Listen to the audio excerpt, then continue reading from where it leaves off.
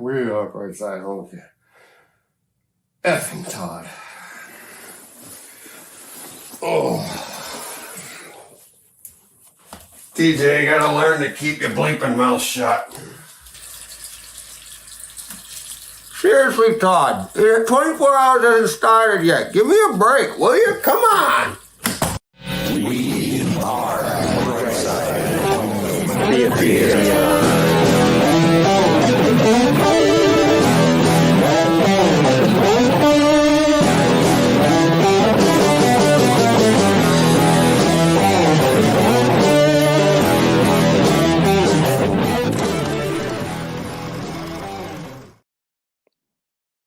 Hey, home theater nerds. Welcome to the Brightside Home Theater Podcast. A home theater podcast, it's all about the experiences, the sights, the sounds, the scenes. There we go.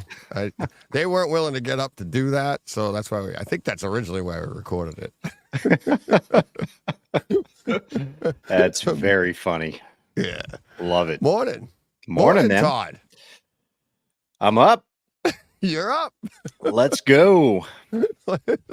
Let's get it. All right, we're down to 24 hours, 59 minutes, and 30 seconds. We're good.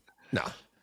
Oh, here we go. We're at it. Yeah, again. I know. You're 1 second closer every second that goes by. Just remember that. Yep. Every second I speak. You're like, oh, boy. So chat's already going. I don't have Steve here. We have Dom in the chat. PK. PK was on last year, buddy. Oh, man. So many people to schedule. Should have scheduled him again this year. Dom's in the chat. Steve's in the chat. Let's see what else. That's it in me. And look at all these people. We have a bunch of people, but those are the only ones so far chatting away. So Don, I hit him up. Yeah. I was telling you earlier, Todd, I'm like, earlier, just only moments ago. This is, I'm still scheduling as we go, as the day goes on. So we're filling in, got emails to send while we're chatting away. But I think I have from now until like 4 o'clock this afternoon all scheduled. Everybody has their links and stuff. So that's what I have to send out. Awesome. But yeah. 25 time slots, about 30 something people, and how many time zones? No idea. But we're getting at it. And is that you, Todd, already? $50? That's me. Yep. That's you. Thank you very much, Todd. Oh, man. So, yeah, hold on. Yeah. Hold on. Okay. Keep going. Okay. $50. Todd just, what's that, a super chat? Is that how you do it? Super chat. Yeah. Well, I'm doing it right now live on YouTube. So I don't know how else to do it, but yeah. I'm getting us started off. There we go. $100 to get us started off today. That's 100 already. What are you doing? Slow down. People. I'm encouraging everybody to join in and for a good cause. So yes, that's a good start for the day. Yeah, it's and I haven't even added that, but yeah, we're doing all of this for Movember. You can't see on my high def camera here, but I have started my mustache. Have you started yours, Todd? Are you gonna go? I always have one that. Yeah, something going. Yeah, it's like I started this back in September. And it takes me a while. You're lucky. That's what everybody says till everything comes into style, and you're like, you look ridiculous with that style. that splotchy look. Yeah. Doing all this for Movember. Ryan Davey, who will be on later. I say this afternoon, but it's actually tonight. He'll be on tonight. But we're doing this for his Movember that he's been doing for over 15 years. He's been donating to Movember. So you can donate here like Todd did by using the super chat. You can go to our website, brightsidehometheater.com, and buy boxes of popcorn. All the money, if you're a patron, from October and November will all go to Ryan's Movember cause. Last year, he raised over $5,000. Hopefully this year with this and everything. This goes throughout the month, too. So I'll get to that in a minute. And speaking of which, I have to share screen. Let's see, entire screen to do. And let's see. We'll pull up his stuff right now. But we did. I never even got to talk to you the other day about the giveaways. We have some stuff to. Oh yeah, I totally forgot about that. Yeah, it's so yeah. big. Didn't mean to alarm you. By the way, I was at the allergist. I was not. Oh yeah, yeah. It was not like some kind of life or death situation where I was. Well, you gave me the thumbs up thing. I was like, oh, okay, is that a thumbs up? Yeah. What are you doing here? Is that a checkup? Yeah. I go monthly to get shots. Oh, but we should talk about that later because I've seen the allergist and I'll battery it. But we only got 25 hours. You want to hit it now? Yeah. Let's start doing medical issues with DJ. Yeah. You see your viewership just slowly drop off. Yeah, exactly. Oh, there it is, the super sticker. That's what it is. So I put that up like that. Yeah, okay. That's what I bought. Yep. Cool. For some reason, they top out at 50. It tops out at 50? Well, that's perfect. That's perfect. Because so what we got coming here, so that's one of them, and then here's the other one. The sticker looks exactly the same. Let's go, guys. Let's go. So, I mean, we got a rally today.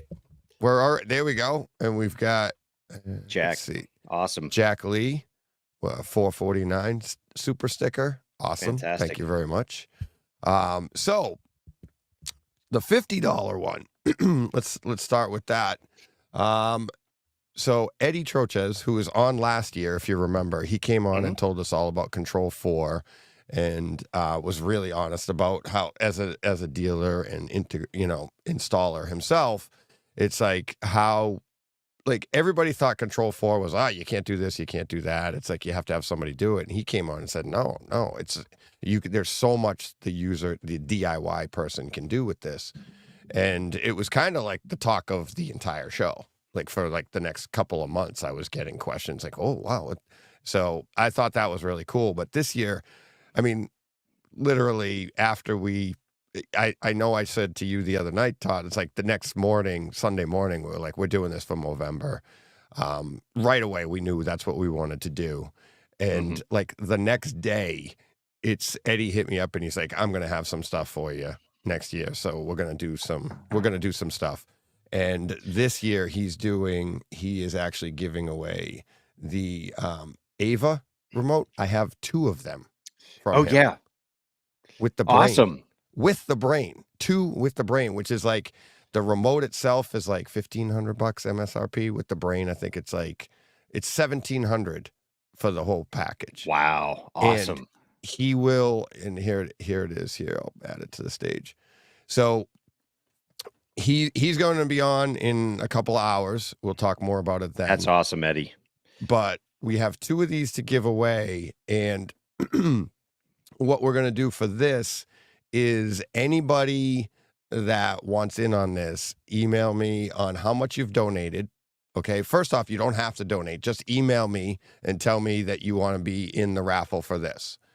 Every $10 you've donated will go towards an entry. Okay. So if you give, Todd, you just gave $100, okay, and Don Hensley, there we go. Don And awesome, Don. $50. So morning, Francis. And yep, Francis, buddy. So Don just gave $50. So now Don has 5 entries for that for every $10 plus the 1. Right. So now he has 6 entries into the Ava remote. All he has to do is email me, tell me this, he wants to put this amount of money towards this, and then you'll be entered into that. And send me a screen grab of what you've donated. And then I put it all together. And at the end of the month, this is going to go throughout the month. So that way the entire month people can enter to win this stuff. And we can raise money that way. So hopefully we can really rack it up. So, Todd, you've already got 11 entries. No, I'm just kidding. I'm going for it, baby. And it looks like Don is a Baltimore guy. That's awesome. Let's go O's, Don. Let's see. And Ravens. Nice. And yeah, so that's for every $10 for these. And then the other one is, we'll pull that down. We'll be talking more about that all day. And the other one is for every $50. Okay, so Dawn and you, it's anything over that isn't, you're really not going to get much more.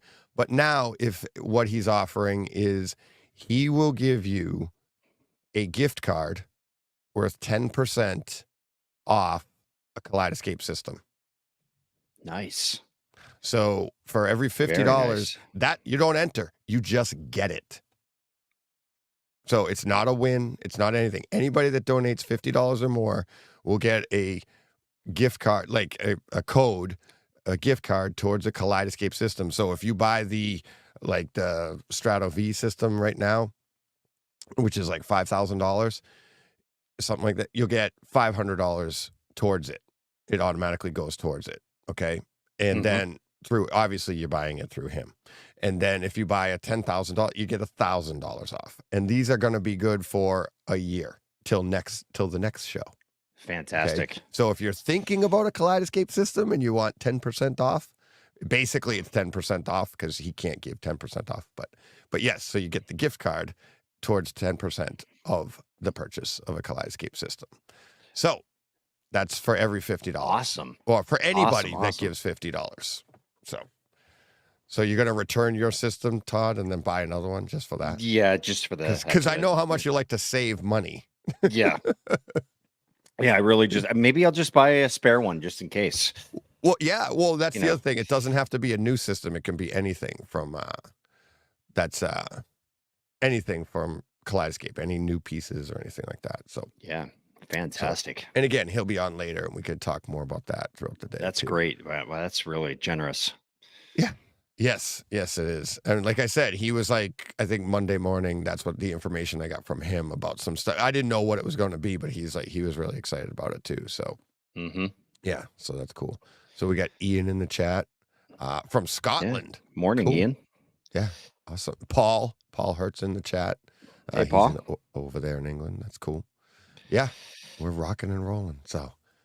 All right, I'm tired of talking. What do you got, Todd? No, I'm just kidding. I've given you everything I have in the last 13 minutes. I got a long way to go. What are we going to do? No, I don't know. It's all over. It's all over. No, it's not all over. We got, let's see. So I failed to mention this to you the other day. What do you think of these? My headphones. We talked about this the other day. The Shure 215s. Oh yeah. No, I noticed you had them in. Yeah. But we didn't talk about them. No. Yeah. Have you heard them? What is your review on them? I had listeners. I had people telling me Todd's going to be mad I didn't okay these with you first. They look cool. I mean, better than having something big and bulky on your head. Well, and that's why I wanted them from. Like I wanted this from last year. And yeah. Oh, Don 50. Yeah. Don, here we go. Don, $50 in the chat. Thank you very much. Really appreciate that. And yeah, this. Oh, is that? Oh, I thought that it just popped up again. So that's the same one from before. Yes. This is it looks like fun. Don's getting all kinds of cred though here. Actually, he says to give all of no entries, give them to your listeners. That's pretty cool. Oh, cool. Thanks, Don. Appreciate that. Yeah, no, these headphones, I wanted them last year because when you're doing this, especially now, I still have the other ones here, but the ones sitting on your head for like 24 hours, it can like, they hit spots and it's like, try to wear those for 24 hours. It's not easy. I'd say after an hour, it starts to get a little uncomfortable in your ears. I don't know. I just find that I could never wear them with a hat. I did, but the little button at the top of the little hat. pain button. We'll see. Yeah. I have it slid right behind. Yep, exactly. Yeah. You couldn't do that, and you'd have the headache. And then once you add glasses in, oh, forget about it. It's like all of these pieces interacting right here behind your ear. It's like, right.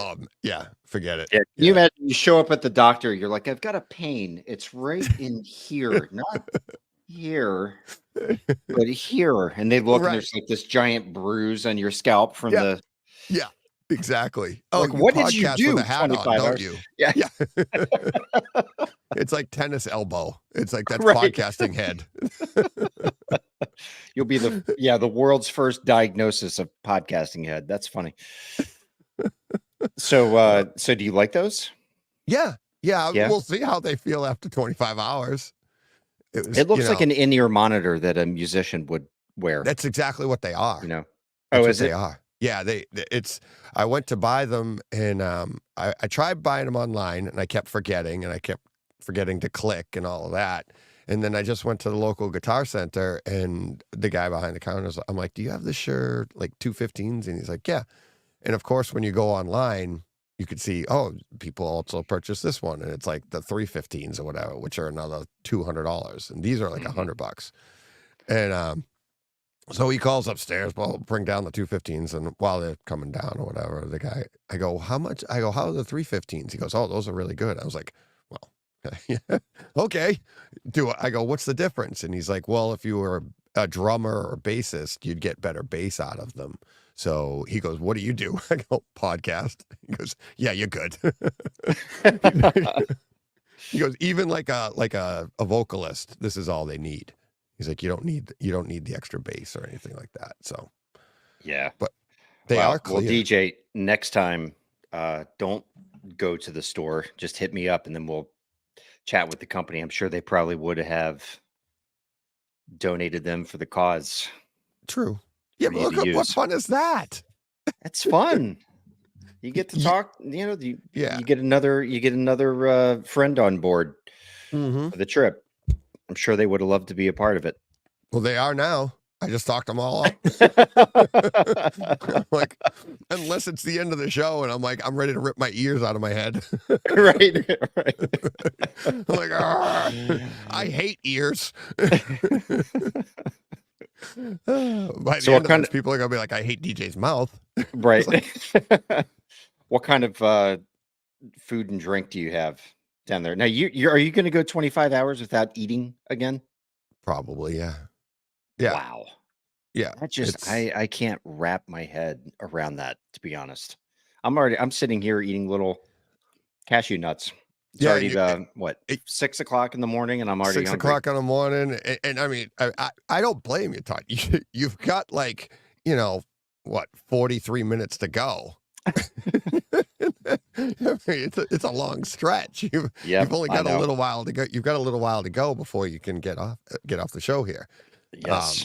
I'm going to go head to the gym after I get off the show. Oh, you didn't work out before? No, today is a day. So once a week I go over to gym, and I use a Stairmaster, and I climb the World Trade Center. Oh, no. I think you said this last year. Plus like 10 floors.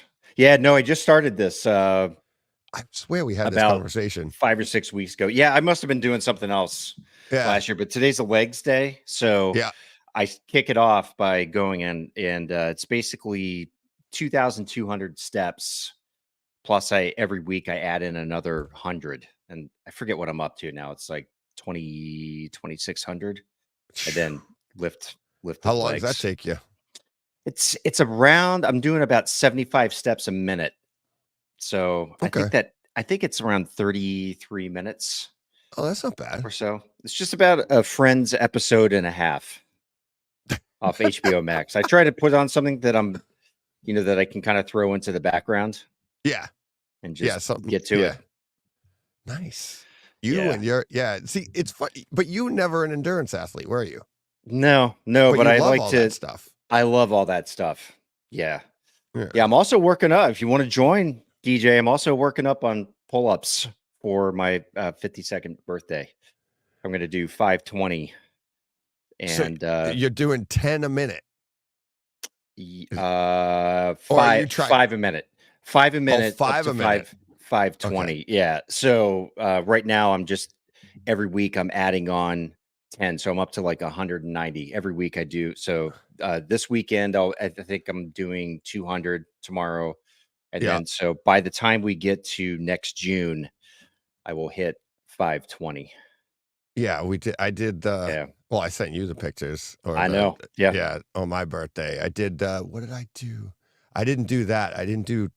You did 500 and 540 push-ups, and I think I did half pull-ups. half pull-ups in 54 minutes. Right. We were talking because this year we were on I was on vacation for my birthday, and I Mm-hmm. had not been keeping up quite the same with pull-ups, so I ended up just doing 510 push-ups. Oh, Yeah, that's how that conversation came about. And you're like, "Oh, no way!" So I'm doing this too, and I was like, yeah, "Oh, yeah, yeah, exactly. And it's like, by the end of it, I was drenched, but I was now I was ready after 54 minutes of doing 10 push-ups and 5 pull-ups every minute for 54 minutes. At the end of it, I was like ready to run through a wall. I yeah." was like, I know. let's go. I had the It music feels so crank. I'm good. like, oh my God. Yeah. Like it was crazy. And I was texting you the entire, like, because it's not that bad. Some of the minutes is a little harder than others. Like, and it's not consistent, right? Like, Hmm. it's not like 1 minute you're like, oh, here we go. It's all downhill from here. Cause you'll just, it's just how you hit it. I don't know. But I was texting you during it. I'm like, almost there. Here we go. It's like, Right. yeah, 54 Yeah. minutes. So. Yeah. There's some crazy nutball out there that's like, whatever, guys. I just did 5,000. Yeah. Oh, yeah. Exactly. Exactly. Yeah. It's like, I didn't think, honestly, I didn't know if I was going to be able to do it. But then once you start going, it's like I had worked up to it. It's not like I just woke up that day and did it. Right. But Yeah. like you said, you have to work up to it. Yep. And, but, yeah, it's like when that 5, I thought the pull ups were going to get me. The push ups, I thought I'd be fine. But Hmm. the pull ups, I was like, all right, 5 a minute. And then, I mean, yeah. But the first minute's easy. Right. It's Right. every minute after that. So Yeah, I think we've talked about this before. David Goggins, yeah. that Oh yeah. that extreme athlete. You Yeah. ever heard the story about him moving in with the owner of the Atlanta Hawks? No, The I haven't guy heard that that one. the owner of the Atlanta Hawks is married to the lady that founded Spanx. Do you know Oh what I'm wow. talking about? Yep. Yep. Oh yeah. Yeah, and Spanx. he Yeah, I know yeah, Spanx. he and not that DJ, the women's clothing. Anyway, um anyway, he Yeah, both of them get the same laugh, you donkey. Like, what the hell? You're like, no, not that. The women's clothing. Yeah, I got some on right now, Todd. Because I'm trying to keep yeah, that slender how look. how else could you sit for 25 hours I than was, without Spanx? all right, we can Do check you have her that new off the shoes list. on also? Have you seen the new shoes she's released? They're like they almost look like running shoes, but they have a high heel. Oh my God. I mean, she's a billionaire multiple times over, so she can Yeah. do whatever she wants. But Yeah. yeah, when I read about it the other day, they just got released like a week ago. I read about it in like New York Times or something. I sent it to my wife and my daughters, and they were all like, "No, I would never wear something like that." But that's how these things start, right? Mm-hmm. Something's just so gaudy that all of Yeah, a and you sudden it catches fire. just need But one person to wear it, and then somebody go, "Oh my God, that looks cool." Now everybody wants to be like that one person. That's all you need. right, yeah, Yeah. exactly. But anyway, this guy was on. I forget what podcast this Atlanta Hawks owner was on, but he talked about he had David Goggins move in with him for like a month just to train with him, and he's not like a crazy trainer. He's just like a normal guy. And day one, David Goggins took him into a gym and was like, "All right, do a pull up." He could barely do a pull up, Yep. and they stayed there until he could do 100 pull ups. Oh And that wow. day, it took him hours.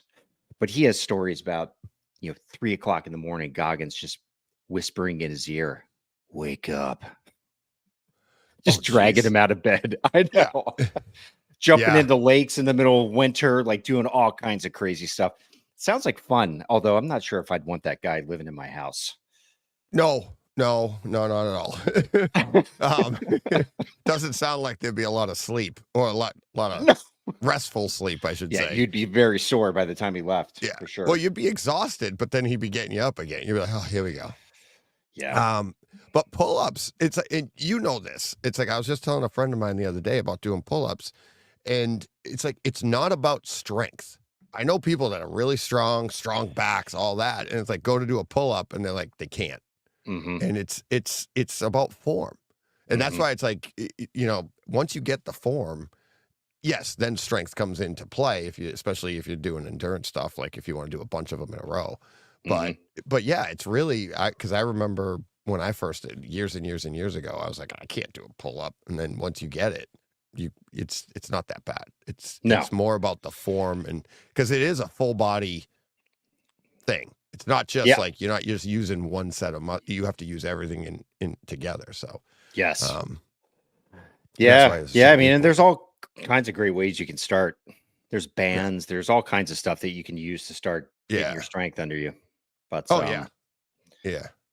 Best way to do is just hang and pull a little bit and then try again. And then even, if you have to kip, which we're getting into the weeds here. But anyways, how we started on that is the endurance stuff. It's like, I love endurance sports. I love like triathlons, running, biking, swimming, all of that stuff.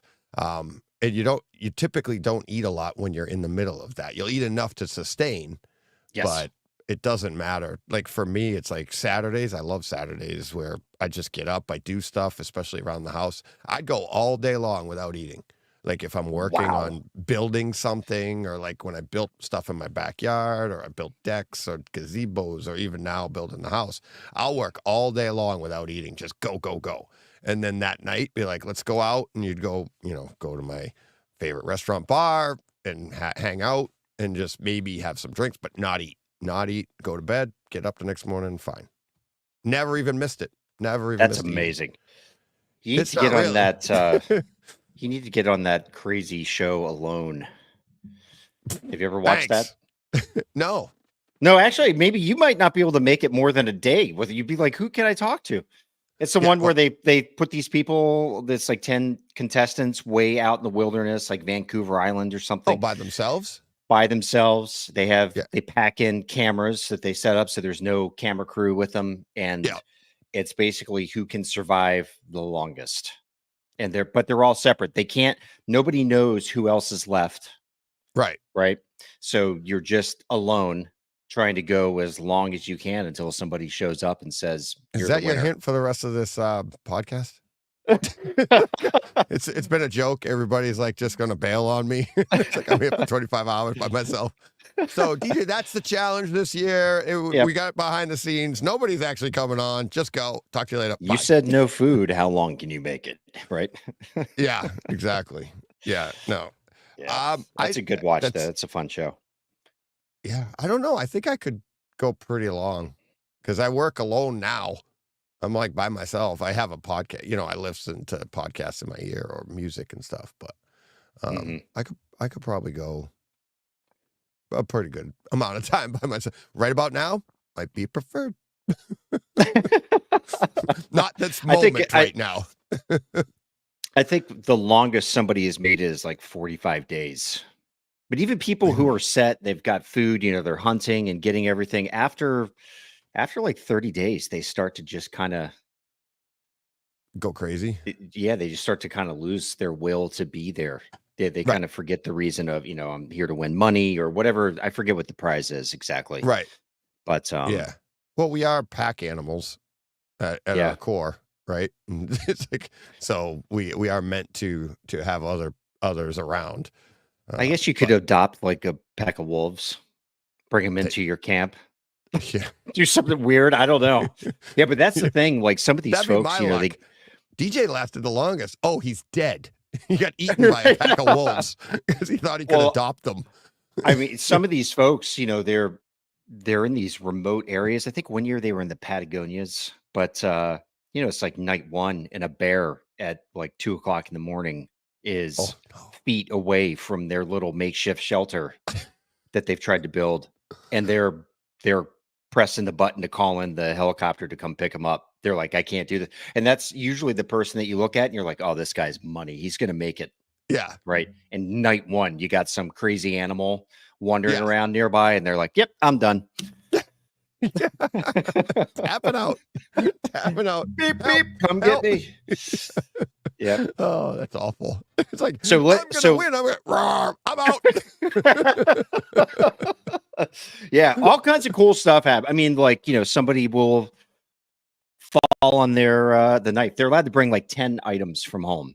So some people bring a bow and arrow or some kind of, rope or whatever, but somebody Right. will have an accident where they're like Yeah. shaving wood down for something and they cut their hand and whoop, they're out Oh because my they can't God. stop bleeding. That Yeah. kind of crazy stuff that It's like, yeah, it's like I remember we went camping. This is fun. Speaking of that, we'll get to some home theater stuff in a second. I promise. We don't know what, but we will. Is everybody dropped off at this point? No, actually, it's picking up. Oh, is it? Yeah, it's pretty funny.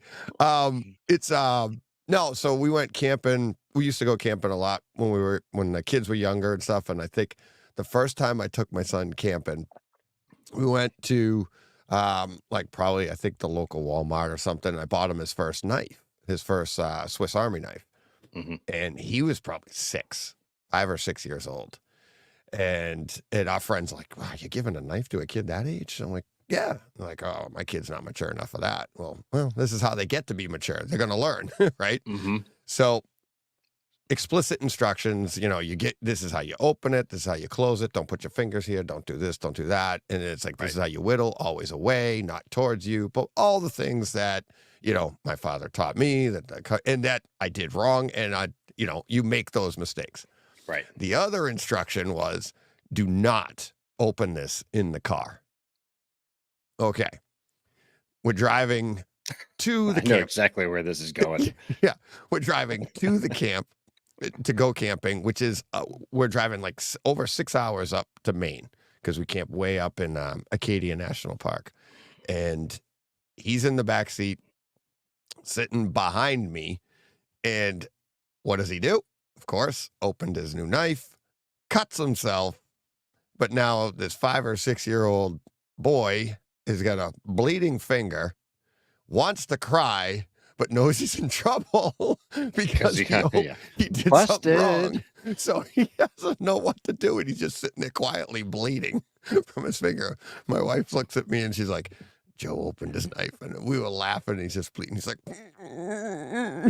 like he didn't know what to do. It's like the kid. Oh man, it was so funny. But Did he finally that have was- like a moment where he just burst out? No, he kept it together, and then I just pulled over, and I was like, I told you not to do this, blah blah blah, and then we wrapped it. It was fine. It wasn't that bad of a cut or anything, but it was, like normally a kid gets a cut like that, and they want to panic, they want to scream, I'm bleeding, blah blah blah. Nope. He knew he was in trouble, but he also had a cut. He shouldn't have done it. It's like so, but yeah, many cuts that weekend, but that's what you go through. Yeah. It's amazing. Yeah. That's really the most fascinating thing about kids to me is that I thought, being a dad, you would impart all this knowledge to them and they would be like, oh, wow. Okay. And then they just stick it in their head and they go about their lives, doing the No. right thing. But No. it is, we had a scenario in our house with a wall socket. We had those little plastic. What the hell? We had a scenario with a wall. Yeah.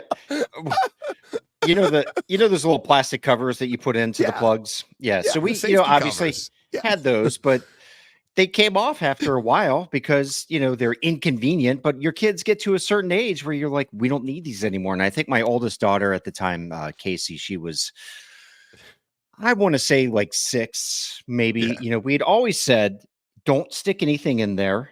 Right. Yeah. This is for plugs, but don't mess around with them, whatever. And one day we were all getting ready to go out and she took this like barrette out of her hair. It was like, that long.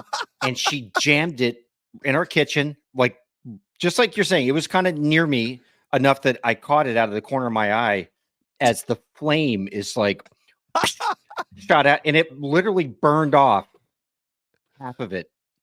Oh my! So I'm not sure exactly what it was made of. Right. Some kind of metal plus a lot of plastic probably, or some kind of rubberized stuff. And, and she's screaming and crying. I'm looking at him like, I told you never to stick. But it's the same kind of thing, caught red-handed.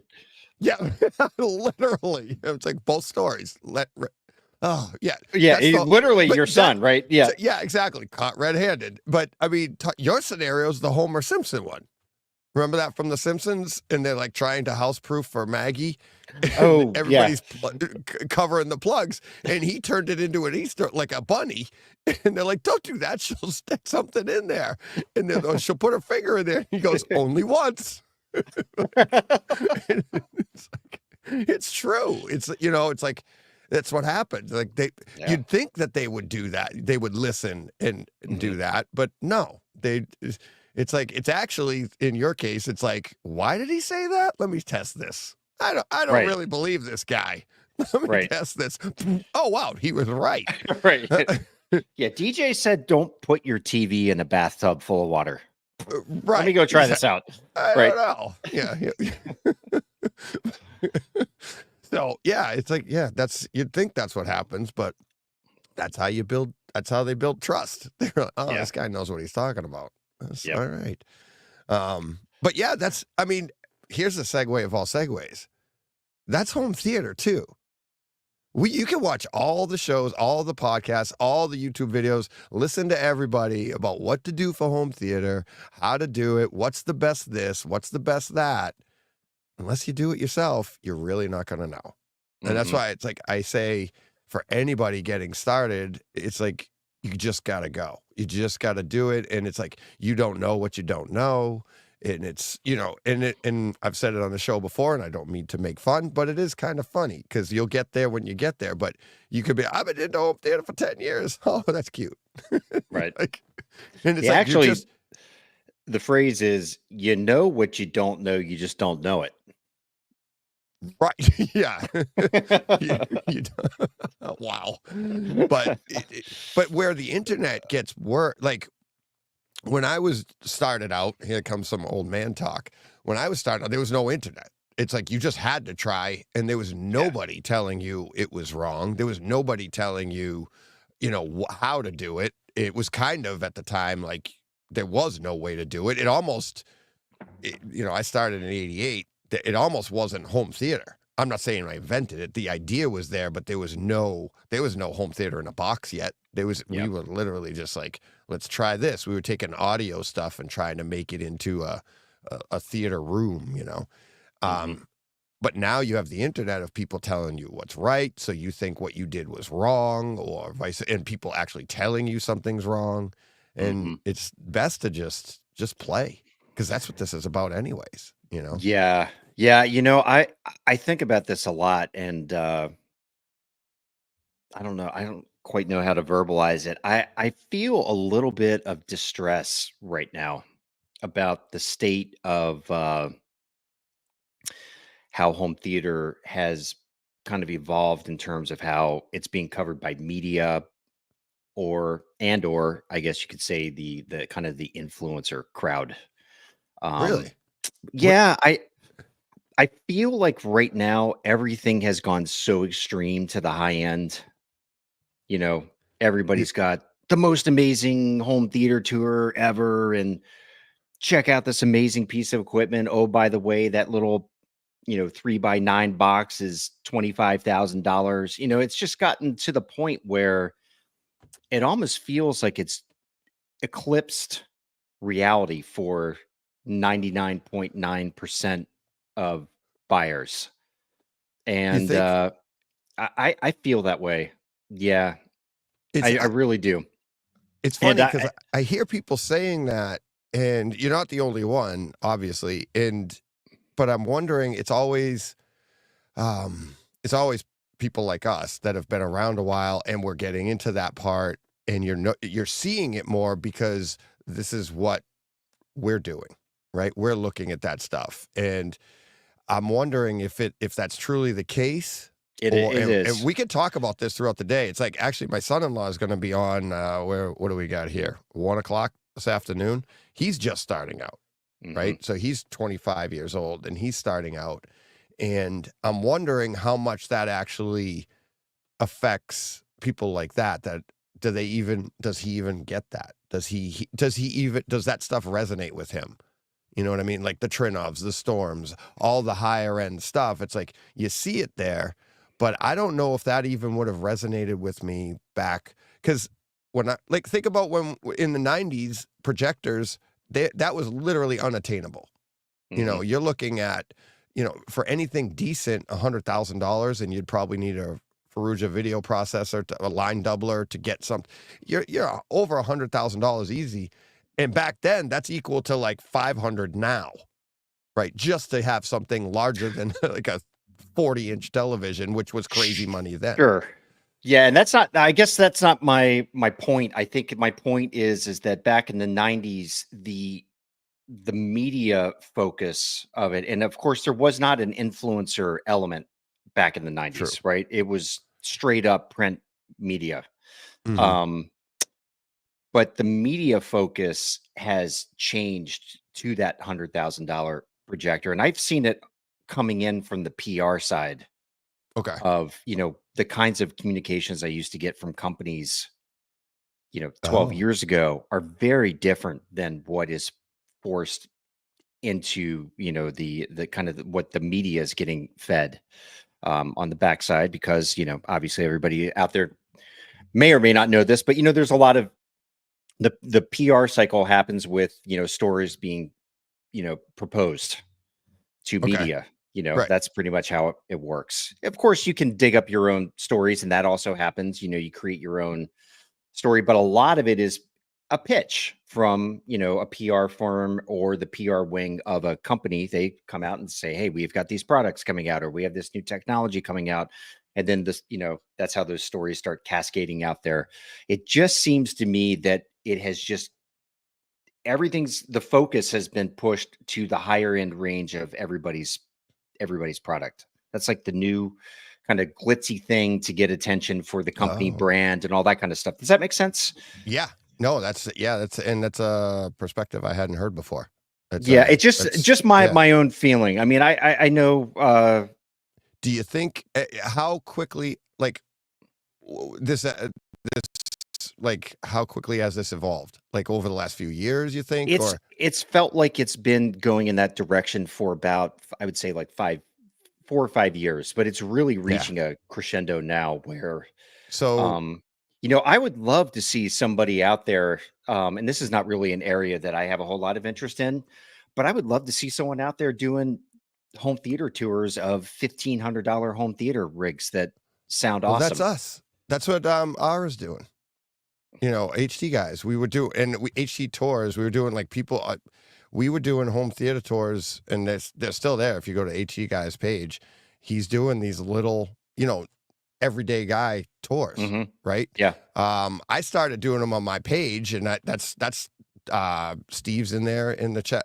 Nelson's got had an amazing theater. He was living in Jersey at the time, but then we had people with like just like a, like you said, not a $1,500 one, but these well decorated living room theaters, Right. living room Right. Yeah. spaces, and doing tours like that. You're right, and ours doing them. It's like we're doing them together, and I got overwhelmed obviously with everything.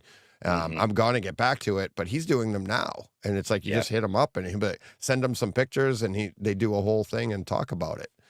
People are doing it, but yeah, you're It's right. not the I bulk of get the that. focus, though. Right. Yeah.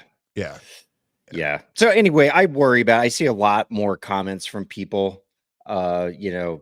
That's awesome, but hey, what about you know, Yeah.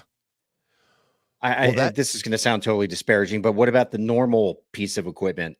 What right. about the $600 receiver? And I know that interest is out there because any friend of mine that asks for advice for buying a TV or buying a whatever it may be, it always is budget driven first. Oh, yeah. In Yeah. my head, I'm like, hey, listen, these are the performance things that you want to shoot for, and Yeah. they'll listen.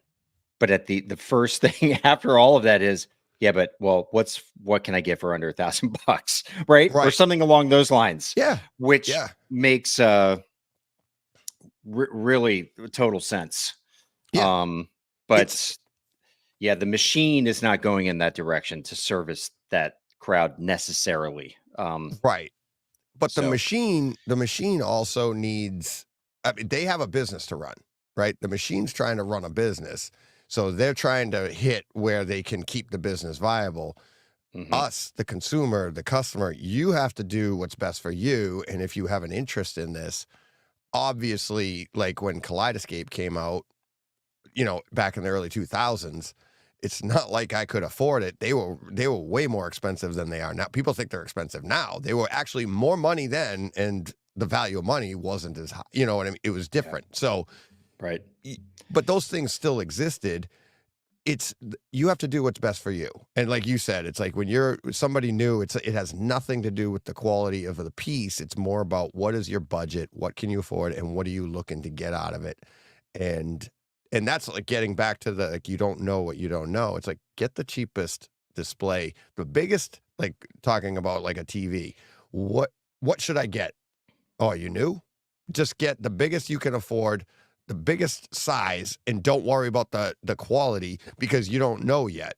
Get the biggest one, you'll enjoy that. And then as you're like, oh, I'm starting to see flaws, it's going to take you literally a couple years to start to notice what a flaw would be. And then be like, well, how come it does that? Well, this display does this, this, and this. Now upgrade. Now you're on your way, right? Now you're looking, and maybe you'll never see it. So you'll be happy with that.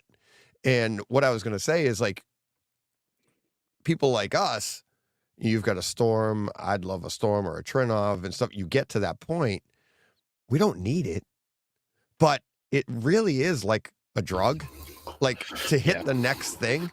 Steve, how you doing, buddy? Good morning, guys. Hey, how we doing? Good. I was just talking about doing drugs, so. Very sensible. Well, it's funny you say that, guys, because I was thinking, how can I help the cause?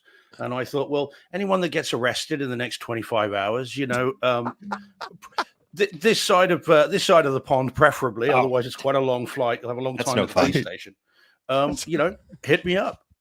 Hit me up. So maybe I'll do that. Maybe can I go live? Maybe I'll go down into DC and I'll start some problems down there, and I'll go live on for advice from Steve. I got a lawyer. You will have a long wait for your lawyer. Yeah, it'll be at least 9 hours. Free.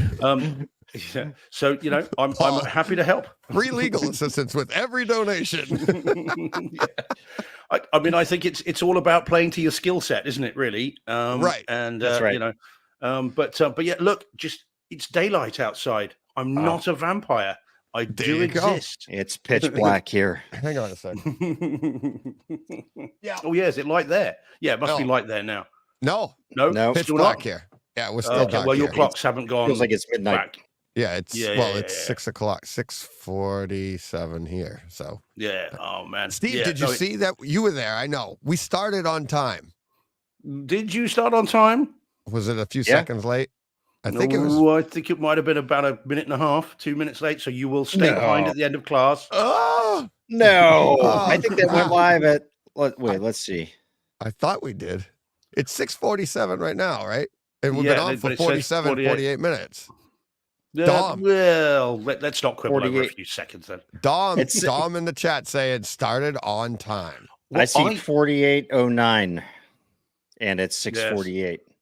There you go. Okay, well, maybe a few seconds then. All right. Well, look, let's not quibble over a few seconds. But I was on YouTube, and it said waiting for, bright side. Yeah, you know what? I bet you. Well, because you are over there, so you got the time English change. It's by the time it got across the pond. Plus, you guys have that antiquated internet system over there that takes a while to. That is true. Your 3 squirrels weren't running fast enough. Right. Yeah, that's it. Yeah. It's a living. But it's good to see you again, Todd, and to say hello. Nice our annual hello. I know we need to make it more frequent. We do. I thought about you last night earlier, weren't you, Todd? This year with us? Yeah, I did. I did hop on at one point. I forget. Was I in a car and I called you guys, or I can't remember. I don't know. Yeah, it was a That's car. when you usually call me. What's that? That's usually when you call me. Just about to get there, Deej. Last night, Steve, we watched. Let me see what the name of it. Oh, Strange Darling. Have you watched Strange Darling? I have heard about it. I haven't seen it. I've heard differing things. I've had some people tell me it was great, and I've had some people tell me they turned it off after 20 or so minutes. I loved it. Okay. Right. It's so good. Yeah, if you turn it off after 20 minutes, you've missed the complete the story flips so many times, and it's kind of like that Pulp Fiction thing where you're moving all around in time until the very end where it all ties together. It is nuts. Travis recommended it. And yeah, I've had it spoiled for me though. Unfortunately, the two people that I know that really didn't like it decided to just tell me the entire kind of plot. So I do know what happens, even though I haven't seen it. Don't say it out loud. Don't spoil. No. Hell, I get told off when I even tell the author of the book that the film's based on. Don't I, Deej? Yeah. Did they go online and read about the? Did they go online and read about it? Is that how they knew, or did they? No. These two that saw the whole thing. These two, there was someone else who turned it off early, but these two had seen the whole thing and were like, right, this happens and it's dumb. And then they just proceeded to blurt. You know, it's. Oh well, that might actually ruin it. That might actually ruin the experience because it took me, I would say, probably about halfway through the film is when I finally started to realize what was happening. Yeah, no, I've been told. I do know, but I will get round to it. I will circle round to it. I did watch Late Night with the Devil though. I don't know if you heard this week's show. Did you like it? I did until the end. The end was I mean that's horror though. Yeah, but we talked about it on the show this week. Sorry, Deej. You know, this is a repeat double dipping again. You know, John hates that. But it was without spoiling it. The end, I just thought I wanted more. I wanted it to go further. I thought this was good because they're all morally reprehensible. These characters, they're all making decisions based on their own self-interest. No one's trying to, even the doctor, is not doing it for the greater good, as it were. And I wanted more venom. I wanted more bite. I wanted it to be nastier at the end. They needed to get more comeuppance than what they did. And I was just a bit underwhelmed at the end. I really enjoyed it up until then. And then it just was like, oh, okay, well. I said during the show, Todd, like, they weren't dead enough. Whatever happens to them, it wasn't enough. What I did see though, and we'll talk more about it on the show on Tuesday, because John has seen it now as well, which does have an ending, is a film called Azrael, subtitle The Angel of Death. And it is awesome. I mean, that's one to put on your list, Todd, because it's over there. Now, how did John see it? I think he saw it streaming. But it's a newish film, 2023, 2024 kind of newish movie, with no dialogue, which is about a woman who, what goes on? I mean, there's no dialogue. It does say on the blurb, it's set after the rapture has happened. Okay. And essentially then there are survivors who have eschewed talking because talking's a sin. So there's no dialogue. And she is then, and Samara Weaving is the main woman in it, who is then pursued by survivors and other things. And let's just say that film has about as metal an ending as I can envisage. So that is well worth seeing. It's 90 minutes, lean and mean. And you might be like, what the hell is going on? Because John and I were texting about this last night. He's like, I watched it. I can't tell you what I watched, but I loved it. So it's well worth seeing, and most people will have seen it. I'm kind of coming late to this, I think, but it was really, really good. I've not heard of it. Yeah, I still want to get back to. I don't know if you can see that very clearly with the light. So Azrael, Angel of Death. Yeah, there you go. So Samara Weaving's great, and she's very good. So it is available. It's over here on Blu-ray. I don't know if it's out physically there yet. Sorry, it's me talking. I don't know if it's out physically there yet, but if you can see it, Todd, as a horror stalwart as you are, it's well worth seeing. I mean, it's bonkers in the in the best way. Ultra gory, just very cool. Okay, awesome. I will say with Late Night, we're watching it, and that some of that crazy stuff happens at the end where he's like, all that weird imagery and everything. And that did kind of lose me, but I thought the very last minute, the last scene of that film, it brought it back, and we were I was okay with it. So I had a little bit different of a reaction. I actually loved the vibe of that movie because it really transported me back to the 70s here in the US. That's what I was about to say. TV. Yeah, I got the feeling that you guys might have a different frame of reference to me because, of course, we didn't have. I mean, we did have kind of late night talk shows in the 70s. I mean, look, I was born in 74, so I wasn't old enough to watch any of them, but we did have them. And I can remember those kind of low budget, kind of one set kind of talk shows. But as an American side of it, from a, I mean, it was all shot in Australia. But the idea being that isn't that interesting? In New York, they're all Aussie actors, apart from David Dalsmachian. They're all Aussies, or Kiwis, so we like them already as a fellow Kiwi. But they, you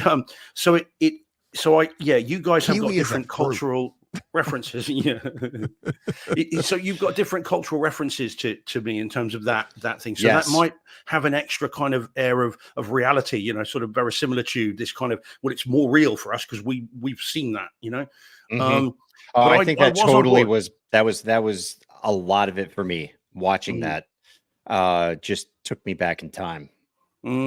So which is telling then, isn't it? And, yeah, totally. I can totally see how that would play into it. Yeah. Oh, yeah. I mean, it was great. I just as I said, I just thought something really bad is going to happen here. This is leading to, they're playing with forces they don't understand, and they're treating it as a light entertainment, and it's anything but. And wow, here we go. And it just, and then we get a little bit of shonky effects, and it's all over. And I mean, I get why, because it was ultra low budget, but and most of the effects, by the way, were in camera. There's very little CG apparently in that film, right? From what I read on IMDb, so it must be true. So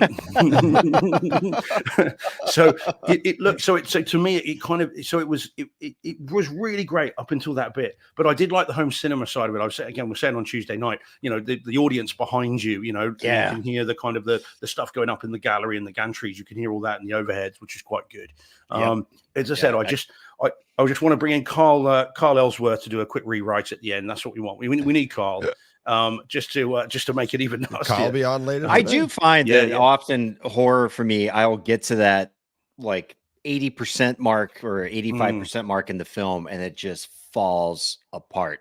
And for me, it's the rare horror film that's great from beginning to end. There's usually some kind of totally wonky thing that happens where they try to explain everything, where it could have just been left without the explanation, and just the bizarreness just left hanging in the air for you to try and figure out. But alas, it's one of the things that makes the Blair Witch Project, the original, so effective. I think this idea that it just ends and you don't really know what's happened there, and that the guy stood in the corner and the screaming and all that is and talking of which, it's out here in a couple of weeks as a new version of it. That's the sort of thing that makes it very effective. You're just not sure. Where they can fall apart is where they try and set up a franchise at the end. Where they're trying to do that, but they don't always have to make sense. I mean, look at Friday the 13th. I mean, the thing everybody remembers from that, other than, well, most people think it's Jason as the killer. We know it's not. It's the mum. Oh my God! 1981. Just Sorry, spoiled it. I've just spoiled that, and Scream as well. As it turns out, I've just spoiled the opening of Scream too. At least you'll get the right answer when they ask what happened, who was the killer in Friday the 13th. But the what people remember about that movie, they misremember that it's Jason, but they also remember the end, the coming out, right. Again, spoiler alert. So they don't have to make any sense, because that makes no sense whatsoever within the context of the film. But it's, but it's effective, and everybody, I'm sure, in the theaters jumped out their seats and screamed their heads off. And that's what people remember. And they'll come out going, oh my God, did you see that? Did you see that? And then that's what, gives it. So as with any movie, I think the ending is all important. And again, I plan to talk to Carl about that later. Because I wonder when screenwriters, when you're doing a script, do you start with the end and work backwards? Or do you start on this journey and it's kind of see where the ending takes you? And I wonder if you do that, that's when the ending, you struggle with the end. Whereas if you begin with that and work backwards, so where you're getting to, it's more effective. But I don't know. I don't know what you guys think about that. Bonjour, Tom. Hello. Tom just joining, who also $50 donation Tom. earlier. 50, that's more than $50. That's 50 euros. Yeah, that's about $60, something like that. I'm not going to do math this early in the morning. Just let me tell DJ. It said 50, okay? I think DJ is still trying to comprehend a movie without any talking. Yeah, that to me, that would be his ultimate horror film right there. They're called silent films, Todd. I've been around. Well, yeah, I mean, this one literally has no dialogue at all. There's well, actually, one character speaks in a foreign language which isn't subtitled very briefly. That'll be next year's 25-hour show. No dialogue. Just you have to just stare at the camera. Yeah, Hey. Sitting here for 25 hours. There are films that have been done like that. There's an 8-hour, famously an 8-hour film that was shown on a festival. 8 hours of someone sleeping, and the highlight of the film is a fly at one point comes in and lands on the pillow and then flies away. 8 hours. Oh wow. God. It's been done. Yeah, why? We don't know. There's a hope. I might actually enter. $24.99. No, come on. It's like I'm not sure who I'm more concerned about, the person that made it or the person that watches that. Wow, that's intense. Yeah, that is definitely a thing. I haven't seen it, but I have read about it and heard about it. It was a darling on the festival circuit at one point. Don't spoil the ending. You got yeah, up. that's it. Wake up. Yeah, absolutely. Yeah. Oh, right. So anyway, yeah, Dom, nice to finally meet you and see you. Absolutely, yes. I've seen DJ in the Patreon chats, but yeah, and Todd, huge fan of your show as well, and thank you, Nirvana. Really like what you're doing. Thank you, merci. Oh my God, I can't speak. Look how transatlantic we're being. And guys, just regarding Tuesday's show, the pronunciation is Joker Folie à deux. Not Folie follow a à duck. deux. It's Yeah. not follow a duck. No, I'm sorry. That is kind of how I've been thinking out of it ever since. Yeah. Folie à deux. Yeah. Okay. And what does it mean, Dom? Does it mean is it like a two-person joke or something? That's kind of what I took from it. Some madness or something. You know, the two are crazy, basically. Folie means madness in French. Oh. And okay. à deux, it's two. You know. Yeah. I thought folly because I was sort of thinking of English of like sort of a folly, something a silly kind of no thing. Oh right. Oh okay. Oh, I like that. So double madness. I Makes suppose. sense. Really, I like that. That's Yeah. very cool. Yeah. DJ, your next 25 hours will be all in French. So start studying quickly. Start studying. It's like French fries, French toast, French bread. Yeah, that's it. There we go. That's it. Done. He's finished. That's it. Yeah. I know where you French were dressing. French dressing. Don't. No. Yeah, no. Yeah. Don't go there. Don't go there. French kiss. Oh, okay. No. Oh, yeah, There that one. it That's is. it. Yeah, that's it. That's what we're going. So, Dom, what part of France are you in? The northeast, so close to the Luxembourg and German borders. So really, yeah. Oh, nice. If I tell you the name of the town, Thionville, it probably won't ring any bells, but it's very close to Luxembourg and very close to Germany. Oh, nice. Oh, okay. Well, that's all right. And because you are a big film collector, aren't you? And a big movie fan. I mean we know from when you've dropped into the chat and that kind of stuff. So, and how long have you been into it? How long has this been your kind of passion? And we can see the passion right behind you as well. Yes, I was going to say. Yeah, and it's I mean quite it's and look at that. Quite a lot. Needs more cardboard sleeves. What are you doing displaying box cases? Need a few more of these. And no, I mean, I understand, Steve, but you know, when you've got a nice steelbook or a nice No, I know. To show you this is like a work of art. I mean, you know, the second side Hitcher. It's look at this piece. I mean, it's amazing, you know, and those are I love those collector's items. You know, it's something that. I would love a kaleidoscope, you know, when you know, DJ, it's the first time when you spoke about it on the show, that's the first time I've heard about it. And I was like, wow, that would be really so cool. It doesn't exist in France, by the way, so I don't know if they, you know, we don't have it, yeah. So you got to move, that's all. So just add that into the price, that's all. Yeah. It's like, what we do for home theater. Yeah. Actually, is it available? Do we know if it's available in any non-English speaking territories, Deej? Do we know? Just out of interest, is it available in Mexico and Puerto Rico and you know, that kind of, you know, closer to the US? Yeah, I have no idea. I have no idea. I don't know. I don't know either. I think Canada. I think Canada, US, and UK, right?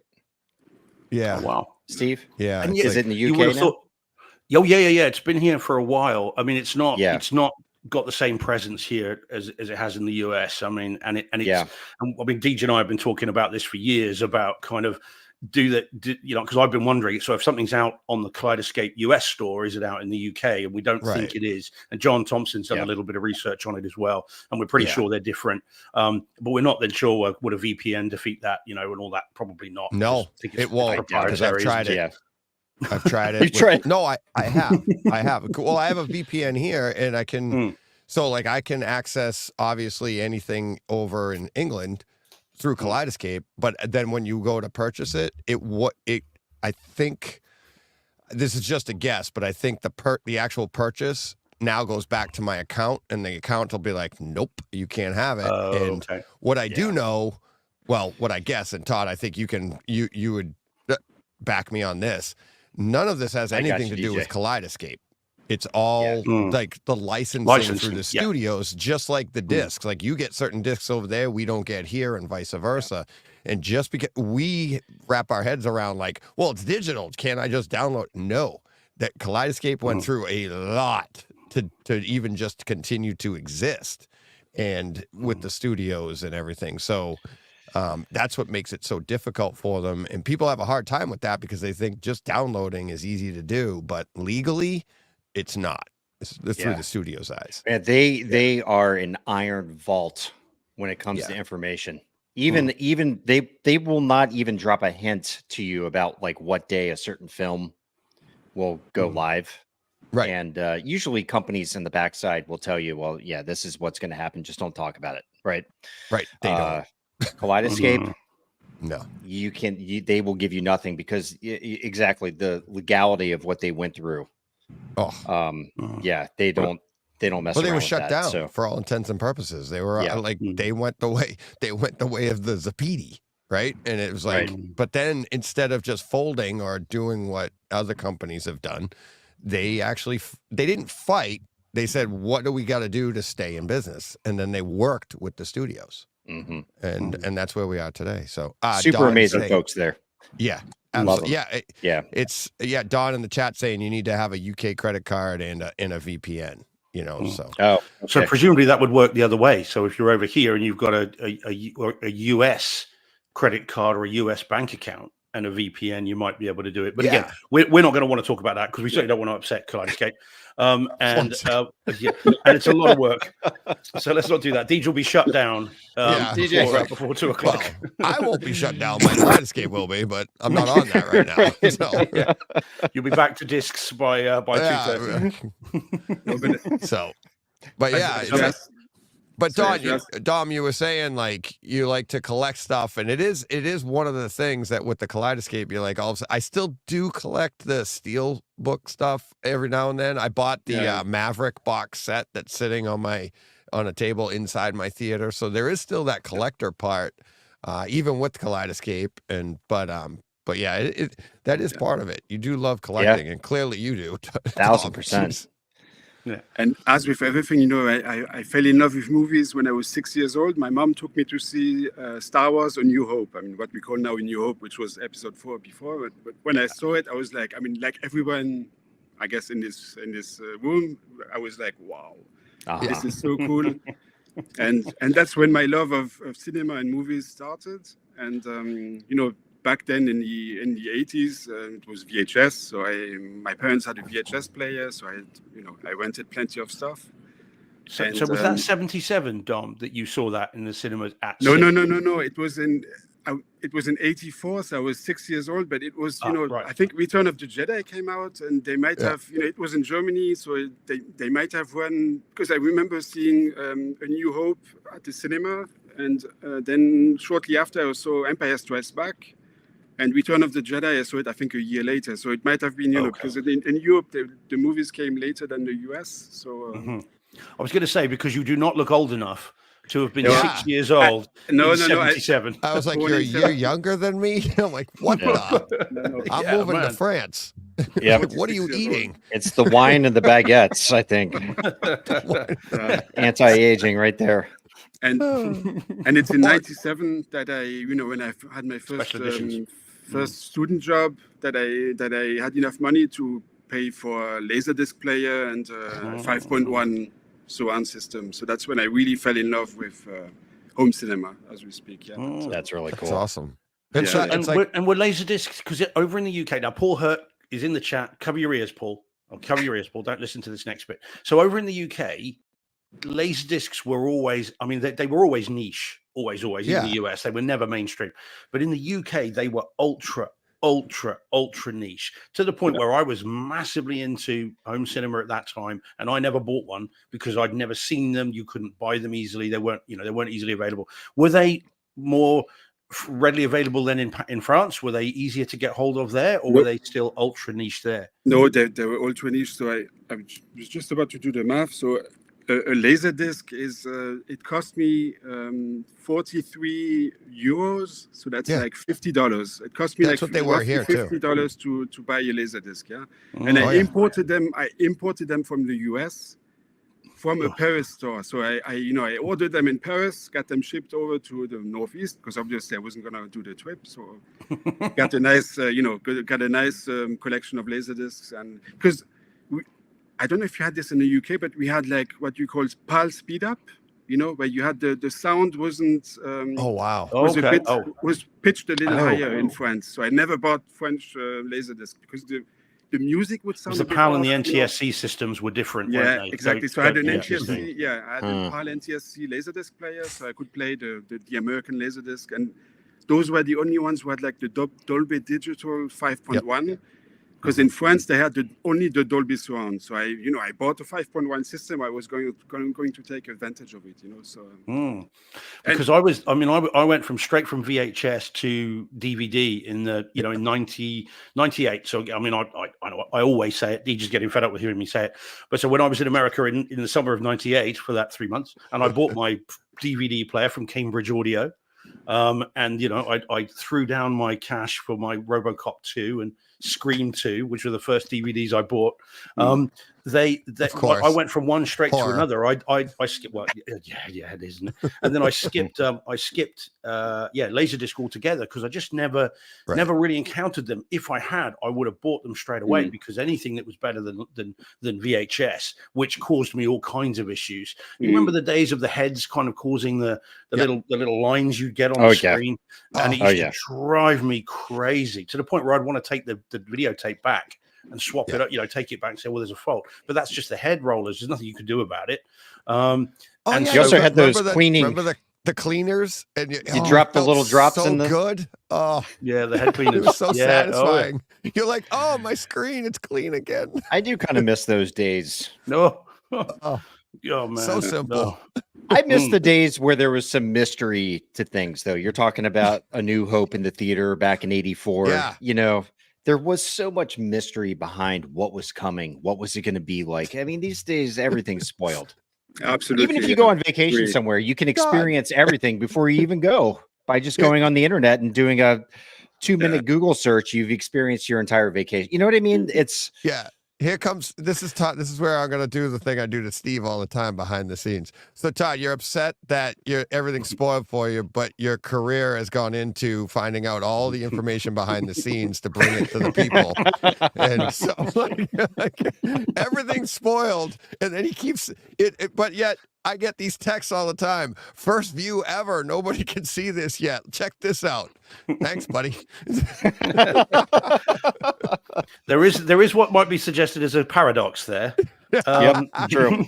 Or 3 of them. And yet, but I would say with that though, and I agree with you, Todd, in terms of you see a trailer, it gives it all away. There's more information. Or out listen there than to ever. Steve.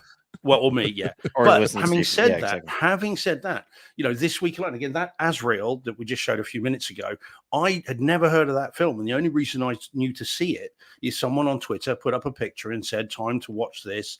And I'm like, oh, I like the look of that cover. What's that?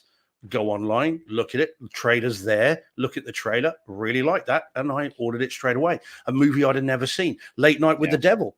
I would have never seen that because that came and went without your recommendation, and without having seen that, I would not have seen it. So actually, it kind of works both ways, doesn't it? You can have too much information, but also readily available information helps you see stuff we'd have never gone near. I mean, DJ's favorite film of the year, Renfield. I mean, I would not have seen it. I wouldn't have seen it if John. I'm very concerned about DJ if that's true. No. DJ, come on. No, I'm kidding. I'm being very sarcastic. No. It was Why, did you one of my like it, favorites. Todd? No. I didn't hate it, but I'm like, Steve and John were like, that was great. I was like, great. I did not like it. Oh, yeah. Oh man, no, I thought it was great. What, Dom? Come on, you're here. You're on the show. Have you seen Renfield? I think you have. I own it. Yes, and I what do really you think? I really enjoyed it. I mean, Right, 2 for 2. I love Nick Cage. I mean, yeah, really like his stuff. I do like Nick Cage. Yeah, I like Nick Cage too, but So we've got 2 that really like it, 2 that didn't like it. I think we'll call that an entente cordiale. Have you seen it? This one? No, is that good? I was just looking at that last night. It's so good. I really loved it, but yeah, it's really good. I saw it in the theaters. We talked about it on the show, actually, Dom. You might have missed that one. Then we did talk about it on the show. I saw it in theaters. I did not like Long Legs. You did not like it? No, because a number of reasons. One was, again, the ending I had worked out. No spoilers. No. I'd worked out the ending in the first 5-10 minutes, so I knew exactly where it was going. Okay, but also, there are... It's not really a traditional horror film. It's more like Silence of the Lambs. So it's like a police procedural to a certain extent as well. And what annoyed me, and I did talk about it on the show, was that, the police, FBI agents were doing some ridiculously stupid things about contaminating crime scenes and contaminating exhibits immediately, and I just could not get my head out of that. It was driving me up the wall. Oh, there you go. Yeah, it's on the I just bought it. Oh, nice. Well, and I'm in the minority. Most people love it, and I get that. But there's a cha-ching.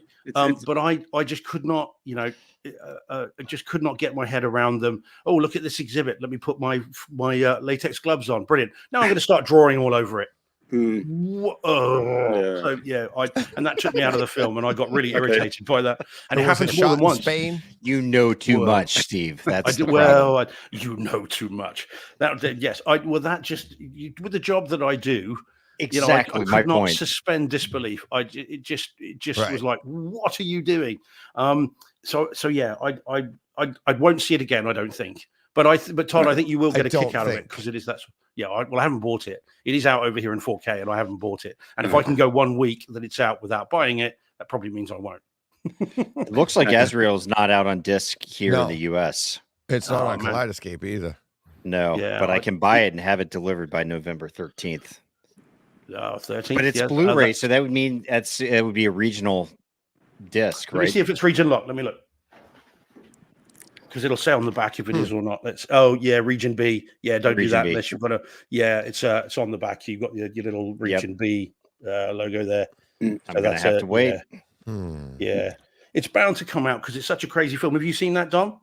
No, I have not. Oh, and, I will buy it. I mean, the good news is it's got no dialogue, so you don't need to worry about any subtitles. Not that you have an issue with your English anyway.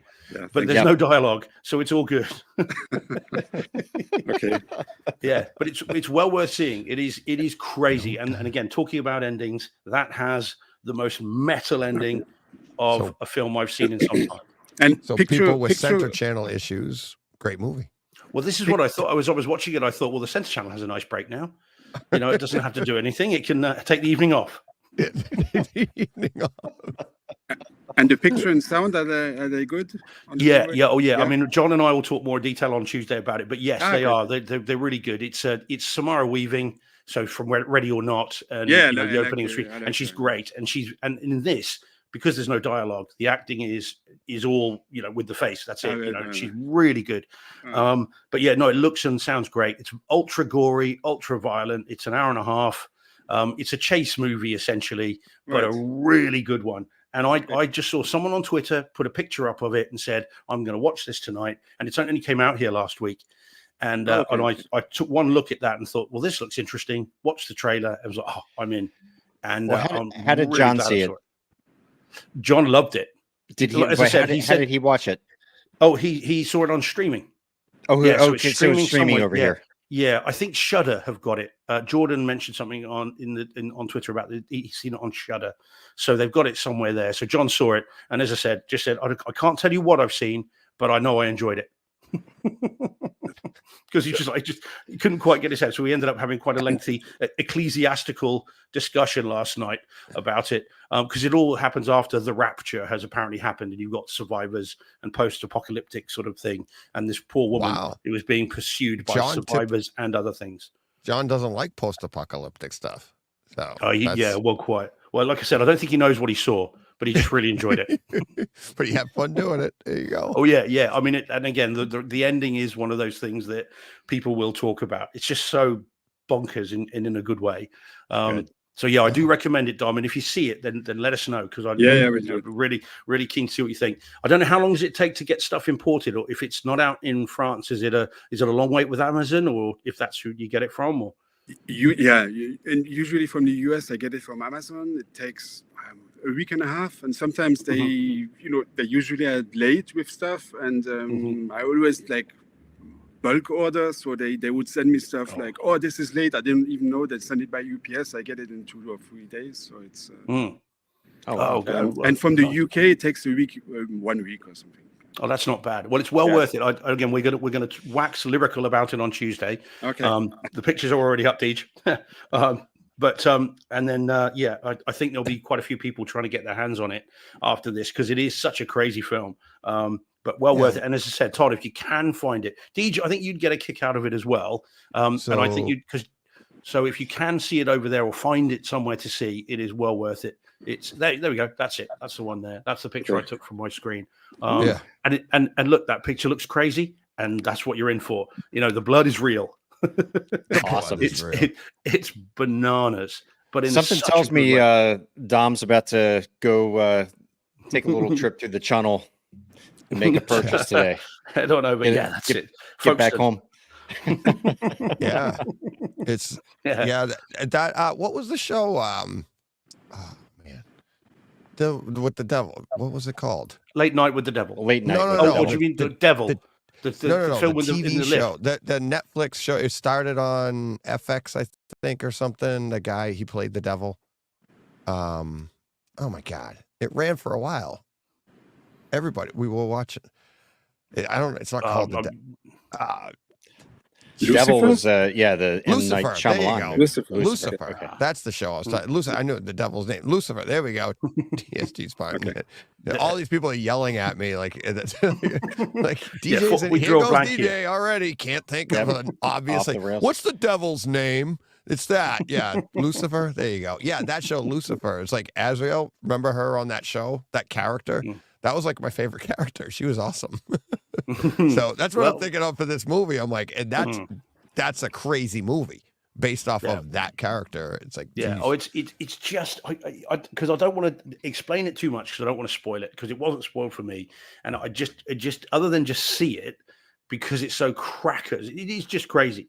And it's well worth it just for that. And it's only because it's a Blu-ray, of course. It's like £15 here, so it'll be probably the same in euros. And if you can get it, it might be out in France. Done for all I know. Not sure. Okay, but if you can get it, do it. Because I'm so glad to the guy on Twitter that put the picture up, because I'd never heard of it. Well worth it. What have we got? Johnny Speaker saying, Steve, you'll really enjoy it. What's he saying? I think he's talking. He might be talking to Steve at. I'm not sure. There's a whole bunch of going on in the chat over here. We've got more. I mean, remember last year, this early on, the numbers weren't this high. It's like we're getting. No, I know. Numbers, so it's gonna just climb and climb. And so Dom, in terms of your current situation, then with your theatre, what have you got? What's your setup? So I since '97, I've always had Denon receiver and focal speakers. So that's nice.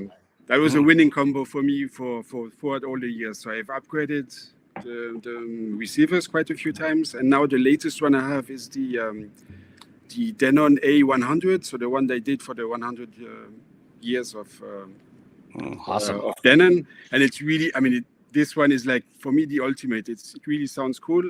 It can even do like 6 speakers in the overheads, but I only have 4, but 6 speakers wouldn't make sense in my current situation. I mean, I could add them, but would I really hear the difference? I don't think so.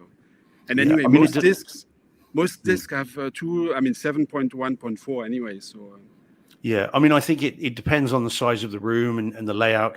I mean, when I had the install done in Cinema George, which is only a single garage, when they were doing it, I'm like, right, I want my 4 overheads and I want them here, and the guy that was installing it's like, you don't want 4 because it's such a small kind of area. All you're going to do is muddy the sound. It won't travel the way you want it to. So he said, just have 2, 2 up in the top, right over so there's 4 seats. It's in the middle between the listening positions. He said that's where you want it. If you go with 4, you'll just hear this kind of this mess above you. You won't get that movement. So you don't need 6 unless you've got a bigger room. Yeah, for it. No. I understand it. No, go ahead. Sorry. Yeah, no, you're okay. Go on. No, please. You tell us about I'm currently at 7.1.4, and however, I'm in a living room, so it's not a dedicated space. However, I have the acoustic. I don't know if you see it. Like the acoustic ceiling panels. Yeah. So that's so. I mean, because in Europe, you were not that fond of how do you call it? How do you call the carpets over in the US? How do you the carpet? Call it carpet. Yeah, carpet's carpet. Yeah, it's carpet. Carpet. Yeah, it's the same word. Okay. No, so because in Europe, it's mostly we have tile floors. It's, okay. Yes. And since I'm allergic as well, I couldn't handle like a living room with with carpets or whatever. So I have tiles. I know it's not very, it's not very good for sound, but that's why I installed the absorption in the ceiling. And yet, depending on where you go in the US, I mean, modern homes certainly over there, carpets are not always the thing that they go for. I mean, hardwood is a big thing there. I mean, again, tiles. I mean, if you live in a hot part of the US, I mean, Texas and West Coast and that sort of stuff, and even East Coast, because you guys love the hard floors, don't you? Hardwood flooring. Oh yeah. And so that's just as bad as kind of as tiles in terms of sound pinging all over the place. So it does depend. I mean, I think it's in the UK where we're used to it being freezing cold 11.5 months of the year, that we have carpets as a if you had all tiles here, people would think there was something a little bit unusual. So whereas carpets is our default.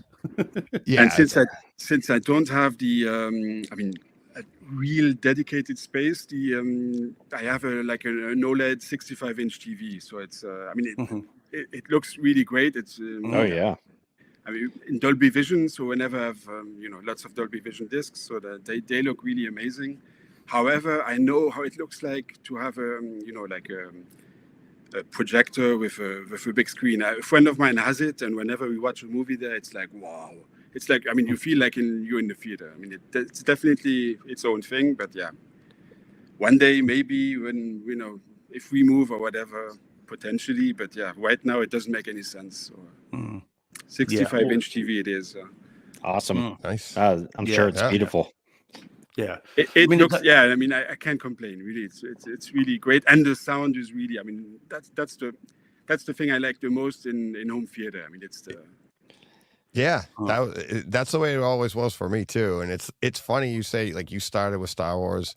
How many people I've had on, and they all are like, I mean, I've had people apologizing before they even started. I'm sorry to tell you this, but I started with Star Wars too. It's like, don't apologize. It's like, but it's the sound. And then we've had that debate argument. How many times, Steve? Like, what's more important, audio or video? And then you get the people, the chat's going to go crazy. Well, you need them both. No kidding. Well, unless you're talking about that other movie, you don't need dialogue. But yes, you need them both. But what means the most? What moves you the most? And it's sound. Sound is what, and I've talked about this, oh my God, so many times, where they show that one scene. It's the example of, I think it's a woman crossing the street, and they just change the sound over it. and it sounds like she's about to get hit by a car, and now it sounds like she's going to a birthday party, and now it sounds like it's a happy, it's like it's the opening to a sitcom. It's like the sound is the emotion. It's like the images are really nothing without everything else combined with it, because you don't know what's going on. You don't get context until you get the sound added to it. So, and speaking of sound, let me just say, Paul in the chat saying, most studios, of course, have hardwood floors. All the treatment is walls and ceiling. So, and that falls under the, what is it, 30%, something like that needs to be treated. Over 30% needs to be treated. So that's pretty much what those studios are probably hitting. Yeah, I mean, I've not been into a lot of the mastering studios. Paul is our expert on that. I mean, and John Thompson obviously is a post-production supervisor and producer. So I haven't spent a lot of time in them, and so we'll defer to Paul on that all day long. But yeah, no, I think in terms of, I mean, I've always said I lean more towards the video and then the audio. I mean, that's kind of what we've always been talking about. I mean, I can put up with a disc that sounds okay. If it looks amazing, I'll be more kind of drawn to it. But yes, in an ideal world, you want both. And when we talk about demo discs, it's rare that we say it looks like crap, but boy, does it sound good. It's not often that we would say that. Civil War, it's one of my films of the year. The sequence in that with the burning embers as they drive through the woods. Beautiful, it's like 3D. I mean, it's beautiful, that film. In fact, anything on fire in that movie looks absolutely stunning. And even the self-immolation that someone does. And the scene with the helicopters, all your helicopters going overhead. I mean, it's amazing. That's quite a movie. I'll tell you what. That took me by surprise. I was expecting not a lot, and I watched it, and I don't know, DJ, maybe it hit a little too close to home right now with the way politics have gone a little nuts in our country. But and with that, I'll see you guys later. Goodbye. Exactly. I mean, what's interesting about that film, though, is how difficult an undertaking that movie was in the current political climate, which we're not going to go near. No one panic. And when I say no one, teach. But in terms of bright side to do that, but to do a film like that and undertake a movie like that with a cross-country trip, so you by definition you're going into different states and different territories, to do that and keep it completely apolitical is a real undertaking. I mean, because the temptation to have, you're on this path, the temptation to have gone literally left or right, and figuratively, must have been very, very, very tempting, mustn't it? So to go, no, look, we're not going to do that. We're going to go just a straight line and leave it to interpretation. Is to, we'll have California and Texas on one side, and then we'll have, the others on the other. Just that's an achievement in that film in and of itself. Quite apart from how good the movie and the story is, and then how incredible the AV presentation is. That's a real achievement. And I don't think Alex Garland gets enough kind of credit for that. Because I think we could all come out of, 4 of us now could see that film, come out of seeing that film, and all have a different perspective as to what the movie is saying about what you've just seen. And I think it's absolutely incredible. A really, really good film. One of my top movies of the year. I appreciate we're only in November, so there's time yet. But when we get to our end of year, Civil War's going to be there, very near the top for me. Right. Yeah. And like you were saying, to do that, if you can play it down the middle like that, it allows, like you said, 4 people sitting here, we could all give our opinions on the movie and have a different opinion on that part of the story, right? If you don't play it down the middle, you can't do that. Right. And it's like what ends up happening is when you go down the middle like that, people are like, oh, I saw it this way. And depending on your perspective, it's gonna hit you in a different way than somebody else. And it's more and that's one of the things I love about art is like it's a reflection of you at times. Like you're gonna look at that and be like, oh my God, look at what this, I can't believe he said that. Well, he didn't say that, but thank you for, letting us know how you feel. You only ever take, we've said it before, you only ever take from art what you bring to it. You're Exactly. again, Todd, you were already talking about Late Night with the Devil. You have a different frame of reference to me in terms of how that speaks to you. And it's very deliberate, I'm sure, in terms of the filmmakers. So yeah, it's a real achievement that, and again, especially this year at this time, to do that is incredibly tricky. But yeah, I think that's great. And again, when John's on, is he on later, or is it? I know he's on tomorrow, Deej, but if he's on later as well, John Thompson has had some involvement, I think, with that. He certainly knows Alex Garland very well, and has some interesting kind of perspectives on how they achieved what they did. The camera rigs in that were new, and the sound design in that was new, and you can tell when you listen to it, can't you? But it's so good. I think that film's fantastic. Yeah, I really loved it. And I mean, I didn't realize until John had said when we had it on the show that she's the main person in Romulus, Alien Romulus. The person I had no idea. I had no idea at all. But yep, sure enough, it is her. So she's also married to the guy with the color. Yeah, Jesse. No, sorry, not the wrong one. No, not Jesse Plemons, or someone else. Sorry, who am I thinking of? Jesse Plemons is married to Kirsten Dunst, who's in it. That's so those two are. Oh yes, yeah. That's who I was thinking of. Right. Yeah. So she's married to Jesse Plemons in that. It's not Jesse Plemons. Who am I thinking of? That's not his name, is it? His name is. I think Jesse Plemons. It is Jesse Plemons. Oh, okay. All right. Good. Yeah. His character in that movie is just. Yeah, I don't know. She probably opened up every fear of mine. That particular moment in that movie where he was asking questions to those folks. What kind of American are you? Yeah. That really is the thing that I fear the most, and that really struck a chord with me. Did you hear the show when we did the review of Civil War? We talked about it because I'd read some of the glasses that he's wearing in that, which I think kind of people look at them and he's got these sort of pink shades on. And I think that what I took from it before I'd read this thing was that that's a kind of a humorous quirk on a really dark idea.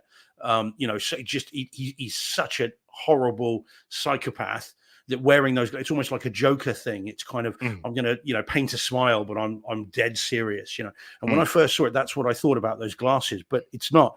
Those are shooting glasses, and the glasses are tinted because they show colors differently.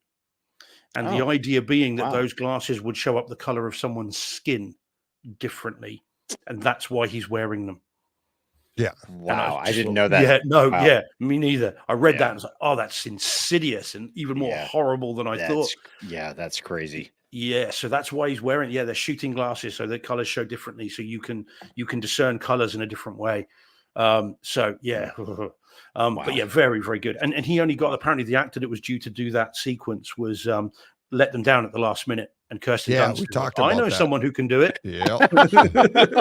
Oh, okay. Let me just give him a call. Yeah, my husband. He's in the trailer. I'll go get him. Yeah. He's got his own fatigues. He'll just chuck those on. Yeah, it looks like he just rolled out of bed, right? Yeah, exactly. Oh, it's so good though. I wasn't going to go there, but okay, Todd. Honey, put your pants on. I got work for you. All right. Me? Yeah, but it's definitely one of the films of the year. I mean, are we in a position yet to talk movies of the year in terms of? I mean, Deej, yours has got to be November.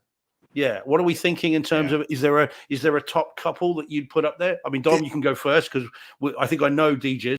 I've got an idea of Todd's already as well. What do you think, Dom, in terms of films of the year so far for you? You can have either AV or just movies or both.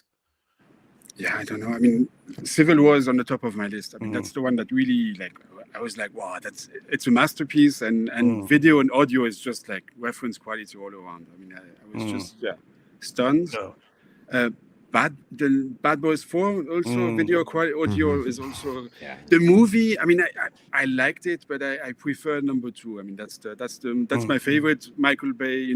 I'm a huge Michael Bay fan, so Me too. Yeah, number 2 is really probably the best home theater Bad Boys version. I mean, this latest is really good for home theater, but 2 is the best, I think. Yeah, I mean, the sound is crazy on that one. Oh, it's insane. When they invade Cuba, I mean, when they. Well, of course, because that's what cops do from Miami: invade Cuba, right? Yeah. Well, they just decide to just drive through a village. Right. Yeah, Just on the exactly, just we'll just go through it. In a Right. bright yellow. It was bright yellow, right? Bright yellow Humvee. Yeah. Okay. exactly. Yeah. No, but Subtle. I mean, there were quite a lot of nice movies this year. I mean, from a really, I mean, it's a very niche market, and when you look at the stuff that comes out, it's like incredible. I mean, it's the golden age of like physical media. I would say. Yeah. Well, I think that's what we've been kind of talking about it, haven't we? And yet we've also talked about this discussion about, is home theater going away? Is this, is it dying and withering on the vine? There's been this talk about it, and you look at, home cinema choice closing. You look at your sound and vision going away, and this talk about home theater in trouble. And well, yet, that's really because AV Nirvana is doing so well. Yeah, They're taking all killed the the market. readers. yeah. Let me tell you, I'll be in my super yacht next year, catching up on 25 with hours. with your Kaleidoscape completely downloaded with every film they do on it. Yeah, that's what ready and waiting. But So but I agree with you, Dom. I think that the evidence from our own eyes and ears, literally and figuratively again, seems to be that there are definitely the studios, and certainly some of the mini major studios, are spending money on producing very, very good quality stuff. I mean, well, again, unless you talk about The Abyss or Aliens or True Lies or or the Zodiac, and seems to be plenty of people that are prepared to have a go at that. But in terms of what I've seen, I think it's fantastic. And you've already shown us one. That Hitcher is a perfect example of that. Who but us? Who but those here assembled remembers that movie? One, two, remembers it enough to want to spend 2 years remastering it, and all the money that must have come from that. And then to unleash it into the world. So no one remembers that apart from us. No one cares about these movies apart from again, these here assembled. So the fact that they are willing to spend that money is encouraging, isn't it? And hopefully means that there is money there, that it is worth them spending the time and the effort to do it. And there's more coming. I mean, it's not done yet. We've got Terminator coming next week. Special edition of Terminator. We've got Blazing Saddles coming next week. Austin Powers, the original Austin Powers, they're doing as well. That's coming out here next week in new editions. And Trainspotting as well is getting a reissue as well, and a 4K version. So all that's coming, and that's only in the next literally 2 weeks. The next 2 months, 3 months, there's just more and more. So it is very cool what is coming. Is the Terminator was coming? Yeah. This Oh week. yeah. Yes, it's out in the UK. There's 2 versions. You've got the steel book, all singing, all dancing. Comes with a Terminator foot. No, it doesn't. But that kind of stuff. It's a full edition.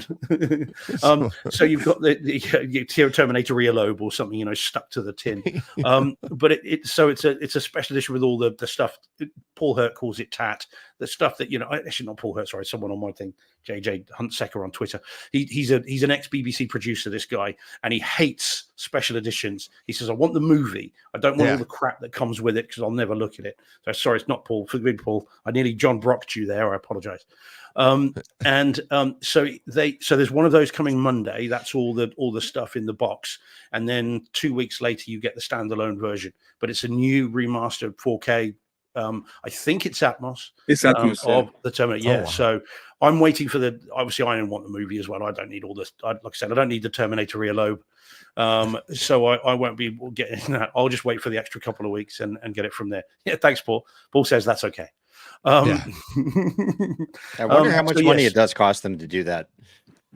What, the remaster and the reissues and stuff? Yeah, I'd be very curious to know if it's a very simple process where they have it's all automated and they just press a button and they have we've talked about that, haven't we, Deej? We've talked about and I think there are definitely studios, naming no names because we don't know, this is just conjecture, but there are definitely studios I think that go, ooh, push the 4K button, push the HDR button, now push the Atmos button, done. Right, we'll have it out by 2:00. Let's get that out. There are some studios that do that with some of the lesser ones, but I think when you get the director in, again, Cameron, I mean, it's like a perfect Peter example, Jackson, what he did with Lord of the Rings. You can't. He did not push a button on that. It's like, no. Well, James Cameron with True Lies and again, I mean, for rightly or wrongly, True Lies and Aliens and the Abyss. I mean, the guy spent 20 odd years messing around with the 4K versions of that and waiting until technology gets to the point where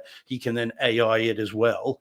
But I suppose if you get the director in to supervise the whole thing, you get the original sound mixer in with Twister. They did a new sound mix for Twister in Atmos, so they don't just turbine it.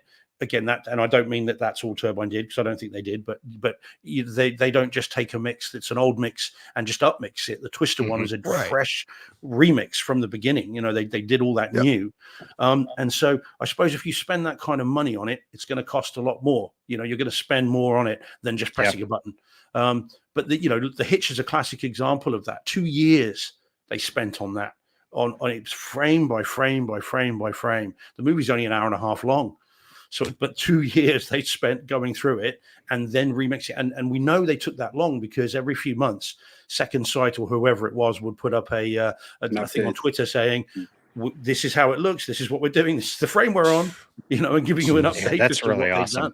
Yeah. So, I mean, that's got to be millions, hasn't it? On that, it's got to be, isn't it? It's got to be. Which might be more than what the budget for the movie was in the first place. In the beginning, exactly. Yeah, which is bizarre, isn't it? That's a kind of weird quirk of time and fate, isn't it? That it actually might cost you more to remaster than it was to shoot it. Yeah, we got it done, but folks, we're also shuttering the business now, so goodbye. Right? So enjoy. Enjoy. Please buy it.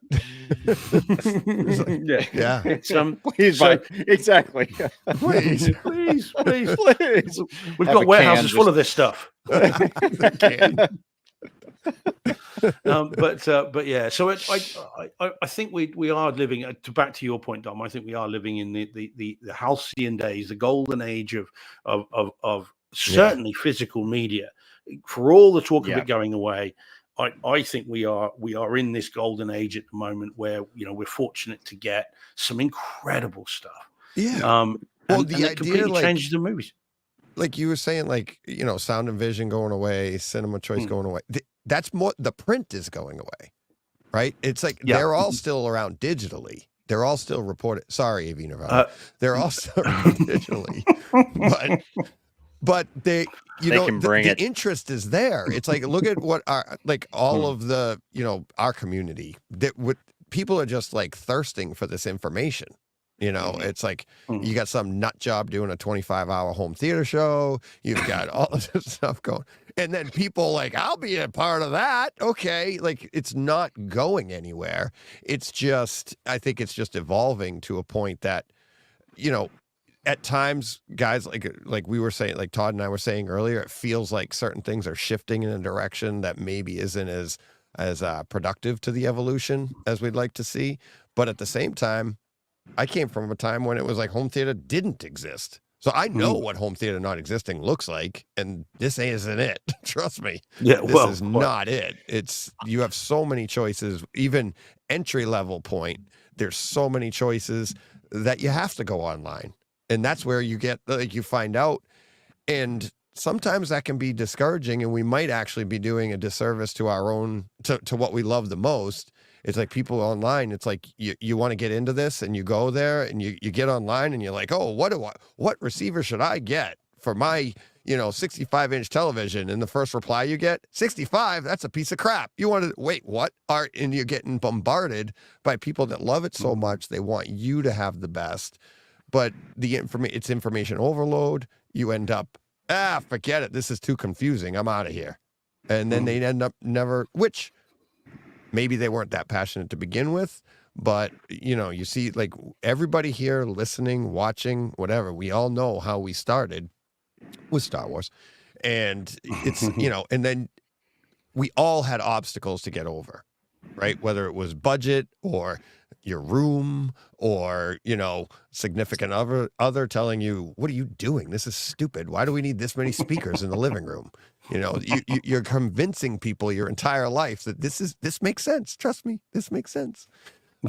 There's always obstacles, but we get through it, and we're seeing them. In our hobby, however, I mean, I'm quite, how do you say this? The important thing here is also the wife acceptance factor. The aesthetics committee, yes. It drives budget committee, aesthetics committee. My wife gets crazy when she sees all this. She's like, "Oh my God." She hates the way it looks. She hates she's not really into the stuff. I mean, she likes movies, but not as much as I obviously. I guess it's the same for everybody. Yeah. Well, I mean, it's always been the case with me that I've tried to always keep it in a separate room away. Keep the crazy in a separate room, and that you don't have. And if you want to share the crazy with people, you can. And if you don't want to share the crazy with people, it's not a problem. And that's kind of how I've of late. I mean, obviously, again, when I was living with my parents, and then you'd only have a living room TV, and that's all you could get away with. But for the last 3 or 4 iterations of Cinema George, it's always been, so this is my room, close the door, no one needs to see the crazy, and that's fine. And at the moment it's perfect because it's separate, right, on the way from the house. People just think it's a cupboard. No one really realizes what it is unless you want to open the door.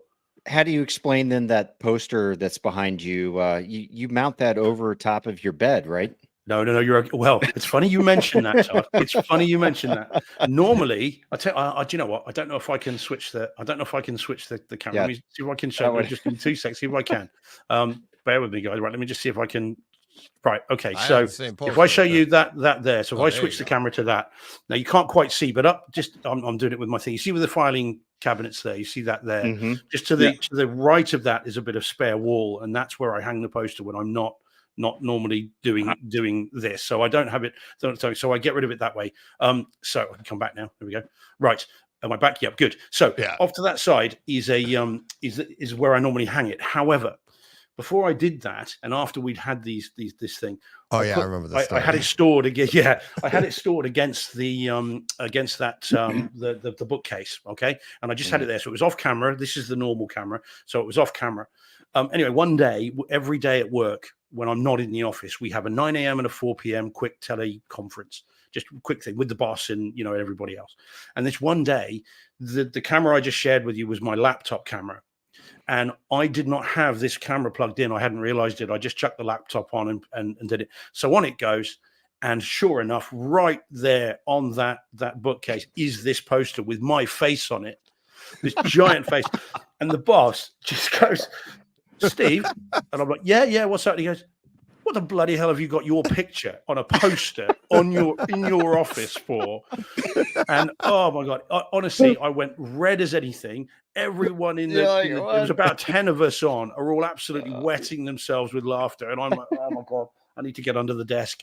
That's fantastic. God, so from that day onwards, I now hang it up on the wall, out of the way. This is my office at home, and no one comes in. And so it's normally up on the wall. When even if you came in the room, you wouldn't see it. Do you have a little curtain mounted over there that you can then draw across? So it's coming soon. Behind. Four-way masking. Masking on a poster. So I have that now out the way, so no one can see the crazy. So that's all good. So when I broadcast, I then take it down and put it here. Otherwise it just kind of moves away. Yeah. But that was very embarrassing. It really Chris was. Seymour, can we get 4-way masking for a 24 by 48 inch screen? A what? Yeah. A what? Yeah, that's going to run you $49,000, right? It's worth it. Trust me. Yeah. Try not to embarrass myself, please. Yeah. But that was really awkward. And to this day, the boss will mention it every now and then and embarrass me massively. But the beauty of, as I said, this crazy is you can hide it away if you need to. And Dom, that looks like is that an office? Is that your office at home, or is that? Office? No, it's my living space and living room. Living room. I have it plugged in. God. But it's the that's living awesome. Room. Yes. But there must be some people that. I mean, it makes you happy, right? Of course, that's the most important thing. And my kids, I mean, my son is 5 years old, my daughter is 7 years old, and they're already into movies, so that's great. That's fantastic. Well, they really don't have a The choice, next do they? generation. Yes. You But walk some will into the say- living room, they're not going to be into really anything Yeah. else. Well, that's it. And yet some will say though that what you've got there, Dom, is the modern bookcase. Right. That's what this is. That actually the idea of paper books, have moved beyond that. With now everything's on our Kindles and on our iPads and everything else. And so there is a train of thought that says that is the modern bookcase. Oh, hello, bonjour. There we go. Look at that. That's it. Who is that? I have to say, Dom, your wife is very short.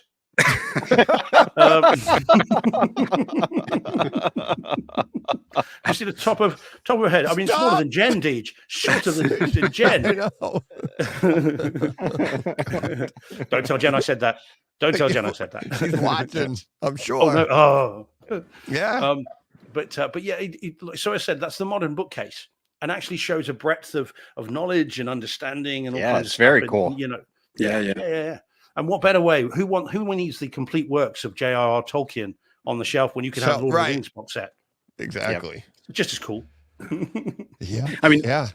cool to us, but the like family members, they're really not into that stuff. So whenever we have people here, I guess they think I'm some kind of weirdo or something. But Yeah. Yeah. But when it's a cold we've winter's all night, gotten that.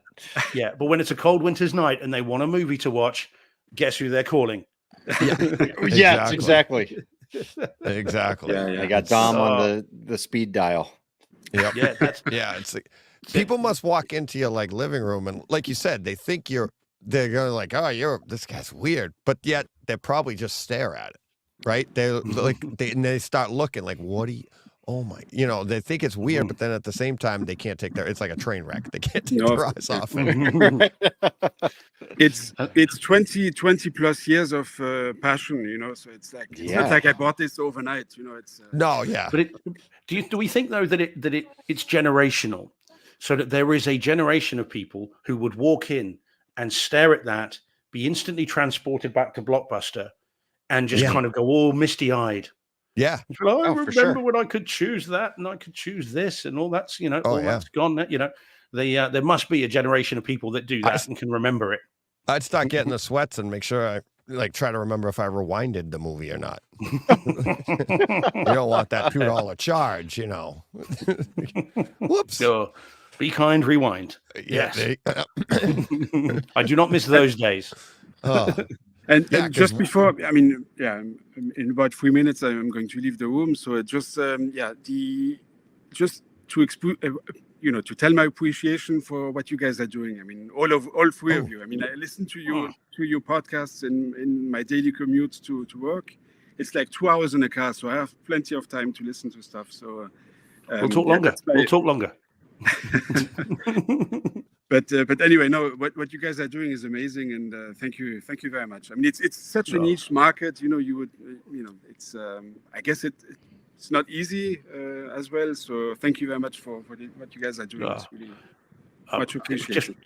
Deej is the one, and Todd are the ones who are far more, do this more than I do. But from my point of view, Dom, can I say thank you to you, because you are always in the chat.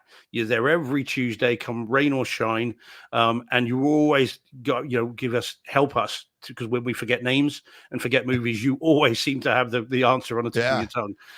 And your engagement in the chat is huge. So from me, because Deej and Todd will do their bit in a minute, but from me, thank you to you. Now I got to do when you're in, we always know you're going to do it. So Dom, and it's fantastic to have met you, because now face the name, and also to find out a bit about you as well, which is great. So very cool. Yeah, Dom. Can you guys hear me? Yeah, you're frozen on the screen. I think my video froze, but Dom, really nice to meet you. Indeed. Yeah. And DJ, I mean, DJ Steve, everybody, good luck, in today's show. And, Dom, thanks for the Patreon. I mean, we do the Patreon after show, and the first one I did like a week or so ago, Dom hung out, and he's 6 hours ahead of me, so he's like hanging up at 2 a.m, but just hanging out with us, in the chat after our live show on Tuesday. But yeah, the support, not just the Patreon support, Dom, but all the support that you've given us, like Steve said, it's like, it's, me, Steve, John, we sit here and we're like, oh, we do this if nobody was paying attention. But you people like yourself paying attention, it's just paying attention, just giving us so much support. We really appreciate it. So thanks. You guys have a great community. I mean, the people, the people I've met on the Patreon as well, they're so nice. And Carl and Paul and everybody, they're really great guys. So yeah, it's a great community. Thanks, Dom. Well, Appreciate it, buddy. Enjoy your day. Good luck. Yeah. Have we'll a great day, Dom. Thanks for I'm going to say 50. You guys can do 50 euros. We'll do the translation later. I didn't know there was going to be math, but thank you very much for the super chat. Really appreciate that. No, you're welcome. All right. All the best, Dom. All right, have a great rest of your day. Awesome. Cheers, buddy. Bye. Bye. Thank you. Bye. Bye. All right, DJ. Also, I'm going to break off. It's 8 a.m. Yeah. My camera apparently has shut down on me. Yeah. I have no idea what just happened. You planned that. Come He's on. going for a All tire. right, I'm going to pull the plug on the Trust me, camera. if I had planned that, I would have had a much better pose for. Rip your shirt, Hulk Hogan special. Occasionally, what's weird is, so the camera that I use is this Canon EOS camera, and sometimes if I do a hand gesture, it picks it up as like a thumbs up. Do you know what I'm talking about? Yeah. And it freezes my camera. I've had that happen before. Why would it do that with a thumbs up? What makes it do that? Whatever. There's some kind of software going on with StreamYard that translates that thumbs up into some kind of a cloud gesture. Is that right, DJ? Oh, there he is. Hang on. Yeah, there's some kind. Yeah, I was actually looking at something else. It puts up like a little bubble, Steve, with a thumbs up in it. So and for whatever, it doesn't do anything on your. I'm not sure. Is it a Mac thing? Yes, it is. Oh, okay. I mean, perhaps I should try a few more gestures. No, I won't do that. No, see what else comes up. It can't. Oh, hey Eddie, your mic isn't connected. It says. Yeah. But anyway, muted. I'll let you guys get to it. I'll check in later. Maybe later today, but if not, I'll see you in the wee tomorrow hours morning, of the morning. 5 a.m. at least, right? Wait, what time it ends at? It ends at 6, so don't join us at 6. Yeah. I'll see you at 5:59 and 30 seconds. There you go. All right, son. Good to see you as always, buddy. Yeah, all right, really nice good seeing you guys. All I'll see you guys in the next day or sometime there with it. Yeah, I'm sure you'll pop in. All right, guys. Yeah. Have a great day. Thanks, Todd. All the best, buddy. Bye. Right, Deej, I'm gonna get out of here as well. Okay, Deej, because I've got there's life going on outside. I've had a couple of missed calls. I am on call, so I've had a couple of missed calls, which I better get back to. No. Hey, all right, we got Eddie here anyway. So hey, Eddie, nice. Hey, Steve, how's it going? Yeah, good. So I'm going to say hi and bye, but I'll probably drop in a bit later as well, and we'll see how we're going. But yeah, so enjoy the rest of the day, Deej. Only 23 hours or so more. Yeah, look at that. I've only got 23 to go. Yeah, no problem. All righty. Okay, catch you later then, guys. All right, have a good one. See you later. Cheers, guys. Bye-bye. Cheers, Eddie. Bye-bye. See you, Steve. All right, there we go. Eddie, there we go. I was just about to text you. I was like, did you not get, because I start to get nervous. I'm like, no. Oh no. I'm like, I'm like, all right, the next person up, and you look and oh boy. So how we doing, buddy? Good. Thank you for having me back, and congrats on the second edition of the 24-hour podcast. Yeah. Congrats. I just did it. Well, no, it takes time and a lot of organization, and it's not easy to be in front of that mic for 25 hours. Yeah, it's we'll see. No, it's fun. It's everybody last year afterwards like, how did you do that? And it's like, it's not that hard. It really isn't, because it's like, people like yourself, all the guests come on, everybody has a different perspective, and sometimes I can just sit here and I'm listening, right? And people are chatting away. It's like it's so much fun. And it's talking home theater. It's like, what are you gonna do? Or as Todd and I started the day, we were talking medical issues. We talked everything. But no, Eddie, amazing. Like, I started the show talking about this. We talked about the giveaway. I can't thank you enough. I mean, you hit me up last year, like literally the Monday after, saying you wanted to help out this year and donate something and give to the show. And I opened the show with it for people to know, but I want people to hear it from you. And, well, let's start off with this because, I said the part earlier on, like you were basically the talk of the entire 24-hour show for like the next month or so. Like, wait, I can do what with Control 4? Because no other, installer, integrator, dealer would tell people that for like the $1,000 Control 4, you could do this, and this as a DIY person. Because as we said on the show, it's like they want to sell the most expensive. There's not a lot of money in it if they only sell you the $1,000 piece. Exactly. And you came on here, and a lot of the DIY guys were like, "Wait, that's possible?" And we really appreciated your honesty for that. And but tell people about what you're doing this year, what you're giving to us this year. I already did, but I want everybody to hear it from you. And again, thank you so much.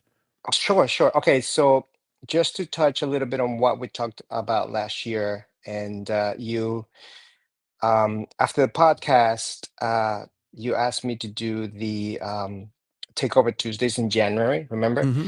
Yep. So we talked about the idea and the concept of having Control 4 as a home theater solution, and how you can get the remote and one of the basic controllers for $1,000 or 1,100, something like that. I don't remember. Yeah.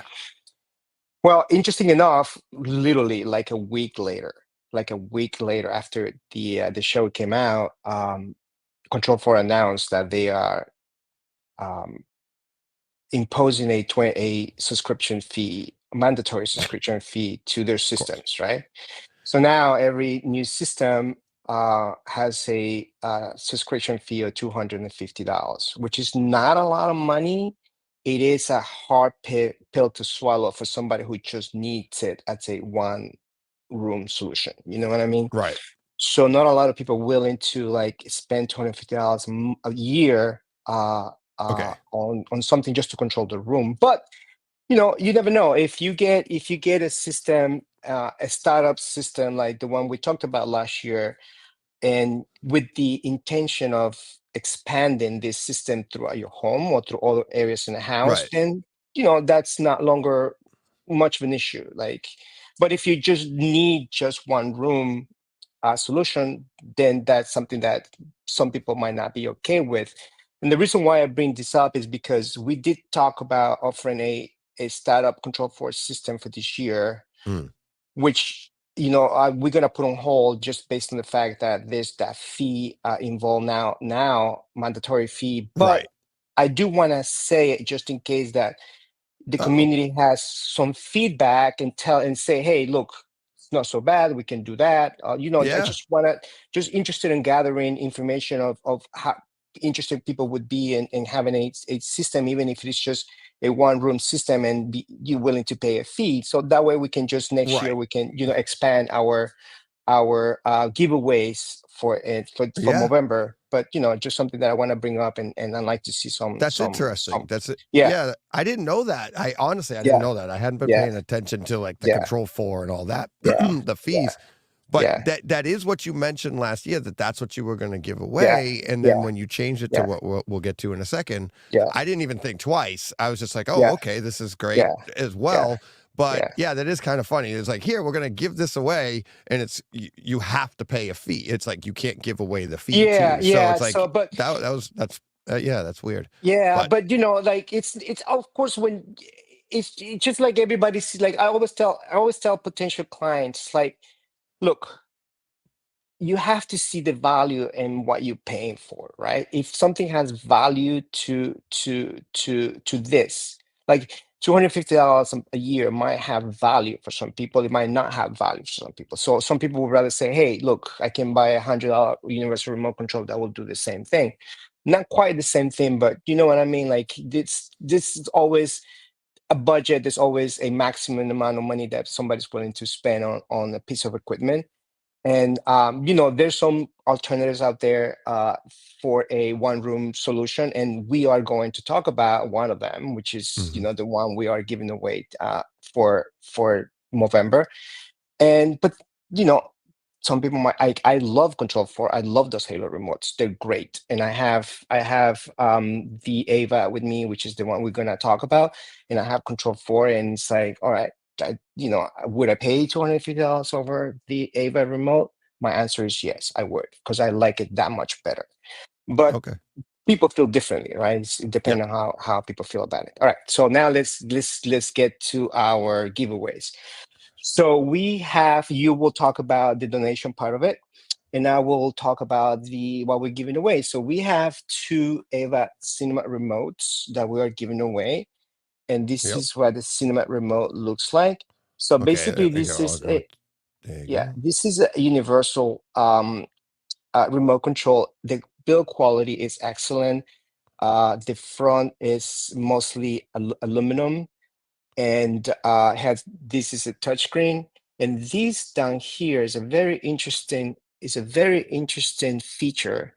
This right here, this pad is actually a touchscreen, and it has tactile feedback. And the idea of it is that depending on what you're controlling, these buttons change in functions, right? So you have 3. So you have your standard wheel, which is up, down, left, and right, and then you enter in the middle. And then these 3 buttons over here light up when you choose a component. Like if I choose, let me choose the Apple. This is controlling my backyard, by the way. So if I choose the Apple TV, is going to choose the Apple TV, and you see how now this lit up to have function. So you can have the volume, you can have fast forward. Like it changes independent on the activity that you're running. The interesting thing about this is that they did a really great job. Even though this is a touchscreen, it does feel like buttons. Like you press it and you get tactile feedback, and it's very accurate. This part of it here is not flat, but you can actually feel this wheel is raised. It's got like a bezel to it, like around. It's raised, so it's raised here, so you don't have to look down to control it. Like you can control it with your finger, and then you know where you are on the wheel, and then you know where you are in the button. So even though it's a screen, it's pretty easy to get around it. So it's kind of cool. It's you can tell it's a little gimmicky, but it's a cool concept. And I don't think it's gimmicky at all. I think it's like kind of cool. I mean, it is a tech thing, and you want to have that. I mean, that tactile feel is something that people are always like, I want it to be. I don't like the touch screen because you don't know in the dark in your room. You don't know where it is. How is it? I see that it lights up. How is it at here? I got we'll put that image up there. You go. So so that blue glow has a cool effect. The tactile feeling works great. It feels like a button. It's they did a really nice job. The quality, the fit and finish of the remote is excellent. It is a new platform, so they still kind of like very limited to certain functions. Like they still don't have automation, but they did show some automation coming up at CEDIA. They show some integration with Lutron lighting. They show integration with Sonos, and they show all the things that they're going to be launching. So it starts to get into more automation part of things instead of just controlling your AV gear, right? So just like the Harmony did, like, you choose an activity and it will turn on and off the lights and do all these little automations in the theater. And so that's coming up. It's not available yet, but every remote gets an automatic over-the-air update, so you don't even have to do anything about it. It's just about keeping up with what's new. Like you have to know, this came out, so that it's there, right? So otherwise you will never know that something's already available when you have the remote. This remote, even though it was intended to be installed by dealers, they are easily managed by the end user. So there is an area in the remote where dealers can lock it, so that way the end user doesn't do any changes. But we can send these remotes unlocked, and the end user has all the flexibility, all the ability to make any changes and to do whatever they want. Obviously, this is a standalone remote, which means that it's not connected to anything in regards of accounts and dealership and stuff like that. Like, no dealer has access to this remotely. Once you have it in your hands, it's yours, and it's you have 100% control over this. Nothing that you don't need to contact any dealer in regards to anything. It does require the initial activation, which we will do before shipping out this remote. So basically, we will open the box, activate the remote, put it back in the box, send it out to the winners of the contest. So if you receive a box that is open, don't think that the remote's not new. It's just that we had to boot it up, activate it, put it back in the box, ship it out to you. So once you get the remote, you'll be free to, just like the Harmony, add a device, select the device, look for the codes, and start creating your activities and stuff like that. And of course, given the fact that we are together giving this away, I'm always available to answer any questions. So I think my email address is somewhere there at the bottom. If anybody has any questions, they can always, when they receive the remote, the winners, of course, they can always reach out to me, ask questions, or if they have any questions just in general, they can always reach out to you, because I know that's also a way to get to me, and we can help out anybody who's setting up the remote. So because there's a couple of things that you need to know, like for instance, the part of the package that we're giving away is also the brain. So we will give out the remote and the brain. So this is basically the one that lives in your rack, and this has the infrared blaster in it. Okay. And you can leave this in the rack and have the remote with you. Obviously, the remote, it's a Wi-Fi remote. And so you want to make sure that you set all your devices to IP control as much as you can. We know we need to stay away from IR as much as you can, but if you have IR devices that are hidden away in the rack, then you can just use the brain. The brain is not required for the remote. You can use the remote standalone. So the remote has an infrared meter right here. So obviously, if you have already an infrared system that is hooked up to your TV or to your projector or whatever, where your current remote is working, you can keep using it and then just use this one instead. With the infrared. I have a Niles on mine. I have a Niles exactly. system There you that'll go. just for anything that isn't already the in the networking. The IR, because that's how when I built this theater, there was no anything. It was all IR. So So to answer the comment that Steven just posted there, yes, it doesn't have to be. We are encouraged to do the installation for the end customer, because it could be a little bit, complicated. And I'll get back to this part. But the only thing that we are required to do is to activate it. Once it's activated, the end user, especially the savvy end users, they can just do whatever they want with. We don't have to. I don't have to lock it, which I will not. And because, like I said, there's no way for me to troubleshoot this item remotely. So there's no point of me locking it. You can just do whatever changes you want. It's yours. It's free. It's it's not tied to anything. Oh, wow. And so the one caveat is that if you do decide to use the brain, then for some reason, and I hope this changes in the future, the infrared in the remote gets deactivated, so you can no longer use it. Then only the infrared, the blaster in the brain, is the one doing the duties of the infrared part. But I will always, I cannot stress this enough, use IP control as much as you can, because it's just, you don't need to do any infrared. You don't need to do, we know how easier it is for IP controls. You get feedback, they have Kaleidoscape drivers available for it already. They have LGs and all the top brands. They already have IP drivers for those, and that library just keeps growing and growing. They, like I said, they show some automations at Cydia coming up still. And so the platform, even though it's new, it keeps improving. the other thing worth mentioning is, and this could be a good thing or a bad thing, depends on how you look at it. This is an Android device. So this actually runs Android, right? So this is the one you see on the screen. You have the screen pictures. What you see on the screen right there. Yeah.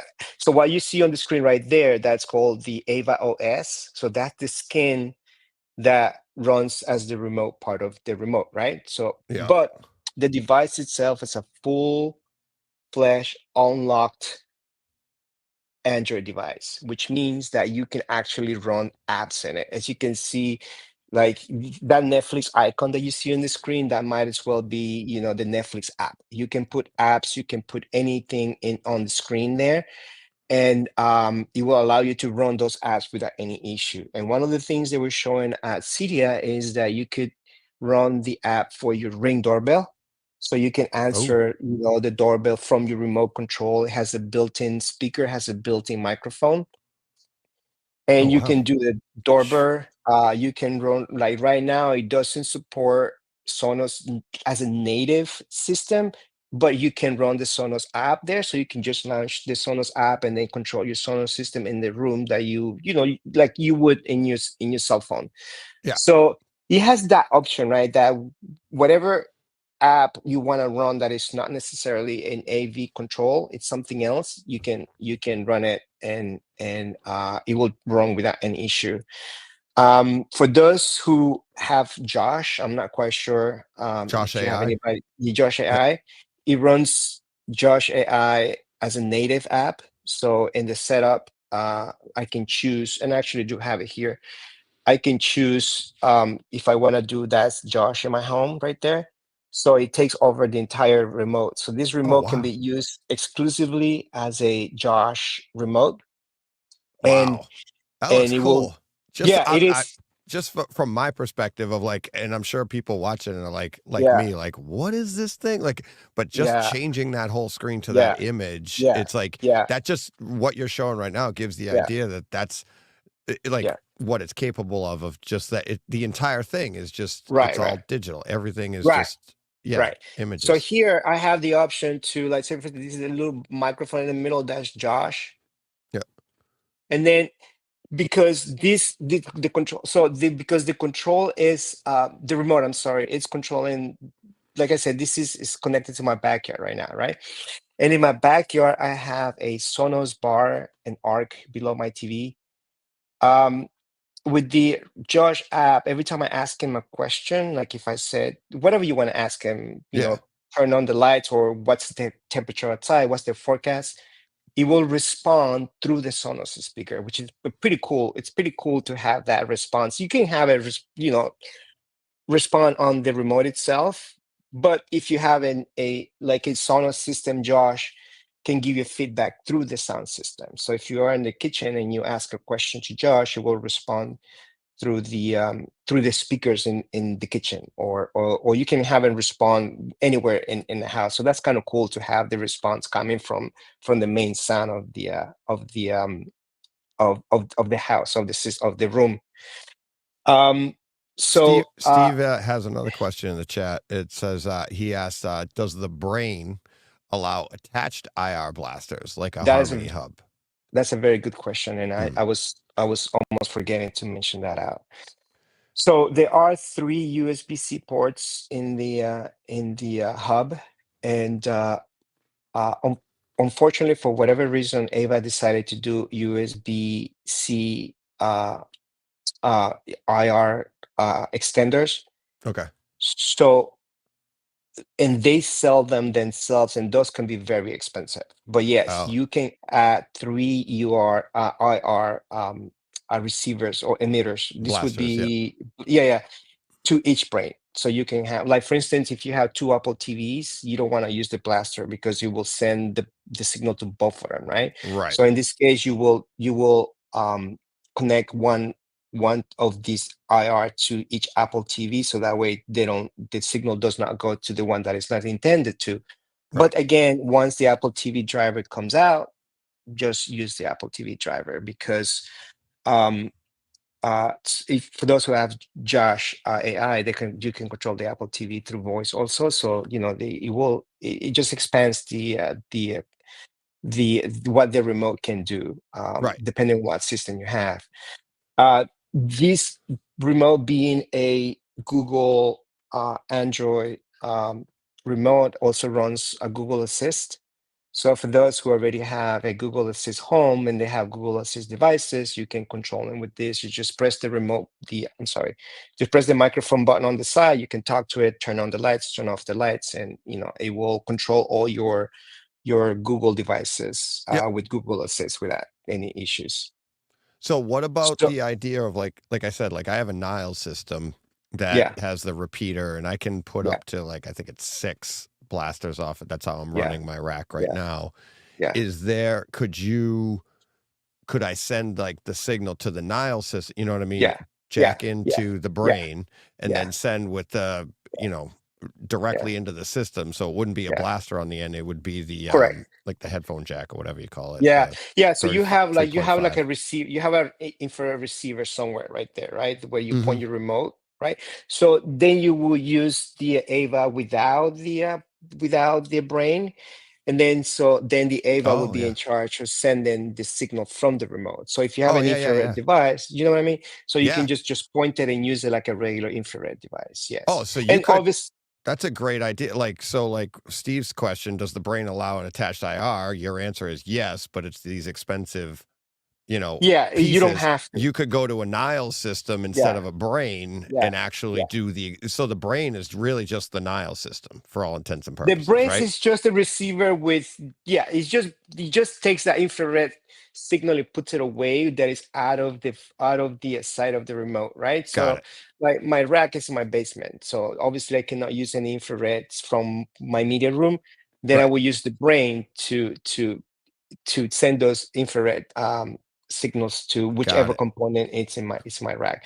But for those who already have a emitter underneath the TV or something like you're saying that's already controlling IR in any way, then you can just use the remote without the brain, and then this guy here has an infrared transmitter, and then you can just use that. But obviously, like many people have different devices. The only devices that we control over IR nowadays are cable boxes. It's the only device, to my knowledge, that that needs an infrared. Right. Everything else is being controlled through IP. Yeah, everything. But also, like we do Control 4, which has 40,000 drivers in the database. Ava is still new, but they are improving on all those devices being able to be controlled through IP. How new is this system? It just came out a few months ago. So I would say about probably 6 months ago. So it's been in the works. So this is the second remote, by the way. They had the regular Ava remote, which for those who have a Control for Neo, is basically the same remote as by the same company who created the Neo, and they sold the Neo to Control 4, and they went on to start Ava, and they came out with this remote that looked exactly just like the Neo. So, as a result, there's a legal battle between Control 4 and Ava, and you cannot install Control 4 in this remote. It will not allow it to do it. Go figure. I know. It comes with Crestron Home. It comes with Ava, and obviously, Ava OS, Josh AI, and Crestron Home. Those are 3 systems that you can run them as native in the remote, so it will work as they are part of the system. And you get to choose those at the beginning. You can always change at any point, but once you configure the remote to like Josh, like obviously I installed Josh on mine because I had Josh at home. So it works just like a Josh remote would. It's great. It works great. So we're giving away 2. Going back to the giveaway, we had one that looks just like this one, which is the black one. And they also have a silver version. So we're giving away 1 silver, 1 black. Okay. And also part of the package is the brain. And so you will get a remote, you will get a brain, and obviously everything that you need to get your system going. And but you can use the remote with no brains, and any questions you have, you can always email me. And once I activate the remote, you can reset it, you can delete it, you can do whatever you want, start fresh, and then you have all the flexibility. There's nothing that will be unlocked nothing, absolutely nothing, anything can be done, and whatever's available to do with the remote, you can do it, and including, you Google, not your Google account, but installing apps in the remote besides the AV controls. So it's a pretty cool platform in the sense that it's very powerful, obviously, because it runs Android. And the remote itself, like I said, it's beautiful. It's a great build quality. And I believe the MSRP of the remote is $1,300. Okay. And the MSRP of the brain is $400. So we're giving away the package that is $1,700 retail. And also, you forgot to mention this morning, so I want to bring it up, is that everybody who donates, what is the minimum donation for the remote? So the remote, it's funny, Eddie in the chat, Edward Culberth, just jumps in. He goes, little late to the party. How do you enter for the giveaway? Well, I talked about it earlier with Todd, first thing this morning. Yeah. But we were just about to get to it. So here we go. Basically, email me, let me know you're interested. You get one entry just for that. No entry, no fee, anything like that. Every $10 you donate, and this is going throughout the month of November. So you can either donate multiple ways. You can buy a box of popcorn at the website, brightsidehometheater.com, and there's an amount, the large, you can choose the amount. And so for every $10, you get an entry. Okay. So say, for instance, throughout the month, and, email me, show me like a screen grab or a receipt of something, or you can actually, the other way you can enter is go to, the links are in the show notes if they're not there right now, they will be in this show and in these shows, but all my shows throughout the month, the links are there to go to Ryan Davies Movember. You can donate directly to him. And whatever amount you want to donate to him, just get a screen grab, send it to me, and tell me this is how much you donated, and you're interested in the Ava remote, and say you donated $100, you'll have 10 entries for that, plus you get the free one, so you'll have 11 entries into it. So for every $10, you get an entry into the cinema remote, the Ava cinema remote. Eddie and I will do at the end of the month. We already talked. We're going to do a Takeover Tuesday where we do the drawing. I'll show everybody how I do the drawing. I put everybody on a sheet. We do a whole number system, so everybody will see it's all in the up and up. Blah, blah, blah. We'll give these away. So that is how you can enter to win. You don't have to donate anything, but every $10 you donate, just email me the receipt, how much you donated, and that's how many entries you will get. Yeah. The other thing that also is that for those who don't win, obviously, who donated but are interested in the remote, they will get a 20% discount towards the purchase of a brand new remote. So that is the one thing that you forgot to mention this morning. Okay, sorry. So we will have records. Obviously, DJ will know who donated, and whoever is interested in the remote, they can reach out and say, hey, I donated to the to Movember. I'm interested in the remote. So we will give a 20% discount towards the purchase of one. And I think that pretty much covers the remote part of it, right? Okay. Yeah. Unless anybody has questions in the chat. Unfortunately, I cannot see the chat right now. Yeah, that's the chat's basically, there's no other questions right now about it, just on how you can get it. Steve Wright saying the remote is on my radar if remote 3 doesn't do the job. So so this, if for nothing else, I want to win one just to play with it and learn about it, where it's brand new.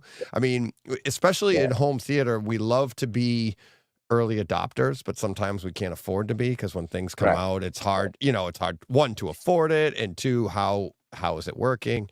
I love that. I love to play with stuff, learn as it goes. When 4K came out, when Atmos came out, had to be there, had to have the first one. It's like, so to be able to get something like this, and for you to be giving 2 of them away, for what's the harm? And you're donating to a great cause.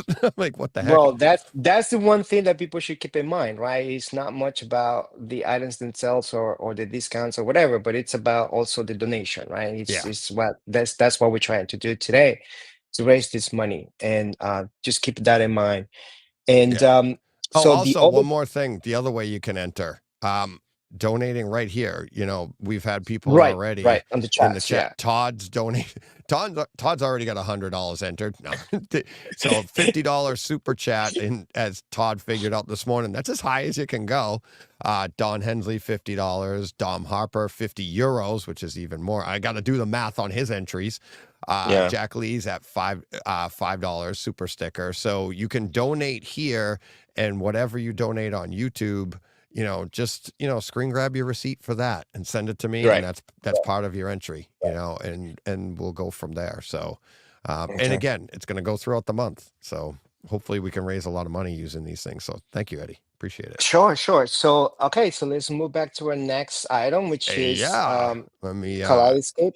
Yes. And everybody's on, you're giving away a Kaleidoscape. Calm down, people. We're not giving one away. Not quite, but that would be for people that weren't cool. Up at 6 a.m. when I talked about this. Yeah. So I got the image of the Strato V. Yes. So what we want to do for this is for anybody who DJ will talk about the donation, but for anybody who donates and is interested in purchasing a Kaleidoscape system, we're offering a 10% rebate on the cost of the system. So there is no limit on what system you want to buy. You can, whichever. It could be just the player. It could be the 8 terabyte, the 24 terabyte. It doesn't matter. You will get a 10% rebate of the value of the system. And DJ, you want to talk about the donation part for the Kaleidoscape? Yeah. So this here is, we decided, well, first off, Eddie decided this is for anybody. This isn't a drawing. This isn't anything like that. Oh, so yeah, this is as many as we can give away. That's right. As many as we can give away. That's right. Anybody that donates, and we came up with $50 or more, and that could be throughout the month. You buy me 10 boxes of popcorn at the end of the month. You're like, here's my $50 or whatever. Or you gave 10 to Ryan's cause, and then you gave 40 to here, which is going to Ryan's cause. However it adds up, once you hit $50, you'll get the 10% discount or rebate. How Eddie has to do it because he, it's a gift card type deal. But anybody that gets it towards the Kaleidoscape, so it's not a drawing, it's not anything like that. Once you donate $50, you get this, you'll get a code from Eddie for this. So if you're interested at all in a Kaleidoscape within the next year, you don't have to buy it now. It's good. You don't have to buy it now, but within the next year, this is good for a year. And then if you haven't gotten it yet, Eddie said, we're going to do it again next year. So you'll, do another $50 and you get 10% off your Kaleidoscape system. So that's right. Yeah, like the entry for a Kaleidoscape, I think is, what's the MSRP on that? It's like about $5,000 on a Strato V player. That standalone will work. So that's $500 savings right there. And if you get anything else, that does go up, you buy a $10,000, system, it's $1,000 off. So correct. And again, $50 to a great cause, and you're saving hundreds, if not maybe thousands. So, that's right. Yeah. That's right. So, also, on top of that, Kaleidoscape, on top of that 10% rebate that we're offering, Kaleidoscapes themselves, they usually have promotions in which new systems or new add-ons. By the way, this doesn't have to be a new system. If you want to expand your storage, if you want to buy, a server, you will also get this 10% rebate. So it could be any add-on, it could be any new systems, and it could be in any combination that you want it to be. Kaleidoscape also runs promotions, and right now, because of the Strato V being a new player, they are running some promotions and where they give you movie credits. Now, keep in mind that these movie credits are from Kaleidoscape, so they are only as good as they are valid, right? So right now, these promotions are running. I know they're running through November. Much possibly they could be running through the end of the month. I'm sorry, through the end of the year. But after that, we cannot guarantee that they will be there. So, but it's worth mentioning. Like if you buy a Strato V with the 8 terabyte server, you get $200 movie credit. If you buy the SSD, you get 500 movie credit. If you buy the 24 terabyte, you get 500 movie credit. Keep in mind, this is on top of the 10% rebate, and this is being offered by Kaleidoscape themselves. if you buy the 48 terabyte, you get 750 movie credit, and so it grows on after that. If you if you have any questions, again, you can just email me or email DJ, and we can clarify and or give you the exact movie credits that you will be. I'm sorry, the movie credits that you will be getting from Kaleidoscape. So when you activate your Kaleidoscape system, you create an account. This account will be, the credit will go into your Kaleidoscape account, and then you can, obviously buy whatever movies you want to buy. So, it's worth mentioning because, it's even if you buy the 8 terabytes, a couple $100, that's not too shabby. That's good for 4 or 5 movies. That's not so bad. On top of the 10% rebate that we're offering for the Movember Saturday. Yeah, and I was actually wrong on the Strato V. I don't want to overstate 4,000. Yes, 4,000. It's 4,000. Yeah, $39.95. So that's right. yeah, 4,000 for the just the standalone Strato V. That's right. Yeah. Let me ask you this: I'm seeing the Strato V and the Compact Terra 8 terabyte is that's 9,000. That is 9,000. That's right. Total. You get both of them. You get both of them for $9,000. Oh, okay. That's right. All right, awesome. Yeah, I didn't know that. 9,000 for the Strato V, and so basically it's okay. Yeah, so it's like another $5,000 for the 8 terabyte Strata, 8 terabyte Prime. So that's the SSD one. 8 terabyte? No. The Prime is the hard drive. The SSD. Oh, okay. That's not the SSD. That's the regular 8 terabyte that's the hard drive. Yeah, okay. yeah. So the SSD is $14,000. 13,990. Okay, yeah. For the 8 terabyte. Yeah. Have you seen that? Like, well, of course you've seen it in action. How much faster so is the SSD? Is it nice? Is it slick? It is fast. Yeah, it is faster. It is great when you want to fast forward and rewind. Oh, really? So you're killing me. The response is faster, and and obviously, downloads are faster. If you have I have a 2 gigabyte internet connection. Yeah. So I can download a movie like in 4 minutes. It's just insane. It's just like insane. And other thing that going back to the pricing is worth mentioning is that even though the 8 terabyte SSD is $14,000, the 24 terabyte it's only like $600 more. So really.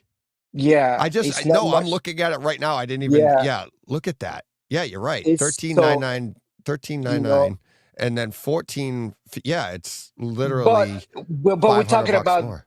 It's 500 bucks. But again, it's the SSD. The 8 terabyte would be the SSD, where the 24 terabyte is not. Is the drive? It's just the drive, but you're getting 8 times the space, which trust me, you're gonna need. It's like. But you have so it's 24 terabyte for only $500 more. So that's totally worth it. And it's a great deal. It's a great deal. So there's no doubt about it. I have a 12, and mine's loaded beyond loaded. I have like 3 times the movies, and I'm looking. I don't have the money right now, but I'm looking to get more space. Yeah. And DJ, the other thing that is worth mentioning is that right before the Strato V came out, Kaleidoscape updated their hard drives, right? Mm-hmm. So I don't know how old your system is, but the new hard drives are faster than the old ones. So they ended up upgrading the speed of the hard drive. So it's even the Prime hard drives are upgraded. I'm talking about the regular ones. Yeah. I'm talking about the regular ones. So the newer systems have.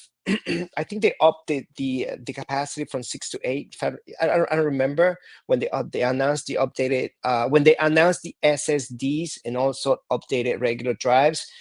And I think it went from 6 terabytes to 8 terabytes, if I'm not mistaken. I don't remember.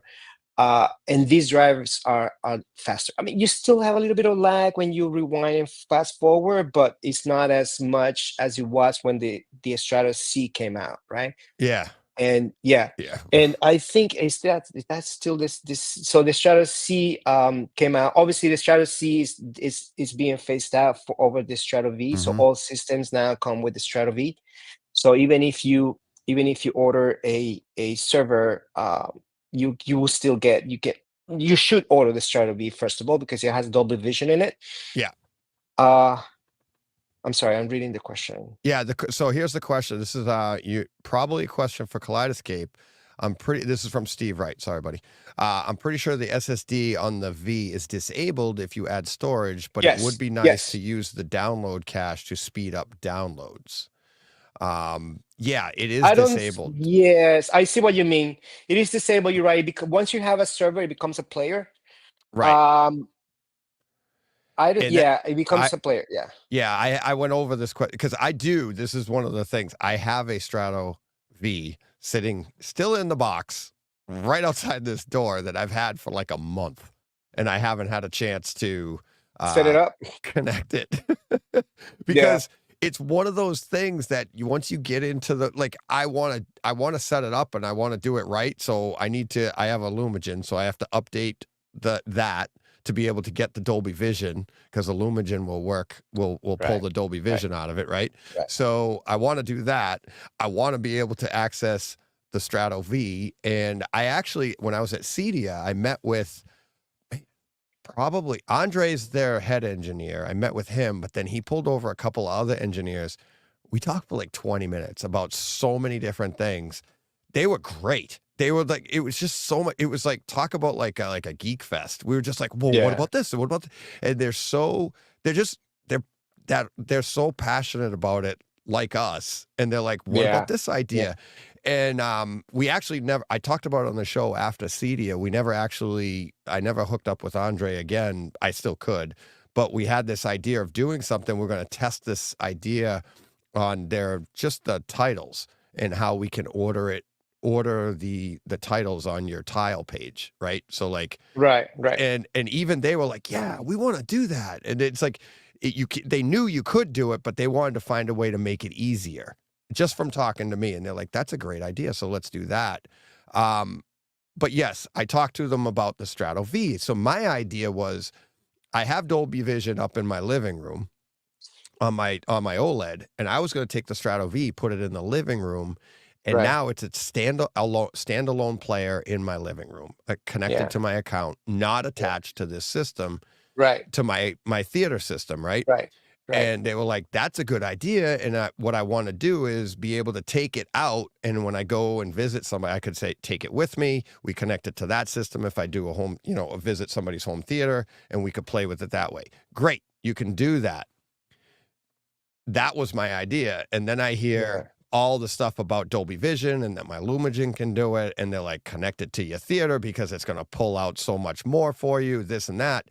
But as soon as I connect it to my existing system, it now just becomes a player, and I can't do the original idea of pulling it out and taking it with me, because now it's just a player.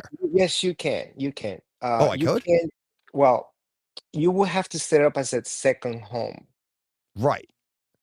If you set up the play, if you set up the player as a second home, then it will not be attached to your system. You will still have access to all your movies. Right. But not attached to your system, so you can move it around. Right. Then I'd have to download the movies. You will have twice. That's right. That's right. You will have to download the movie every time. Yeah, it will not pull from the server. It will pull from the cloud the movies that you want to watch. So you have to download every time you want to watch a movie. That's right. Exactly. But you have the flexibility of having it. They said that I could attach it to my system, but then say I was going to an event and wanted to take it with me, you can unattach it, run it as its own, and it would get complicated. No more complicated than anything else we do. It is complicated. Yeah. It would just be easier to get a second one, but I'm not in that position right now. Right. It is complicated. Yeah. Well, like I said, having this as a second system, as a second home, that would work, but you will have to you can download 10 movies at a time or whatever you can fit in the drive that it comes with, but you will not have immediate access to your entire library. That's right. I love this. That's right. Ed in the chat. We all do this, Ed. Everybody does this. My wife's watching, and they're like, she's probably like, he has a what? downstairs. So Ed saying in the chat, I'm still hiding my Kaleidoscape from the wife.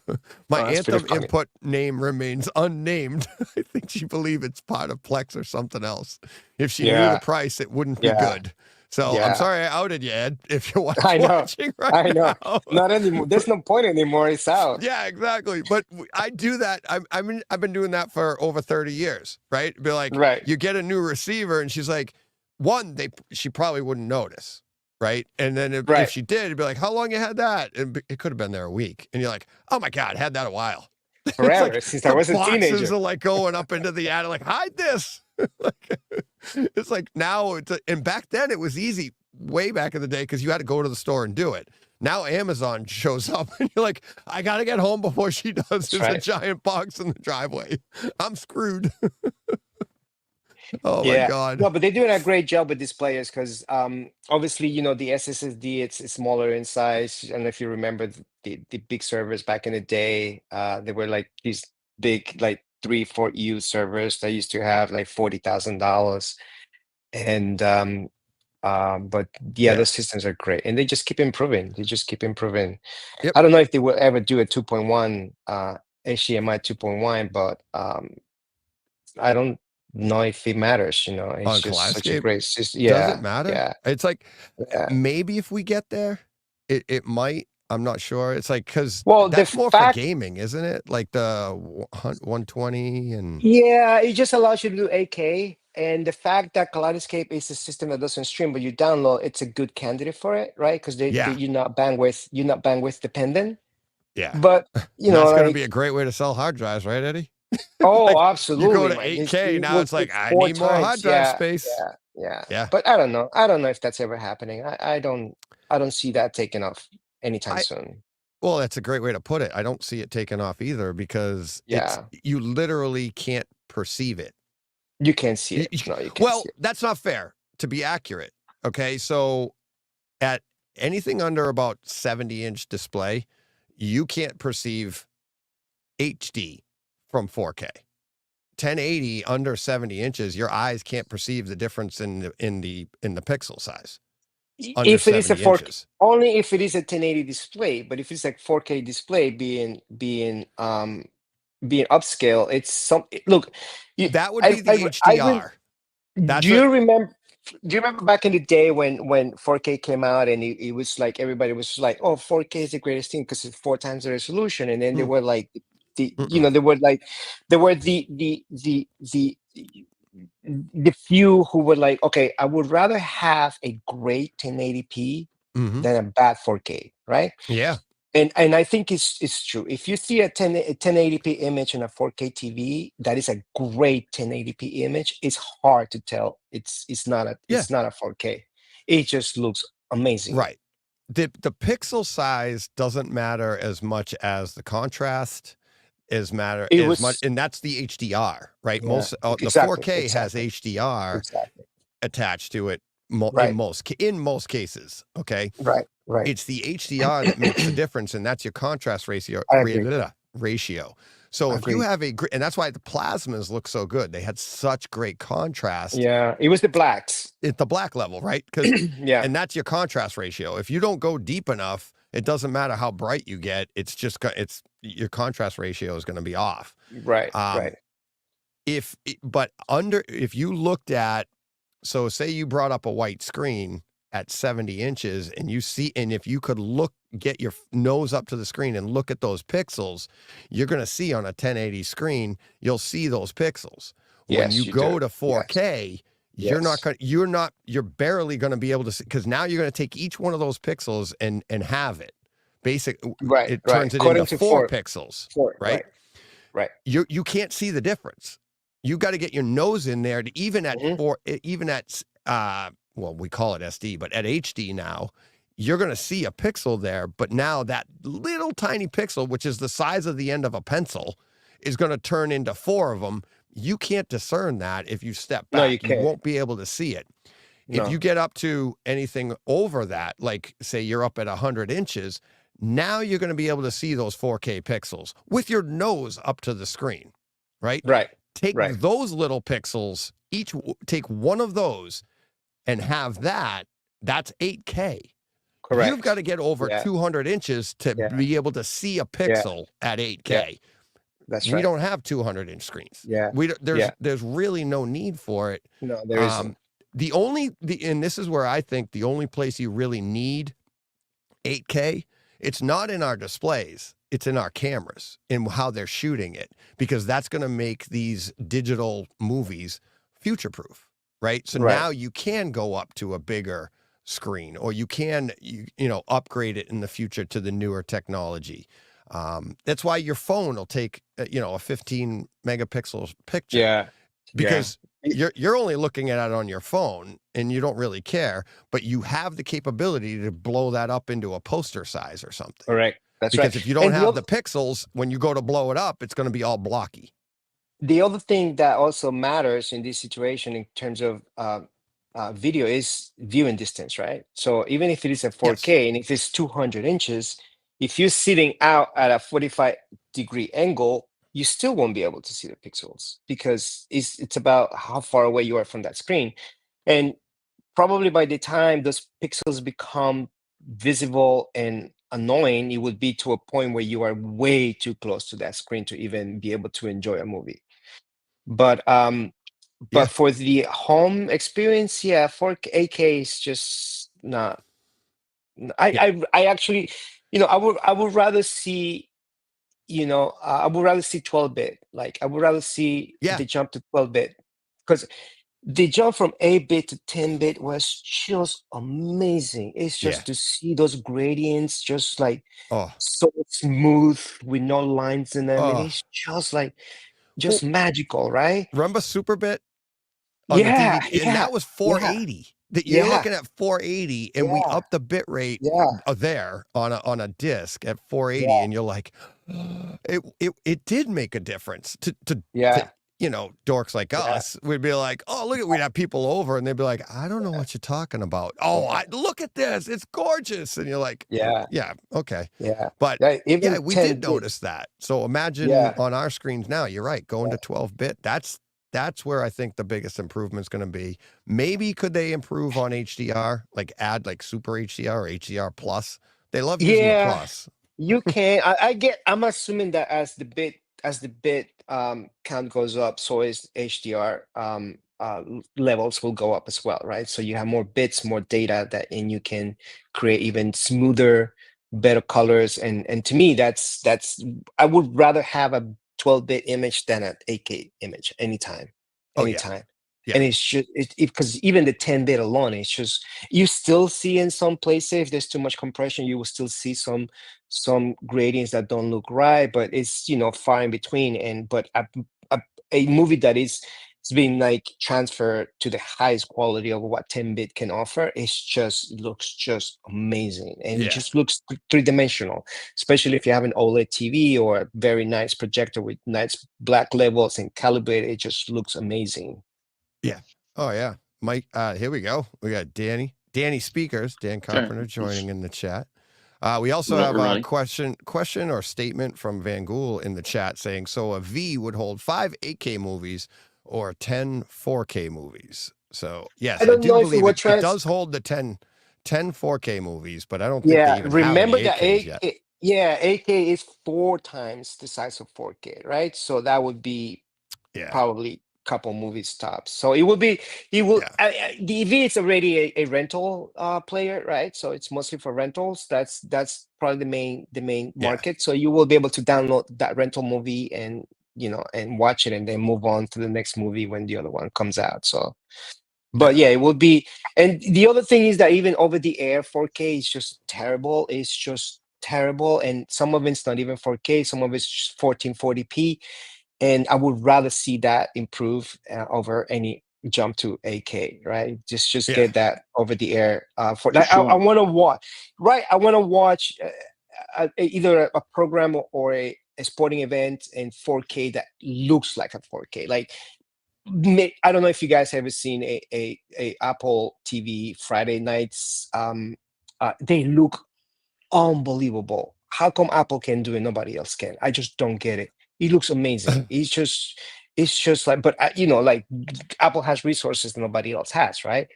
But there's the sports on Friday nights, they just look incredible, and still, I'm pretty sure it's still heavily compressed, and probably it's not anywhere near what a streaming a 4K movie is. So that would be nice if we could get that looking better over thinking about other formats or even going up to 4K. Yeah. Oh yeah. So we got while you were chatting, Mike Dan, nice to meet you. Dropped into the chat too. And I'm texting with Nelson right now. He's supposed to be dropping in as well. So see if he pops in. See if he gets the link. Yeah, I emailed it to him, but yeah. So Eddie, I will send you pop in if you want to pop in later if you have an opportunity. Absolutely. We can do this again so that people get more information, because people are going to be popping in all day long and to come up with all this information. But the giveaway, thank you, Eddie. I mean, amazing. You can stick around. I'm just saying, it's like, because that's the idea. You can stick around here as long as you want and chat. That's what's fun. I agree with you. I would like to I think keep bringing this up so people know of the giveaway and the donations and the charity and stuff away. So just shoot me a text message whenever you want me to pop in. I was telling you the other day, last year, I think I had my TV on for the entire 25 hours. I did. You were like, I watched it all, and he said the whole thing. Yeah, when I was talking to you earlier this week, you're like, the first text you said, you're like, you said you wanted to do the giveaways in your first text, and I will be watching for the entire 25 hours. Yeah, so just anytime you shoot me a text message telling me that you want to recap the giveaway, I'll jump in and then we can recap it. Okay, all right. So I'm gonna take off. Dan, Mike, nice to meet you guys, and I'll see you guys later. Okay, nice to meet you. Thanks, Eddie. Later, buddy. Talk to you. Bye. Bye. All right. So, how you guys doing? Good. How about yourself? I'm doing all right, but been a little busy the last 3 hours. So when did you start at? Did you start at 5 a.m.? 6 a.m. Well, 6 a.m. here, so 3 hours ago. So this is I just hit the 3 hour mark. I'm at 3 hours and 24 seconds. I got a little timer in the corner here, live for 3 hours and 23, 28. I'm gonna do this for the next few hours. We'll just count down. How about that? Yeah, right. Yeah, there you go. Pass the time. That's interesting. Yeah, I'm in the same time zone as you. So. Oh, okay. Yeah. Danny is too. He's literally right down the street. Oh, okay. Yeah, I'm up in Canada, up by Windsor. We're next door neighbors to Detroit. Yeah. So, okay. Yeah. Not a Red Wings fan, though. I'm a Montreal Canadian fan. You wouldn't want to hear that. So nice to meet you, Mike. I'll talk to you later. Oh my God, I play hockey up in Canada. We go up for a tournament. Haven't been up there in years, actually since COVID. That's cool. To be honest. Right. But there's a guy up there on the team, one of the teams I play against. I used to see him every year. He drove a black Toyota RAV4 that he did up with gold stripes, like gold accents. His tire cover on the back was the Bruins logo. He had his hockey bag was all black with the gold, and then he had embroidered on the side of it the Bruins logo. And he's from Montreal. He's a huge Montreal. He's a Bruins fan up there. I'm like, how does your car not get egged? And in the French accent and everything, he's like, it does. Yeah. I was in Boston once for work. And I had a spring jacket with a Montreal Canadian logo on. And my buddy said, "Are you sure you want to wear that here?" And I said, "I don't, they're probably more Celtics. There's nobody into hockey." Did I get called out? All in good fun, but it was great. Oh, yeah. Right? Yeah. It was great. Yeah, exactly. When you play against the people, you're on the ice and you're playing and it's people just start. It is all in good fun. It's everybody just loves to make fun of you. You'll be in the corner and be like, you stupid Bruins fan, or you're like, maybe some derogatory terms that you use for Canadians down here. It's and you say that in the corner, everybody just laughs. It's a good time. Yeah. It's a good time. No doubt. Nelson, how you doing, buddy? Good. How you guys doing? I'm doing great. Good. Glad you could make it last minute add-in last night. Would you hurry back from, what'd you say, Atlantic City? Yeah, I was in Atlantic City doing a show. So I got back last night. So you're going to have to elaborate. I'm not sure if they're a dancer. What are you doing in Atlantic City doing a show? I do trade shows. You know, I do the setups of the trade show. So yeah. Awesome. Thanks for joining in. Oh, thank you, man. How's everything going? It's going good. It's going good. Keeping busy here, as you can see. Dan and Nelson are like good friends now. Nelson late last night, can I get in on Dan's hour? I'm like, yeah, and Mike's in on that too. So here we go. Yeah. Nelson, Mike, Dan. Hey, Mike, how you doing? Nelson, Dan. Good. How are I'm you? DJ. Nice to meet everybody.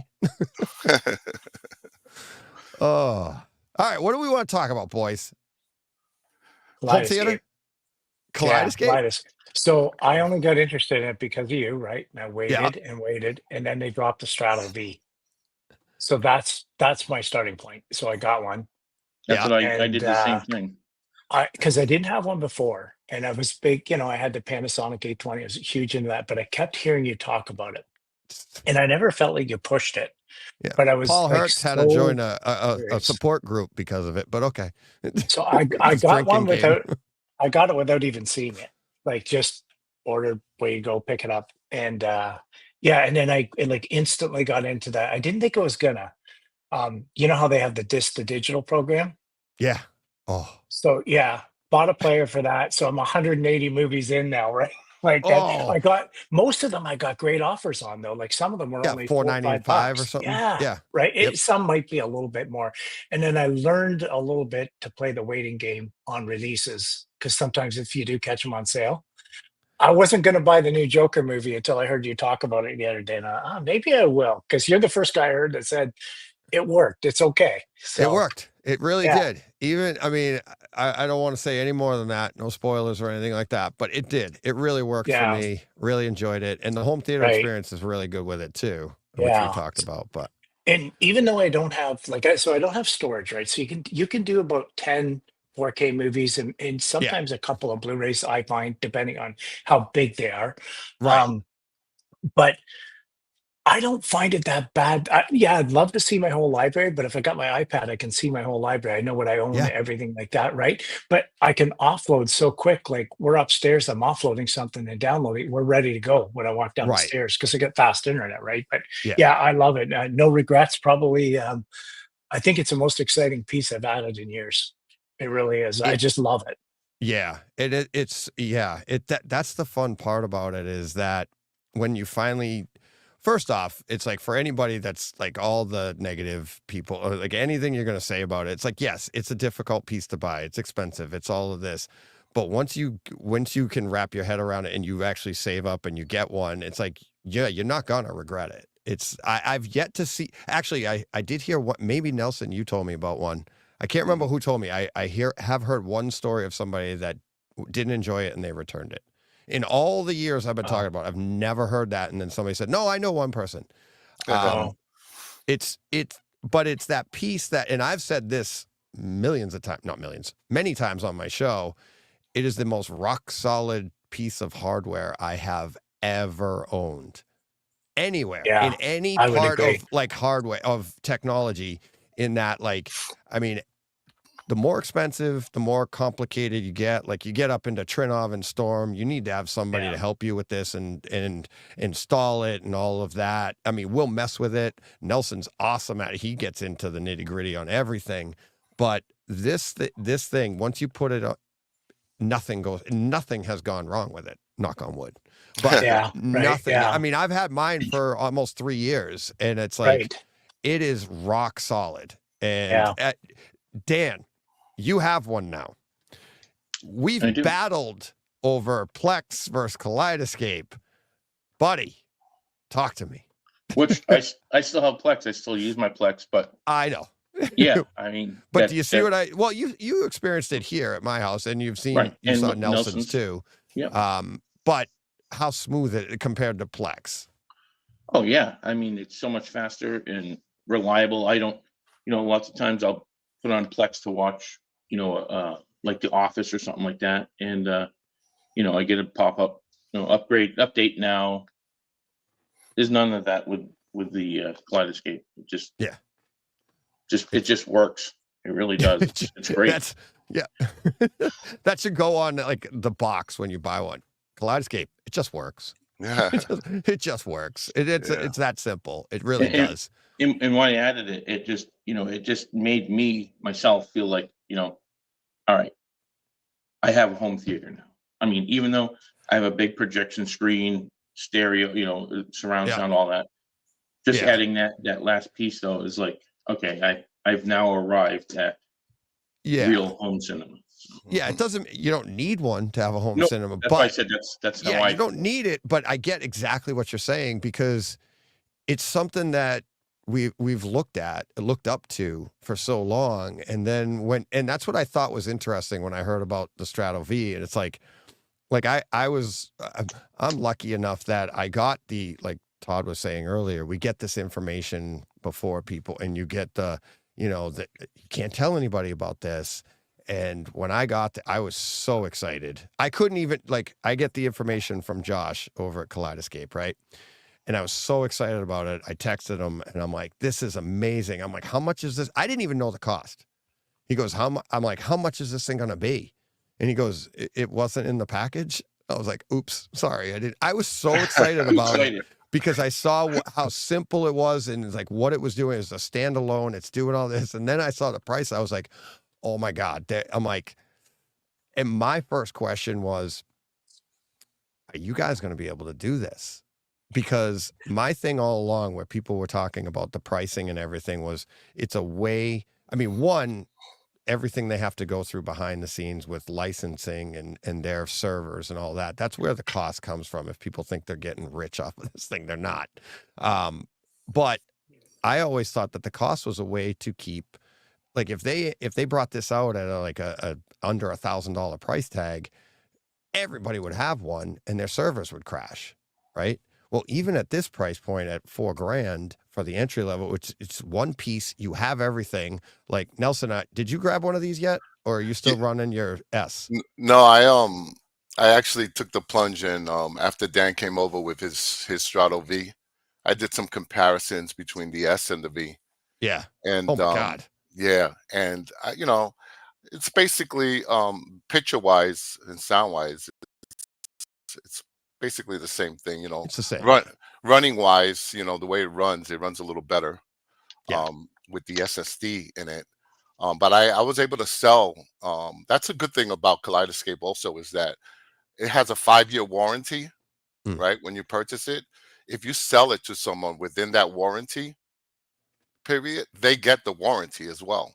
Yeah, I didn't know that. Carries over. Yeah, so when I sold my S, that's how I picked up the V, because by selling the S, I just had to put in a few dollars to get the V.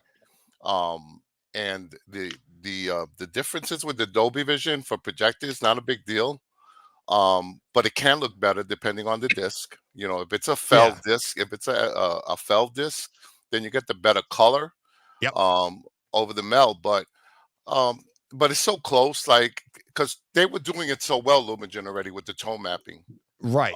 Right. So this difference is it's good. It's a difference, but nothing major. But it does pull out the more color and stuff like that. Jim's going to be on later. Yeah. And I met with Jim at CEDIA. We had lunch and he was telling me, he was the one that told me, like, oh no, connect this to your theater because you'll be able to pull Dolby Vision from anything. Yeah, and I haven't done the update yet. I know you did. That's why I was so excited. You're coming I did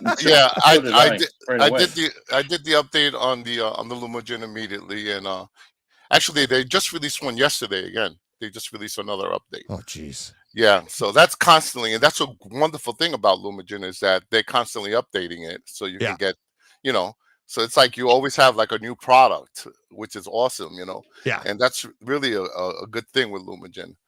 But the Kaleidoscape V is very good, man. I mean, for that price, I know it's a lot, but what you get in, you put the numbers together and what you're getting with the V, you can get into the Kaleidoscape world, and then you could always upgrade to a larger hard drive later.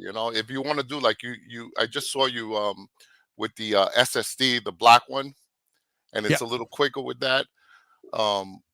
So it's black. Yeah, it's black nice too. It's like you're like as soon as they came out with that, I was like, that's where I came up with the where is it? I have it here. Where did it go?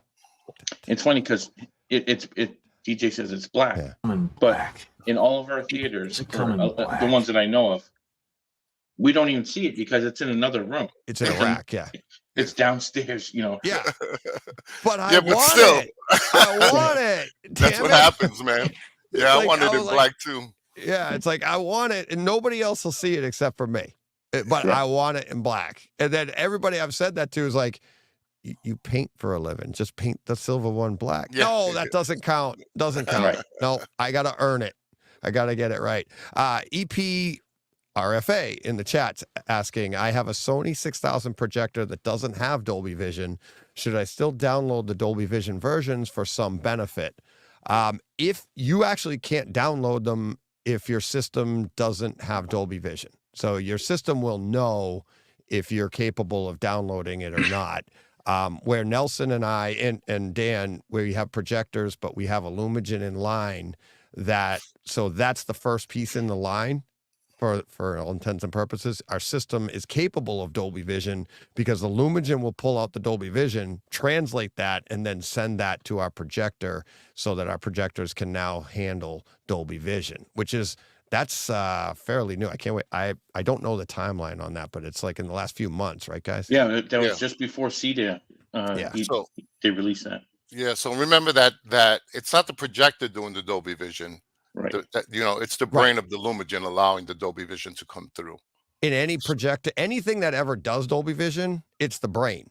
And for all intents and purposes, when you get, whether it's MadVR or Lumagen, when you get an outboard video processor, that becomes the brain of your projector. Okay, so I've had people, hey, wait a minute, I was getting a Lumagen, but now my projector is running, that you shut off the HDR on your projector. So you're running your high lamp, whatever, but the brains are now going through the video processor, and now that your projector is now just a light source. And that's why these video processors are so good. They're that's where the money is.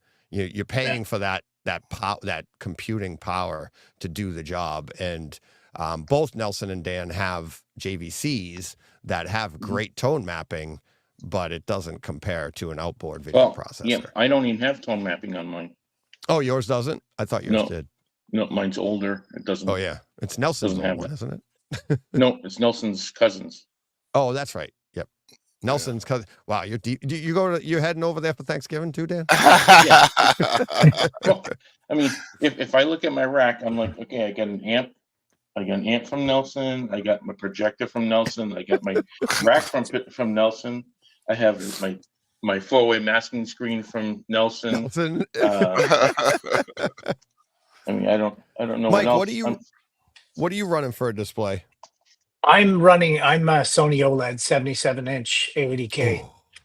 Oh, so you're really loving the Dolby Vision. Yeah, you know what? It is really nice. And you know, the one thing with the Strato V is when they came out, and this is really interesting about Kaleidoscape with their app.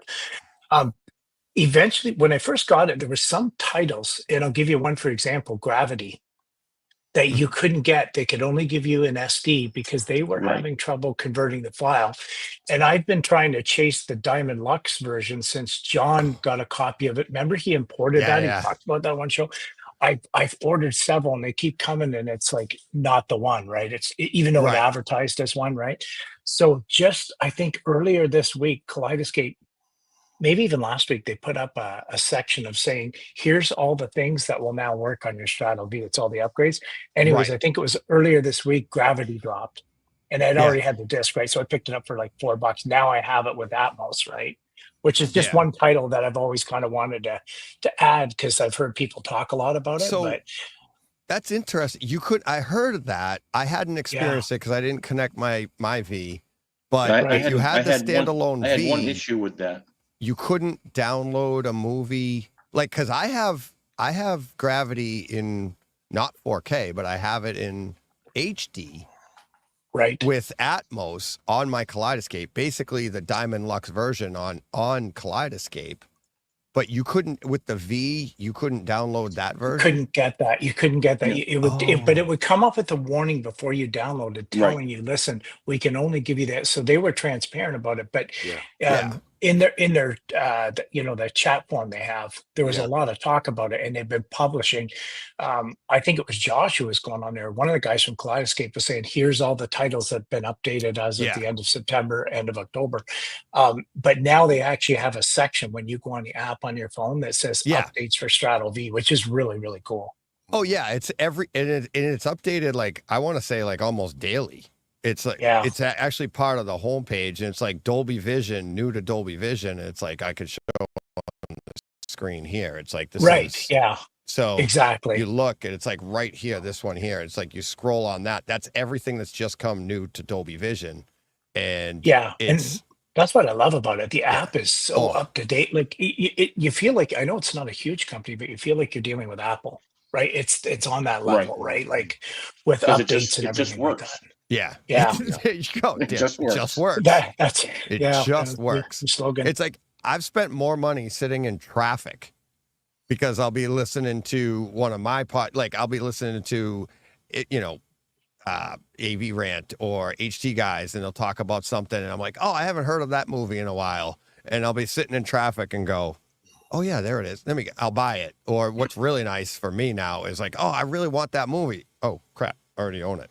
I don't have to buy it again. Yeah. So I'm not double spending like I used to. You get home and be like, I'd buy a movie and I go to put it in my rack, in my case, right next to the other one. It'd go right next to the one that I already own. Oh, I forgot. Yeah. Oops. So that's it's funny though. When I got the upgrade from the S to the V, I was like, well, what's the big difference between the download, and now, oh man, that's awesome. Like within, like I downloaded Star Wars, of course, that's the first one you got to download. Yeah. Right.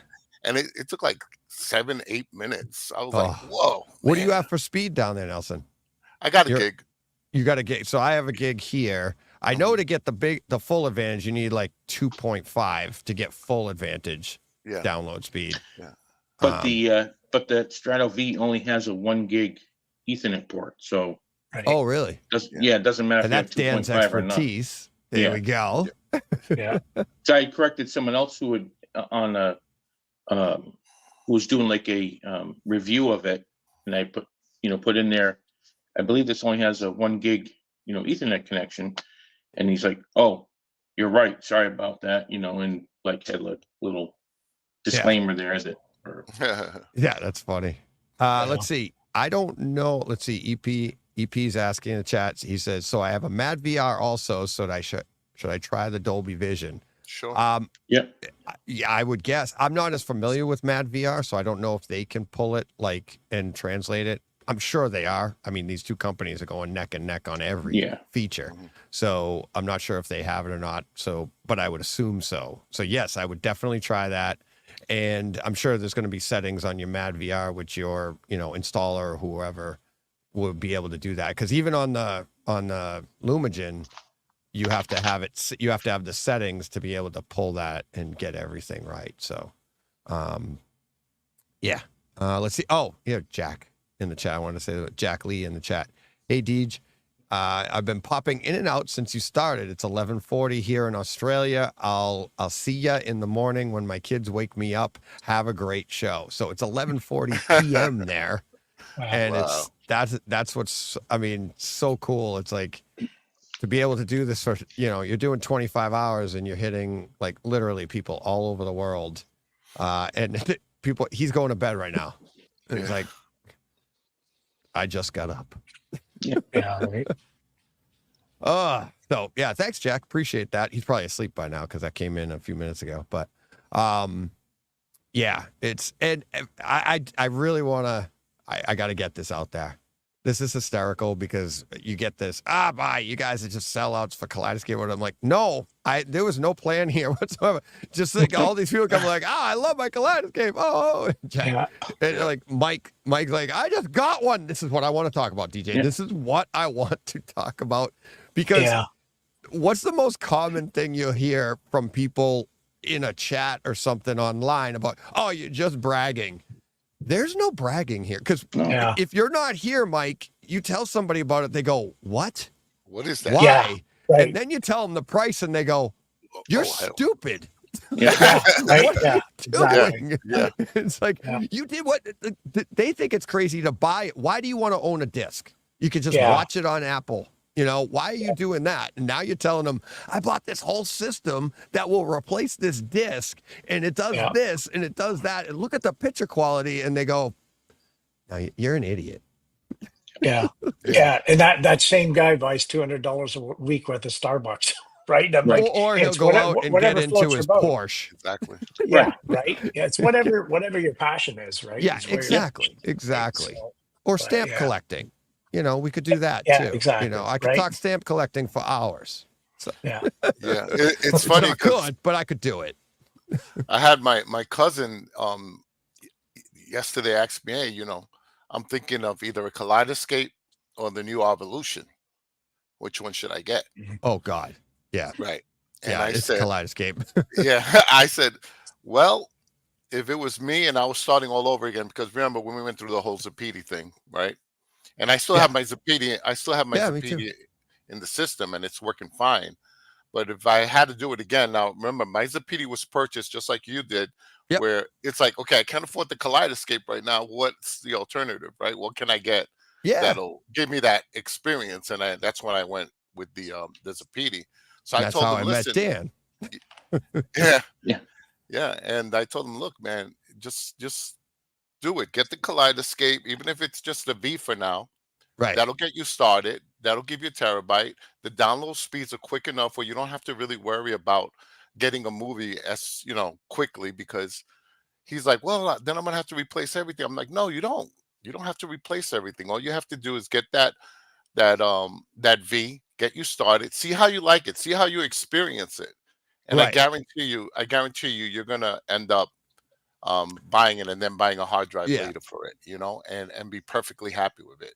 Yeah, you know, that is the one of the non-starters for people is that you do have to repurchase your collection. So you could have a huge, you know, like Dom earlier, like you look behind Dom and he's got all of these movies in it, but he'd still love a Kaleidoscape and he'd be repurchasing all those movies all over again. Yeah. But like Mike said, the digital, you know.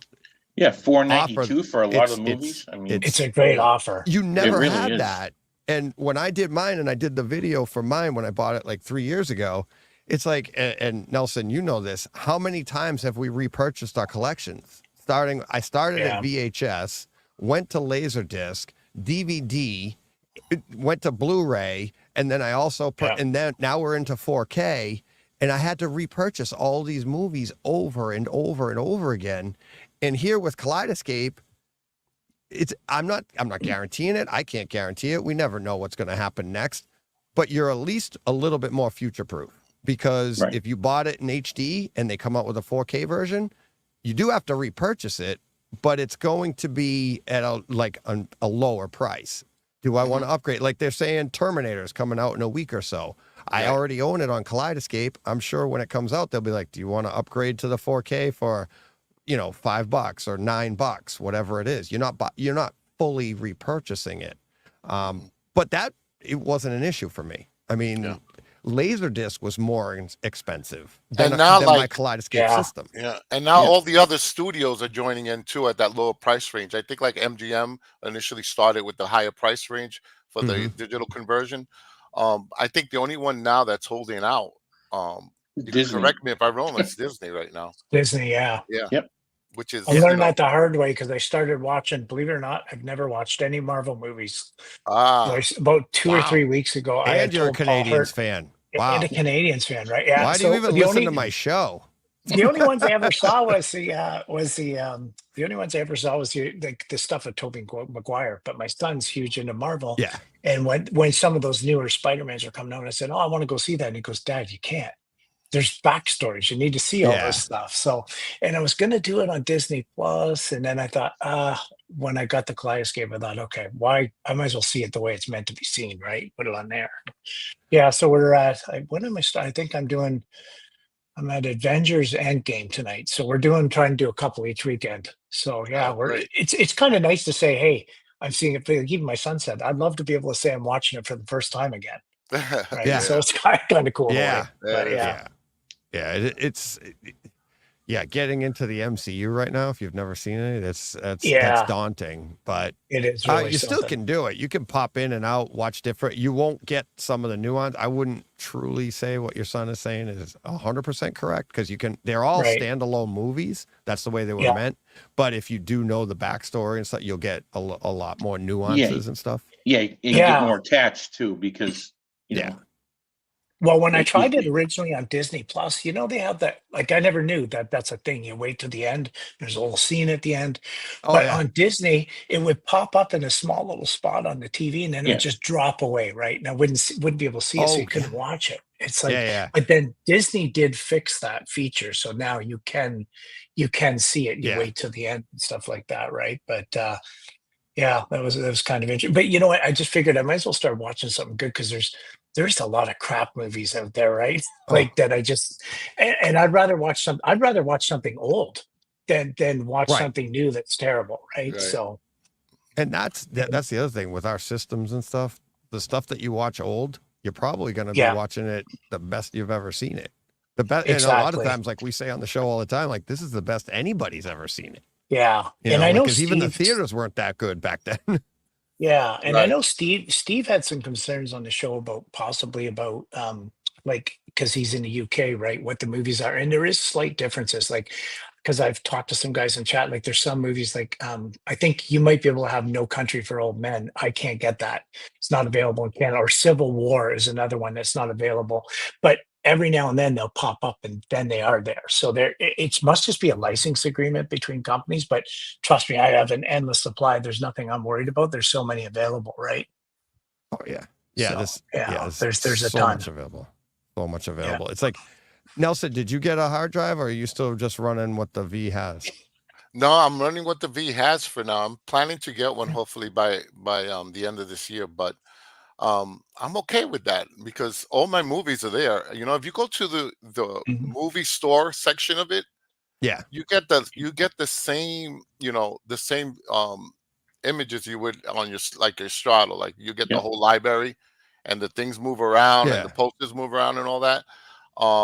So yeah, I'm not in a rush for it. I mean, I think the way I have it, I mean, if I want a movie, it takes what, 5, 6, 7 minutes to get, you know?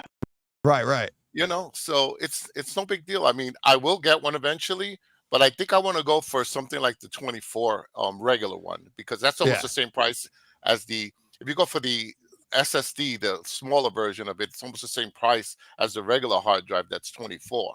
Right. So like we were talking earlier, like there you go, Nelson, buddy. I know you're on the show and all, but you know, you donate, you know, $50, you can get a 10% discount on anything you want through Eddie. Right. So Eddie, did you see how I plugged that? Did I do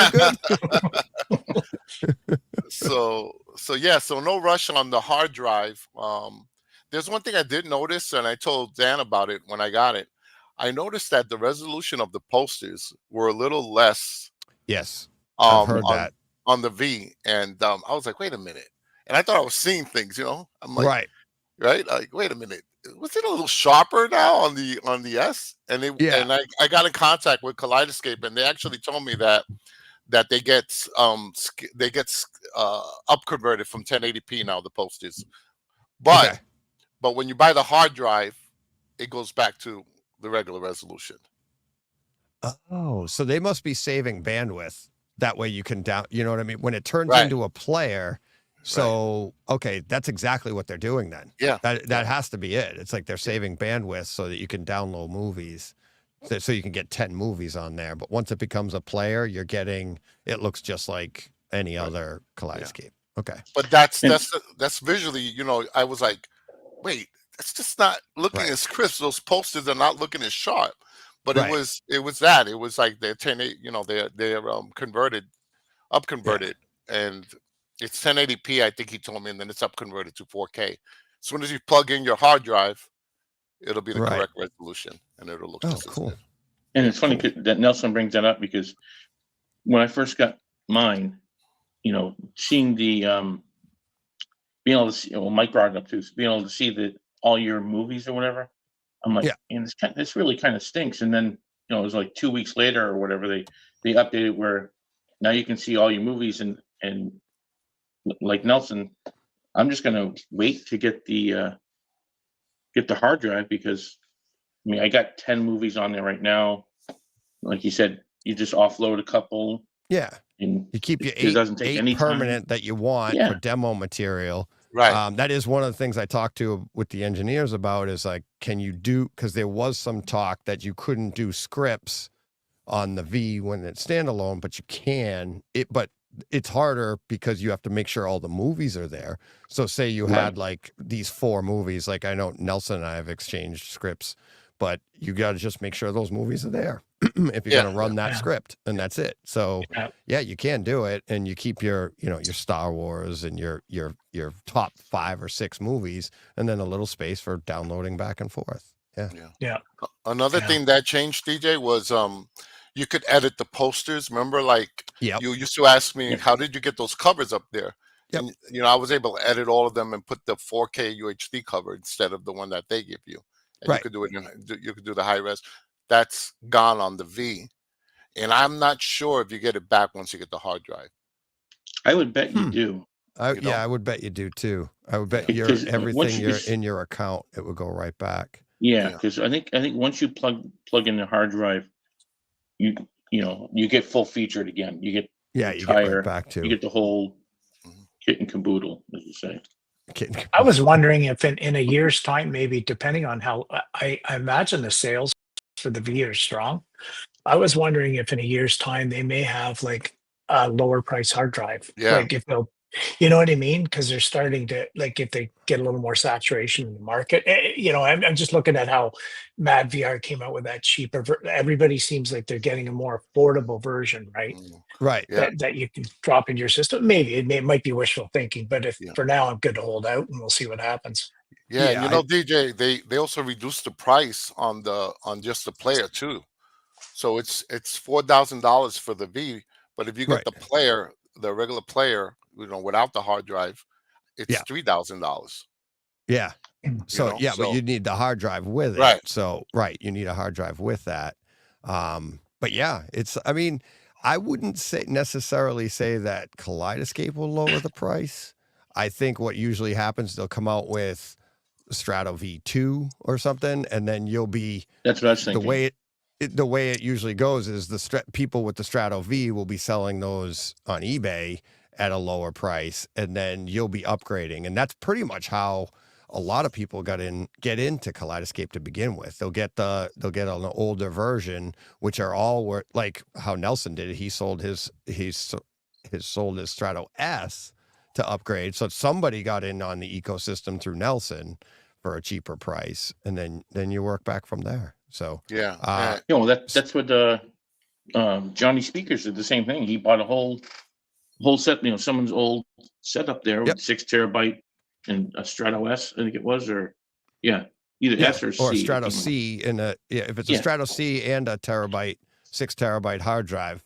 The S's came with 6, right, Nelson? That's what you had as the 6. The 6, they came 6, 8, and 12. The S at the time. Right, so he got the C then, I think. Yeah. Yeah, that's what I have, a Strato C, and I have a 12 terabyte hard drive, external hard drive. So that's the one that was reduced. And I, and I did well with the sell of my S, and the guy was super happy because he was like, man, it still has 2 years under the warranty. I'm like, yep. So if you can find an S that's still under warranty like that, why not? Right? Exactly. Steve in the chat saying, he goes, that I haven't heard. Forum said SoC on the V only does 1080 for the interface. And that's, I was going to say that's what a lot of people are saying in the forums. They're saying, it's not very good. It only does 1080 on the interface. It's like, well, are you getting this because of the interface or for the movies that you're watching? Yeah. But to be fair, it is a great point because people love the interface of the Kaleidoscape. People love to have that on their screen. And, but now just talking it out here, that makes sense. That it's like they're lowering the resolution for the importance of giving you 10 movies to download, because everything inside that box is allocated towards giving you the best possible experience. So that's and you can get up to 12 movies actually too in 4K depending on the size. Right. So yeah, that's a small price you pay, for now until you get the hard drive. That's no big deal. Like I'm very critical when it comes to this stuff. I keep my eyes open. DJ, do you know Nelson to be critical of anything? No. I haven't gotten through a conversation with him without him criticizing the crap out of me. so yeah, it's okay. It's okay because as long as you're able to get that interface set up and get the 4K at a later time by connecting that hard drive, I'm all right with that. Yeah. Yeah, absolutely. And it's now I'm like, I got this show to do, but I want to go connect my V and see. So I might not be going to sleep. You gotta upgrade that Lumagen also. I know, and that's the thing. But to do that, I know. And then I have to. Oh boy, he's done such a wonderful job, Jim. Yeah. With the Lumagen as far as getting it, and you know how we always had that connectivity issues with HDMI that we went through back and forth. Oh yeah. Now I figured it all out, and I've been using it now after I figured it all out. I've never gotten a dropout with video or audio now. It's so solid. So solid, yeah. Is that the updates that have done it? It's the update.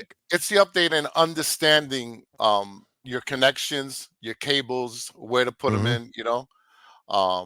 Which now, I mean, it's great. I mean, I have no complaints. I you know me. Oh yeah. Well, no complaints. That's that critical part. Yeah, the Lumagen is doing great now. Yeah. So yeah. That's awesome. Yeah, and Nelson and I have spent many hours on our Lumagens together, just being on the phone. Because mine's a little different than his. Because mine's old, and which one do you have, Dan? I have the 4446. So I have 8 outputs. 8 outputs.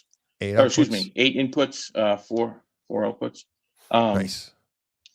But mine, I was having problems with like 18 gig. Unlike you guys, I actually get into mine.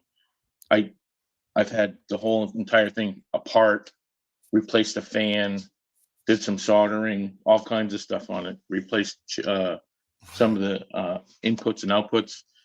But I've gotten mine where it knock on wood, it runs flawless, no problem whatsoever. Yeah, awesome. Yeah, I have the 5244, and it's the same thing. It's no where stuff goes. Yeah. Nelson, which one do you have? The 4242, right? Yeah, the 4 input one. Yeah. Yeah, 4 input. But the majority of everything I'm running through my processor now. The only thing I'm running direct now is just the PS5. And a Roku, an extra Roku that I have that I watch certain sports with. And everything else is going through the processor. Everything is switching so good now. I'm so happy. Like it took a little while to get there, but it's great. It's funny. One of the people I was talking to, of all people at CD, I was talking with Chris Seymour, and we were talking about the Lumagen because they were running a Lumagen in that room, in sound room 4, and I was saying how I use it. I use my Lumagen to switch everything. So do I. Not my Marantz. And he's like, really? Why? And he was like genuinely like, why would you do that? And I was like, it's smarter. For one, you got, and it smooths out the video going to the projector, where it's like you go through the Marantz and now it has that one in. That's not going to, it's just so much smarter. And it makes the transition smoother.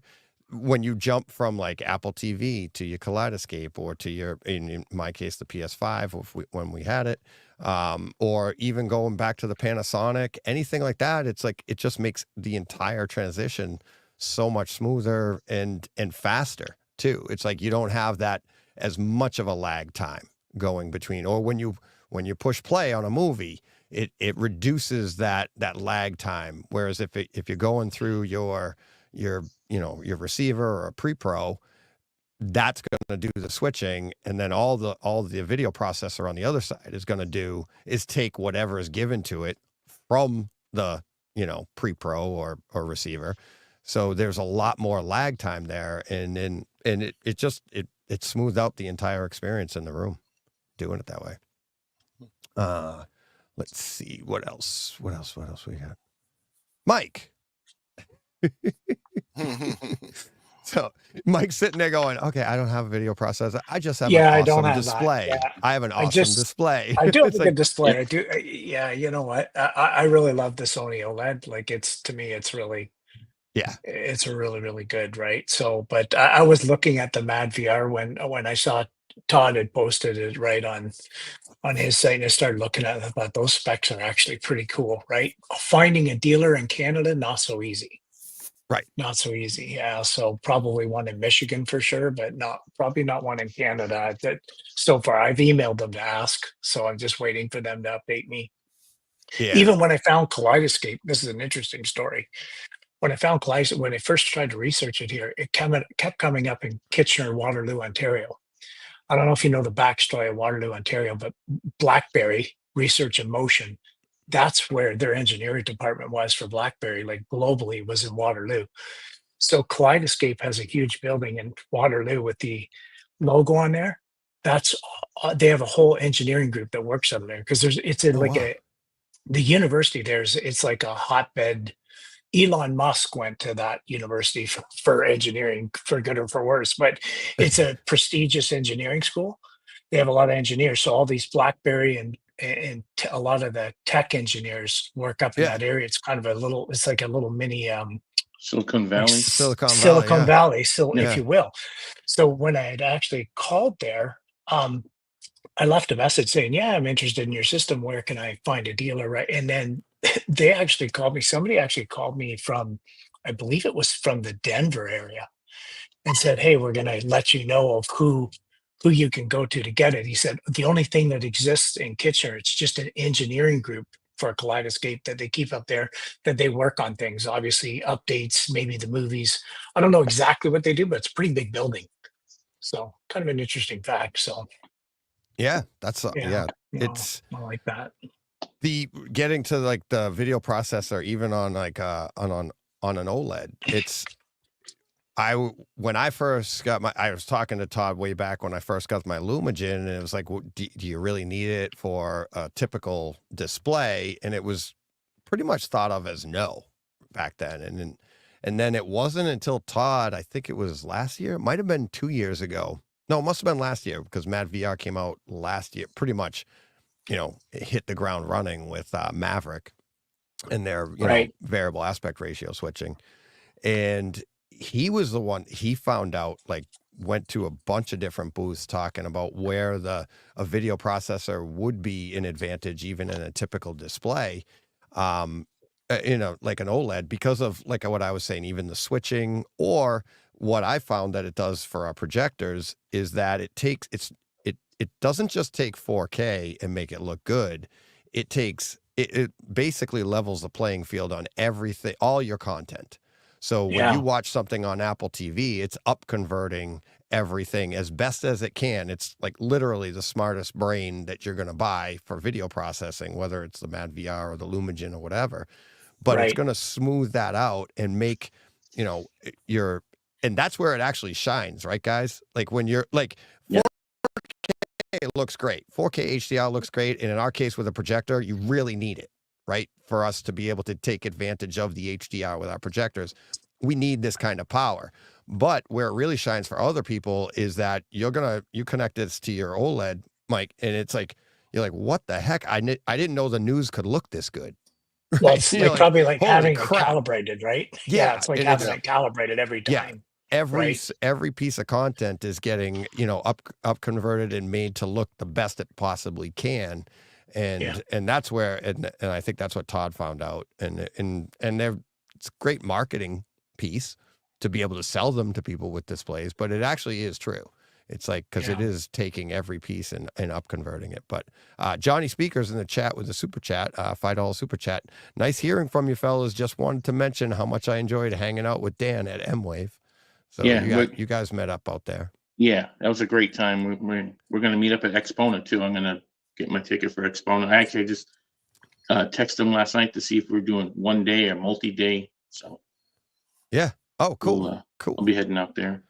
Yeah, it's like, Johnny, I was at his house and we went over there, and then that was my son and I are driving from wherever we were staying near Chicago. The night before, we were at Mikey Schramm's house, and we're driving. Like, I think you guys, Johnny, you guys are like 2 hours apart, right? So I drove like an hour south to get to Mikey's, and then the next day I drove an hour like north. And you're almost at the border of Wisconsin, and my son and I are driving along, and I'm like, did you ever think we'd be on like the border of Wisconsin driving to some guy's house to see a theater? My son went, without even looking forward, he just went, no, like, this is ridiculous.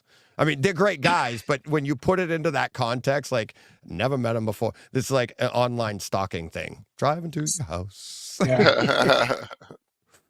But yeah, it was awesome. Awesome. And Johnny's theaters, he's running JVC, great theater, great demo room. Oh my God, it was awesome. Both those guys, Mikey and Johnny, and they will be on later. So pretty cool. Yeah. Oh. I did some DJs. I did some comparisons too between the JVC tone mapping on the NZ9 to the Lumigen. And the JVC tone mapping is good, but you constantly have to go in there and switch the output of certain scenes and certain movies. You have to change it to brighten it up a little, darken it. With the Lumigen, what you get is that consistency without having to worry, Right. So you turn on your Lumigen, once you have it calibrated and set up, you turn on that Lumigen, or let's say a Mad VR with good tone mapping, and you just watch. You don't have to worry about, my God, that movie looks too dark, or that one looks too bright. Right. They got it's set it and forget it. Yeah, that's the idea. And that's like, it's like, and Edward in the chat saying, never thought about one of those video process for a TV, something to look into. And Nelson makes a great point I forgot about that part. It's like when Jim came and Jim actually calibrated Dan's system back in the day. Did he do your projector too? No, he did my TV. Okay. He did your TV. My projector was done by Nelson and myself. So. Oh, there you go. Jim, if you're listening, sorry. But you would have a different setting for HD, for 4K HDR. You would have to know, like Nelson said, like if it's starting to look too dark, okay, this must be, if you're watching on Apple TV, like, this must be an HDR. Let me switch my input, or let me switch the setting on my display. Whereas the Lumigen, or like you said, a Mad VR, will do all that for you. There's just one setting on your display, and that's it. The brains do everything else. So you're never worried about, is this in Dolby Vision? Is this, is this that? If it's in Dolby Vision, the video processor will now let you, it'll give you the best possible picture you can get, regardless of what it is that's being sent to it. So you never have to worry about any of that. And to the point that if you hadn't brought that up, Nelson, I would have forgotten, because I forgot that because that's what you used to have to do. Which output, which is it for this? And yeah. So it's worth it. I mean, if that's something that, like, on projectors, it's more necessary. It's not really that necessary if you have a JVC that does tone mapping, right? But it does help with even something like a JVC. And I don't know how far it would help with OLEDs or any type of the flat panel, but I'm sure it'll help with that as well. It's just a matter of, is it worth it to you, Yeah.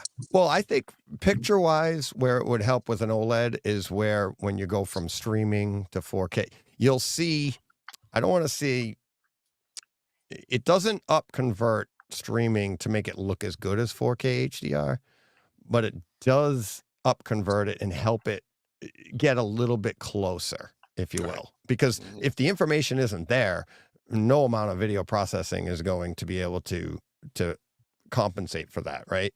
But if it is improving that to a degree that you're like, it never looked like this before on streaming, that's when I first had mine installed, I was watching that show Foundation, and that's what actually drove me to get my Lumigen. I remember, yes. Yeah. And I remember being at your house and you're like, see this right here? This is what I want to get rid of.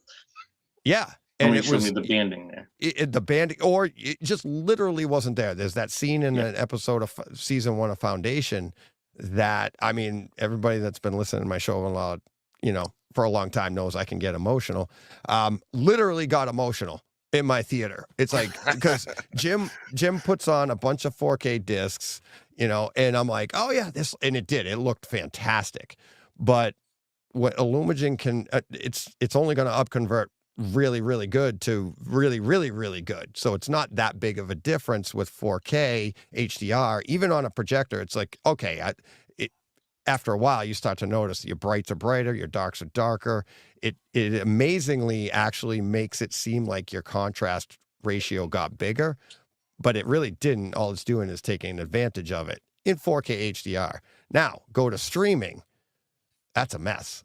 And when it took that 4K image, HDR image of Foundation, and smoothed that out, and I was like, there were things on the screen I couldn't see before because it was in the shadows, and it took that entire thing, and I was like, oh my God, Jim. I was like getting all welled up. I'm like, this is insane. I had no idea that was even what the picture was supposed to look like, because you just saw the brights and then it just dropped off like that because of the stream. And my projector didn't have that tone mapping. My 1080, my Panasonic 820, what that doesn't do tone mapping. That basically, what do you call it? It optimizes it for the projector. So it takes out the information and limits it to this bandwidth that the projector can handle, which makes a 4K image look great, which is why you want to run that if you're not running a video processor. But once you go to that disk and you can send the full bandwidth, now you're going to get everything. It's just, and there is a benefit there, like I said, to even a typical display, because your display might not be able to pull out everything that it can as smoothly as it can, as when you're streaming and stuff like that. So yep, definitely, to me it's worth it. Not needed, but once you get to that part, right. And like I say with any of this stuff, I'm not telling anybody they need to get one of these, because if you don't know what you're missing, you don't know. And it wasn't like when I got the Lumen, Mad VR didn't exist when Nelson and I got ours, but when I got it, I exhausted every option. Nelson knows, him and I were on the phone all the time, like, try doing this, try doing that, because I saw the difference between my 820 and I didn't even have a Kaleidoscape at the time. So I saw the difference between my Panasonic and my streams, and even at the time the Zapiti, because the Zapiti couldn't do the optimization that the Panasonic could do. So when you start seeing the flaws and you start seeing the issues in this hobby, you're like, how do I solve that? So of course I exhausted all these options. I talked to Jim. I looked at what's the other thing that I tried, guys? It was the I know what you're talking about, HE Fury. Yes, I tried one of those. Yep. That's how I met Chris Deering. Yeah. So I end up online, and Jim sent me to Chris. He goes, go online, look up this guy, Chris. And he's like, he knows this stuff inside and out. And I tried it, and it didn't solve the problem. And I was like, and then Jim was like, and at the time I was like, should I get a Kaleidoscape? Should I get a Lumigen? What should I do? And Jim's like, get the Lumigen. He goes, Kaleidoscape will be great for movies, but it's only going to give your movie experience a boost. The Lumigen will boost your entire system. And I'm like, all right. Yeah. So that's what I did first. And yeah, that was, never looked back. The other great thing about a Lumigen is, like, mine is like 7 years old, but it has all the exact same updates as you guys can have. It never gets old. Yeah, and I'm wondering if Mad VR has that capability, or do they have to change the hardware completely? Like, we've been lucky enough to have a Lumigen processor that's been out for 15 years now. And we've constantly been able to upgrade that firmware to get it up to date, right? Yeah. So I'm wondering now if Mad VR is going to have that capability. I'm sure, because they're all basically computers. I would guess. Do you have to change it all out? Like, you have to get like a new hardware, or will they be able to do something like that? Yeah, because the Lumigen, I guess for all intents and purposes is a computer, but they're all basically they're processors. Right, but these are all systems on a chip is what he has here. I don't know if the Mad VR, I think, is an actual like x86 processor, like like a computer, regular computer that you do. Where what Jim has is more continuously being able to be upgraded without having to change out any chips or so I don't know.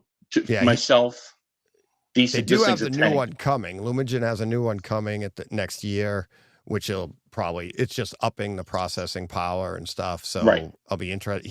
I have him coming on later this afternoon to talk about that. So let's see. Oh, home theater, AV Nirvana. Let's see. Before I get to that, EP in the chat, thank you for the $20 super chat. Says, thanks for the discussion. We'll check in later today.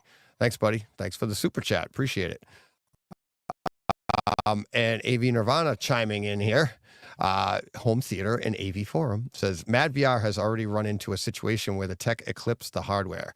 Not so with Lumagen. So interesting information from AV Nirvana. So that is interesting. I didn't know that had happened. But yeah, that's too bad. But I'm sure they'll address that. But Ara joining in. I'm not sure I'm going to allow you to talk with that hat on, buddy. Well, he's muting. He has himself muted, so you've got yourself muted, buddy. Your mic isn't connected, I think. Can you hear us? Okay, we can't hear. There we go. And he's dropping in. He's dropping out. He will be back momentarily. This is why he showed up early. Yeah, forget it. Hi, Deej. Bye, Deej. Oh, that's wicked funny. But yeah, it's I didn't know that about the Mad VR. So, and now to be fair, is that because it's like whatever they were trying to run is more advanced? I don't know. I doubt it. I haven't heard any case where the Lumagen and the Mad they're neck and neck. Neck and neck, yeah.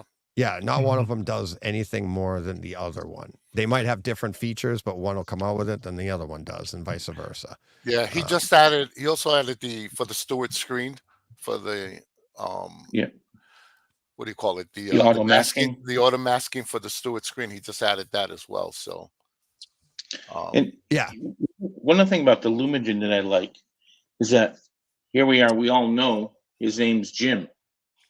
Yeah. Who owns Mad VR?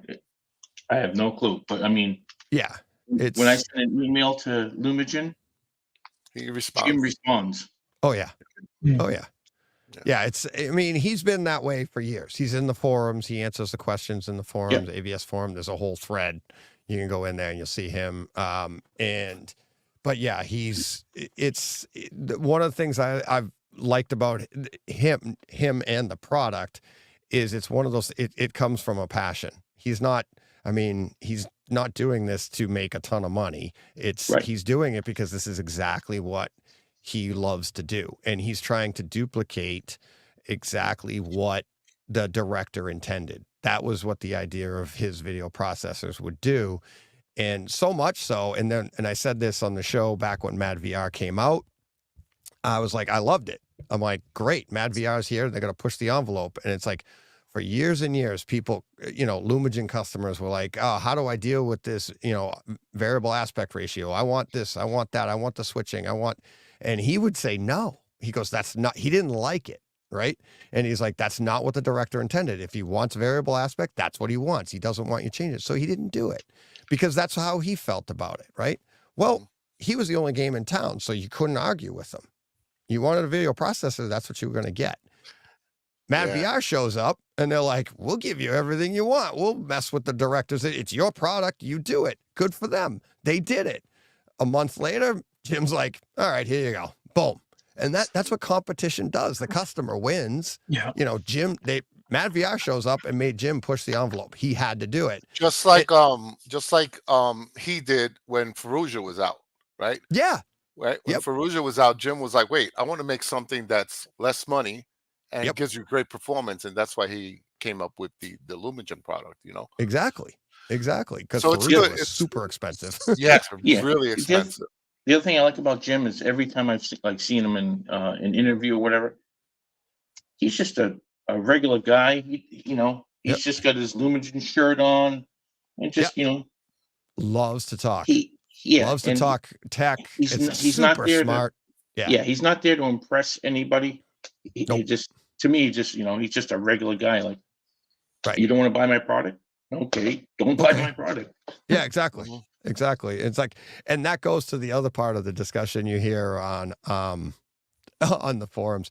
Well, the interface with the Lumigen, it's so old. It's so clunky. It's so, you're not buying it for the interface. It's a set it and forget it.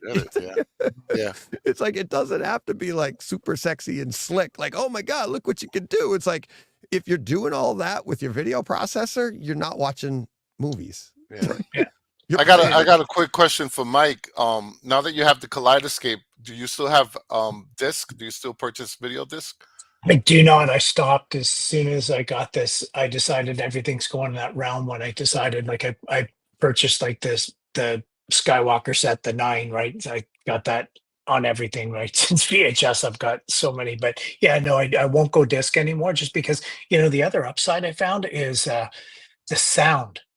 Oh yeah, so that's what I found. That's what I found too. It's even from a disc, for some reason, the sound just sounds better. Like the Atmos on certain tracks just really comes alive. Whereas on the other ones, I don't notice it as much. I really noticed a bump in the sound. I really did. Which player did you have to play back your disc, and did you notice any difference? I had the A20, the Panasonic A20, right? Oh, okay. So yeah. And like I said, and it's good system, and I'm running it through. I have an Anthem MRX 1140. Oh, so I've got, it's basically their flagship receiver. It's a good receiver. It's not a separate processor, but for me it works, and it's a really good system. But like I said, with the Kaleidoscape, I really noticed a difference in the sound. Like really. I hear that. Difference. I hear that as well. I have the 9000, the Panasonic 9000, and I've always been a collector of video disc or anything, albums and things like that. So it's hard for me to get out of that mode, because I see a nice box set of something like The Hitcher. The movie The Hitcher just came out, right? And they came out with a really nice box set, and it's like, I gotta get it, or a Star Wars box set, So I end up buying things sometimes twice. I ended up getting it early on the Kaleidoscape, like Deadpool Wolverine came out so early. And now they came out with a nice can, a nice, and that collective mentality of me, it's like, oh, I got to get that can too, So so I still collect the video discs as well. But what helped me with that is that I did Steve George, his little filing systems for discs. I did that, and I stopped worrying about, when you get a 4K release you've been waiting for, and the cover art is like crappy. So I started doing what Steve was doing with my system, which is because I'm thinking I'm not ever going to look at it too often. So, but that's what makes the Kaleidoscape so nice, is I have the best of all the worlds, right? But I don't have the physical space laying around, right? Which I love that part of it. No, I love it. So thanks to DJ for that, because I don't think I would have got into that if it wasn't for you. And the whole time I've listened to your show, you're always, get what you can, do what you can. Don't just get for the sake of getting, right? What I mean? Make sure it's the right choice, Yeah. It's like, that's the thing. It's like, again, with video processors, if you don't see a problem, you don't need one. You get these things to solve a problem. You get a Kaleidoscape, doesn't solve a problem. But I mean, actually, for me, it enhanced the in-room experience, the movie watching experience, and that's what it's for. It's like the picture might be better, the sound might be better, it might not be. And like I said, when I got mine, it's like, if you want to have the best, you want the ability to get the best possible version of a movie, you really do need to own a Kaleidoscape, because there's some movies on Kaleidoscape that are in 4K that aren't anywhere else. And before I had my Kaleidoscape, we had Ara is back now, and he has his microphone on. He's here, but he did a whole thing. I don't even know if you remember this, Ara. You did it. It was years ago. Movies that were on Kaleidoscape but weren't on disc, and vice versa, and the advantages of it. And so to have the ability at the best possible, version of something, you need a Kaleidoscape. But for that purpose. But other than that, it's like, it is expensive, but it's, once you get it, you're going to love it. But I'll tell you this, DJ, that I get blown away sometimes by some of the streaming quality that I've been watching on the Apple TV. Yes. You know, like Amazon Prime usually looks pretty bad, but for some reason, when I'm watching Lord of the Rings, the new Lord of the Rings series, that looks absolutely amazing. It does. It's so difficult to try to tell someone, right, that you should get a kaleidoscope when you're seeing images of the quality that you're seeing off this Apple TV sometimes. Yeah. You know, absolutely. so it's like, you know, you get your regular guy, you know, not someone who's into it like we are, and show them Lord of the Rings, and then you say, okay, let's watch on the Apple TV, and now let's throw on the kaleidoscope. The majority of the individuals are going to be like, okay, you know, I don't see now you're starting to sound like me. Yeah. No, I was going to say that. I was going to say Ira says it all the time. Yeah. You know, it's gotten so good, the streaming, you know. It has. Yeah. It's where you can see the difference is, and when you make your way out here, Ira, which I know eventually will, you do enough streaming, like where I saw, like when I'm like really busy and I don't get an opportunity to sit in my theater as much, I'll watch all the streaming shows, like you said, like Rings of Power, and I'll watch for like 2 or 3 weeks, I'll just watch streaming. But then you go back to that physical media, whether it's the kaleidoscope or a disc, and that's when you're going to see that slight difference. You're going to be like, oh my God, that's what this is all about. When you jump back and forth and you kind of take both for granted, it doesn't seem as big. But when you go away from the physical media for a little while, for whatever reason, and just stream, when you come back to it, you see that crispness. You see, obviously, the uptick in sound is clear, even in a quick A/B. You said something funny there, DJ. You go, that's where you're going to see that slight difference. That was your quote just now. And then you go, oh my God, I've never done that for a slight difference. Yeah, but it has to be a big difference for that kind of response. But that's my point, is like when you go away from it long enough, that slight difference becomes it is a big, you're like, oh, that's what this is all about. And you will see that. And again, it depends on your display as well. Yeah, right? But if we were talking about nice wood grain, then Aura might perk up a little bit more. You know, if you said this oak piece has a really nice, grain to it. Oh, but this bird's eye maple, that really pops. Everything, you know what? Everything has it's what you're willing to pay for that incremental difference. We just talked about turntables on my show last week and even this week. And you spend, I use the example, if you go from $100 pair of speakers to $5,000 pair of speakers, you hear a huge difference. But if you go from $5,000 to $10,000, you hear a smaller difference. Right. But the price you've spent is the exact same amount. So the question is it worth that extra $5,000 for that small incremental improvement? Kaleidoscope has its benefits. Trust me, I've pretty much, as long as we've been doing the show, I've been talking about Kaleidoscope, and I've been trying to build a quote-unquote Kaleidoscope killer. Sorry for the light, guys. It's still kind of dark out here. Yeah. And it just, to me, the money you spend, even though it's a better product, so I want to go on record saying it is better quality, the difference in price isn't worth it to me and probably most of my listeners. Yeah, and most of the people out there, I think, as well.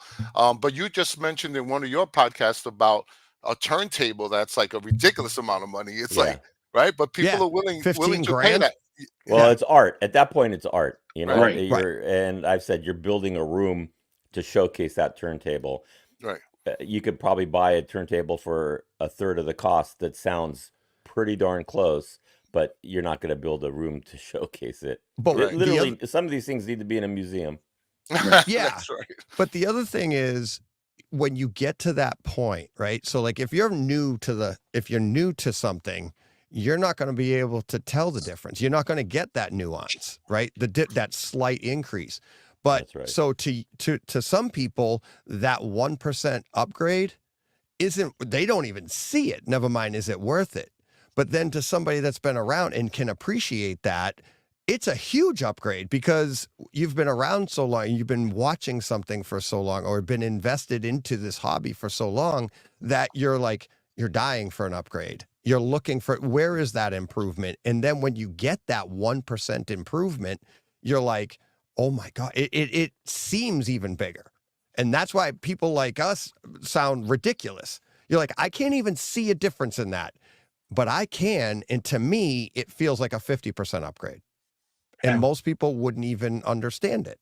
I use the example I did, it was like over a year ago, was getting glasses, right? All of a sudden, I'm watching a movie, and I said in the movie Infinity War, you have that opening scene where Mark Ruffalo and Robert Downey Jr. are talking to each other, and the camera was changing the foot. These two characters are on the screen right in front, like standing there side by side, and the camera was adjusting the focus. It was like a 1% change. The person that was talking was crisp. The person that wasn't talking went to a slight 1% blur. Without my glasses on, I couldn't see the difference in that blur because it leveled it. Like everything was that same 1% blur. I put my glasses on. I'm like, I never even noticed that before. That is a huge, huge upgrade, but it's literally a 1% increase in perception, right? And that's the stuff that you might get. Maybe the stream doesn't do that 1% blur, but the Kaleidoscape does. I'm not saying that's the case, but you see what I mean? I would venture to say that it was more than a 1% upgrade. You were able to discern the 1% upgrade. Right. It probably was a bigger upgrade because I had the same epiphany maybe about 8 or 9 years ago. The glasses that these are just reading glasses, but I'd had these glasses for distance viewing that I didn't wear all the time because I didn't need them. But over the years, the viewing, my eyesight had degraded. And one day I put my glasses on because I was like upset that I couldn't get my projector in focus. No matter how much I tried, I couldn't get it in focus. Then just by happenstance, I put my glasses on and then I go, oh, it's my eyes that aren't in focus. Projectors are fine. It's my eyes I can't get in focus. And so, yeah, exactly. I would have missed that 1%. I would have missed a 30% blur, to be honest with you. So, yeah, it's kind of like, look, where is the screen?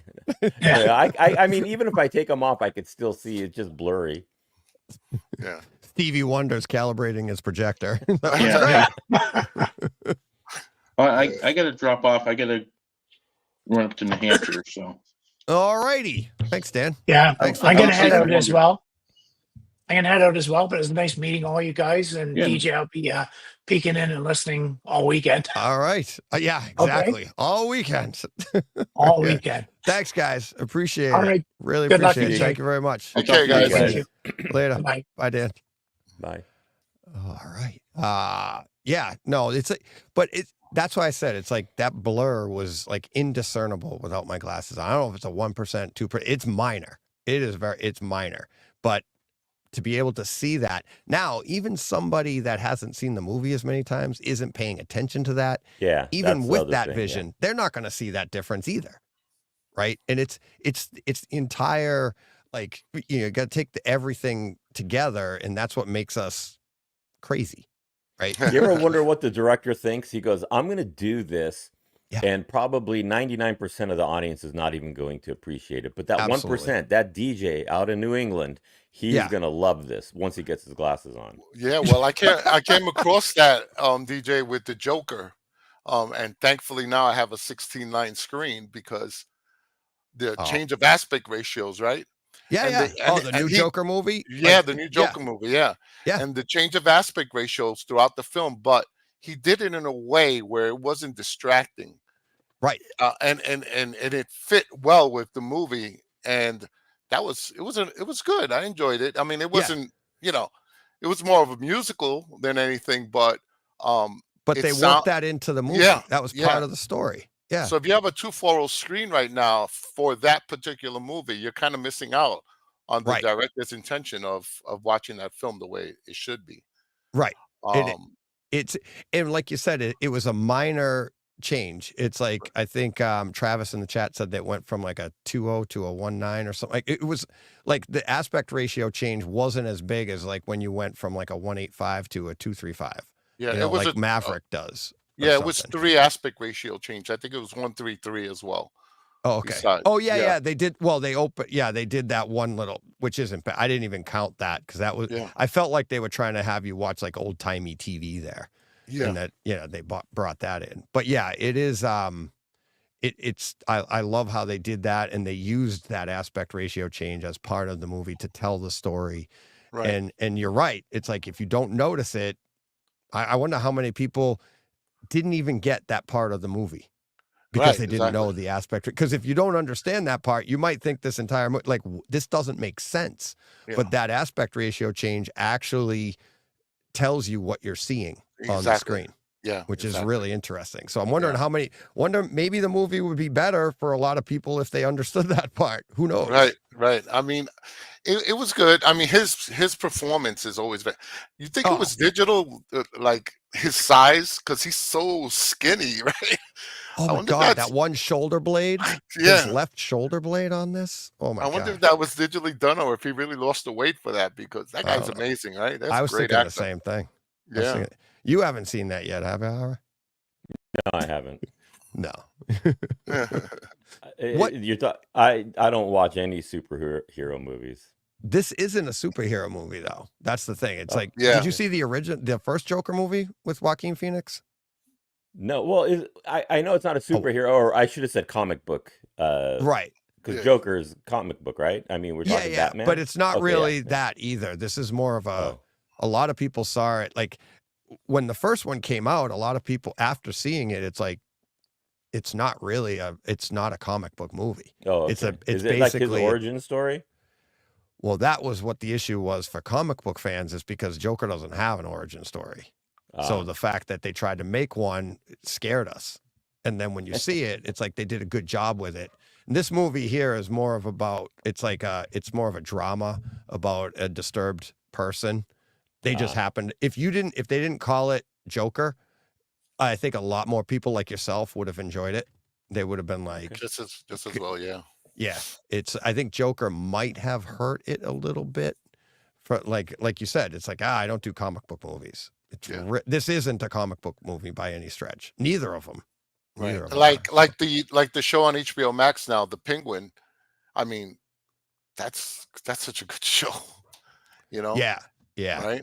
Yeah, that one's exactly. It's like a modern version of The Sopranos or something. Right. But because they titled it Penguin, a lot of people I'm sure you haven't seen that yet. No, as soon as I saw Penguin, I was turned off. Exactly. Oh, give it a chance. Give it a chance. Give it a chance, because it's really great. Okay. It's in the Batman universe. That's where the character came from. But there's really nothing other than the names of the characters come from the Batman universe. They're in Gotham, of course, is in the Batman universe. But other than that, it's like watching The Sopranos. Yeah. Only in my opinion, better. It's better than The It's Sopranos. so good. And he's unbelievable, right? I mean, I forget the woman's name that plays Sophia. She is insane. Yeah. Literally, the character is, and so good. like everybody I've heard talk about it talks about, like, the guys that'll be on later, Rich and Ryan from #Dork. They say the same thing. They're like, she acts like every scene with her eyes and her face, and you never like it scares the hell out of you. She's so unbelievable. Yeah, it's I'm like, my wife, like, I told her about it, and she's like, I have to see it. So I went back and started from the first episode so she could watch it, and she's like blown away with it as well. Yeah, it is really. Oh, there, I've gotten into power? character. No. The sun's coming up, and I didn't want the light, and then so in a little bit the sun will be brighter, and you'll see me. There we go. But yeah. I know. Look I'm at that. LA, we can watch the sunrise in California. I know you took my Mets out. You took my Mets out and the Yankees out, huh? They're great. Yeah. That was fun. Yeah, with Mookie. With our Mookie. Yeah, well, no. He's ours for 12 years, man. Yep, and you're paying for it. Hey, we got Troy, $20 hot dogs, man. Yeah. I don't know what they cost. I didn't go to a game this year. You didn't? No.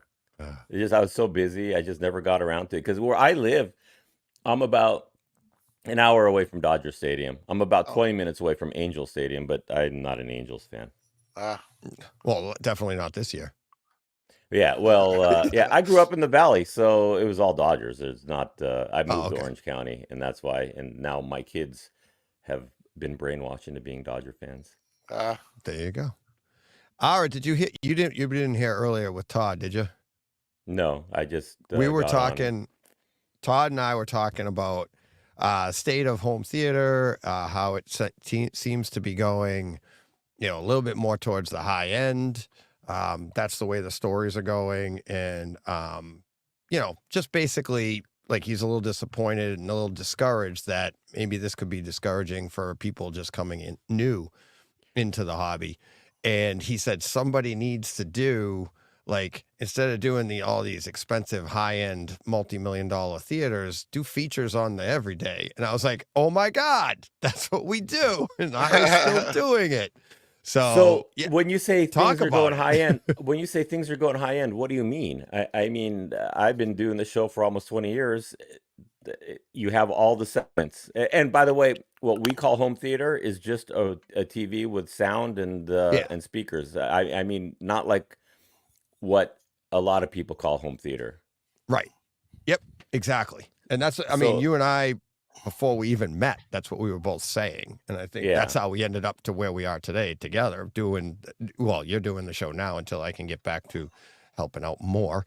But that was the idea. I had people come to my show asking that same question, like, what do you consider a home theater? What is this? What is that? And it's like, really what I'd say, it's like, you don't even have to have anything. It's like, you're into home theater. It's in your head, right? You start out that way, and then you get to the point of, how do I implement this in my space? Whether it's a dedicated room, a living room, your bedroom at your parents' house, like I started out. What is home theater? It's really what's in your head.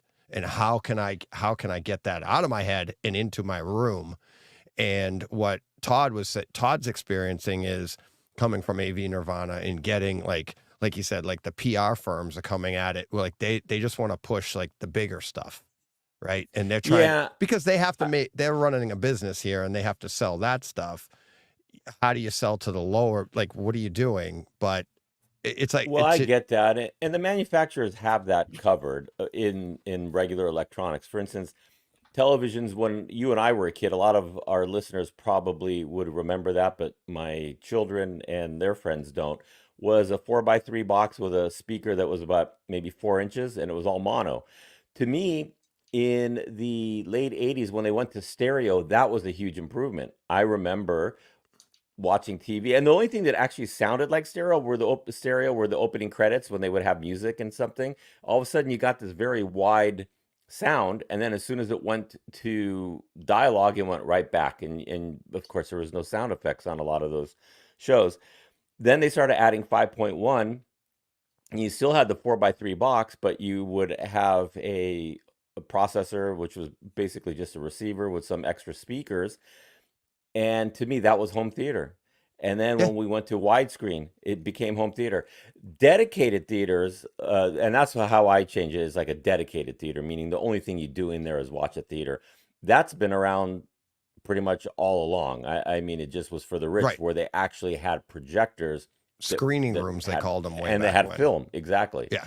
And when I worked at Sony, I would talk to the projectionist, and one guy says, oh yeah, I went over to Arnold Schwarzenegger's house last weekend because he was screening a movie for his friends in his theater, and he had like a literal projector in there. Right. I was like, how cool is that? And they got paid scale, but he says they would always give him a little extra because, it took time out of their day. But anyway, now you have an experience as good as that. Maybe you don't have the capacity that he had, but you've got an experience as good as that. So the price has actually come down dramatically. Oh yeah. And so yes, we have the different segments. You guys are talking about Lumagen and stuff like that. Most of my listeners don't even know what that is, nor do they care. And I don't even have a Lumagen. I'm happy with, you were saying about the Apple TV. The colors coming off the Apple TV are pretty darn good. So I'm happy.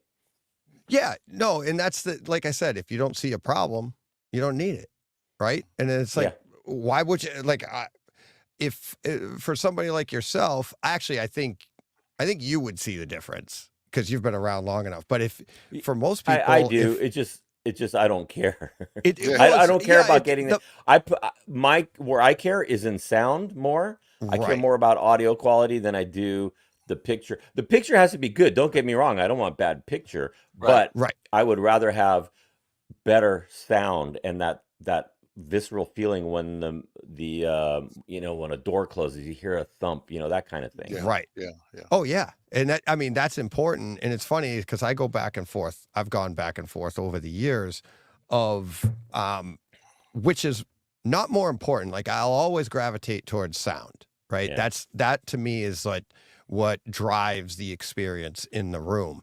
But I worked for years at how do I get the sound right here? And it's like, okay, I was trying to get the bass to be right in my room. How do I get that? So you work for years and years at that. There wasn't a lot changing in the video side of it up until 4K, right? You had, once you had HD, you're like, this looks great. And then it's really was how expensive of a projector for me in my theater could I afford to get the best possible picture. Once you did that, it's like, okay, every year it's like, all right, I got to tweak this for sound. How can I do that? How can I mess with that? But then I get to a point where my sound, I'm like, every upgrade doesn't seem to be as much. Yeah. So now you're like, okay, now I'm going to change my focus, no pun intended, to my projector and what happened, what comes along. And when I upgraded, I forget that's what it was. I had this was years and years before I had the podcast. I wanted to upgrade my speakers. I've told this story before on the show. And I had somebody come out, an home theater installer in the area. And he's like, free consultation. I'll come out. And I was like, great. Me, it was an opportunity to talk to somebody about home theater in my home. So I had him come over. I said, I was running full NHTs around the room. And I was like, I had Atmos. And I said, what can I do what speakers should I get here? And I was running an Onkyo receiver, and I turned it to a pre-pro, and everything was through my Emotiva amp. Okay. He goes, well, you've got too much power going to these speakers. You're really not going to notice a difference coming from that Onkyo receiver. He's like, I would upgrade to this Denon. And he gave me the model number, and the Denon at the time, I think it was like $2,200 at the time. I was like, really? I'm going to know. He goes, yep. This has all the amplifiers in it. You don't need any external amplification. He goes, it'll run the entire room. 4 overheads, 7-1, so basically you're running 11 channels, got all the amps in it. And he goes, but the processing is so much better that you'll love it. And I was like, all right. So I bought that, got everything connected right, had my wife come down for a demo. This was probably one of the biggest upgrades I've ever had. She thought I got a new projector. The sound was so much better. It improved her image that she was seeing. The projector was exactly the same, but the sound was so much cleaner in the room. It was so much better that she's like, did you get a new projector? Because it looks better. Never mind, sounds better. So that's how this stuff can be it's all encompassing, right? The entire, your experience in the room is off of every piece. And when you go back and forth like that, upgrading these pieces, it might be a small upgrade here, but look at what it does to your entire experience. Yeah. And that was huge for something like that to happen. And that was before 4K. I was just running I think it was my Panasonic projector maybe at the time. Not sure. And now speaking of 4K, did any of you guys catch the World Series? Yeah, there was HDR, yeah. But it was 1080p. And that's the thing. People now they did up convert it to 4K, but if you watched it just on a 1080p and you had HDR, it looked phenomenal. Yeah. And that's why I kind of laugh. If they would have just added HDR, they didn't even need to go to 4K. But the 4K. What were you running it on? Do you have DirecTV or? I have DirecTV, but I also tried looking at it on the it was a Fox app.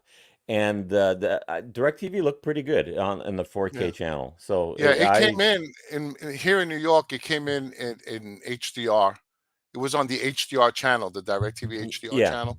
So it would switch over to HDR, and it looked really good. I mean, even if the resolution was it looked great. There was one zoom in where it was Game 5. Cole was on the mound, and they zoomed in on his face to show look how serious and intent he is.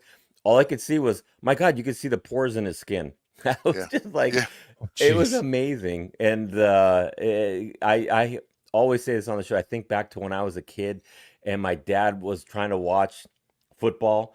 And back then, I think NFC was on CBS and AFC was on NBC. Doesn't matter. It was one or the other.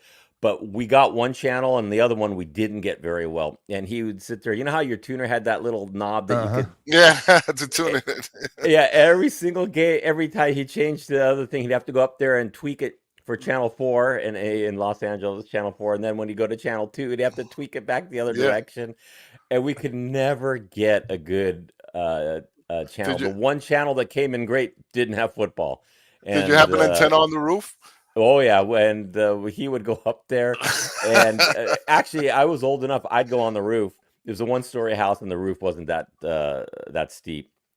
He goes, "Okay, turn it to the left," and I'd sit there with two hands, and I would turn it. He goes, "Okay, perfect." And then he'd come upstairs, and he would get everything locked down. Then my uncle got one of those things where it was a wire that ran up there, and he could turn it. It had like a compass, and he could turn it from inside the house. And my dad's like, "Oh, I need to get one of those," because then he could tune it in exactly for the channel he wanted. And our issue was Mount Wilson is where the transmitters were. That was just north of Pasadena, and we were kind of off to the side and in a valley, and the hills would just block our view. These are things that you don't even think about now with either satellite or cable. No, you don't think of that anymore. But when I first started home theater DJ, there was one of the high-end television was a professional model of a Sony called a PBM 2530. It was a cube monitor, and that thing got really great reviews in a magazine called Video Facts and Video Review. Remember Video Review magazine? Oh yeah. Yeah, so I picked up that, and I remember this was in the maybe early 80s or like 85, 86, and there was another manufacturer called Pronto. I don't know if you remember that. Oh, I remember Pronto, yeah. Yeah. Oh, wait a minute, I'm thinking of the remote. I'm thinking of the Pronto remote. Never mind. Yeah, the Pronto TVs, remember those? They were like, it was like either that TV or the Sony PBM 2530, but I remember Joe Kane at the time was more going with the Pronto. So I got the Pronto, and I thought the 2530, the Sony looked better. So I just went back to the Sony. And then at that time, there was no Dolby Surround because it started with Dolby Surround, then it went to Dolby Pro Logic. Yes. So when I got into surround sound in the beginning, I bought a Sony receiver that had some sensor rounds processing in it, not even Dolby Surround. So I would get voices from the rear and everything else, and I thought it was fantastic. Oh yeah, it couldn't tell me anything. That was the best. The best part about home theater back then is like I was saying earlier with Todd. I'm like, I came from a time when home theater didn't exist, and we were just trying to get sound around the room. And to your point, it was like I was running like all channels driven and calling that like a movie experience. So like. There was no center channel. It was just how many channels can I get, and I want them all running. So like everything is yelling at you all at the same time. It's like I'm at the movies. So basically, it was like early IMAX for all. Yeah. It was just everything was loud, and that's what you wanted in the room. Yeah, but I remember when I went to see Star Wars for the first time in 1977. That was Dolby Surround. That's one of the first ones. And I remember the scene where Leia and Luke are running, and they get they're running away from the troopers, and they get to a point where they can't go anymore, and it's like an elevator shaft. And she says, "I think they took a wrong turn," right? And the surround sound in that was like, "Holy cow!" In Star Wars, I think they took a wrong turn. It's like you and I have talked. Have we talked about look at like Nelson and I getting all excited? Did we talk about this live on the show yet? Have we done this one yet? But it was like. The newest version doesn't have the same echo that had. That had, like and then disappointing. You're like, wait a second. I think they took a wrong turn. Turn. Yeah, like, exactly. Oh. Yeah. So that was something that always stood as a kid. Right? When I saw that, I was like, man, I would love to get that at home. But you could never recreate that. And finally, when the Laserdisc was released, I got a Fosgate surround sound processor. At that point, it was just Dolby Surround. So you still had your center channel that was being taken care of by your left and right speakers. So you get that phantom center, and then your surround sound. Another one that did it for me with surround sound was Lawrence of Arabia, when he's on the camel and he's in a canyon of I think he's in the canyons, and he starts singing, and again that echo type of surround sound popped in, and it was like, wow, listen to that. So finally with the Fosgate in Dolby Surround, you started getting that, and then it improved to Pro Logic, and now look where we are. Yeah. So I can tell you guys right now, any mixers who are watching this are smiling ear to ear. They spend so much time to give you that effect and what they need to do. And that one scene that you're talking about, it could have taken them an hour to get it exactly the way they wanted. Right. And because in the old days, it was just mono, and there was just making sure everything was continuous. But that in the movies, when they started putting the speakers on the sides, up on the ceilings, was when I started loving this stuff. And when I got to work at Sony, it was just a thrill to see how they put it together. And I immediately wanted it in my house. And that was when I think it was in the 90s when I bought my first processor.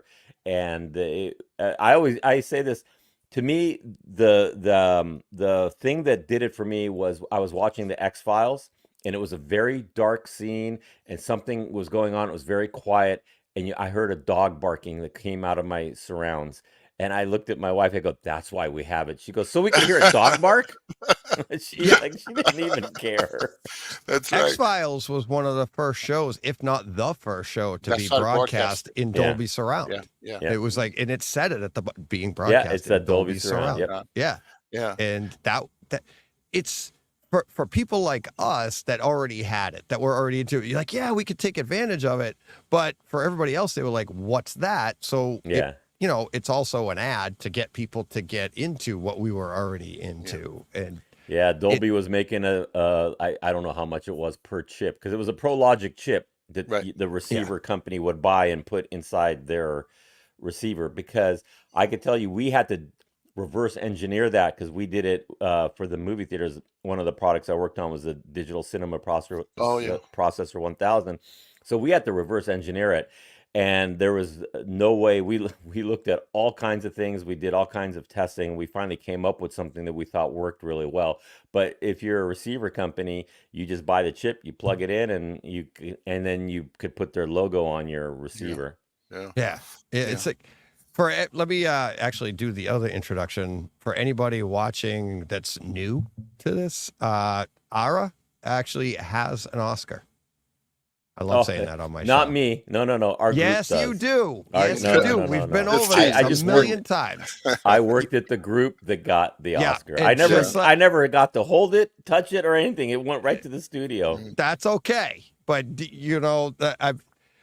I'd been listening to you for years, and then I had you on the show when I first started out. You were gracious enough to be like, "Yeah, of course, let's go." You didn't know me from anybody.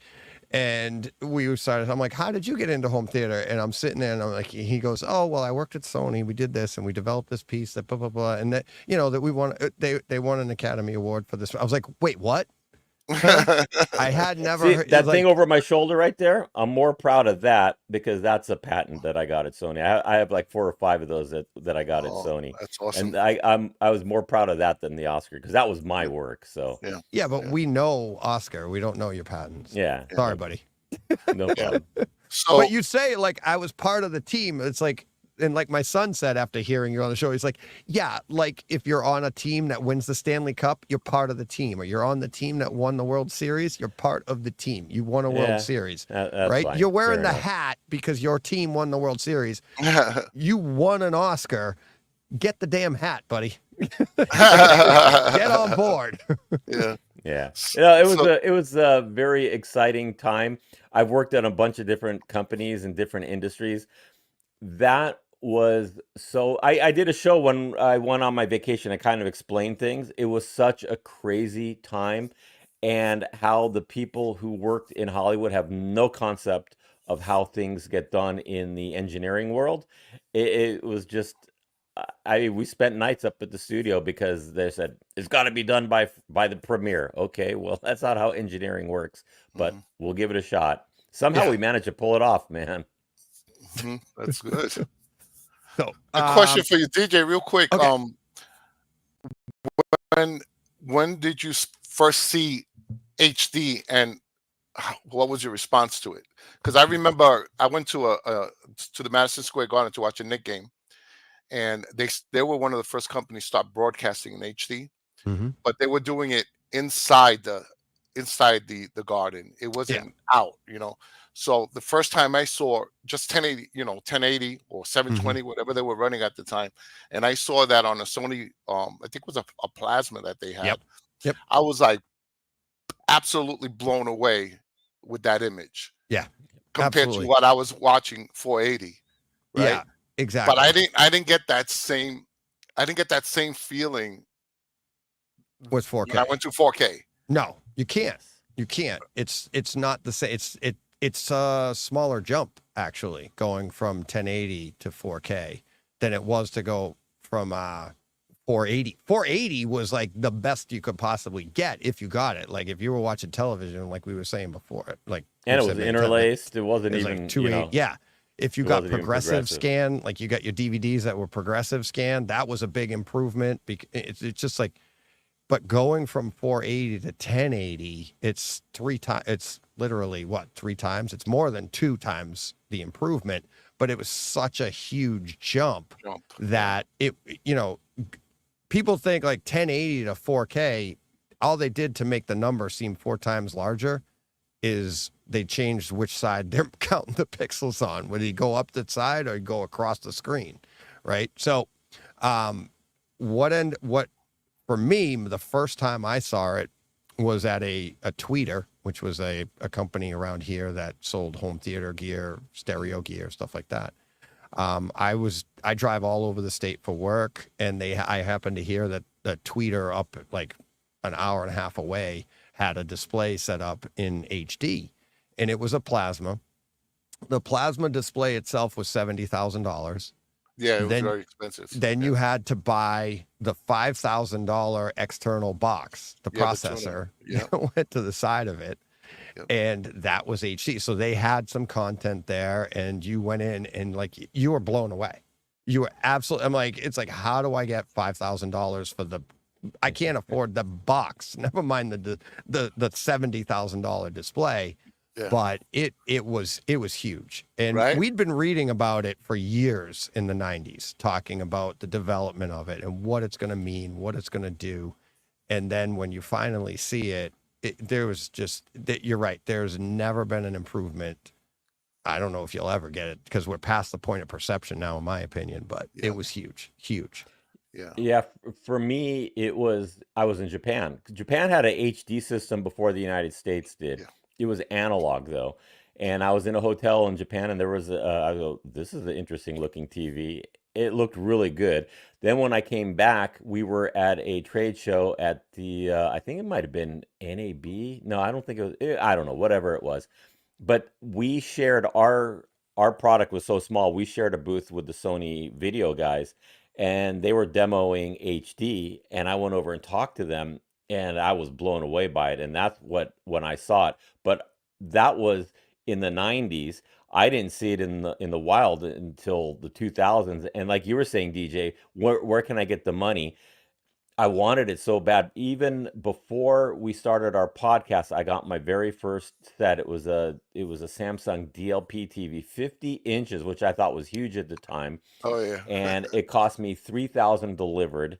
I remember I got it from a company called The Good Guys, and I think I only had 3 channels that were HD. That was the sad part. It was 3 channels that were HD, and everything else you watched was 4:3 up converted. Sometimes it looked good, sometimes it looked worse. And then little by little, everything started coming out in HD. And CBS was one of the forerunners in HD. And that's kind of when I got into all the CSIs and the NCISs, because they were HD. And that's when I started watching those programs, because they were the first ones in HD. Then when you saw stuff like Everybody Loves Raymond in HD, you say, okay, we finally got there. But there was one show, I can't remember what it was, but there was a guy off on the side, and he had a little sign up that said HD is wonderful. and the people who had 4:3 couldn't see it because he was out of the shot in the 4:3. But if you had a widescreen, you could see it, and it was just like a little Easter egg.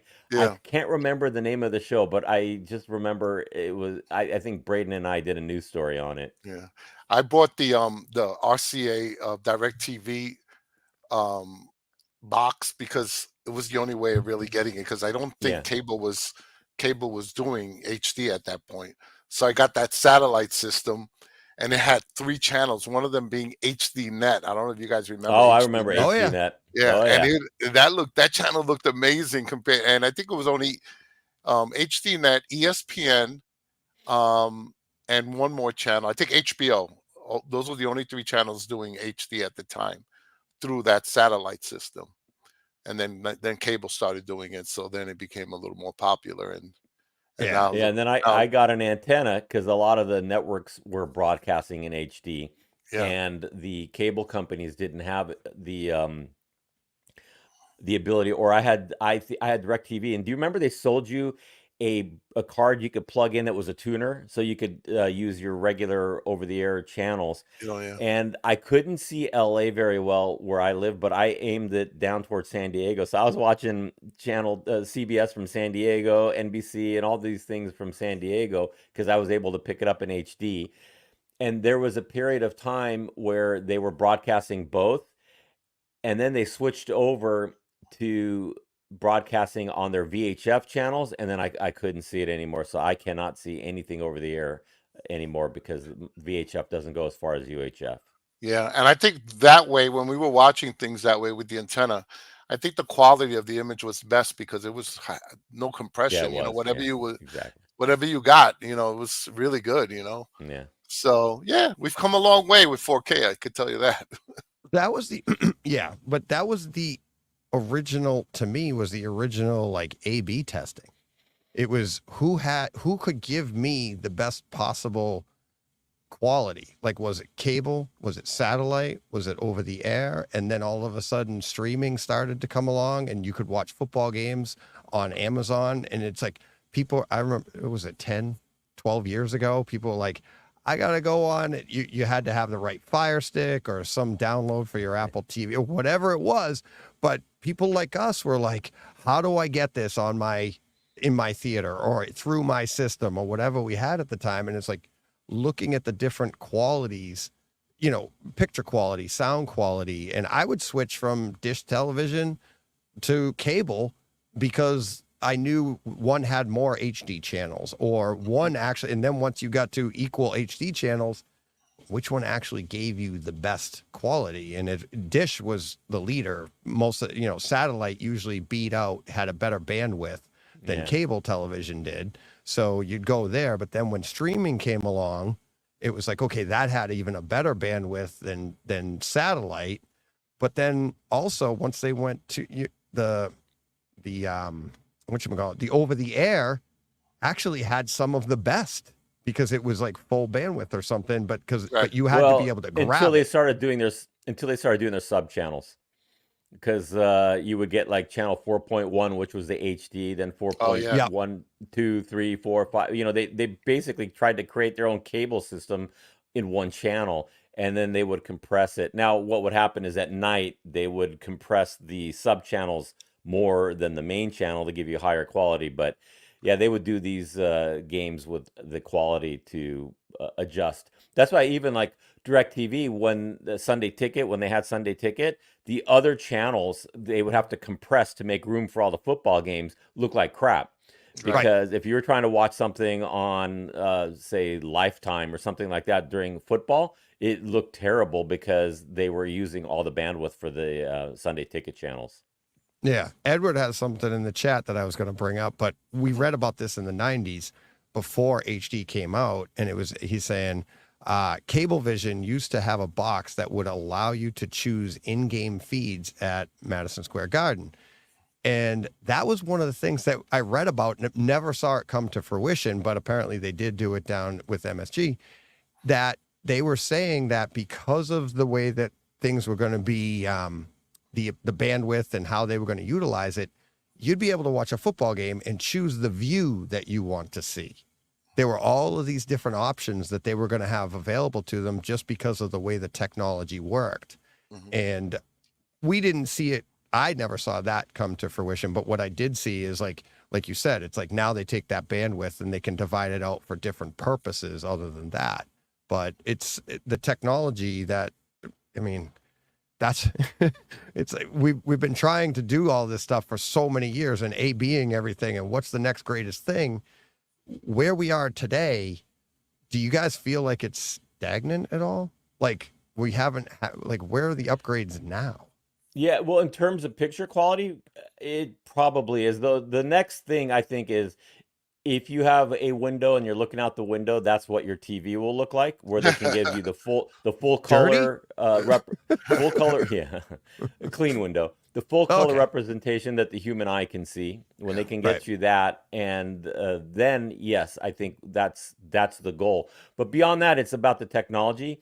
I think the next big thing is having the panels that you can stick on a wall and just snap the pieces together, so you can have a custom image, and they'll have some sort of application. You can say, well, on my my wall, I have this little thing way up in the upper corner, and that one, I think I'm just going to put sports scores on them. I'm not going to put the TV on. And then you could move and decide where you want to put the pictures. So you can have your entire wall.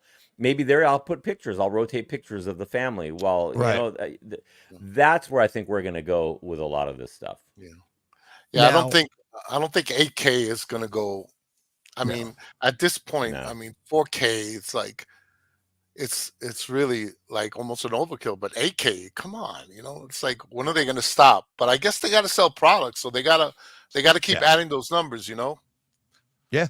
Yeah. It has more Ks. I want all the Ks. Yeah. Well, what Ira was just saying is actually probably where 8K would come in handy, believe it or not. So like, if you end up, like Ira was saying, like, say you do get to a point where this, you know, Lego system of a display, and you can do your entire wall, right? Like the entire wall, you go right up and around. Instead of painting the wall, you put this thing on it, and now you can change that wall and make it, here's where the TV is going to be on the wall, but I want picture frames. I want it to look like picture frames over here. I want this over here.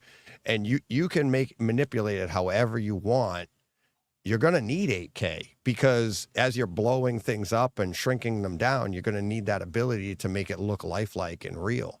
You know what I mean? So, and then to do that in a panel display, that's, you know, those pixels have to be really small. It has to, because people are going to be walking by this stuff.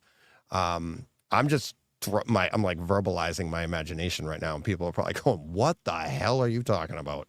But that is really what, like, building off of what Ara was saying about actually doing an entire wall that way. That's how you could do it. If you can't picture my imagination, go to Arnold Schwarzenegger's Total Recall. And that's what they had. Have you guys ever been to a baseball game where in between the levels they got the video? It's just like it's a few feet, but basically it just goes around the different levels. So imagine now, let's just take it beyond our home theaters. They put that on your eaves. So instead of having just to paint your eaves, you've got that around your eaves. Oh my God. So you could put messages up there. You could have Christmas lights. You could have Halloween. You could run little like Dodgers win the World Series just scrolling around. I mean, why not? Why not? That's where we're going to go with this stuff. You just snap it together, and you don't need just LED lights. You basically have a message board up there. Mm-hmm. Yeah. Well, how about this? You don't even need windows. No, you need windows. No. Like I know what you're saying, but you put a wall up and you put it, and now the camera on the outside of the house projects through exactly what you're seeing through a window. Then when you don't shut the blinds, you just shut your display off, and poof, everything's out. Yeah, boy. I mean, I can see that. I got one wall to my right that's just solid wall. But what would be nice is not looking at my neighbor's house. There. Put an ocean view, right? It's like, oh, yeah, the ocean's not there, but yeah, I got an ocean view. I like it. Yeah, you're gonna have to get something else. Home. I got a vacation wall. Yeah, there you go. Yeah, I saw Avatar. A few years ago, where they had a theater where it was like you could smell, you could feel. Right? I don't think I want that at home. I don't want smell. No, I'm good, because that could go so many directions wrong. Yeah, so funny. Yeah, we talked about that, where there's this device that will have different smells that you could put that into your theater, but you would pick the smells, right? So you would only say Yes. if it's fresh air, go ahead, put it in there. If somebody's baking Popcorn. cookies, put it in there. If somebody's in the bathroom, no, I don't want that. No, that's okay. Yeah, exactly. Somebody's in the bathroom. Who's buying that Yankee Candle? Bathroom. Bathroom smell. Yeah, exactly. Oh, that's great. That's great. Yeah, we talked about that on your show. Or was that one of the? Yeah, we talked about it on the show, like what you could do. It's like it was like you added scents, and like the movie would project the scent, right? It was like, wasn't it like, so it's like you were looking at an ocean view, it would give you the ocean smell into your room.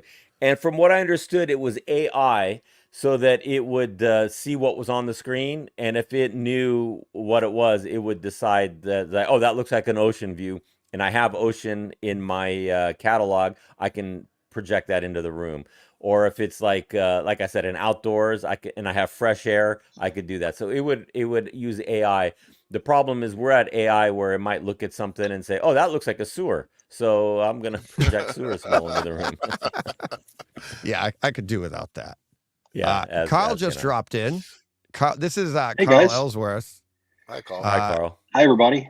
If you go on to his IMDb, it says Carl Ellsworth, Brightside Home Theater listener, home theater owner, and oh, by the way, writer, actor, such and such, nice. so you could see his.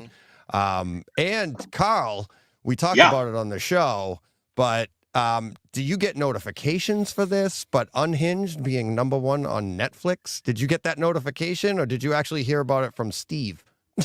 I did. It was close. No, I actually heard about it. A notification. My wife texted me that she had heard from a friend of hers that it came up on Netflix on her top 10 or whatever it was. So that's how I heard about it. People just kind of started checking it out, and it was very cool. Yeah, really cool to see. It was that it's it seems to have found, at least for a week or so, found people are still discovering it. Following, so.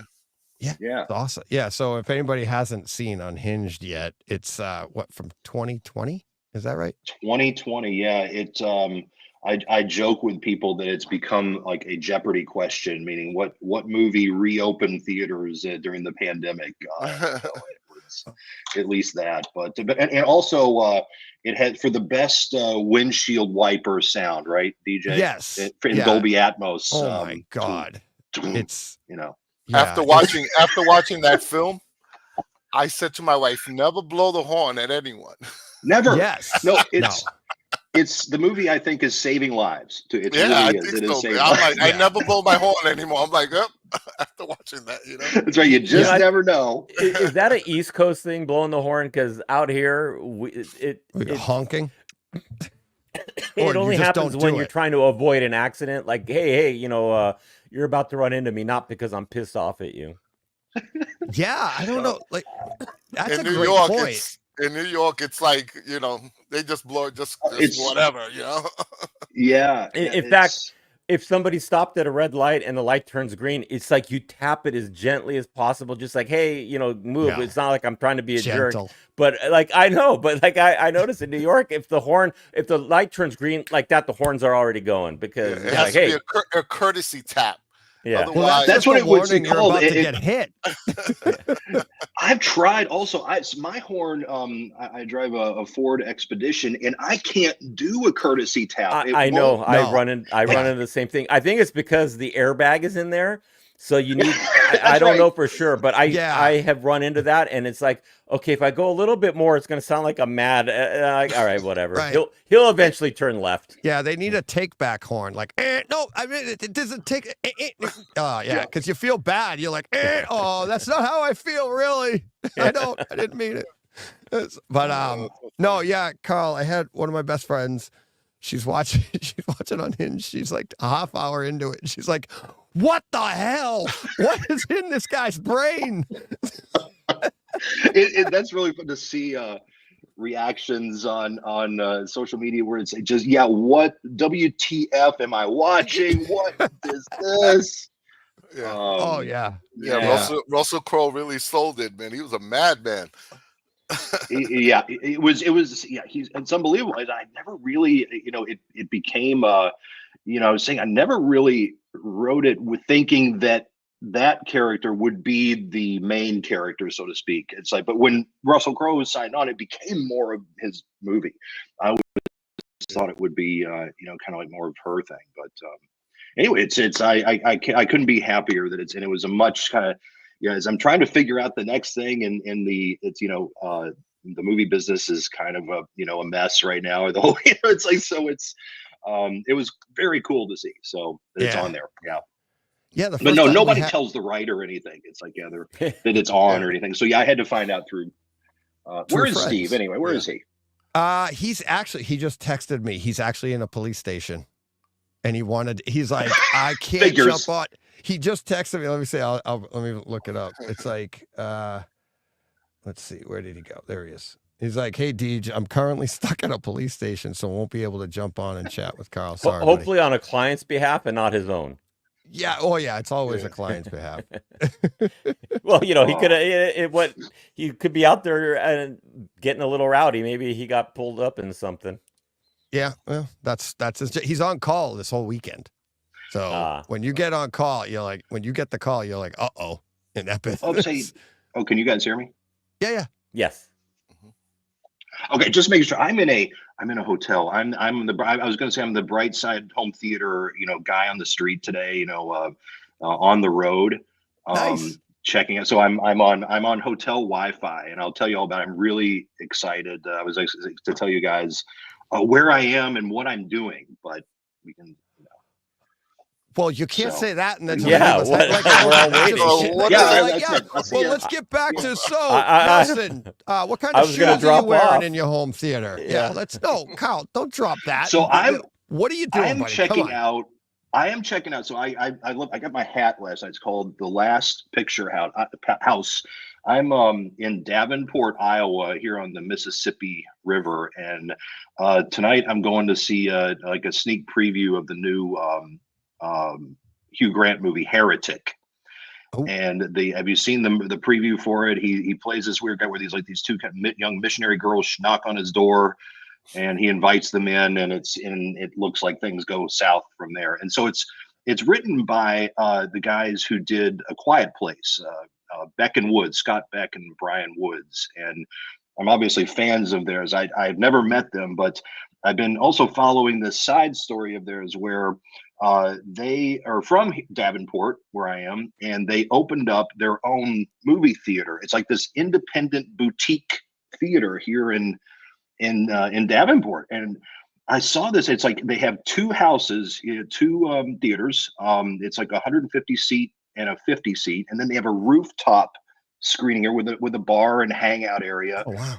And I'm just really excited. I stopped by last night and made new friends there and talked to them. I was just kind of nerding out about it because I was looking around. If you go online, it's thelastpicturehouse.com just to check it out. I think it could be at least a version of the future of movie going. It's this combination of coffee, bar, hangout place, just a destination place, and then you go in, you see your movie, you come back out, talk movies. It's just a really inviting place. And I was not been thinking about it a lot, but I was joking with the people last. I was like, I'm here also to check this place out because I want one of these. Like I'd love to be able to open a similar place, or in my outside my hometown of Louisville. I think people would just I don't know. It's this combination of movie going meets kind of bars, not the scene so much, but just a place for people to go and talk about anything other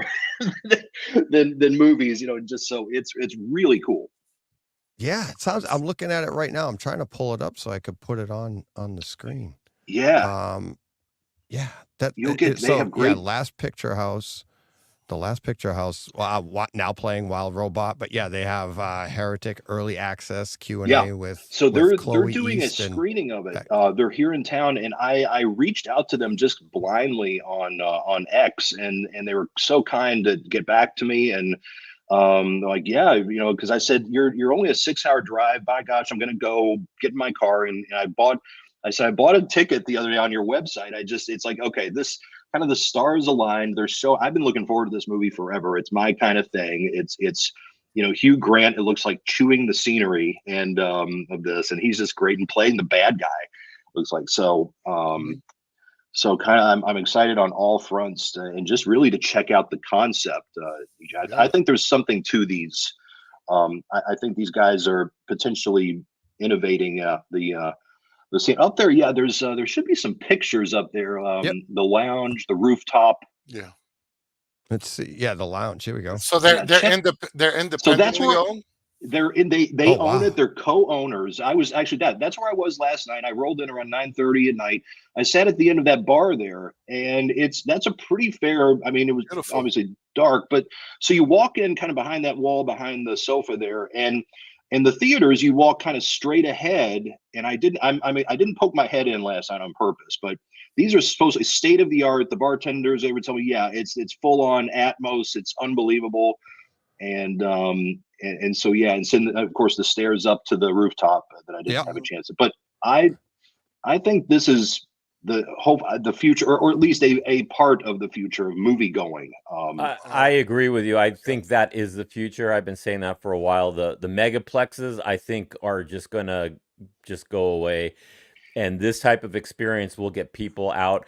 It makes it an opportunity for the owners to make a little extra money. You got a bar in there. It becomes more of a gathering place where you can screen movies. And if you could watch a movie at home, you can do that. Or you can go there with friends and enjoy the movie and have a good time. That is definitely the future of movies. And it was so interesting. They do show current releases, but they said it sounded to me like there's special events. Like last night they had a screening up on their rooftop, kind of around the fire pit of Nightmare Before Christmas.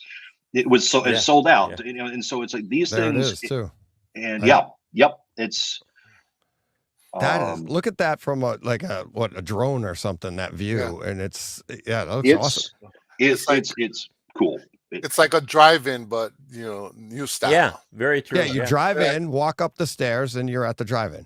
Now, being in Davenport, you've only got a few more weeks where you could watch at night anyway. Right? Yeah, they're about to shut down the roof, but yeah, and it's right there, kind of about maybe 200 yards beyond the back of that building. There is the Mississippi River, and it's in a part of town. Again, you kind of see the old buildings in the background where they're trying to just revitalize this area. And again, I have never been here before, and so I'm like, let me go. I just want to go check this out. Oh yeah, there you go. Yeah. Do they only have the one location, or? Yes, so far. And I was like, yeah, it's, I was going to joke. It's like, hey, have you guys, thought of franchising? I'd like to open the second to last picture house somewhere. Because also you see these, a lot of now it's like, look, you see these theaters in LA where, people are almost like, we're screaming for like Quentin Tarantino, please buy the Cinerama Dome, or please that. It's like, look, I'm nowhere near Quentin Tarantino, but it's like but the practice of filmmakers, backing theaters that are going under, there's that, and then there's potentially this where, again, I just love the idea of kind of folks in the industry or not, so just getting into this concept. It's so cool to me. Yeah, it is. Yeah, and you know what though, it would be hard to do out here because it costs a lot of money. But I was just in Laurel, Mississippi a week ago. And there, I could see where you could find a building downtown. It wouldn't cost a lot of money. The nice thing about that is, you drove 6 hours. People would probably drive an hour or two to come see a special kind of movie there. I think that is a great idea. Okay, DJ, let's put a Patreon together where we put. Oh my God! We buy a theater like this someplace. I'm trying to figure it out. I asked them. So these guys, Beckham was their directing, and obviously they're co-owners. They said, and I'm just curious. If I can find time to. I mean, the staff there was so kind to me last night in answering my questions about. Who backed it? How did you do this? And actually, the owners of the original building are like, oh yeah, this used to be like an old, auto repair place, that they gutted, and so the owners of the building, they, the Beck and Woods, the writer directors, they came in and they're like, they had this idea to do this. And so I just, again, I just love it. And I sound like a broken record, but I just look at this. I'm like, yeah, this is kind of cool. And it's very nice. Yeah. It's unfortunately that the name of it doesn't lend itself to a lot of expansion, where it's called The Last Picture House. So it should be like the future of picture houses. Maybe would have been better for DJ. Though it doesn't have to be a chain. I know you were talking about franchising. Anybody could do it. This is not you don't need to franchise this. Basically, you take the concept and you put your spin on it, and off you go. You could make it a theme. Everyone's got themed home theaters. On our show, we've talked about Star Wars or whatever. Imagine doing a Star Wars version of this where you walk in and it looks like the bar in Star Wars. You could do a lot of fun stuff. That's awesome. With That's a great. Yeah. Go ahead. Yeah. No, I was just gonna say, it's like my best friend I talked about earlier. She's actually upstairs with my wife watching us right now, and she goes, "Looks awesome, new business opportunity for this area." And I went, "Yeah, unfortunately, all my money's tied up in my parents right now, so I'm out." But this is exactly what people need to do to get people.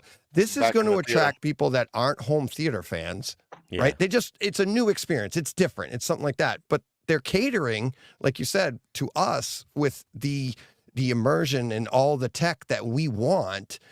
Who the heck, do you know how ridiculous the Cineplexes are going to look if these start popping up around? It doesn't you're right, Ara, it doesn't have to be The Last Picture House. We could do one. Anyone can do this, and it's just going to attract people, but this could be the model, right now, this feels like Disney for us. I want to go there right now. I got a show to do, but I'll go. To your are about and last I feel like they've only been open a year, and but it's like we're still figuring it out, and but again, it seems like they just the other day they had a special event where Andrew Davis, the Fugitive director, showed up and he didn't show the Fugitive, they showed the package, so they had a screening of the package, and he signed a new book, so it's that's cool too, again, because nowadays, look at you have millions of films, and I think filmmakers would be totally willing to travel for a couple of days to places like this just because it's so cool. And again, so they were saying that those events, and again, these the special screenings of Nightmare Before Christmas, are doing just as good at, if not better than, the current releases they bring in there. Right. It's a destination for us. It's something to do. This isn't going to be a vacation place for dorks like us. Let's go. Yes, it's totally. Yeah, that's. I mean, outside of cities like Los Angeles, you could go to a big city like Chicago and be out in the country in an hour, right? So you have access to a big airport, and you can find a small city south of Chicago that you could probably find a place like this. And now you have access to airports. I drive an hour just to go see my mom. That's nothing. So, I think there's a lot of places in the country that you could build something like this. And they got merch to a lot of people. I agree. In outside my hometown, Louisville, Kentucky is very much an arts town with, there's a lot of history of the arts there, and downtown and the riverfront. It's very much, I don't know yet. It's I'm kind of been racking my brain, where would be a good location for a place like this? No, right there, because you got all those distilleries there. I'm in, right next to the Louisville Slugger baseball bat factory, which, by the way, if you go to Louisville, do not miss that tour. And then I think across the street you got a couple distilleries. This is all right. I'm a backer. Tell me where I need to invest. We'll build one in Louisville. Yeah. I learned this term the other day because I never said. I went to the bank, meeting with a buddy of mine at the bank, and he told me. I told him about this, and I would never do it because I've never done anything like this. And this is because mostly up until now, guys, I sit and I write these crazy scripts, and then but that business model for me, I don't know if it's going to continue to work, but this is also now piqued my interest. So anyway, I told him about this, and he told me about this. He's like, well, we have relationships with these angel investors. I'm like, what's an angel what is that? And yeah, basically it's what you think, people who are out there with a little bit of dough they're looking to throw into projects. And so I would, this is just me, today I'm on the ground here in Davenport. I'm scoping it out. And I just, this concept is I love it. It's like I was joking with the bartenders. I was sipping my Coppola Clear Red, saying, I want one of these. I want one. This has to happen in Louisville, because then you can get barrel picks of the different distilleries. People will come just for that and stay for the movies. It's a 100% winner. 100% winner. Oh, yeah. I mean, geez. Can DJ, can you unstream this, because I think we've given away our multi-million-dollar idea. Right. Well, we didn't give it away. It's being done as we speak. But yeah, that's awesome. And also, look, I'm the more for spreading the idea, because I think that I'm all about. I've always been the theatrical experience, and I think this is at least a way to preserve it a little long. And again, with just the whole vibe of it and what it is, it's and again, the special screenings. It reminds me also of what ArcLight theaters in LA did. At least they started, that was more of the Cineplex meets this, they had a restaurant and they would, you could go there for dinner and all that. But I think this cozier idea, and again, also just looking at they have like last night, they have, again, little things like they have DVD cases, guys, on the bar, like of the DVD cases, but in the sleeves are the drink menus. I mean, geez. Yeah, things cool. Like that. Yeah, it's very cool. Yeah. You make going to the movies.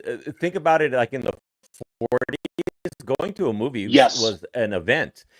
It then became very like in the 70s and 80s when the megaplexes came out. It wasn't really an event anymore. It was just like, okay, we go and hang out, and you had different people making noise. Right. You didn't have cell phones until the late 90s, early 2000s, where people would be on those. But still, you had people that would talk. Back in the 40s, people watched the movie, and it was an event. And that's kind of, I think you need to do this. You go have a nice dinner with, if you got a date or a family, and then from after dinner, you go into the movie theater. And you got to make it an event again. You could have a premiere in any city, not just Hollywood or New York. You're making me think about something about this, because I've also been about, seeing, God, I read last night something, just a quick headline about, the latest Mission Impossible movie approaching a $400 million budget. I'm like, I'm also remembering the writer, he won the Oscar recently. He was like, instead of making these, why not make, 10, $40 million movies or this, or that? Yeah. Meaning, point being is that yes, okay, but I'm wondering if we're thinking about the event picture, so to speak. It's not, how great will it look in IMAX necessarily, but is the venue in places like this making whatever movie it is an event. Yeah, right, exactly. Well, to your point, imagine Mission Impossible without Tom Cruise and just regular actors. It wouldn't be a $400 million budget. There's a lot of good movies I've seen on Netflix and other streamers that you don't know the actors, but they're good actors. You just don't know them. And the movies are still good. So you could do that, but I guess the names draw in the people. Sure. But if you spend less and make less but more profit, who cares? You're saying make 10 of those movies and put them in a theater like this, it still becomes a great experience. Yeah, it just, at least for a moment, go ahead. Yeah. No, everything like we're saying is what this community is about, right? It's literally not about the content. Okay, so it's the event of going to the movies. And we had Dom on earlier from France, and his ironically, his first experience at the movies was Star Wars. And it resonated with him to the point, like Nelson and I and a lot of people that have been on my show, like saw Star Wars and as a kid, and then wanted to duplicate that experience. And usually it always comes with, my dad took me, my mom took me. Yeah. It wasn't what you were watching. It was who you were with, how good of an experience you had doing that. And now we're trying to duplicate that in our home. We're not trying to duplicate, sorry, Carl, your writing. Yeah. We're trying to duplicate the experience we had watching your writing, right? And they, Hollywood, for all intents and purposes. They have a business to run. They have to make money, but it's places like this, like the Last Picture House, that are going to take the evolution of theater going. And that's what I think it is. It's just the evolution, and bring it back to the focus that it originally was. It's not about, like you said, that $400 million budget. It's about the person you're going with, the person or the experience you're having going to the theater. And maybe this gets people to go, like, how many people are going to go to this Last Picture House and going, maybe I could do this little version at home? You know, Nelson and I are already doing it, right? Yep. Like we have that little area outside our theaters where it's like he does have the theater rope. Like, you don't need that in your home, Sure. but you did it because it was part of the experience. Yep. Having a bar out there, a video game system is something that I'm building towards. It's like, it's the overall experience. It's not the content. We're going to argue about what's good content and bad content. I would say it's like, but preferably it's content like that. I think the content works in tandem with the experience of seeing it with the audience. It's like when you brought up a couple of things where I remember seeing, Die Hard with my dad, and it was a life-changing experience because when people ask me what inspired me to get into the movie business, it was because of that movie, but also I say I've never seen an audience or had an audience react to a movie like that. People were yelling and screaming and cheering this guy on. And I'm like, yes, that is it. And so, what you're saying is like, yes, Tom Cruise, he can, write his whatever check, it's the blank check. But you're right. I think that it'll be interesting tonight because I think I'm of the opinion that if done, correctly, that Hugh Grant sitting on a couch talking to a couple, is just as thrilling as Tom Cruise jumping off a mountain, or can be. Yeah. Because your audience is in there and you are reacting to it and having fun in that shared experience that I'm hoping that places like this preserve for at least another few decades here. Yeah, I could tell you that I was lucky coming up in the 70s. There was two theaters that I went to in New York. It was the Ziegfeld Theater and the Astor Plaza, which showed a lot of 70 millimeter films. But like Ira said, it was an event. I remember getting the production, the booklets that they used to give during the movies. I don't know if you guys remember that.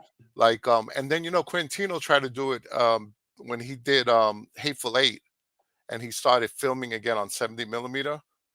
And he brought those production booklets back in, and then you would go in. I think it was the first 2 weeks of showing. You would go to the theater to go see it, and you would get those books. And I remember getting that and being so happy as a kid. I saw Superman the movie and I got that book and I was like, wow, look at this. This is great. People kept quiet in the theater, right? Yeah. And people were there to get that experience of that movie. Yep. And unfortunately, that's all gone. I went to see the last movie I went to see was Wolverine and Deadpool. And when I went to see that in the theater, it's a shame. It was like the second week, there was like 10 people in the theater. Yeah. Oh, wow. And I'm like, what is going on? Like nobody goes to the movies anymore. Is it because the theaters are not as good? Is it because the people have changed? But it's something that I would like to see come back in. And I think they're on the right track with this theater. Yeah. I think so. To at least come back, I have one theory to your question, Nelson, which is we're being now. I mean, it's great for home theater enthusiasts like us as well. And me, it's like I confess, it's like, oh, you're going to put the Wild Robot on, it's going to be out in my home theater in 2 or 3 weeks, and I'm just going to stay home. Right. It's like we're being trained and have been trained especially since COVID, to me, that it's like to not go to the movies. In a way, it's and I don't know how much of these movie guys, like these directors and these writers, why would they continue? Like it's like there's still money in the streaming. There's still money, so I mean they're not well, doing it out of generosity. But it's not about the money too. It's about the creativity. Like to me, it's like like. Okay, you can make the money, but do you really want to have your movie being seen on Netflix instead of a big screen in a movie theater? And unless I think you've still got like the guy that pops to mind is Christopher Nolan, who's on the front lines of this, of at least But yeah, he's Chris Nolan, so he can insist on as part of contractually as a 3-month theatrical release.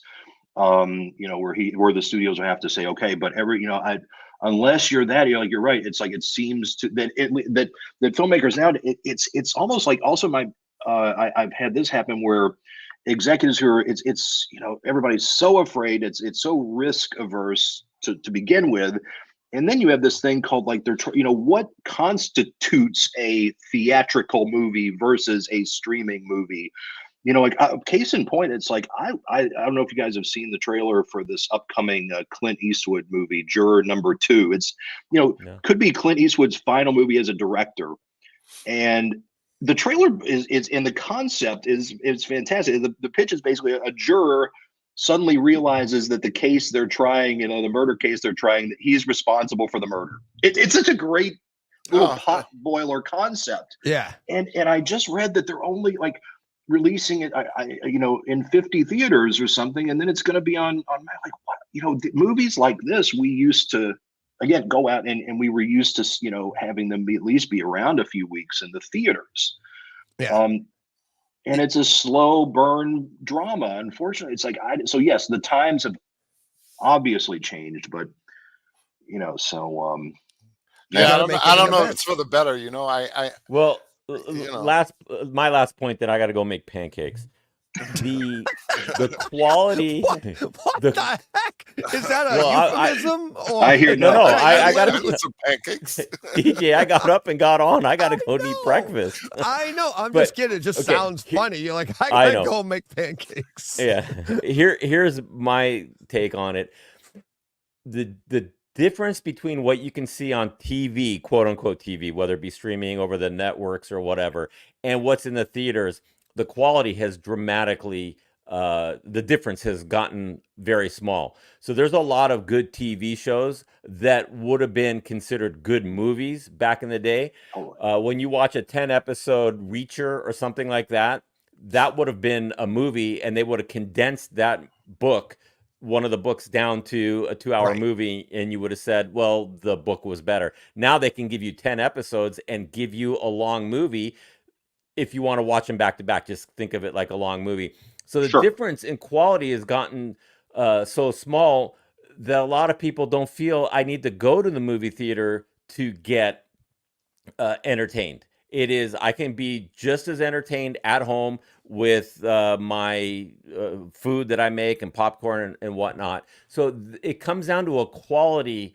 difference that you got to bring people in. And that's why I go back to this place in Davenport.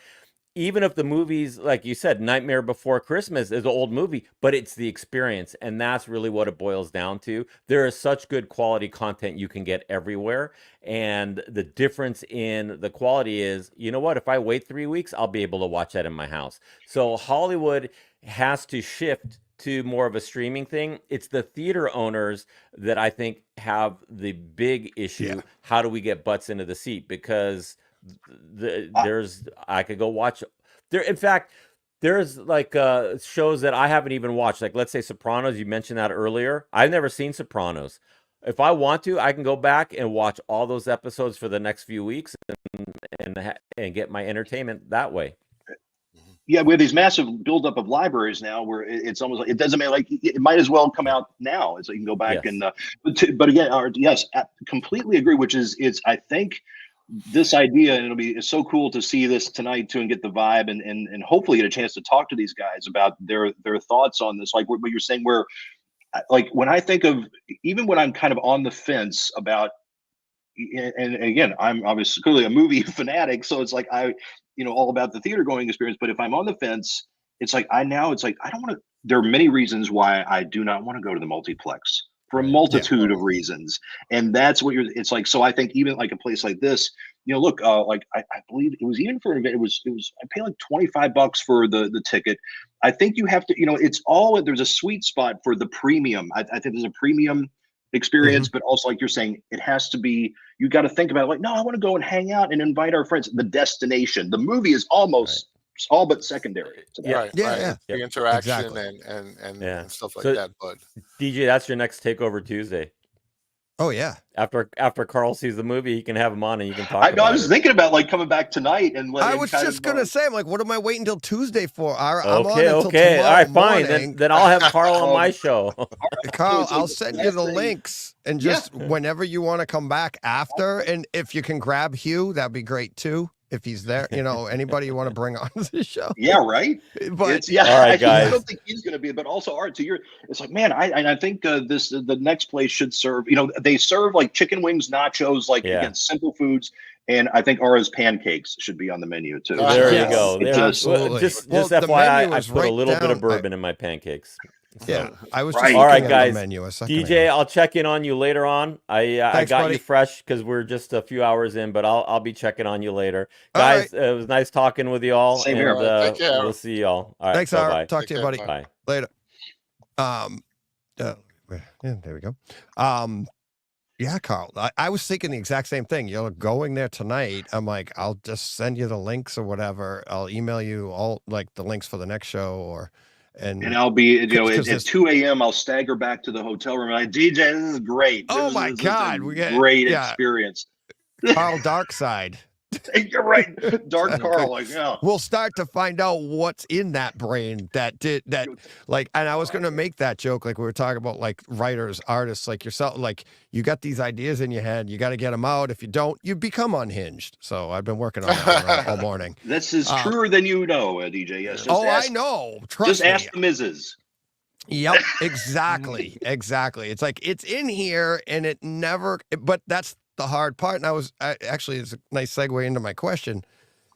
Streaming versus like what Ara was saying, the long form, that must work better for people like yourself, where you're not under the constraints of 2 hours a movie, right? So you can elaborate more. They're not asking you to cut as much out of what you're envisioning, what you're writing. And it's like you have the ability to expand more on the story that you're envisioning when you're writing something like an Unhinged. Or I don't know, have you written any long form stuff? No, I haven't. Hang on, let's see. I think can you still hear me? My AirPod is dying. Can hear you, yeah. Hang on.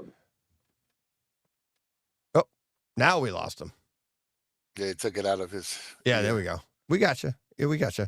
Yeah, I was looking at he's like TV series stuff he's done, Xena Warrior Princess and stuff. Right. But yeah, it's got to me, it's less people trying to condense because you have ideas in your head. I know when I do stuff, even drawing and stuff, it's like you're trying to think of this, but it won't fit. It doesn't do that. And then, go ahead. Yeah. So streaming has definitely, made I call them long movies. You have eight episode seasons or 10 episodes, and they're like very long and they're structured many times like movies. It's great. I think it's opened that part up where it's like, yes. I personally though, it's like DJ, it's like I'm first and foremost a movie guy. I like being constrained by 2 hours. I don't watch much TV because and people go, you haven't seen this or that. And it's like, no, when I do at night, I go downstairs to my little 7-seater theater and I watch movies because, old movies, new movies. I clip scenes from movies because also, but when I watch, when I finish a movie and I keep a list now because I can't remember like all the movies I've seen, but I'm like, at least I feel like I'm getting something done, as opposed to, getting invested in a TV show. Now that said, it's like I've started showing like my 15-year-old son the X-Files, speaking of. Yeah. And so absolutely streaming as a tool, like the what would you call it? It's a new format basically where binge watching contributes to writers being able to write 10-hour movies instead of 2-hour. So yeah, exactly. And it is a new format. I think like streaming has taken the TV and a movie theater experience. Like you watch TV, you had sitcoms or you had drama, like shows that would, week to week, you'd have to keep up on. But then you'd go to the movies and you'd have, your 2-hour story told open, beginning and done, go home, experience over. Well, now with streaming series and stuff, you're taking that, the production quality of the movies, and you're melding it with the TV version, and you're getting the two in the middle, and it's I mean, for people, especially for us home theater fans, like we can now take that and turn it into a movie experience in our theaters. But it's, and for the TV people, it's just, they just see it as different content, more content. But now this, what do we call it? The last picture house. Do they they're not doing any streaming there? Because I know some theaters are starting to do that. They're showing some streaming stuff. They're showing I thought I heard you could see like The Sopranos, for example, at some, because these giant multiplexes are trying to get people in.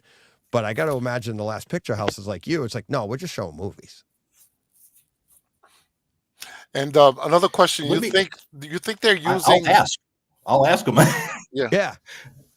You think they're using for you guys, let's see. Projectionist. Delay. My Wi-Fi is a little shaky, guys. I think. Can you hear me now? Yeah, we can hear you. But you're probably getting a delay. Let's see. Yeah, he's getting a delay. Yeah, a little shaky. Are you guys back? I hear you. Oh, we're here. Yep. We're here the whole time. Okay. I'll try not to move. It's, I guess it's Hilton Wi-Fi, Hilton Honors, whatever it's called. DJ, I heard you. I'll ask them if they do that. I think they should, and I think absolutely that the streaming of totally, yeah, that would be interesting. What were you going to say, Nelson? Do they have in this theater, like they used to have projectionists, people who actually are in the projection room? Do they have that in that theater, or do they just kind of hit the button and walk away? That's another. I'll ask that. I think in the main theaters they have projections, but that's a guess. I know upstairs on that lounge, it's more of a hit play on the player. Oh, okay, yeah. So do they have people that you think they have people there that make sure that everything's focused and tightly calibrated? Because that's going to be important too, right? Because it looks nice, right? It looks nice, but then when you go see the image in the theater, how does it look? Does it look nice and sharp? Are you going to have a film presentation? Are you going to have a digital presentation? Things like that. Yeah, no, I talked to some of the ground staff last night. I didn't ask, it was a question I have about the projectionists. Like, do you have to have projectionists, and how does that work? Because one thing I remember in LA that made the ArcLight experience such, again, talking about just elevating it a little bit, where they had an usher in every theater before every show, making sure the quality was top notch. Right. And I can't tell you how it's almost like happens to me 50%. I remember seeing Top Gun Maverick, going back to the theater the last time, and the lights stayed on for half the opening credits. I think there was even a sample. I couldn't, and also my frustration. I actually went with my dad and my son, and I turn around and I'm like, why am I the only? Well, it's kind of obvious, but why is anybody else getting up and doing something about this? Right? Why is it on me? Yeah, I hate it. That's one thing. I went to a theater the other day to see something, and it was just terrible. I mean, to a point that I had to walk out and get my money back. What was terrible about it? What was everything? It was like not focused. It was a smaller, a smaller theater in town. So I said, let me give it a chance. So the only thing that I know for sure, that if I go see a movie in Dolby Vision in a Dolby theater, it's usually gonna be pretty good. Not all the time. So most of the time it is, but not all the time. But any of these smaller vendors, these smaller theaters, it's usually, it was so out of focus. I was like, I gotta get out of here. I couldn't stay. I said, I'd rather just watch it at home. Yeah. One thing I noticed just last night, and me being there with a few staff people I talked to, is that I said, look, I'm here just nerding out. I've driven 6 hours, yada, yada. But they were all like engaging, and they were all clearly movie lovers. And in other words, it's like, I think, you're talking about like, look, who are the folks who are coming in? It's like, and in a place like this, or just, again, kind of, taking pride in showing a movie the way it's supposed to be seen, how cool it can be. But I hear you. And so that doesn't do anything. Like, it's like, I actually have, I think now I'm recognizing some like dread every time I go out to a movie theater because as soon as that damn, also, by the way, now that you've got, I'm on my soapbox about the advertising and commercials in front of the movies. It's awful. Yeah. It just takes too long. It's too long. Yeah, I've been to stuff where it's like the movie doesn't start until 30 minutes after the posted time. And it's like, look, no. Yeah, and they don't need all these trailers either. I mean, in the past we didn't have trailers that we could look at on net, on our iPhones and our iPads. In the past, there was no way of watching trailers. And and even then, when they used to show it in the theater before the movie, it was like 3, 4. Now I went and it was like 10, 12 trailers. I'm like, what is this? Yeah, it just takes too long. I get it from clearly from the business angle, but you've got to find a more than a happy medium. I think there, which is again another thing about the ArcLight. Like the other thing is about actually ArcLight did franchise itself around LA. There were a few of them, but the thing that also works about that is like what to expect, and part of when you go in, you're going to go have the usher make sure the picture's great. And also, let's see, I had another thought there. It's hell. It's just something I had a thought about. The expectation of the experience and that's what kept me going back to that theater is just, oh yeah, the thought will come back to me. It's so brilliant. I lost it. Yeah. It's funny because it's like, is it because our generation, we're a little older, appreciates that. And now the younger generation really, has never lived with it, never had it. And now they're like, whatever, I'll watch it on my iPhone. I'll watch it on my iPad. Right. So I think we appreciate it because our generation, that's how we watch movies. And I'm thinking, I hope it can get like that again, but I don't know, I don't know. I'm right there with you. Oh, the thing I remembered is at ArcLight, they said they only showed 3 trailers. That was it.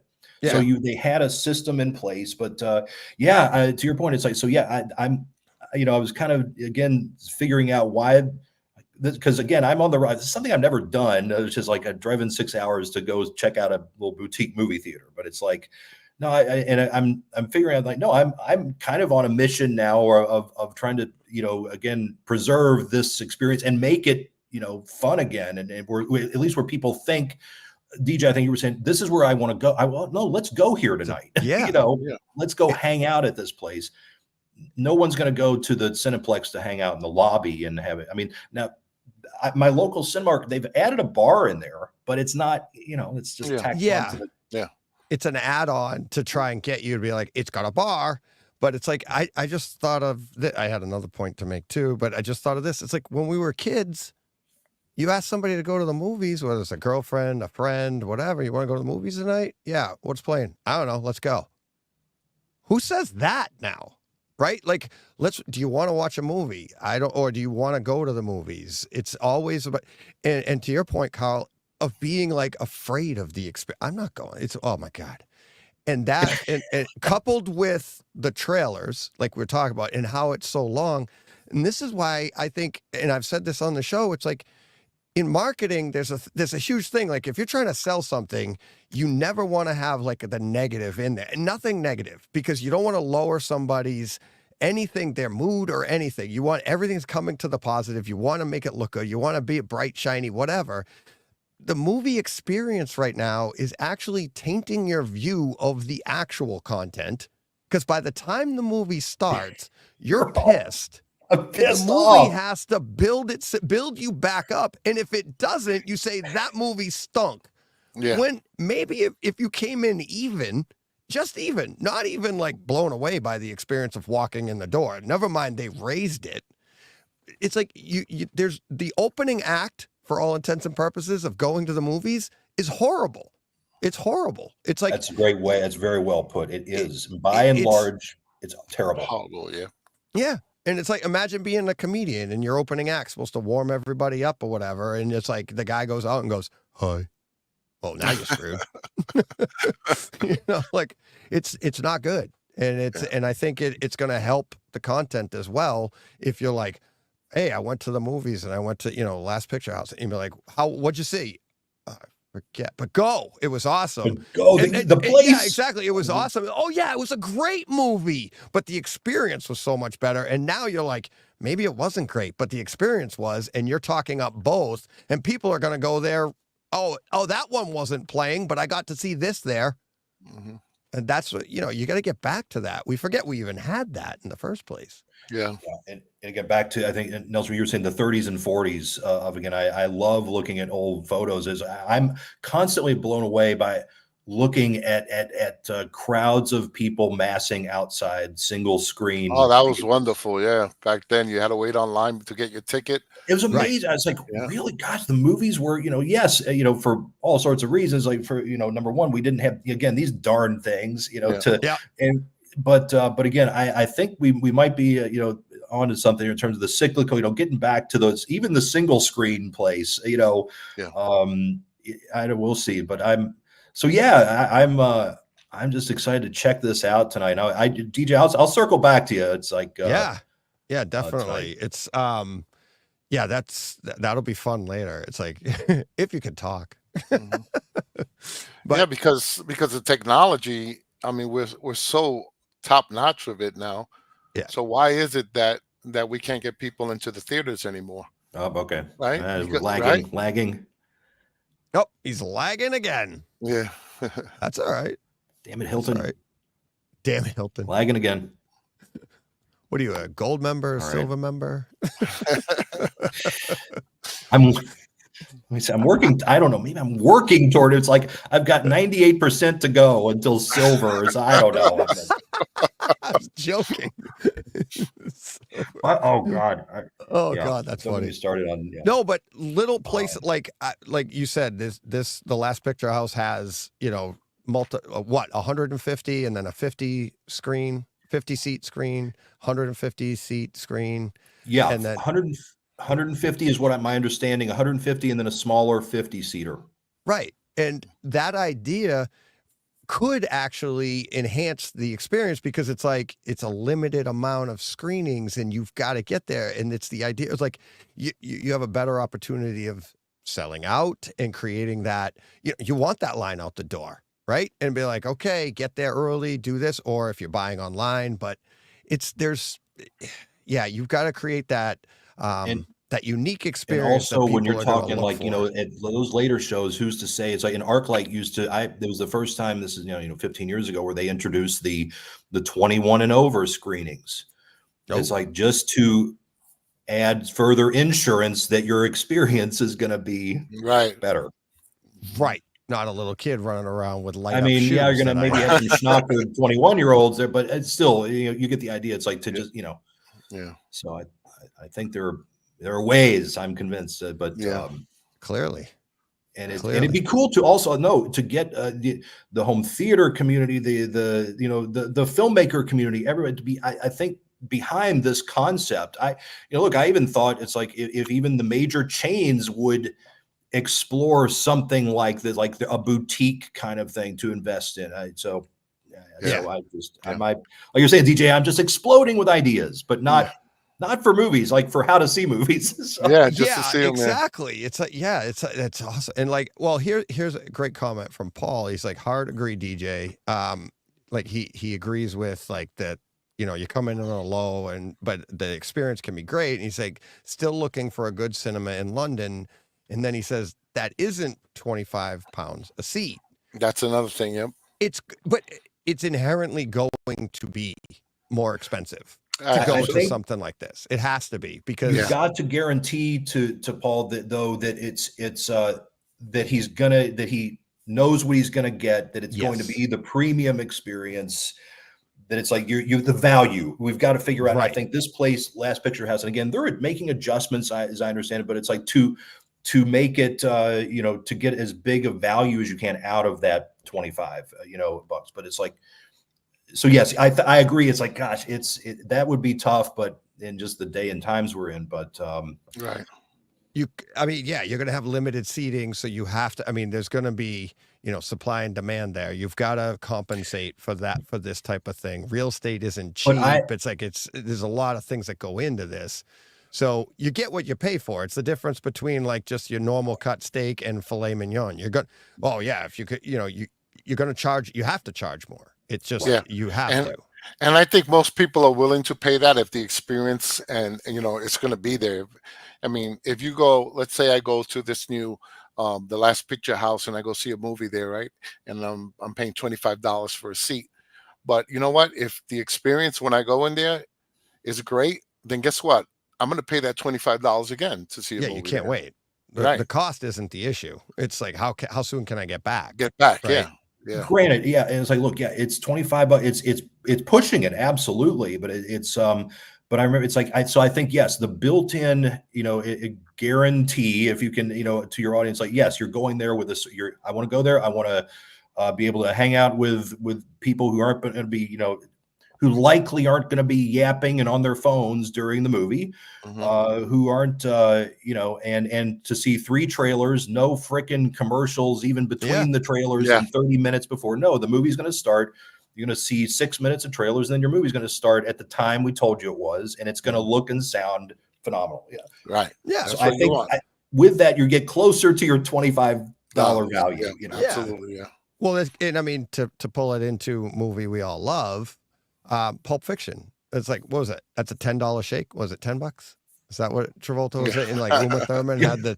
She's like, you pay what? How much? It's just milk. Blah, blah, blah. And then he tasted it, and he's like, that's a damn good shake, right? But then he goes, I don't know if it's worth $10, but whatever the price was, right? So it's like, do you get your value out of that money? And it's like, yeah, maybe it's a risk the first time you try. But once you hit it, you're like, oh boy, I can't wait to get back there. And now either you can't wait to get back, or you're saving your money so you can get back. It's the cost isn't the issue. It's because I mean the Cineplex might be cheaper, but I don't even want to go. I don't want to go for free. It's at times. Yeah. And ideally, to your point about ideally, yeah, you're the folks who are going to come help you make this happen. Ideally, it's like. The staff of folks, from the projectionists to whoever your concession stands. I think part of, I don't know, again, people, it seemed very, it was just very movie friendly, clearly last night. People were movie lovers, the people who work there, and I think that to kind of give the sense of like, no, wait a minute, it is important that the Dolby Vision settings are important, and it's the sound settings, and because it's just remember to turn down the lights because it's great, Right. Yeah. Turn down the lights. Yeah. Right. Exactly. Turn off the lights. But yeah. I guess I don't know. My point is just to really, again, I don't know, the staff the place with as many movie lovers doing fanatics like you're able to. Yeah. Yeah. I had a recent bad experience. I can't remember what movie it was. But it was like I tried to see the first viewing of whatever it was, which was at 3:00 in the afternoon on a Thursday. You get, and it was it was right after Maverick release. So it was like 2 weeks after the release of Maverick, and they were trying to get every penny out of Maverick at the time. But this room, it's the top room at the showcase, the X Plus, and they had just played Maverick for the last time in this room, and then they transitioned to whatever movie this was. It might have been Jurassic Park Dominion or whatever, right? The aspect ratio was all wrong. It was such a fast transition. They screwed it up so bad that, they did. And this is a giant screen. So they use the curtains for your edges and everything was wide open. Yeah. But I literally sat in a Showcase X Plus and watched a movie with the black bars all the way around, like a little screen in the middle of a giant screen. Oh my gosh. And you're like, what the? Most people would never know. They just think that's what you're supposed to get. And I'm like, where's the masking? Call Seymour, get that thing right. What the heck is? Wow, my God! And again, look, I gotta say, it's like as hopefully like as a writer of the content, it's like I love all the mostly young people who work in theaters and are doing their best. It's like, but also to the $25 thing, it's like hey, it's pay them a little more, and it's like again to make the experience or somebody to consider. More movie nerds get in and consider even working at these places to ensure that the curtains are in the right place. And I'm wondering, I'm wondering if technology, the change of how we watch movies now at home, has something to do with it as well. Because I remember as a kid, I went to the movies and I saw Star Wars in 70 millimeter. I saw Raiders that way, Superman that way, and I got home. There was no way to experience that the way I just, the way I just did in the theater. All I had was a 4:3 screen, 400 lines of resolution, and that was it. So going to the movie theater to get that experience was key for me, because it's like you can't get that at home. That was right. Now you couldn't get that at home, but now with technology being as good as it is, you can get Apple TV, right? If you have a good projection system in home, or if you have a good television at home, you're going to get a hell of an image, a great image, and you can enjoy just as much. Because when I went to the theater and I have a JVC projector, and I watched a movie in Dolby Vision, when I got home, I still feel like I get a better image at home and sound. Right. So it's amazing. I call it like when we were growing up, same thing. And gosh, I remember just real quick, like, wait a minute, what is this thing called letterbox Laserdisc? Wait a minute. What do you mean I'm not seeing the whole picture on my 4:3 screen? I did, like, as a kid, I didn't realize this. I was missing. What do you mean I'm missing half the picture? And but we've definitely, but the time has come where it's like we've surpassed the singularity in movie in theater. Yep. Where movies are shot on 4K, they're shown in 4K at the theater, and now we have that at home. Right?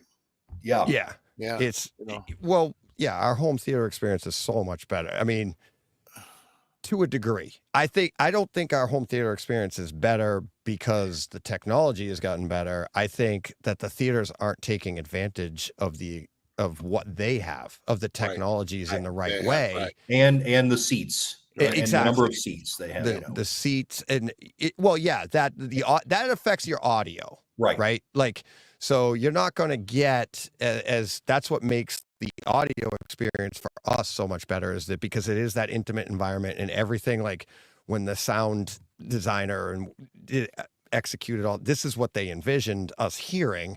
When you're in a giant theater and your left and rights are so far away and stuff, but that can be solved in something like The Last Picture House, that more intimate environment, and you can actually execute exactly what the director intended in a far better way than these giant multiplexes. Yeah, I remember when I first moved to LA, a buddy of mine worked for, and it was called the THX. It was called the THX TAP, the Theater Alignment Program. That's right. And it was a quality control unit. Nelson knows that. Yeah. That was a requirement. That was a requirement when Lucas started doing THX. They had to go there and get that theater calibrated properly, video wise. I mean, with the film and the sound. And then if it wasn't right, guess what? Well, that's how we started Star Wars. That's why we all love Star Wars. It's like Dolby Surround. It's like you got you got the 6-channel version, I guess, or the 70 millimeter 6-channel. If you had Dolby Surround, and you said otherwise, you just got the 35 millimeter, blah blah blah. And so he was promoting. That's what got Dolby going in this environment, anyways. And then his best friend, good friend Spielberg, goes and duplicates all that with Jurassic Park and DTS. In the 90s. And now we have that competition. You have the Lumagen Mad VR, DTS Dolby, McDonald's Burger King, whatever you want to call it. But that quality control check is what they need to bring back, because I'm writing this down to ask them, because I was wondering tonight, like, first of all, do they have these guys at the Last Picture House? Look, it looks, the picture I didn't duck in yet, but it looks state of the art, but it's like, I'm sure it's going to sound awesome, but it's like, okay, who are those people you call these days? Like TAP doesn't exist anymore. That quality control check is important, and they got away with that. Yeah. And I mean, there was times that I went to, an AMC theater, and there was no bass, no center channel. The right channel was out, So that quality control check in these theaters, has to be improved, so that way we can keep going to the theaters, wanting to go to the theaters. Yeah. Right. Yeah. And again, and then back to now it's like I look, 25, the $25, I'm just kind of harping on that, where it's like, but in order, but again, if you're guaranteed you're walking into they used to be called, I don't even know if I think maybe my local cinema considers, like, I'm the Cinemark, what do they call it? XD theater there is a THX sign outside that door still. So THX, but they've gone through, I guess, so many different, I think when Lucas sold everything, I don't know what the status is, but you're right. Like, and I've thought about, like, are there teams and people, like, your AMCs and Cinemarks, like, is there anyone going around and, sitting in there and making adjustments and getting it up to Dolby standards and whatever else. Anyway, I guess, but the answer is Dolby Vision certified theaters. Yeah, but they get away from it too. Wow. I mean, I remember that they used to use the curtains to do the masking back in the day, Yep. They open them up, close them up, they mask everything, right? Now everything's 16:9, like everything is 16:9 now. So if they have any type of I guess horizontal or vertical masking, they do it on that 16:9, but sometimes they forget to put the masking. Well, also largely, like my XD theater, as far as I know, no, I've gone in and just watched it. They don't mask it at all. And it's that's what happened to me at the X Plus. It's like they actually do. What was bad about that experience is if it's like a 16:9 and they have like they have the widescreen full screen, but if it's 16:9, they'll pull the curtains in, but it's all appropriate, masked, like it's stretched appropriate to the top and bottom, right? What they didn't do is, one, they didn't move the curtains, and two, it wasn't open. It wasn't even, the picture on the screen should have gone to one of the edges, right? So if you have a 235 screen, it's going to fill the whole thing side to side, full edges, top to bottom. But if you have a 16:9 or a 185, you're going to touch top and bottom, and then they pull the curtains in. They didn't do any of that. They didn't pull curtains in, and they didn't stretch the screen, stretch the image to hit top and bottom. So I had black bars at the top and the bottom. They had black, obviously the sides were exposed. It was literally like watching. Did they even have did they not do the horizontal masking, or is it non-existent? No, there is no horizontal. It would go like, so if you're watching for all intents and purposes, an IMAX screen, it would feel like IMAX because the curtains would come in. You wouldn't see any extra screen. It would be curtains, and it would go from ceiling to floor, right? That's the idea.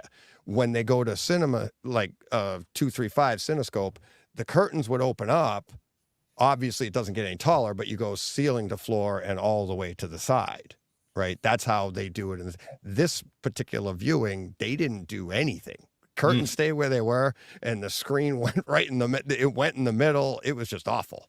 It was like, and you're like, yeah, not good. You're right. I've noticed that going away, like the masking, and because it used to be, I had fun, when the previews stopped, and then the masking would come in to mask properly at the 235, and because again, it's like, once again, the theater, this happens to me at home, where it's like, actually, I've developed my own horizontal masking at home. I figured out a way to do it on my 16:9 screen, but with some, I forget what they call it.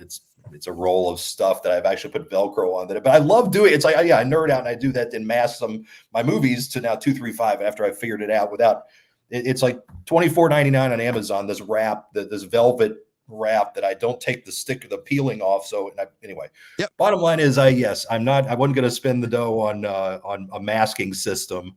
Because also I don't have that projector either. I don't have a 235. I just have normal Epson 50/50, I think, projector. But point being is that I love masking my movies when it's important.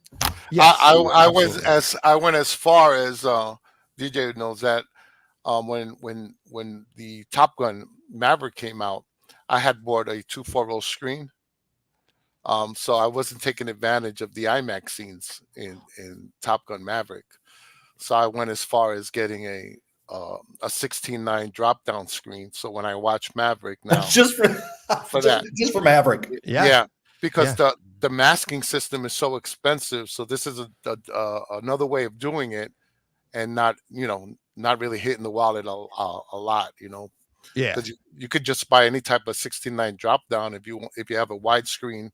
Yeah, and then just have it dropping. I have mine dropping right in front of my 240 screen. It's funny. I should give you a link to it was for home theater enthusiasts out there. I've been wondering, like, how do I mask my 16:9? It's about, maybe I forget the size, because I I wish I hadn't done this. The bezels on my 16:9 screen, it's a very thin bezeled screen. It's cool.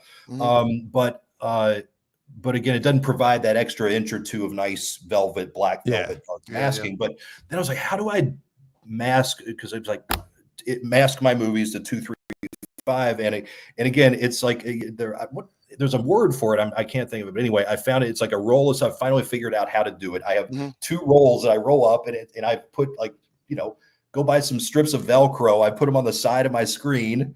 And have masked, and so it's for anybody not wanting to spend thousands of dollars on a masking system. Yeah, I'll show you how to do it for $25. Actually, it's about DJ did the same thing with his 16:9. I did. I have a 16:9 screen. It's a Stewart screen, but it has it's like a 1 inch thick or whatever. And it's like I wrapped that foam insulation, the pink foam. Okay. And I wrapped it, and I can just pop it right in top and bottom, and it's held by the tension. So movie comes on, that's 2-3. I just get up, takes me like 30 seconds, boom, pop it in. Hey, John. I saw that on a YouTube video. Yeah, hey. Oh, hey, John. I'm sorry. What's up, John? No worries. I'm listening. Just but also, real quick then, because also I got to hop here because I'm going to go just hang out. My plan was to hang out at this place kind of all day. Not with us. No, go do recon and come back. I'm doing recon. But what's also I had forgotten about this phenomenon, and Christopher Nolan again is leading the charge on the other filmmakers have done it, but not to the degree the aspect ratio shifting, and therefore it's like, so it does make sense to a degree that theaters wouldn't be, they've got their just essentially their IMAX format or 16:9 screens without the built-in horizontal masking. It makes sense why it's going away. It's like, so I'm kind of conflicted about that. I'm kind of about aspect shifting. I don't. Well, when it's done right, I mean, I was telling DJ, I saw the new Joker movie. Okay. And it had the shifting aspect ratios, but it was just well done for that particular movie. So even when it was doing it, you really can't notice it that much, Yeah. It's done so well so that when you're watching it, it just kind of blends in. Yes. And you really don't notice the shift, the open. It does make it again back to the feel of the movie. It works. I remember last night I let you all go. It's one of the best ones is on the second Hunger Games movie on the Blu-ray, and they preserve that shift where the movie goes when they finally get into the arena. Yeah, where she's going up the elevator and stuff, and the aspect ratio opens up to that. It's like, okay, that's cool. That's cool. They did similar to in Wakanda, in the Wakanda movie in Black Panther. Yes. When they're getting to Wakanda, there's a 3D version of it, which is IMAX. And when they're getting into it with the ship, getting into Wakanda, it opens up and it looks great in 3D with the IMAX scenes. So cool. So it could be effective. But then you have something like Star Trek Into Darkness on Blu-ray, where it just goes back and forth too much. It's like, right? Yeah, there's no rhyme or reason. It just does it. It's not part of the story.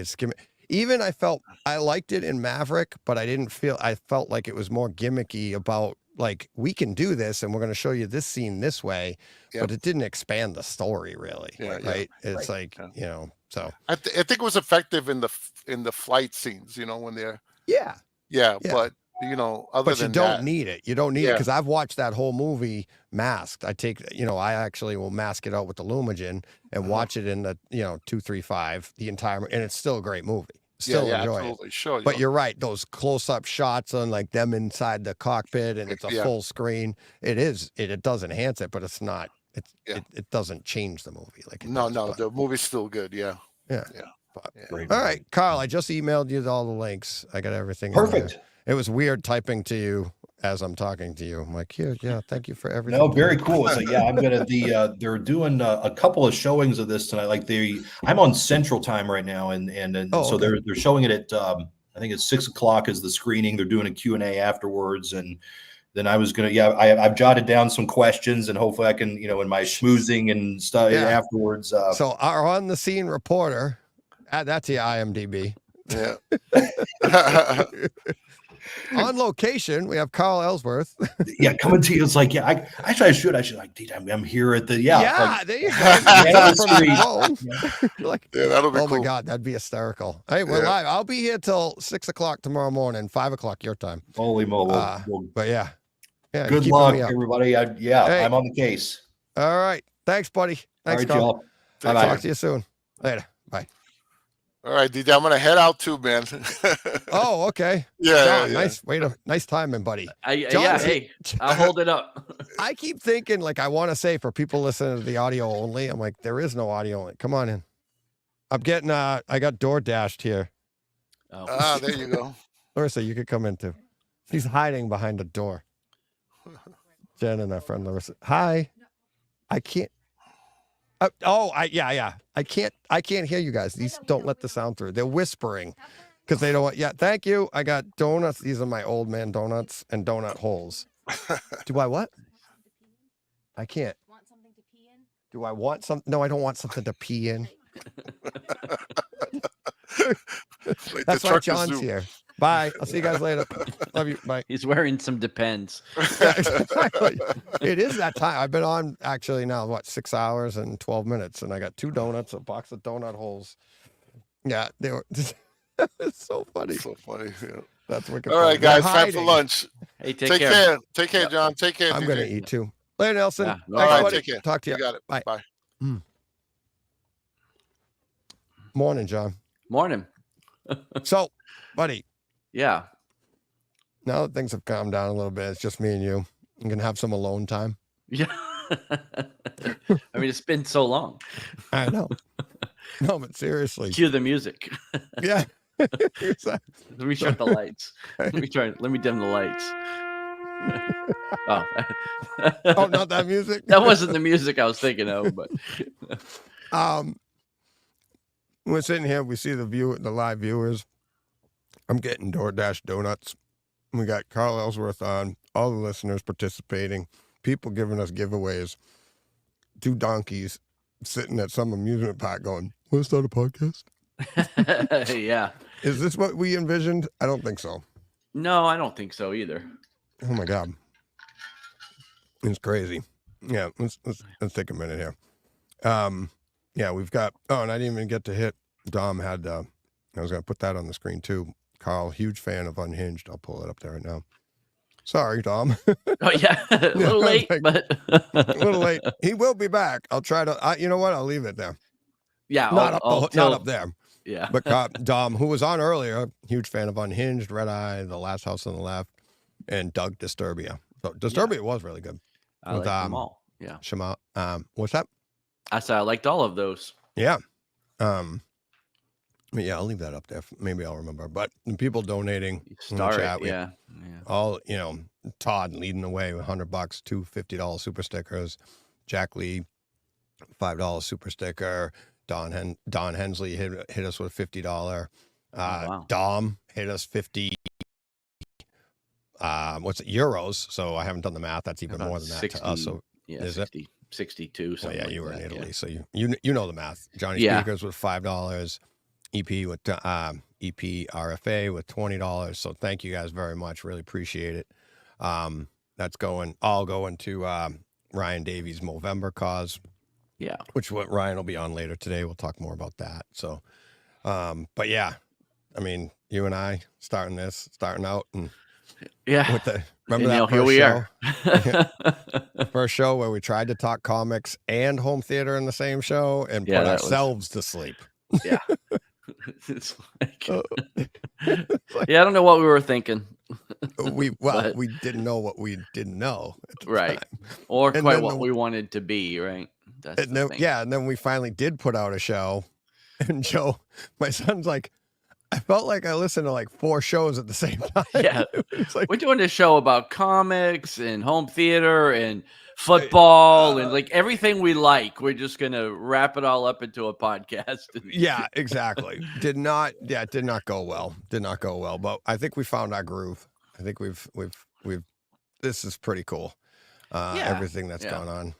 Well, we kind of abandoned the one show for this. Yeah. But well, the community really, Yeah. right? Yeah, I mean, that's what it was. We never really found a footing with the comic show. I with the mean, we had chat, yeah. I mean, we had listeners, but not like we have here. Yeah. You know. Yeah, it's actually if we looked at the numbers back then, the numbers actually were higher at the beginning when this podcast started.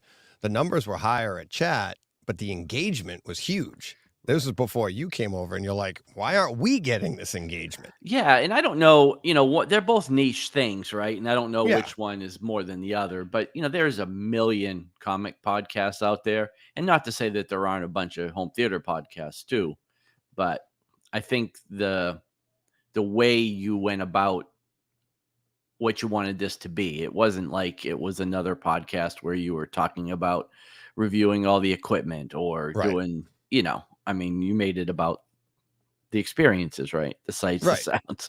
And there wasn't a lot of that happening.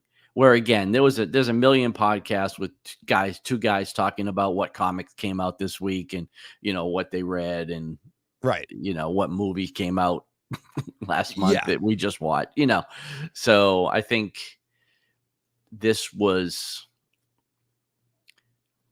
I don't know how something to say people it, didn't have. Yeah, and I guess it was for a lot of people that wanted to talk about that stuff and couldn't find anywhere to do it.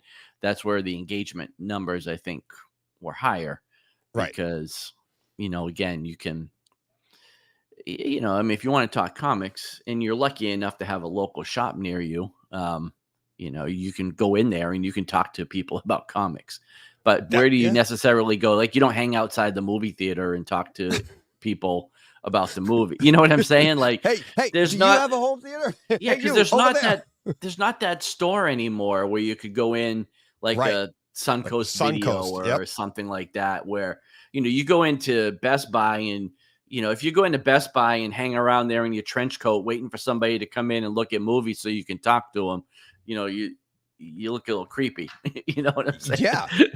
So, but for some reason, you don't look creepy walking into a comic book store and just hanging out and be like, hi. Yeah. And, and even at that, the Best Buys have gone away from it. Target's gone away from it. So where do you go talk about movies with people? There's nowhere home theater, right? Yeah, like this aspect of it. And that's where podcasting kind of answers that for a lot of people on a bunch of different subjects, right? Not just home theater or comics, but you're right. It's like, I didn't even think of that part. It's like, you go to a comic book store and it's an event.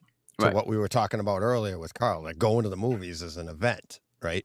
Going to the comic book store on a Wednesday for New Comic Book Day was an event. You go there, you talk to the person behind the counter, which used to be yourself, or talk to the other people. You'd get to know the customers because they'd all come in same time, before work, after work, whatever. So you'd see the same people every week, and you had that outlet. For home theater, it's like, people into this hobby, you're literally turning yourself into a hermit, right? You're taking a portion of your home, dedicating it into a dark space, whether it's like you with your living room and your 123-inch screen in a living room, or you take a dedicated room like myself and say, when I go in there, doors closed, and it's like, oh, where's Dad? There he is. He's gone. It's like, well, he's in Wakanda right now. And in a lot of cases, it's a solitary existence, right? Because people, again, I'm in a situation where my theater is my living room, and Lydia and I will sit and we'll watch TV because it's our living room. But most cases, like your theater, you schlep down there by yourself 80% of the time. Right.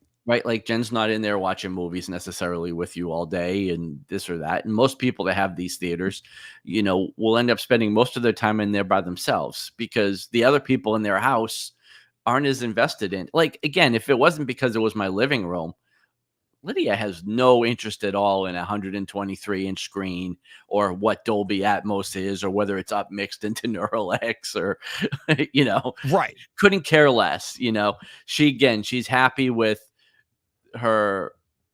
she has an iPad and a phone, and she'll watch all her videos on her phone, which is, 12-inch, or I don't know how big it is, but instead of getting the iPad, which is a bigger screen, like, doesn't care, It has no interest at all in the bigger screen or any of that stuff. And most people in their homes. Again, they're the only ones that care. So yeah. It's an event. It's a date night when Jen comes down and you guys watch a movie. It's not an everyday occurrence. No, So, and we do that. We come down to our theaters to get away on purpose. It literally, and it's a dark space. You go down there to relax, go down there to watch a movie, go down there and critique a specific scene. Right. And that's what we do, but it's a solitary existence. Right. And then try to get somebody to come down with you, or when I say down, because mine's in the basement, or join you. It's like, well, not really. They're not into it. But then especially the gear, right? The experience, like, look at this. And they're like, yeah, that's great. Okay. Who cares? Right. But then you have a community like this. And like you said, it's like, you've been alone for so long that you're like, there you go. You meet people like this and you're like, oh my God, he's just like me. You get and the comments we get early on were like, I'm the same way. And you just I do it that. resonates. Right. I do that. It's like, I'm all alone too. It's like the tears are coming through the emails.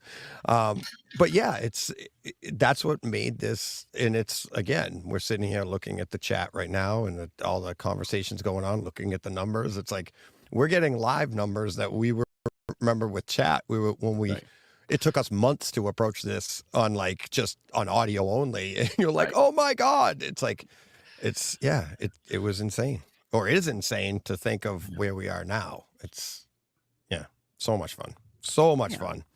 We found our people, John. Yeah. Who knew? Let's see. Okay. I'm actually, what I'm doing right now, I'm sorry if I seem a little distracted. We had a good comment here. Edward in the chat says, DJ, need that email address and Ryan Davies link. Everything should be uploaded now. I just changed it on the YouTube page. So if you're watching this on YouTube, go into the description. Everything should be there. I just added that in. So I don't know why I'm not getting to do it. There we go.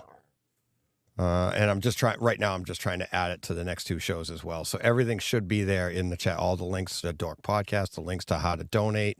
And if you wanted to donate to us, buy boxes of popcorn, you can go to the website, brightsidehometheater.com, and you'll see the links there for the buying boxes of popcorn through, it's a PayPal. It's basically a PayPal donation through that. So, but yeah, thanks, Edward. Thanks for bringing that to my attention. Edward I kept forgetting to add it. Also saying his wife would love, I'm assuming would love him to get his stuff out of the living room. Yeah. Mine too, bro. Yeah, exactly. My wife hates it, but it was one of the compromises of downsizing our home is that, I wasn't necessarily going to give up, the home theater part of it, which, I had a theater room in my previous house, but it actually didn't. The equipment I have now is better than anything I ever had there. But she does not like the 123-inch screen with the extra 2 inches or so of black velvet masking around the screen. Yeah. Like if you look at the wall, you've seen pictures of it, DJ, but when you walk in the wall of my living room, it is a wall. It is a wall. Yeah. And it is not something that she's super in love with, but, hey, I'm not going to get a bigger house either unless that Powerball comes through. So exactly. That's all there is.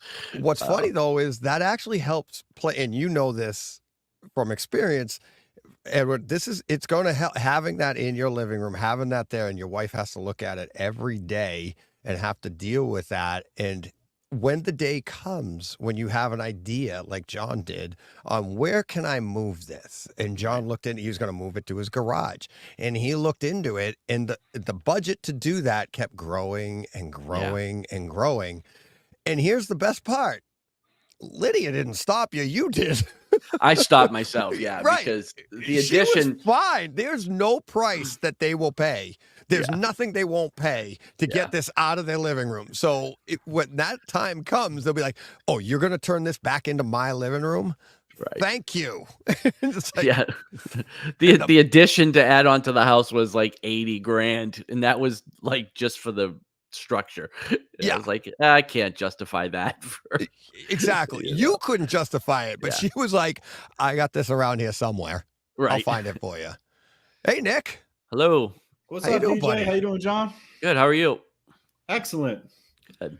What are we on? Hour 5, 6 here? Six and a half. All right. It looks like 6:26. You look like you're holding up pretty well. I just had to stand up. I just realized, like, for people watching on YouTube, I say that they're all watching on YouTube. It's the only place I am. Right. I had to stand up, but I have one of those desks that goes up and down, so I'm like this. Oh, we didn't even know. The pictures behind me you could see drop down, but I was like, my butt was going to sleep, and I was like, I'm like, oh no, I was like sitting for like almost 6 hours straight. Wow. So I just stood being up on a cross over the ocean flight, transatlantic flight here. It is, but it isn't, buddy. And you've done that. You've been to Germany for shows. You've been to Europe for shows. You're all over the world, so you get that. What I will say is, I honestly can't believe I've been doing this for 6.5 hours already. It's like flown by like that. It's insane. Yeah. I'm not even kidding. It's insane. It's like, I'm like when you asked, I had to look at the ticker in the corner and be like, oh my God, 6.5 hours. Look at me go. You got me out of raking leaves for a while, which I know you being in New England, that's a never-ending sort of chore. Yeah, you don't have a leaf blower? Come on. I do have a leaf blower, and actually, my neighbor has this thing where it's like on 2 wheels, and it kind of like scoops them into a big bucket. And I saw him using it the other day, and I'm like, oh my gosh, it's like not a vacuum, but so I think I might have to invest in one of those because I get a lot of leaves here. I think I did 48 bags last year, so I'm ready for some innovation. Yeah, you're in an area, though. I don't know exactly where you live, but I know your area, and you don't have, like where I live, I have literal around my house, I have woods on all 4 sides. Mm-hmm. So all I have to do is blow leaves away from my house and stop. Yeah. I don't bag. I haven't bagged in over 20 years. And it's just like, nice. Yeah, I just walk around my house in a circle and blow all the leaves to the edge, and it's like, yay, all done. Yeah. See, I wish I could do that. No, they got to be moved out. I mean, not that anyone cares about my leaves, but like they haven't even fallen yet, and my yard's already covered. I'm right next to my neighbors, so like I can't just blow them into their yard. Although they're not home for a couple of days. Yeah, I don't know what happened. They'll think they're theirs. Pile up. I don't know. The wind really just took it. Well, what do you want me to do? Oh, yeah. So, all right. So, what kind of rake do you use? I'm just kidding. I mean, we could do an hour just on because there's been a progression. Fall in New England. So, what kind of leaf blower do you use? What kind of rake do you got? Do you like a hefty bag, or are you more? You want to start losing viewers? Let's get into lawn care, and then we'll really start picking up the action. It's another podcast. Yeah, that's a whole other. Yeah. John and I started that one already, so it died pretty quickly. We did do on. One of our audiophile happy hours, we did a curated playlist. Like we'll ask people in the comments to suggest songs, and we wanted the best playlist to mow my lawn to. So there was a lot of like references to grass and like that kind of smoking and that kind of genre. But then also I think it's on Spotify. Actually, we have an SBS Spotify channel, and so it's songs to mow your lawn to. But it was a lot of like classic rock for some reason, and Willie Nelson and. Then some hip hop too as well. I can see that. Good mix. That's pretty cool. Yeah. I mean, I brought you in. I didn't even say Nick from SVS and all of that. It's like I just feel it's so common knowledge to me now. I'm just like, hey, Nick. Well, because you know who everybody is. Well, that's the thing. It's like I'm not good at this. Everybody knows that. It's like I'm not good at this. So I was on your happy hour. Scared the crap out of you. Yeah, only you. That was good. Only you. I scared. It was Larry was like dying laughing because he gives me this big introduction, like all the energy. His show has all the energy, blah blah. And he's like, "Let's bring DJ," and I'm like, "Hi." and Nick's eyes just went. Like, oh no! Like, because he was like, even Gary laughed. Gary was like, he got it, but he was like, Larry. You were channeling me there, I guess. Exactly, but I just went the exact opposite of the build-up that Nick gave for me, and Larry like almost fell out of his chair. He knew exactly, and Nick was like, "What did I just do?" Like, who's sedated DJ? This is not the one. This is not who I know. Yeah, exactly. So, so how is the sales of the new subwoofer going? It's going really, really well. You sold out yet? We have not sold out yet, but it is funny, like how right out of the gate you get so many duals orders, and it almost blows my mind. Like I think for the first week we were selling more pairs of them than we were individuals, which just sort of shows how that the benefits of having multiple subwoofers is really sort of percolated out, and people now, before they even buy a single one, are buying duals. So that was a great thing to have. But they've really been doing well. We've been seeing a lot of systems move as well with the new speakers. We have a trade up program, so a lot of people have been going from the Prime and the original Ultra series to to the new subwoofers, the new speakers. So all that, it's been great having 2 flagship launches in 1 year, because the speaker previous Ultra series was about 12 years old, and then the 16 Ultras were about 8 years old. So when we do it, we got to make sure it has a significant improvement in technology, innovation story. Like everything has been top to bottom reinvented, and I think that's now showing up in with consumers sort of validating that, and some of the reviews that have been hit. So we're really happy to have the 2 flagships, and now we can trickle all that technology down into more affordable products as well. Yeah, that was like one of the first questions with the sub. Like, are you going to have the lower, next year? Those will trickle down. But that idea, like the double, dual subwoofers, it's like the you're buying a 17, this giant subwoofer. This isn't that's not an impulse buy, right? You're not at the end rack at your local convenience store and going, oh my God, a 17-inch subwoofer, I'm going to buy that. It's like, so it's it's nice. Like you said, it's like you have a knowledgeable, fan base, if you will, of this. And they're coming in going, well, I need me 2 of those because I want to get the best, possible sound I can get out of this in my room. And I think that comes from not us. We talk about the experience, but like HT guys, AV Rant, podcasts that talk about this stuff, getting the knowledge out there. It's not just hype in a magazine anymore. It's not just an ad, and you guys, you run your ads. SVS has their ads in Sound Division and stuff like that. But it's these podcasts that are talking about the gear and telling you why you need it, like AV Rant. This is why you need to. It's going to help you calibrate your room easier. It's going to give you a better sound, more, an even sound throughout your room. And it's like the environment's changed because, for all intents and purposes, the enthusiast said, screw this, I'm tired of reading the ads. I want to get this knowledge out there. And that's how like Tom and Rob started theirs, and R and Braden started theirs. And it's like, we just want to talk about it and get this information to the people. And it's glad it's helping, move product too.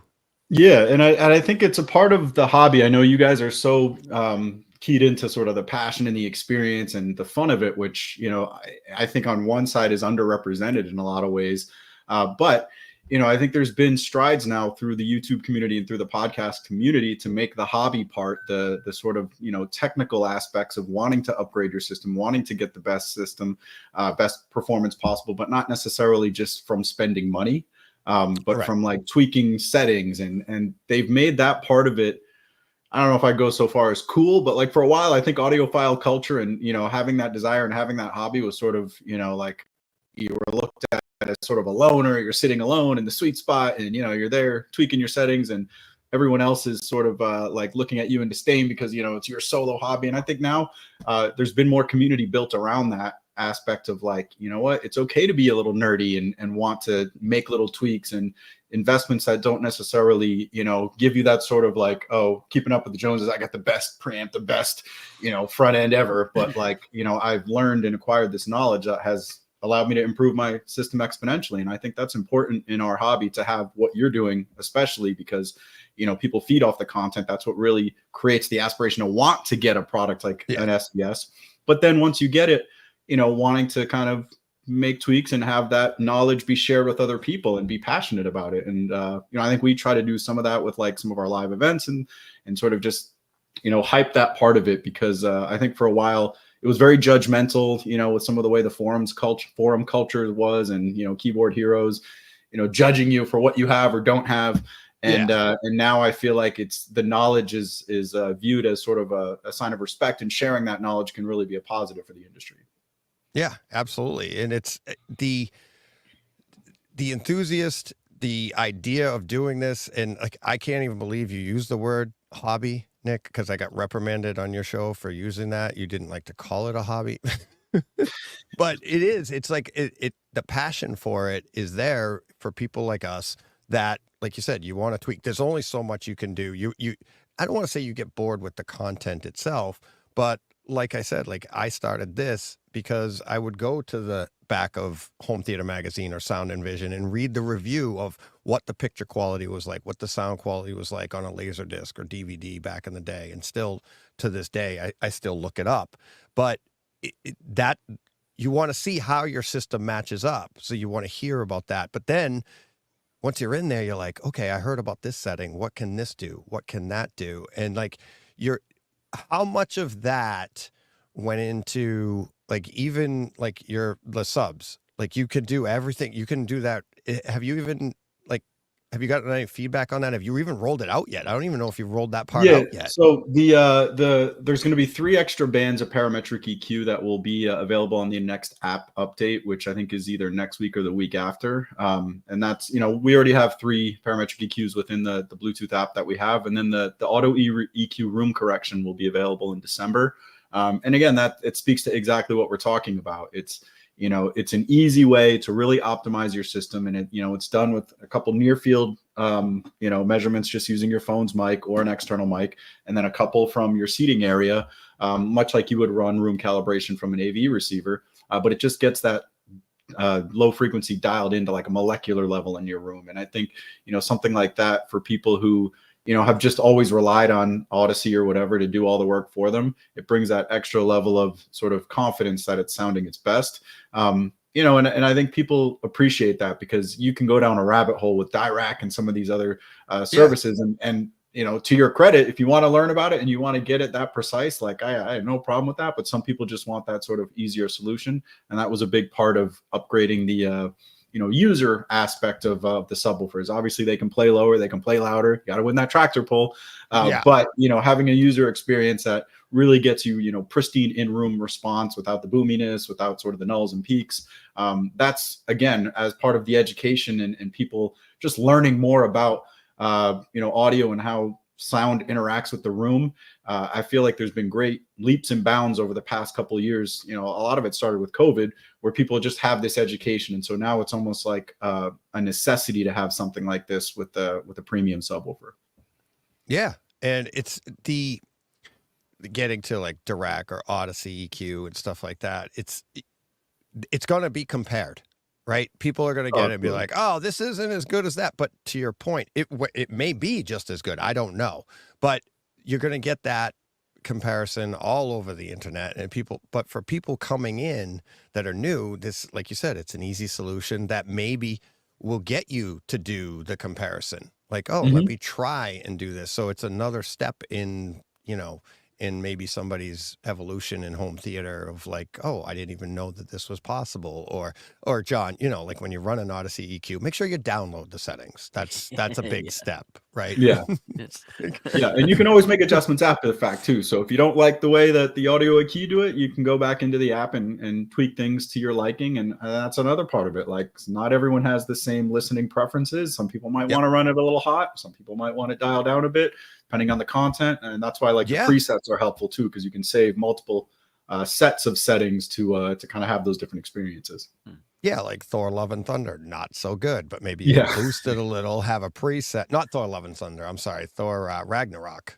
That's, notoriously being flat, relatively flat. And you're like, oh, where's the sound? Where's the boom?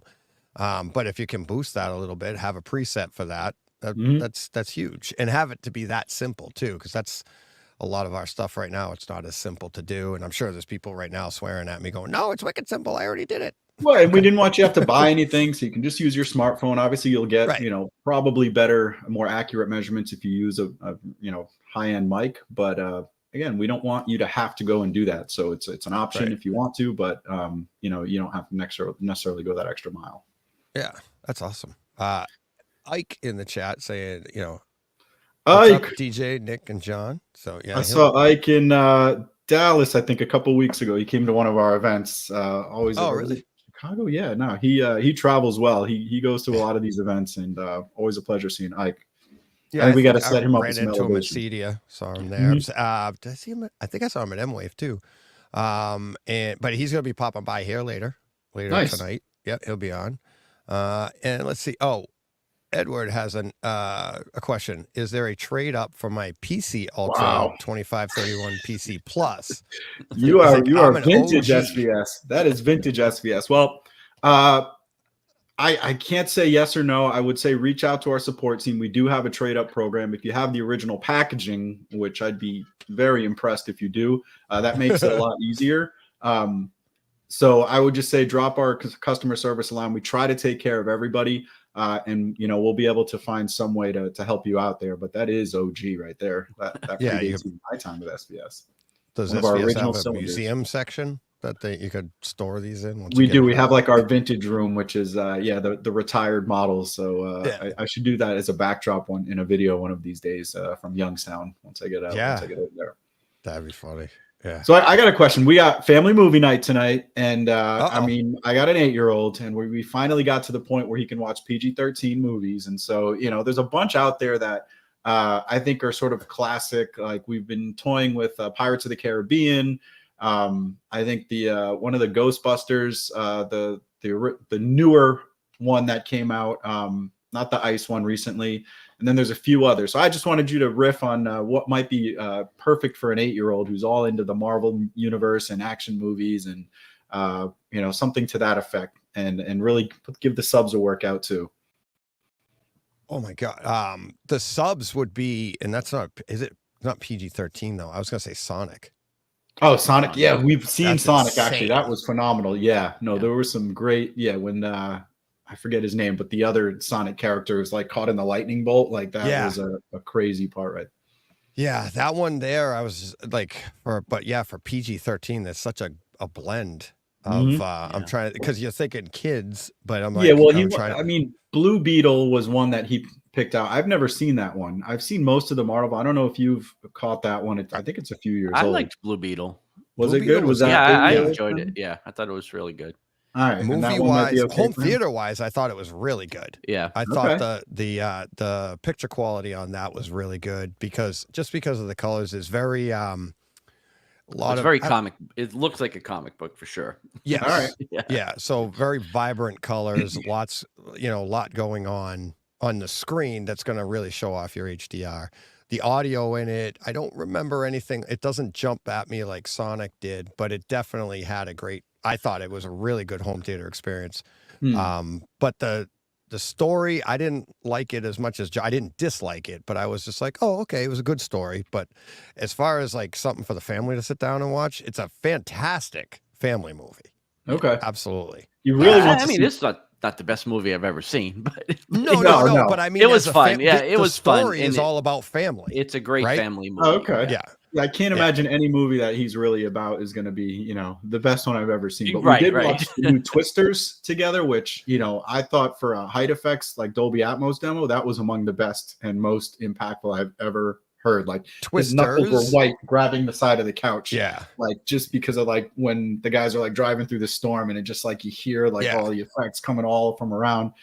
That one was intense, and I think now he's got the bug. Now he's like, I want to. We haven't found one that has quite that level of height effects. Has he seen Twister, the first one? Not the original. No, we went right to the new one. But I think that's the next one.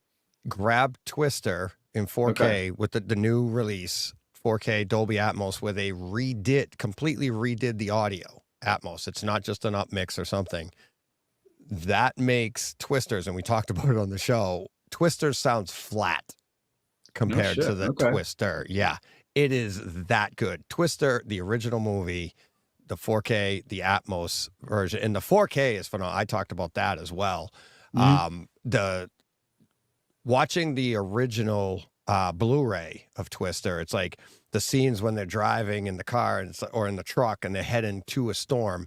It's supposed to be dark and gloomy. Yeah, they should look dark and gloomy. Well, in the Blu-ray, everybody looks well lit. But when you go to the 4K, it looks dark and gloomy. And then off in the background, you could see the sun coming out from under the dark clouds. There's better contrast and everything. So that I mean, maybe he's not as excited about the picture quality, but the audio, that opening scene, which I don't want to spoil it for him, but you know, it doesn't go well for the dad. Put it lightly. Yeah, exactly. It's like, bye-bye, Toto. That opening scene, the lightning on the screen, everything, but the bass, the way it's swirling around the room, I'm telling you, it's going to make Twisters sound flat. And Twisters was good. It was good. Yeah. It was really good. All right, I gotta check it out. I got it in my Amazon cart right now, so that's a must. There's also your favorite in mine, DJ, Hurricane Heist. Oh my God! Yes, Hurricane Heist. That we won't talk about the movie. It's one of the most ridiculous movies since Moonfall. But it's insane. It is for home theater. It is absolutely insane. It's so good as a home theater experience that you don't care how bad the movie itself is. No kidding. So it's actually well mastered. Like it's convincing in the way that they've done the audio, even if the storyline and plot is so completely off the wall. Yeah. Yes. But you're almost drawn in just because of the immersive AV experience. Yeah. It's basically before Twister came out in 4K with Atmos, it was like what we always wanted Twister to be. And because it's literally a hurricane, and these people are trying to rob a bank or something? I don't even remember. It's so ridiculous. You're like, it's dumb, but it doesn't matter. It's just a demo disc from beginning to end. And the movie's so dumb. I knew John would never buy it. So I didn't even tell him. I just shipped it to him. And he's like, what the? Oh my God. But then he put it in, and here he is, the one saying, showed up at my house. See it. You're single-handedly leading to dozens of sales of this movie. Well, I think it sold like 8 copies that week, and it was all because of us. Yeah, it's like that means it's up to 12 copies sold. Right. Yeah, it tripled its. Rotten Tomato scores shooting through the roof. It was just it was ridiculous. But home theater wise, it was incredible. It really was. All right. Yeah. Well, I mean, he is dying to see Sharknado as well, which I'm assuming the mixing and mastering on that. Yeah, it's probably not on the par with Hurricane Heist, but that's the kind of cinematic content I think gets an 8-year-old really excited. I think Sharknado or Hurricane, all about it. Yeah. Yeah, that's perfect. And you don't even have to worry about getting the storyline, because if you get it, you made a mistake. You don't want to know. Yeah. It's all in the title, and it's really good. What else? Anything else in PG-13? I'm trying to think. It's hard when you're trying to think of specific. I had to look that one up to see if it was PG-13 before I mentioned it, because it might have been R-rated. I was thinking so. Well, we're working through all of the Star Wars on Disney Plus, like all the shows like Boba Fett and Mandalorian, like those are good for him as well. But we wanted to do an official movie night tonight, so it could always go back to the Star Wars universe too. But I think I might have to give Blue Beetle a shot after what you guys are saying. Yeah. What about Guardians? Has he seen Guardians of the Galaxy? No, actually, Guardians would be a good one. That was like one of our original demo discs. We used to use the scene where they were like doing the prison breakout, and just like where the raccoon is like shooting all over the place, and like all around the room. Yeah, that scene was one of our like first audio show demos. That and Tron Legacy, the light cycle battle. So I think he would totally get a kick out of that. And I think there's a lot of like good humor there that, obviously I enjoy, but he would get too. Yeah. So and I mean, that entire run, it's like, I know it was one of John's favorites for a long time, like one of his top MCU movies. And I was always like, is. Yeah. It's in my top 3 probably. I really enjoyed it, but I didn't put it as high in the MCU as he did. But then since the third one, and where you have the full story arc, it actually enhanced the first one for me, and now that entire series is that'd be a great series to go through with the family. Like 1 week you watch it and then move on, so it gives you something else. And they're all very, very good home theater experiences. The opening, what is it? The opening of the second one, the music, and then that like the way they integrated the music with the movie, and they're battling, and it's like, oh yeah. So good. So there's so much stuff in those movies right there and good family movies too. So All right. And how do we not talk about Turtles? Yeah, you got to have showed him the Turtles movies. So he's seen the most recent one, like the one that had sort of that comic book, like the Spider-Man Into the Spider-Verse sort of cinematography. Well. Yeah. So he really enjoyed that one. We haven't gone back to like the ones with Megan Fox, the one that Larry really, really enjoys. So that's definitely got to be on the list too. Because he is a Ninja Turtles fan. Now, to specify, just because you said Megan, he doesn't like it because of Megan Fox. There's a specific scene in that movie that he likes, and he plays at all the shows. That's absolutely, it is an amazing scene. That bass sweep, and getting that bass sweep, we heard it. We heard it at CEDIA. Mike Schramm was standing with me when we heard it, and he hadn't even played. Larry hadn't even played that yet at CEDIA until we were in the room, and then we heard that bass sweep, and he's like, it got longer. Like the bass sweep actually got longer because the new sub are able to go down lower and pull out what we couldn't even hear before.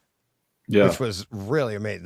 That scene was like, and the three of us were like, Mike and I were like, did that go longer? And Larry, we talked to him afterwards, he goes, yeah, I didn't notice. I noticed that too. Like, oh my God. It's like, it's that technology, everything. That's not just the 1-inch size big difference. It's the technology pulling that. I don't know what you guys said. It's like down to into the single digits. In-room response, it can go down to about 8-9 hertz. We rate it for the PB around 11 hertz, because we're always conservative with our ratings. But if you get some room gain and you get it, dialed in perfectly, you can get into those single digits. And the infrasonics on that Ninja Turtles, like there was that just little extra at the end that I think just sort of faded away, even with our 16s and the 17s just articulate it. And a funny thing about that, and we have this Rammstein concert that we do. I think you might have seen that too. Between those two demos at CEDIA, we were essentially going to use the same booth at CES, which is the big technology trade show in January every year, consumer technology show.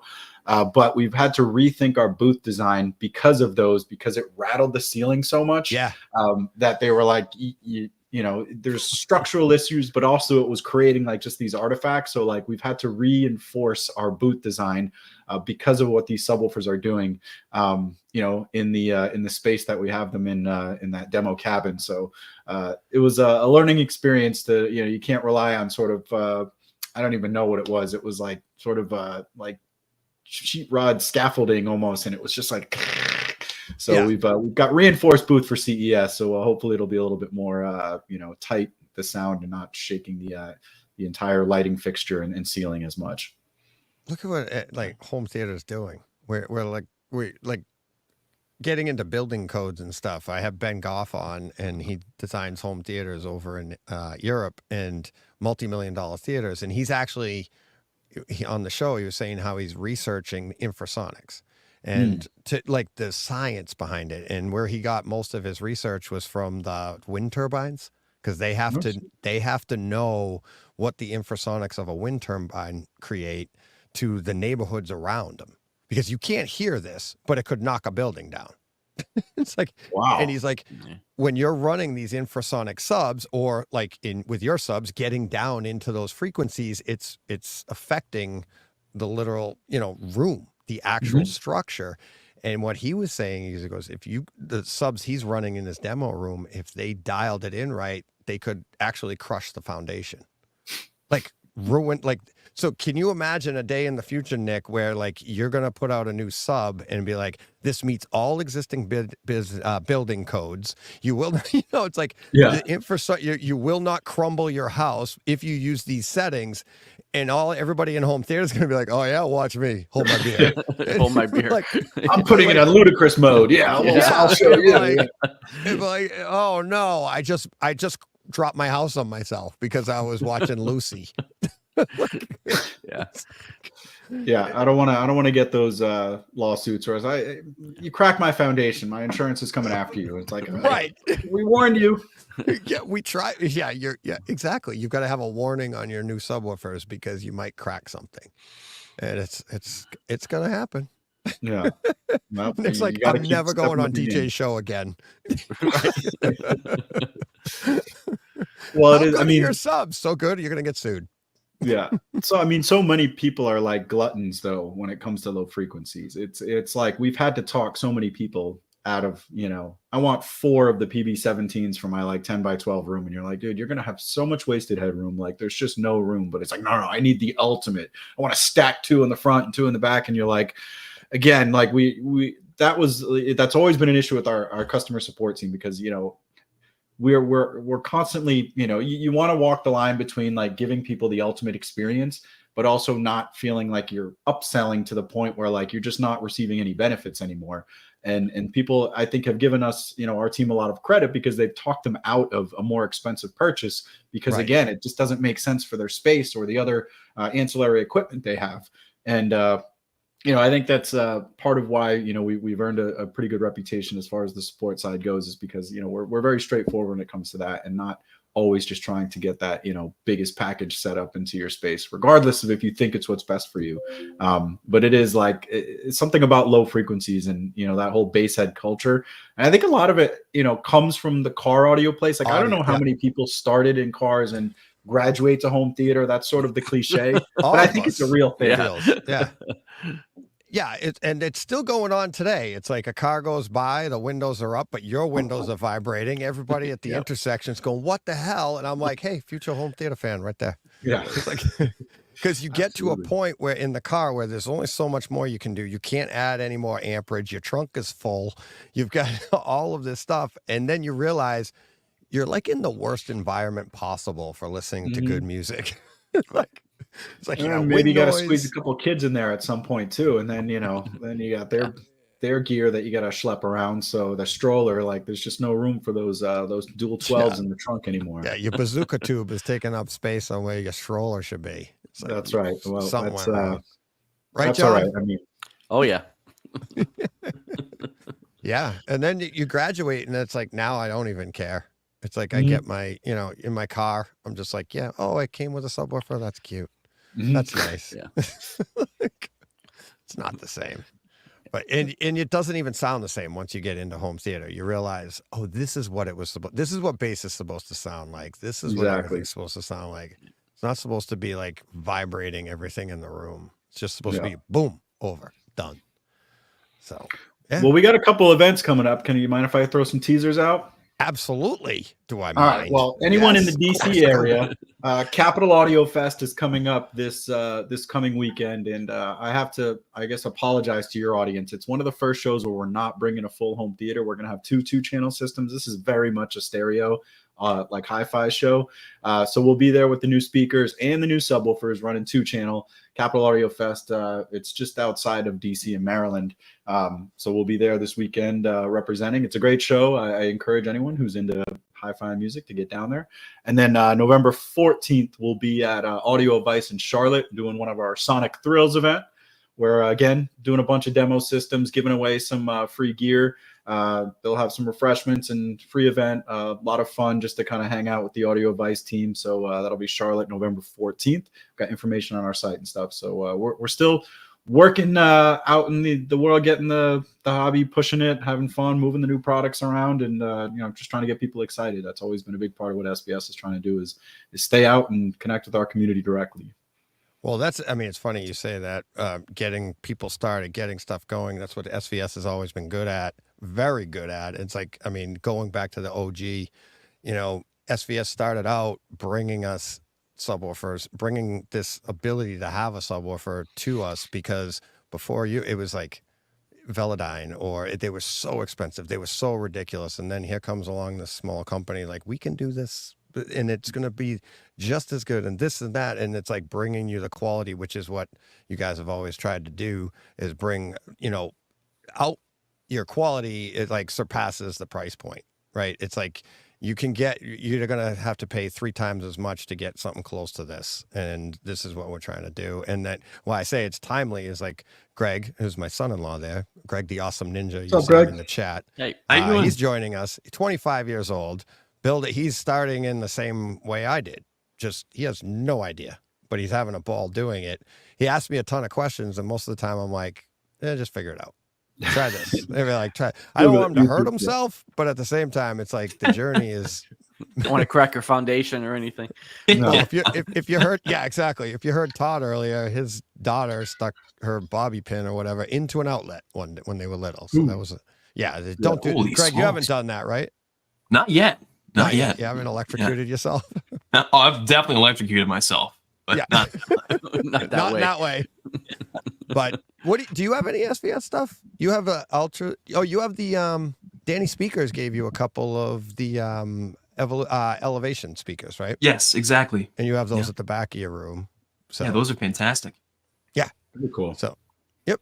But yeah, All for entry people, SVS, yeah, awesome. Get you started, and then maybe you can graduate to the evolutions. I can't wait. Pinnacles. Can't wait to have my theater done. I know. I'm sure you've given updates already, but is it moving along? I know there were some hiccups. No, that's the update. I've been stalled. So I wanted to be in it by now. Never mind the house, the theater I wanted to be in by now. I'm not even, the house has been not stalled, but we were, bumps with a project this size. Yeah. And so, but yeah. You're building a bunker, aren't you? You're essentially building a bunker for your home theater. So. Oh yeah. Pretty much. Right. It's like the basement, the theater, the media room, all of that down there. I can't wait to get to that, but got to get the house done first, and then it's a journey. That's it what we're is calling it. Sometimes longer than you wish, but you know what? You'll get there. Yep. We will get there eventually. So, all right, Greg. Nice to have you on board. Good. Look at you. Is this for Movember? Absolutely. I just got out of the bathroom. There you go. There you go. You just How many days old is that? That's me after like 2 months. So I'm giving you props. Like a week, but this is the best it'll get. Yeah, that'll come along nicely. There you go. 25 days. That thing will be Tom Selleck right there. I don't know about that. I'll try. Yeah, that's great. I mean, we haven't even said that yet this morning. Doing all of this for Movember. That's the idea. You grow a mustache to get people talking. And like, why do you have a mustache, DJ? And it happened all last November. It's like, what are you doing? You look ridiculous. Or you get some people that's even weirder, like, you look great with that wet what? Whoa, no. And then you're like, all right, you stay away. But it gets people talking. And that's what that's the idea, and get people talking about men's health and stuff like that. So that's why we have Movember. And that's, I haven't said that yet. So Greg, thanks for, I did mention at the beginning that this is mine. I've been growing for like a week now. See, awesome. Can you tell the difference? Awesome. Yeah. John's like leaning in. I don't peach fuzz there, I think. Yeah, exactly. Here, I'm not afraid of embarrassing myself. There you go. See? Look at that. That's look at that. Yeah, now I'm good. There you go. So there you go. You have a landing page or something for donations or? In the chat. Oops, let me pull this back up. If you go, not in the chat, but if you go, the links to donate to Ryan directly, you can go there, and it's all the links are in the notes for this show. Okay. And any of the shows I do for this month, any of the money donated this month will go directly to Ryan's charity. You can go directly to Ryan's charity for Movember. He has a whole thing for Movember, and we're giving to him because he's been doing this for 15 years. But so can you see who donates? I can see, there we go. Hey, Nelson just bought a $10 super chat. I think that's what that is. Because I'd love to offer up an SVS giveaway to somebody who donates to the cause. Awesome. Yeah, no. So if you're able to pick somebody who's supporting the November Ryan's page, or even somebody who's supporting this channel, then I will leave it to you to choose the winner. But we'd love to be able to support in whatever way we can. Awesome. So we already have the Ava Cinema remote. We had on earlier. I don't have that page saved. But anyways, where did it go? I could pull it up this way. Where is Cinema remote? There we go. Anyways, the Ava Cinema remote we talked about earlier. So we have 2 of those to give away. They're like $1,700 value. And what we're doing is it's free. All you have to do is email me and say that you're interested in the remote. And then that gets you 1 entry. Every $10 gets you another entry. So by the end of the month, if you bought boxes of popcorn or you donated directly to Ryan or however you did it, send me a screen grab receipt or something to show how much you've donated, and you'll get that many entries into the remote. So yeah, I do the exact same thing for you. So for anything, for SVS, you want to be in on that drawing, you can't use the same money, but you can allocate. So if you gave $100, you could say 50 to the AVA remote, 50 to SVS. And I'll set up the drawings that way, and we can raise some money. Well, you still got what in 19 hours here, so we'll throw up an SB 1000 Pro subwoofer, however you want to handle it. You just let me know, DJ. We'll ship it out once you've chosen a winner. But it's a great compact sub. It'll fit in pretty much any room. Goes down to about 19 hertz. So a great compact sub for again in any kind of living space. So Greg, your family are all eligible. Yeah. I was just But about your to friends send you and an family, email. Greg. If you want to add anything, we got friends and family with me. Just reach out directly. Yeah. John, you already. It's like, how do I get off the show so that I can get some of these things? A new account pops up, not John Sircone. I quit this show. I quit the show. You have two PC 2000. Is it 2000? PC 2000. I've got two of those, and then a little PB12 in the corner. So I'm the weird guy with 3 subs. But you got the cylinders, oh, that's nice. Yeah, they're cool. They're really cool. Yeah, they might not be around too much longer. I mean, they're we still have the PC 4000, we still have the PC 2000 Pros, but as you guys know, we redo our lines after we've done the flagship. So Gary's in he's our CEO, some conversations. They're not the fastest movers as far as sales go. They serve a definite purpose, but I don't know if there's enough clamor, we'll probably keep one of them around because it is an iconic design as far as SVS goes.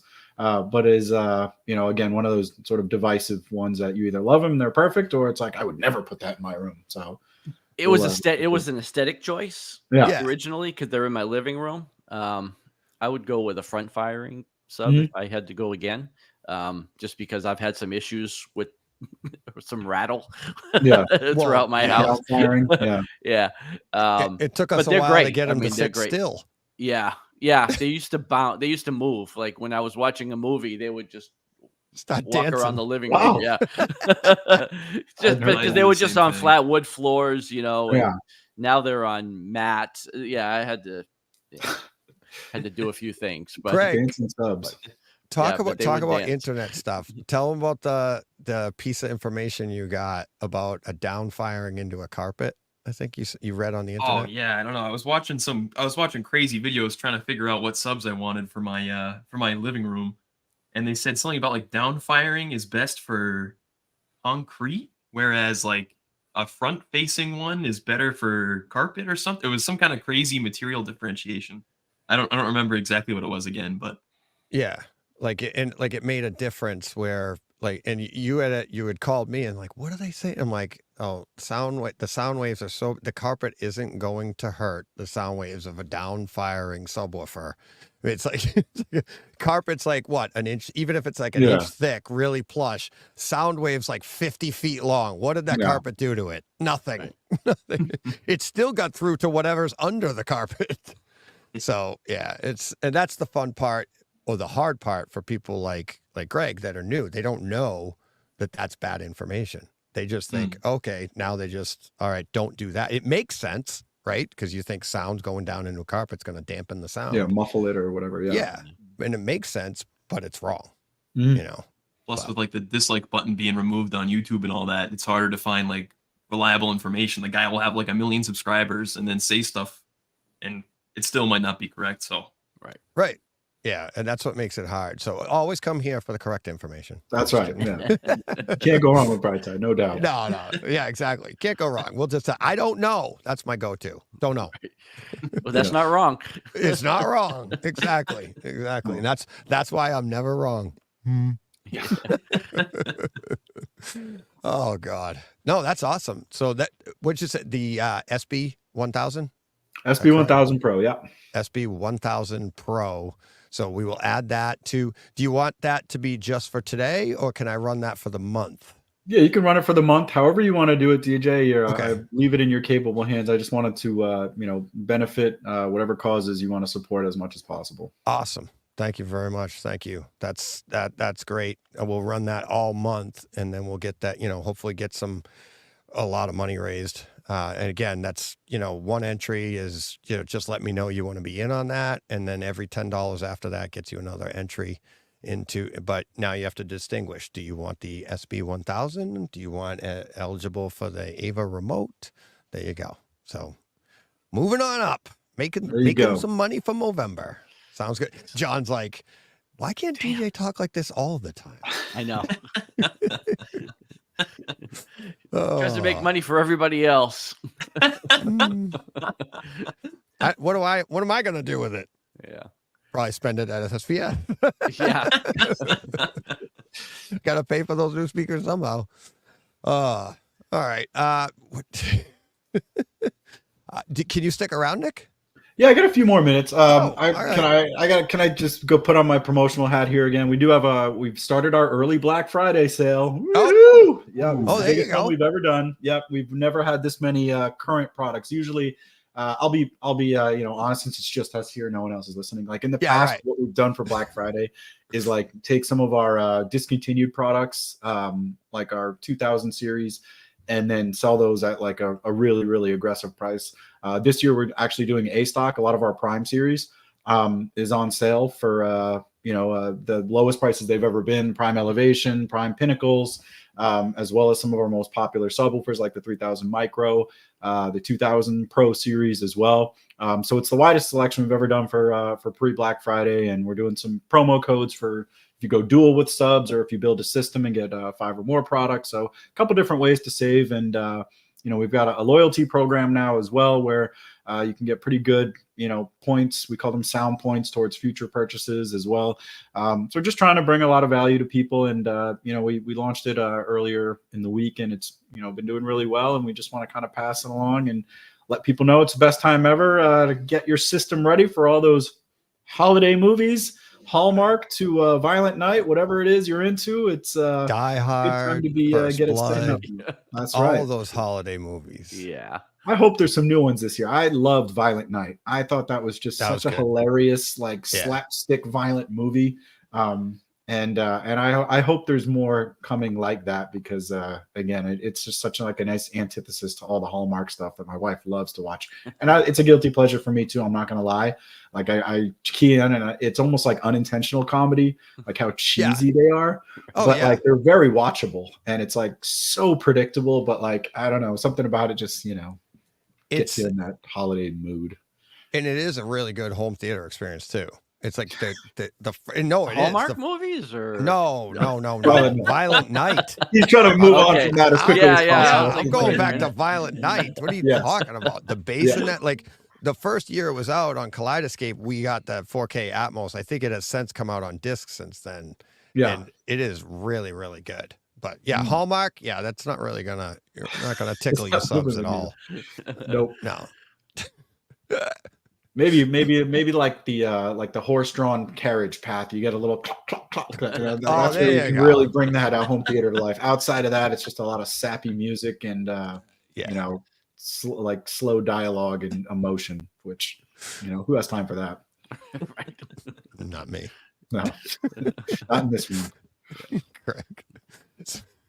Do you watch a lot of home theater Hallmark movies, Craig? Does Meg every day. All every the time. day. They're on all year. On. Yeah, absolutely. I think they have a whole channel. They have a whole channel. Incredible? Of holiday they do every movies? Holiday now. There's like a St. Patrick's Day one too. I'm like, oh god, this is gonna be good. And was everybody drunk? Yeah, exactly. Well, that's what creates the drama. Is one of the male leads gets too drunk, and then the guy coming in from out of town, which is always like what happens, finds the girl, and she realizes her life can be better. And it was not recommended. Does she go with the drunk or the sober guy? But she leaves the drunk. She leaves the drunk. Yeah. Oh, so that's the message. Yeah, exactly. That's where we went wrong, John. Yeah. We should have been the other guy. Yeah. I got to start traveling town to town. Yeah.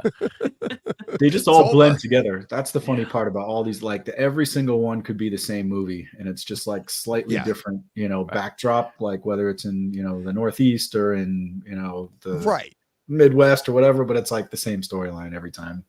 But that's what they say about the movies we love. Like this guy comes to a town, beats the crap out of everybody, blows a bunch of crap up, and then goes home. I'm like, yeah, I got it. Yeah, you're right. Yeah, but that was fun. Yours wasn't fun. I'm crying. I don't want to do that. Are you into horror movies? I am not.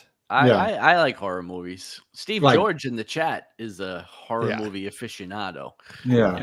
Yeah. You always got to wonder about those people who are like really, really into it. And like, Yeah. Is it research? Like, what's going on here? You just a dark soul Yeah. hiding something. His latest review, and he is in the chat, and he has the ability to jump in here at any time. So it's not like I'm talking behind his back, but his latest review of a movie Better come in and defend himself. Yeah, the people didn't die enough. Like they weren't killed violent enough. Like they didn't get their comeuppance. The deaths were too fast. They're dead. Yeah, but I don't much worse than that. Yeah, exactly. It's like no, but they weren't tortured enough. So it wasn't satisfying for the amount of grief he caused. He got off too easy. Yeah. I draw the line there. You know, I don't mind jump scares. I love suspense. I love music and like the creation of like this suspension of disbelief where you're like, holy shit, something horrendous is going to happen. But I don't necessarily like the gratuitous violence. Like, I don't mind the Violent Night kind of gratuitous violence, but when it's like torture, like that's like the Saw stuff. Right. That's where I'm sort of like, Terrifier. I don't necessarily need to see that, but like I love being like, you know, having to grip my armrest, or if there's like just, you know, really creepy, you know, character that they build the character so well that you're just absolutely terrified of them. That I can get into. Yeah, I'm not the biggest fan of the stalk and slash, you know, genre. I like a little bit more elevated horror myself. But Steve's shopping his services to other shows now. Listening to this, it's like, I'm not doing the show anymore. They're idiots. He's like, they're talking crap about my stalk and slash movies. Yeah. Although I've seen a fair few. Don't get me wrong, but you enjoy them more than I do. I'm like Nick. It's like I like them, but it has to have a good story. It has to have there has to be a purpose to it. Not like, you know, I did not get Evil Dead Rise. That was like, don't start. I just did. So it's like I did not get that, and I was like, I thought it was a great home theater experience, but I'm like, this doesn't make sense. We got a special guest here. Uh-oh. We're talking about what movies we're gonna watch tonight. I got Blue Beetle got a high recommendation. Yeah. There you go. Blue Beetle, and what else did he want to see? Was there anything else?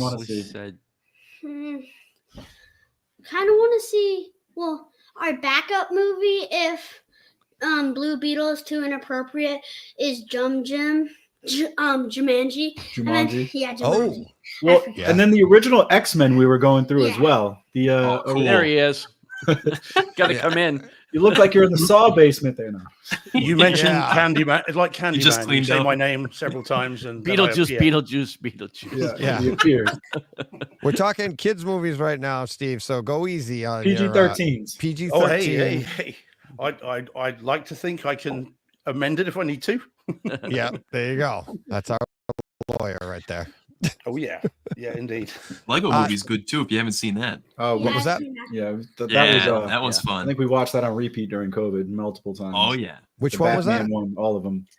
The Lego movie. Oh, Lego movies. Yeah. The Lego Batman 2, and actually, there's the new one, Pharrell Williams, where it's sort of his life story. I think we'll probably check that one out. There's a new Lego movie. Yeah, it's coming out. Remember we saw the preview when we went to go see. What did we see in the theater? We saw the preview for it. No, we went to the last movie in the theater. I forget what it was. Anyway, sorry. This is riveting for you guys. Yeah, no, that's great. This is Axel, by the way. This was the topic of conversation from this morning.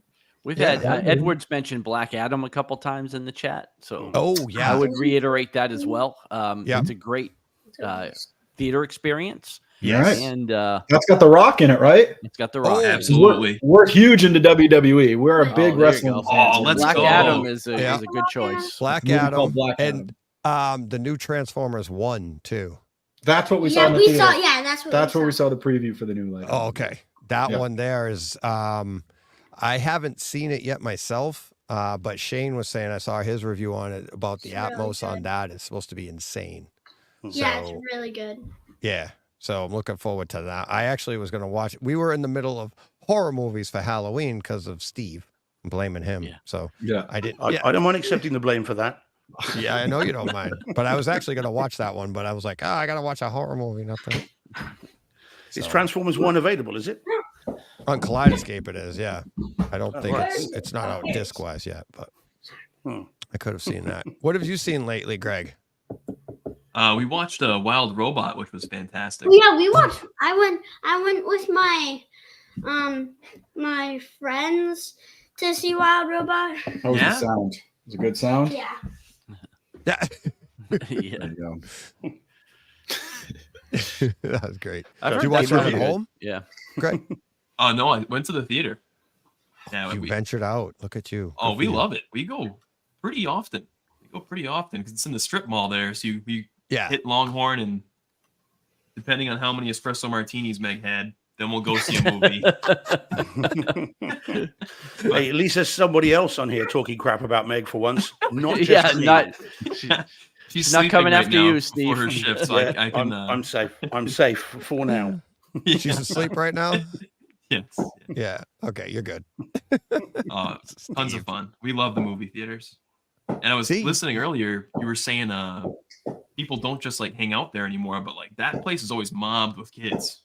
There's always people hanging out at that theater. Oh, that's what I was just gonna say. You're young, so it's great. Like we were talking earlier, like how we don't like to go, but maybe it is. We're the old farts. Speaking of old farts, how you doing, Ralph? Old farts. Good segue. Wow. What a great welcome to the studio. All right, I'm signing off. Yeah. Ralph Potts, how you doing?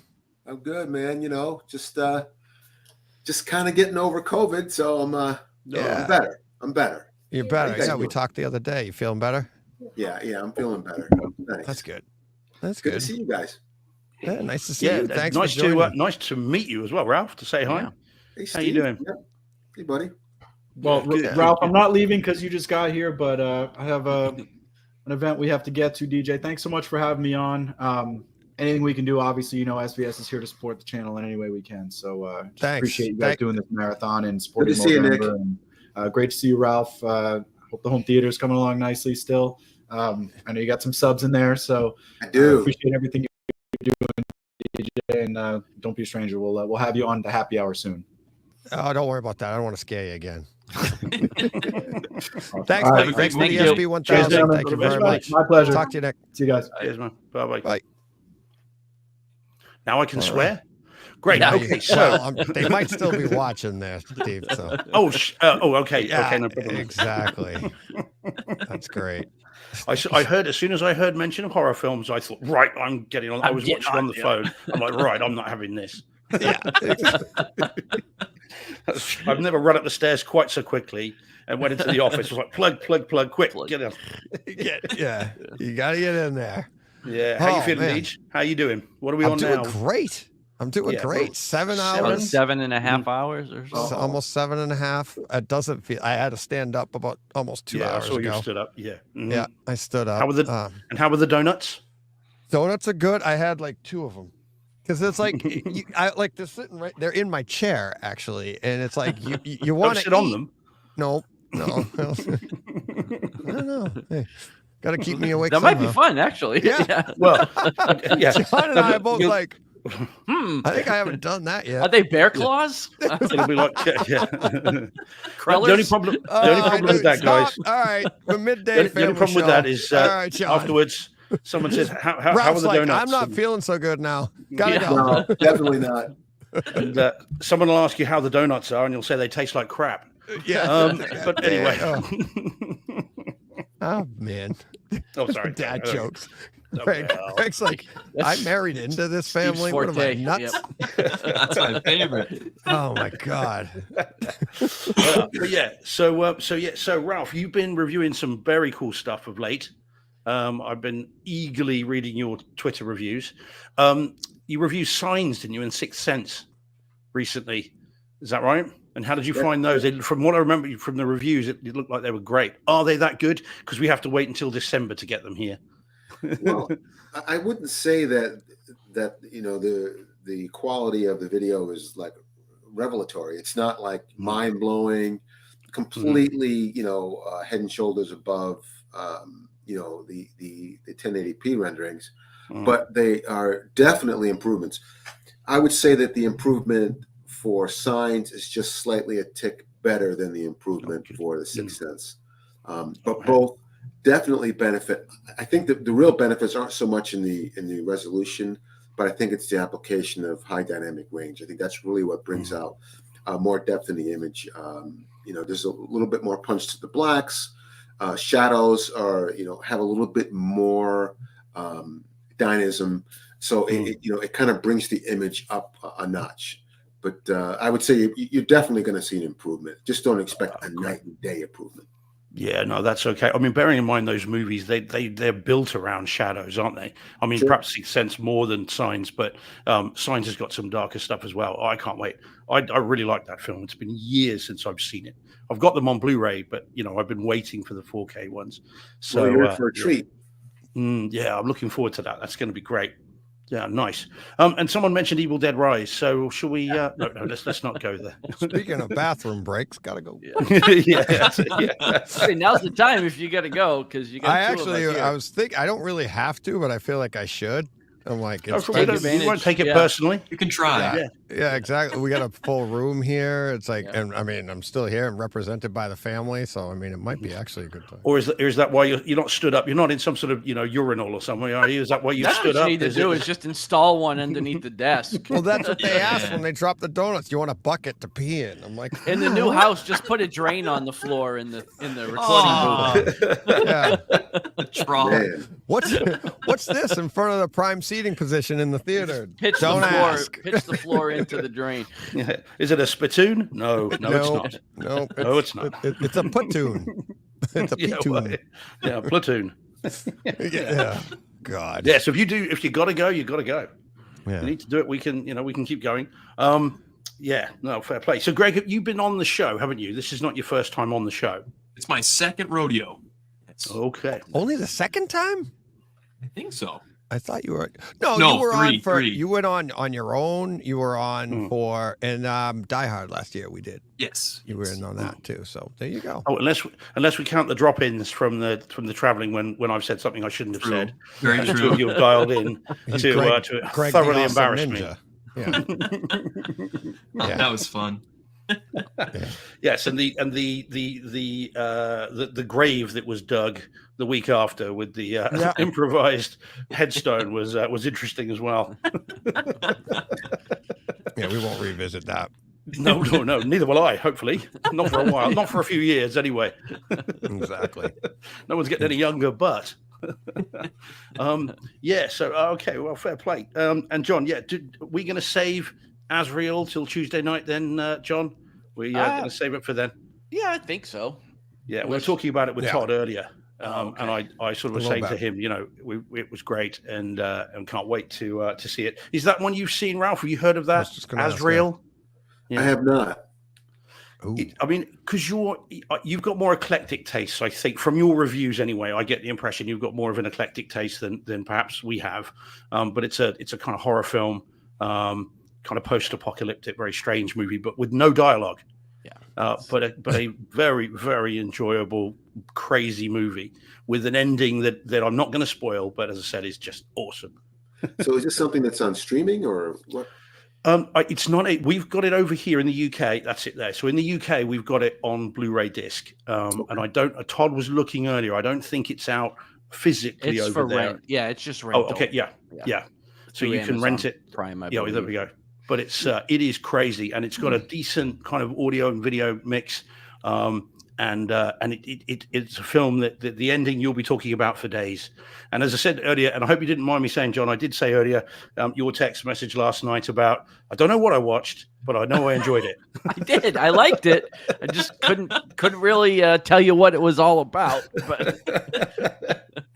So I thought that was good, and I think probably the most people's kind of reaction to it. I think, but so much fun, just crazy, and well worth seeing. Again, Greg, if you get chance as well, because it's a movie where it's a strong female character. Samara Weaving is in it, who's been in a lot of good stuff, and she is got agency in this. And if Meg doesn't mind gore, it's well worth seeing because it's a movie that has a kind of the strongest female central character I've seen since probably Tomb Raider, I imagine, and if not more than that.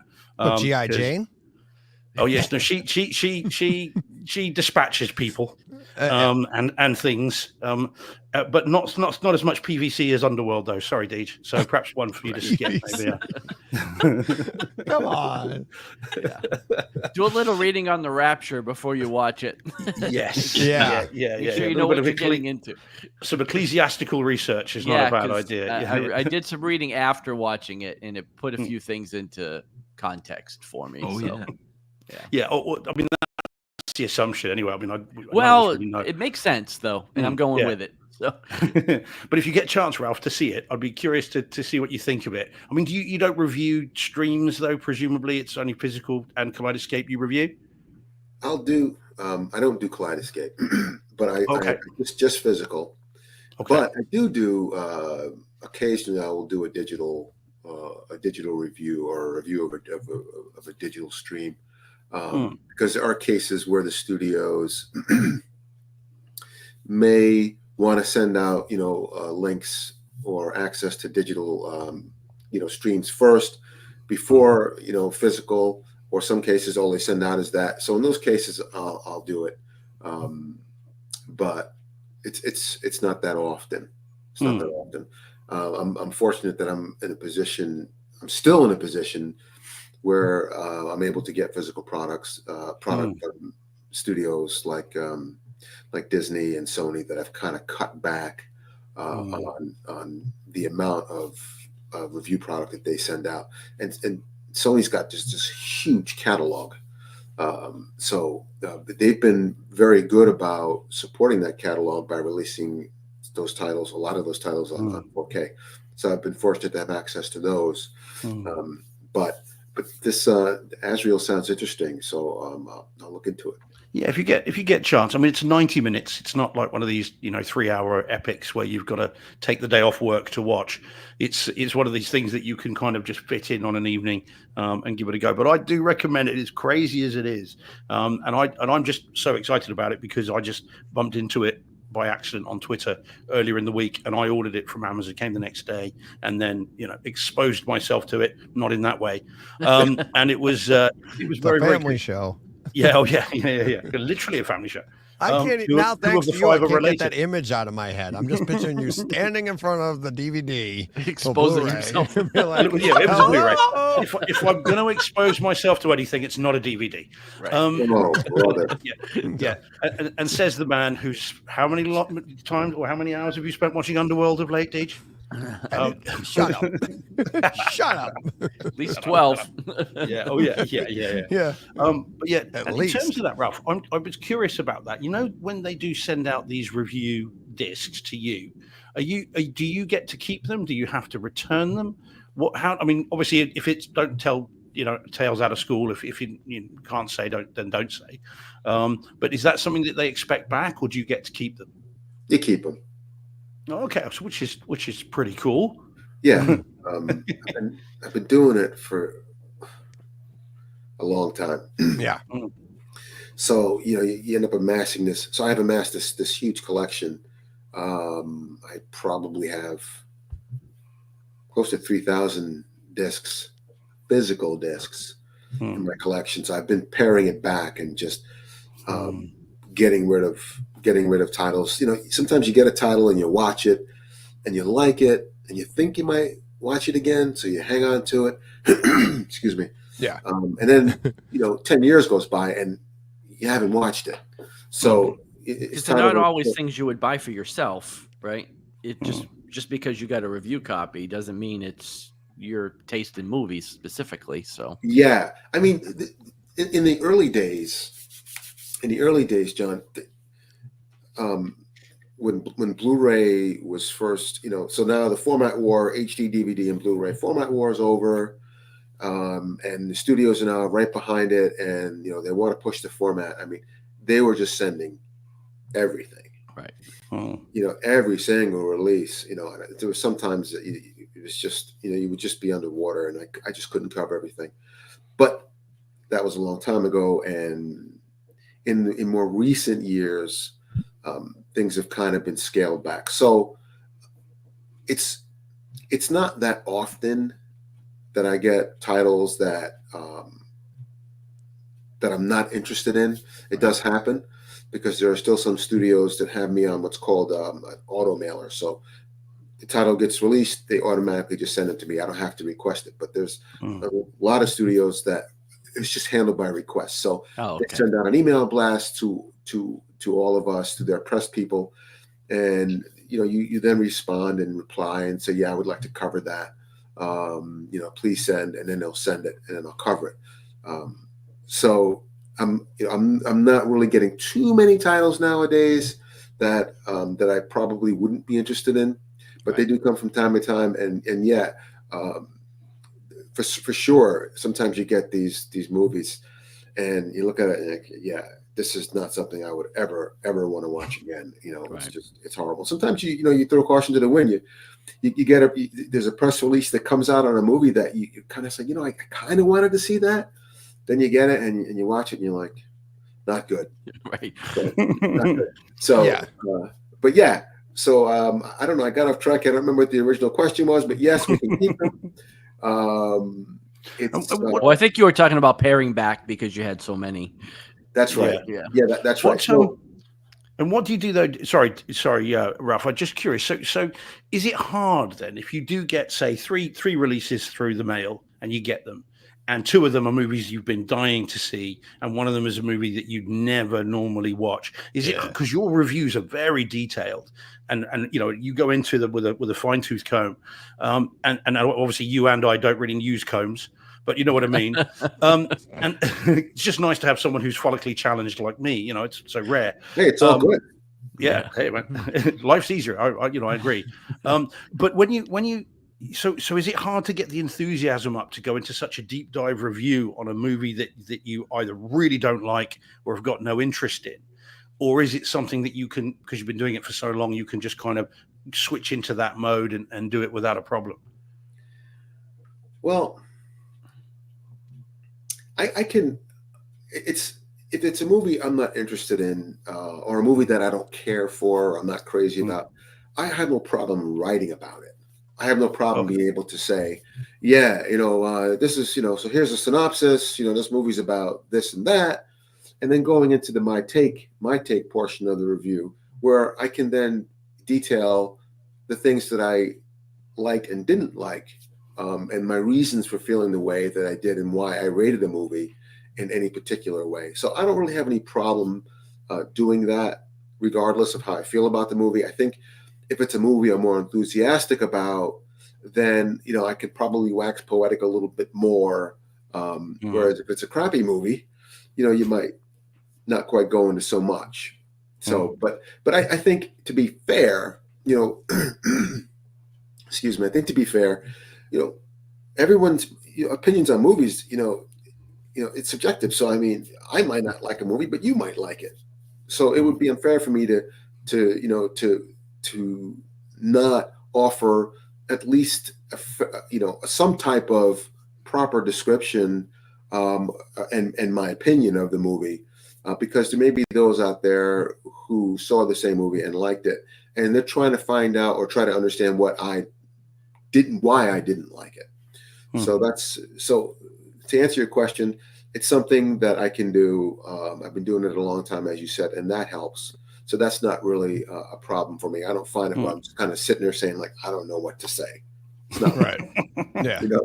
Yeah, because it's one thing with with a capsule review on on X or something, and you link to yours, so because yours are much more detailed. So a little capsule review on X that I would do, saying, "Oh, didn't like it," sounded great, done, is one thing for me. But I would find it really hard to kind of write a lengthy kind of explanation about all the intricacies of the audio in the video if I just didn't enjoy the film. If I wasn't engaged with the movie, I'd find that really hard.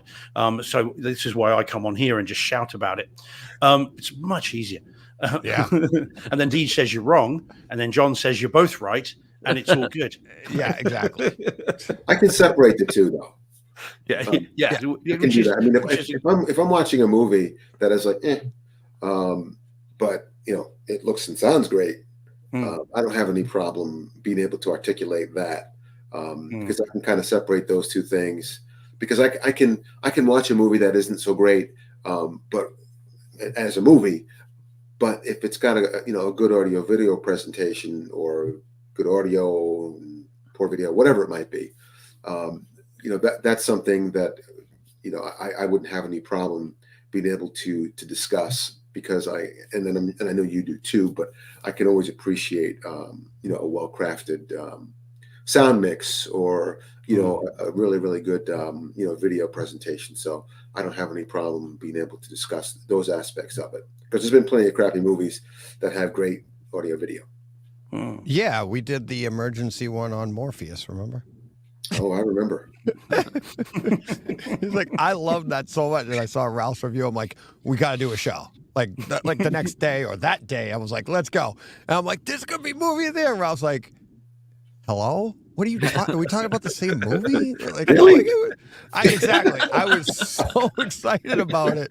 And he was like, but you agreed, like, the audio video was fantastic. But you're like, DJ, the movie's ridiculous. I don't know if I went that far. I wouldn't say it's ridiculous. It's not great, but it's not good. But I could watch it again. Just some movies that are so bad, you're like, I can't. I don't care what it looks and sounds like. I can't sit through this again. Morpheus isn't one like that. No. Morpheus had its entertainment value. Morbius. Sorry, not Morpheus. Yeah. I keep thinking, when was there a Matrix spin-off? Yeah, exactly. Listen, this is the meds working on me, all right? No, you're okay. I'm the one that said it. I said Morpheus. You did. Yeah, exactly. I'm the one that screwed that up. But yeah, no, yeah. But I was so excited. And you and I, Ralph, the first time I had you on, we talked about this stuff and like how you do it. But I don't know if I asked you this before. When you first started out, did you buy the discs yourself? Were you just interested in it, or did you just like come into this like no, like how did you start out? Now, when you say when I started out, reviewing movies and stuff. No, so my journey actually began on the hardware side of things. I was a member of an online website which is no longer in existence. But it was like an audio video enthusiast site. And by hook or by crook, there's a long story behind that, which I won't go into, but I ended up getting into a position where I was now getting hardware products from the industry to review. So I was working on that end of it. And there were other members of the site who were doing software reviews. As a matter of fact, Chris Deering and Dave Vaughn and I all started out at the same place. That's that site. Oh, wow. And so those guys were, so there was guys doing stuff on the software side. And at some point, someone asked me if I would be willing to do software reviews as well. So I said, sure. And that's kind of how that door opened, because it's not a simple, believe it or not, it's not a simple process to just say, you know what, I think I'm just going to start reviewing, right, movies or hardware or whatever. There kind of has to be a segue. There has to be an introduction. There has to be an opening. And so I had that opportunity, and that's how that started. So eventually I left that site. The hardware reviews were something that I enjoyed but didn't love. I had equipment laying around all the time. The stuff was, I'd have to move stuff in and out of my theater, to set things up. It was just, it became a thing, and I wasn't like really enthused by it. But the software side of things, interested me more. So that's kind of how that happened. And then, so when I left that site and came over to AVS in 2008, I already had those relationships, in place. So it just kind of kept that thing going, and it all kind of works through the studios as well as the people or the companies that they use for the public relations. That's really where the relationships are. Cool. Yeah, and now that you say that, I'm like, I remember that. I did tell you that. Yeah, exactly. DJ. Yeah, it was a long time ago. It was new for us. So yeah, exactly. If I may, like, what's that? No, I'm teasing him. He knows. Yeah. If I make what he said, There you go. There you go. We got that right here. Yeah. Yeah. I'm emailing some people. I can't believe I've got we're this far into the show. I'm like, I got to start emailing some more people because we're getting to parts where people don't even know the link yet. Oh man. So we're cooking guys, along. I've got to get going just for now because life is happening outside. So I need to go and sort that out. And I only jumped on to shout at Nick about horror films. Right. And he scarpered pretty quickly, so that's okay. So I'll see you probably a bit later, Deej. Sounds good. Pop Alrighty. on in. All right, take care. Guys. Thanks, buddy. All right, guys. Have a good rest of the evening. Nice to meet you, Ralph, and you, Greg. Good to see you guys. Have a great day, Steve. Bye-bye. Later, Cheers. Steve. Bye-bye. Yeah, I was gonna say I'm gonna do the same, guys, because I'm gonna grab some lunch. And, Okay. Sounds good. I'll see if I can pop back on later on. Alrighty. I'll see All you right. soon. Well, nice talking. Later, nice buddy. meeting both of you guys, actually. Okay, Nice to meet you, John. John. Have a good meal. Thanks. Bye. Later, buddy. Greg, Yes, being sir. a newbie, what I wanted to get to is now, Ralph, this is my son-in-law, Greg. Ralph, nice to meet you. You too, buddy. He is the future of home theater. We always complain, or not complain, but we wonder, home theater dying? Are people still getting into it? And, my daughter goes to college. She meets some donkey who turned out to be Greg. But her description of him when she first came home, it's like that first Christmas, and she's describing him. My wife and I looked at each other and went, yeah, that's me. And it's like, yeah, okay, here we go. That's why I feel comfortable calling him a donkey. He's doing all the same things that I did when I was that age and like just starting out in home theater and stuff. And so, yeah, there is a future, and it's just married into my family. But where are you now in your home theater, Greg, and your home theater journey? My latest update was, first I got a beautiful DVD, or not DVD player, I guess you can't really say that anymore, 4K Blu-ray player for my birthday this year, so that was pretty exciting. That was a great addition. And then I finally got around to installing a second subwoofer into my system. Nice. Oh, really? What'd you get? Yes. What'd you find? It's actually the same one I had. It was a PB2000. It's tiny.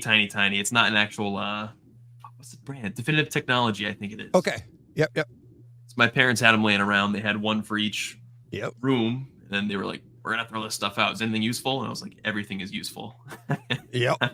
I'm kind of a hoarder in that department, but yeah, I finally rigged that up. It's all the wires are hidden in my basement, so they're not really hidden if you go walk into the basement. But yeah. So you ran it down through the floor, all the wires, so that you kept the living room looks clean. Yes. And then everything's underneath and through the floorboard. That's awesome. Nice. But I love that perspective, though. It's like you forget, like Ralph, I'm sure you did the same thing that I did. It's like we had those Frankenstein systems when we started out, and then you work yourself up to maybe everything's the same, or the next you upgrade and stuff, and you'll know the difference. But that's pretty cool. It's exactly everybody what we starts did. somewhere. No one, when people come, and I'm sure you know this too, DJ. People come into your space, and they look and they're amazed by it, especially people who aren't as involved in this as we are. And they, oh my God, this is so, and they kind of think like it just one day happened. And I'm like, no, it's always a work in progress. It started this way, and then it became this, and then it became this, and then it became this. Yeah. So everyone starts somewhere, and Greg, it's good to have you on board. So tell me, I'm sure DJ knows, but I don't. Tell me a little more about the rest of your system. So the rest of my system, I started out in college and in my dorm room. I'm not sure if I already harped on the story before. I probably have, but I'll reiterate it.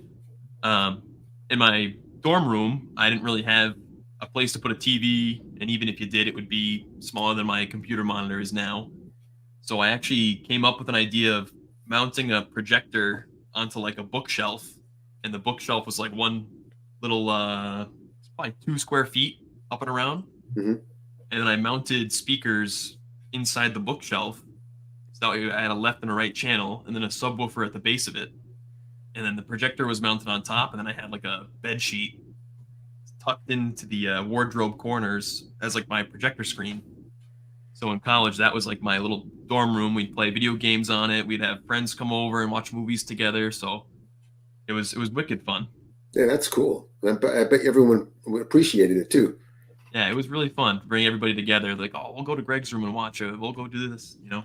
Nice. Yeah, didn't you use that for a class? Like you try to develop something? Is that the home theater? It was like literally like a home theater in a box type idea, but it had everything like. And the home theater is the box. Yeah. Yeah, exactly. I was gonna put wheels on it. Yeah, it was for my business management class. Patent is not pending, so if you want to make it real, please do. It's just so it was pretty fun because I was like, you know, it'd be pretty neat to have this as an option if you lived in an apartment or if you moved around a lot, just because it was so easy to compact and move around and move between rooms. Even you just kind of need a screen or a white-ish wall anywhere, and you get a pretty good experience. But cool, tons of fun. Giles, how you doing, buddy? Man, I don't know that I could be any better. Wow. Oh, I'm sure that's awesome. I mean, I am on this stream. Bam. That's it. Bam. Yeah. Wow. You got to get out more, pal.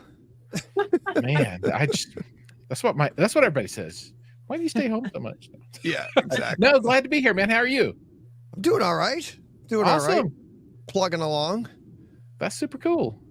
I can't believe you're doing this thing again. I mean, I guess that wasn't enough punishment last time. It's not punishment at all. It isn't. It's like I just let you guys go. Let you guys talk. And I'm along for the ride. And it's it's been fun. It's been fun. Right I'm coming up on 8 hours here. You look fresh. I don't Look fresh. I feel fresh. Probably smell fresh, but who knows? No, I gotta open the door actually. Right. Ralph. Oh. That was great. Giles, you know Ralph, right? I don't think so. Really? No, okay. they banned me at AVS Forum, so I don't really know any of the people there. So I don't ever go to the website anymore. Also from Sound and Vision now. Nice. I haven't been banned at Sound and Vision yet. There you go. So nice to meet Ralph. You. Nice to meet you too, Ralph. I hope you're doing well today. And Greg, nice to meet you too. Nice to meet you, my Giles. son-in-law Greg. Yeah, right on. We were just talking. He is the future of home theater. 25 years old. Ooh, Frankenstein man. systems, having fun, plug and play, and finding out some things aren't plug and play. I remember 25 years old, like 26 years ago. Ooh. Yeah. There you go. Yeah, I love it. Nice. Yeah, mine was even longer than that. Oh, yeah. Tell me about it. Oh man, Ralph. Yeah, that's old parts. Yeah. There we go. Well, speak for yourself, but I guess I'm an old fart too. Yeah. There you go. Speaking of opening the door, I discover daily how old I am as I do tasks that when I was 25 would have been a no-brainer. But you can't really tell. But I've got like a set of Valencia seats behind me that I pulled out of the theater room, and I'm bringing down the stairs a set of the Leandra seats or whatever, however you say it. I got to figure out how to say it before I make the video. And I'm all like, my knees don't really handle these boxes like they used to anymore. So it's it's a thing. Yeah. You see what I mean, DJ? This is what I'm talking about. This is what I was saying earlier about the hardware stuff, getting stuff, you got to move stuff around. Nope. Yeah.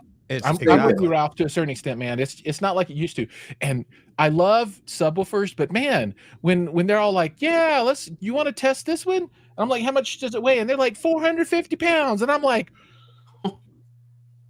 no. Yeah. Like, if you leave it on the truck. When you get the shipping notice and it's coming freight, there's going to be an issue. I'm all like, we can lift gate it down, and then we can push it with a pallet jack into the garage. But from the garage up the stairs into the house and then down a full flight of stairs to the basement. Yeah. That's the hard part. That's why my new theater has a walkout basement, is in the walkout basement. And I did the double French door, the French doors, just for that reason. If ever in the future I want to get something, add something to the theater, it's like, here you go. I'll drive the pallet truck right into my basement. Dude, loading dock. I'm just going to get a freaking loading dock next time. Yeah. Exactly. I'm going to my house. I'm be like, I need a loading dock. And they're going to look at a loading dock. Yep. Absolutely. That's cool. No, that's a really, I do like that quite a bit. Walkout basement double doors, and then secluded interior theater with double doors. There you go. That's what. Yeah, man, that's actually I designed when I get the wall. It's actually a removable wall because the entrance to the theater is in the back. But I'm making a wall so that you can just pull it out in two pieces if I need to move something. And the reason I'm even thinking this way is when I saw Todd at AV Nirvana did the infrasonic sub review, and they dropped that thing off, and it looks like a washing machine. The thing's huge. Except it's way heavier than a washing machine. Yeah. And it's like he had to have like the back of he had to have 220 run to the back of the room. I mean, it's great. And all of this to do a review. No way. Like, well, yeah, and I mean, depends what the review is going to get you. Yeah, that's true. Yeah.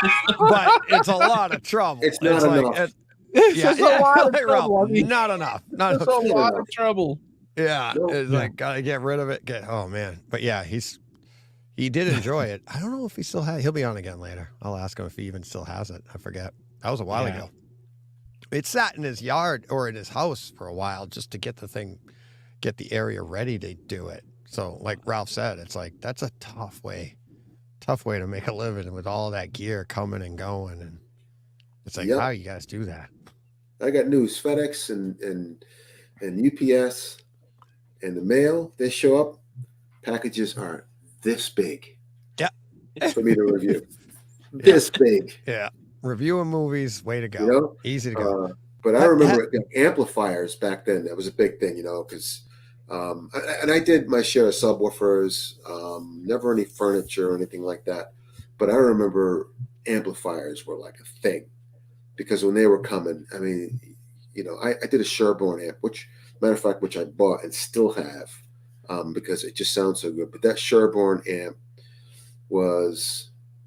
it's about 125 pounds. Ooh, that's something is that when it's something is that heavy and that compact, in size. I mean, moving it.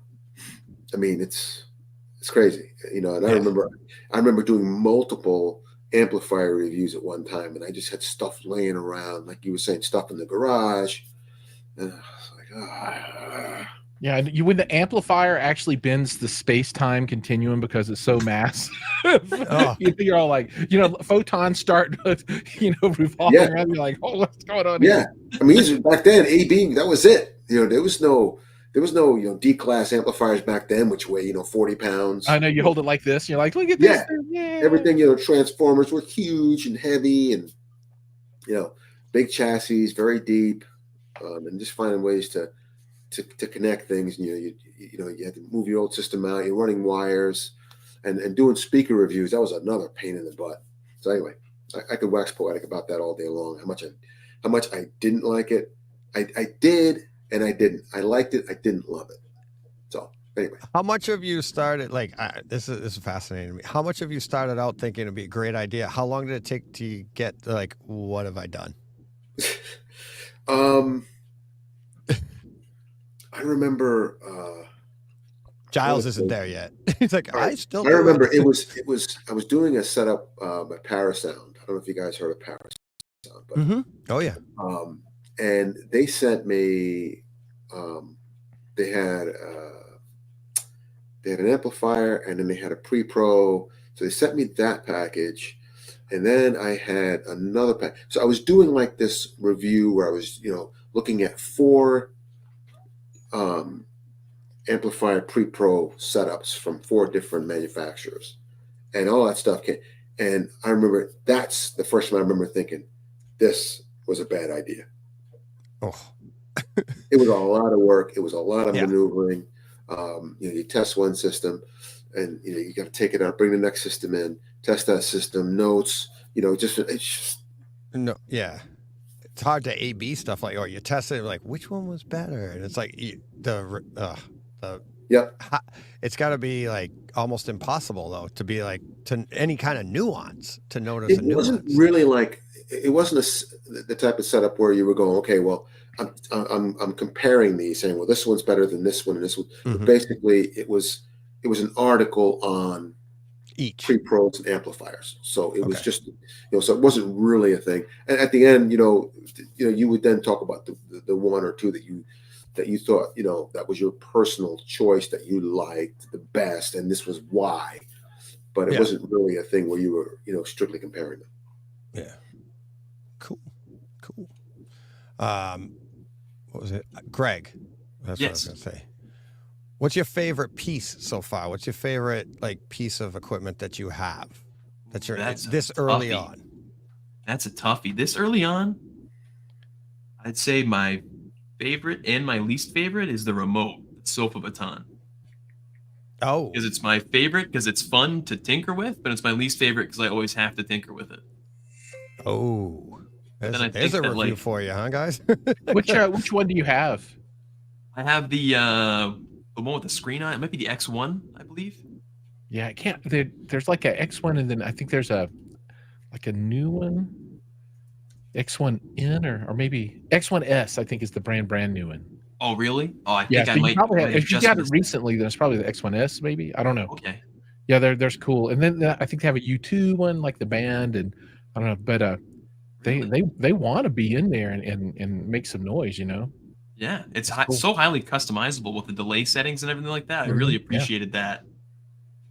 For the life of me, I can't figure out how to get my receiver to just boot into the input I want while it turns on. Instead, it always switches to a satellite cable. So I ended up just putting a delay and then the input. So after everything's booted up, then it will finally take it in. But I'm still learning how things are programmed out of the box and all that. So it's fun to learn. That could be what do you think? That could be like the CEC, right?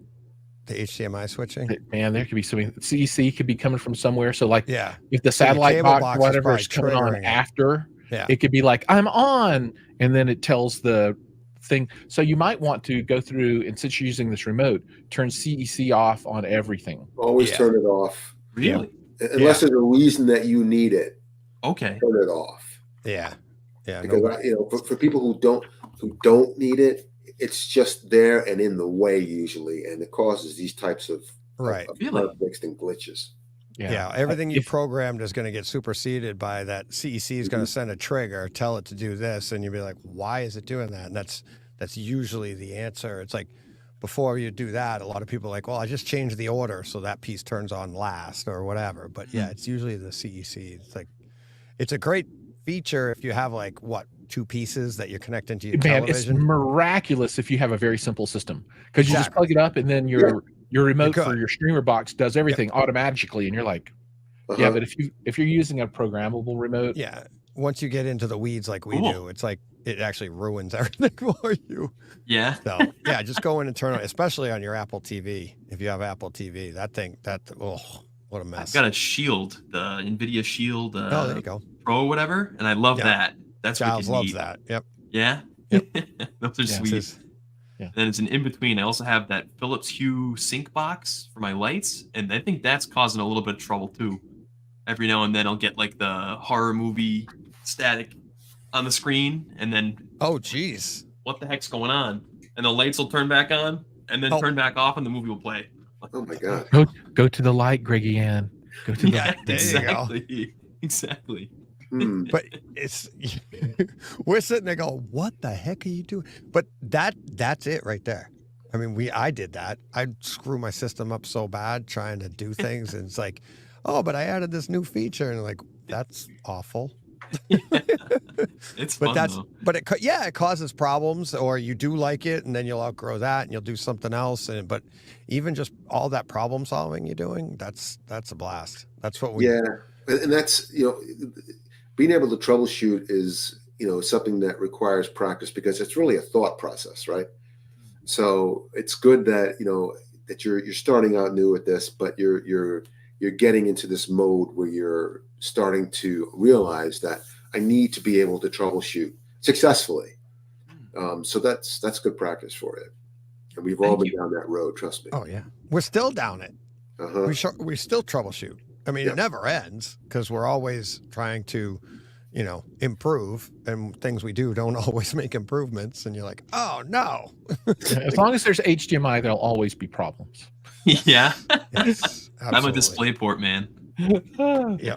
I'm 100% devoted to the future of video over IP. So we just need 100 gig fiber switches, and then everything becomes one fiber out of the back of your processor goes to a switch, and then you run it to your amplifier and run it to your display, and you're done. That's my dream. One day. That's cool. Yeah, I don't know if we'll live to see that, but I agree. You can use Dante or AES 60, whatever it is, for audio now, but there is no video solution, right? Because it surpasses the needs of or the benefit or the service provided by 10 gig fiber. So you had to go to 100 gig or something, intermediary step to be able to do it, and it's just not really a thing. So one day, fingers crossed. That's one of my future predictions, by the way, of where things will go. So that's one of my single cable solutions. Yeah, single cable solutions for everything. Just one cable from a switch in the middle, and then one cable to each of your devices. I mean, that's kind of how HDMI started. That was the thought process, was being able to have audio and video over, a single cable. But, when you start getting into the copyright thing, it just created, because back in the day, I'm not going to go back as far as S video, but when you had component video, you had 3 component cables for every product that every device that you had that required video, and then you had to have a separate audio cable, which may have been, if you wanted digital, you had to have optical or digital coax. So the idea behind HDMI was to try and come up with a single solution that would simplify all of that, and it did to a large degree.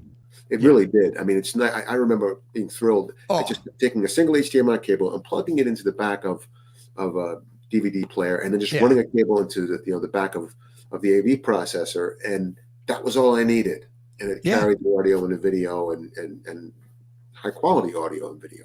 Composite, S video, fiber, all of these things that we had. It's like you look at the rat's nest that's behind our gear now and compare it to back then. It's like when I had Chris Deering on, I was like, he's telling me how bad HDMI is. And I'm saying, when we started out, though, it's like, it's so much better than it used to be. It's like not having to choose, you've got 3 cables for video. You've got your red, your green, and your blue. And you're like, there you go. We're running this. And then you've got multiple cables for audio, and all. This is all just for one input on the back of your receiver. And it's like, HDMI is like a godsend. And what he explained to me, and it did a really good job doing it, he goes, it's not that it's not better.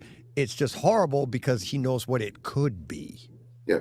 And it's like, and Andy explained, I forget, what was it, DVI or whatever? He's like, the other input connection, that's so much better. If it's not DVI, sorry. But he was saying this one was actually better, but for some reason they adopted the crappy version.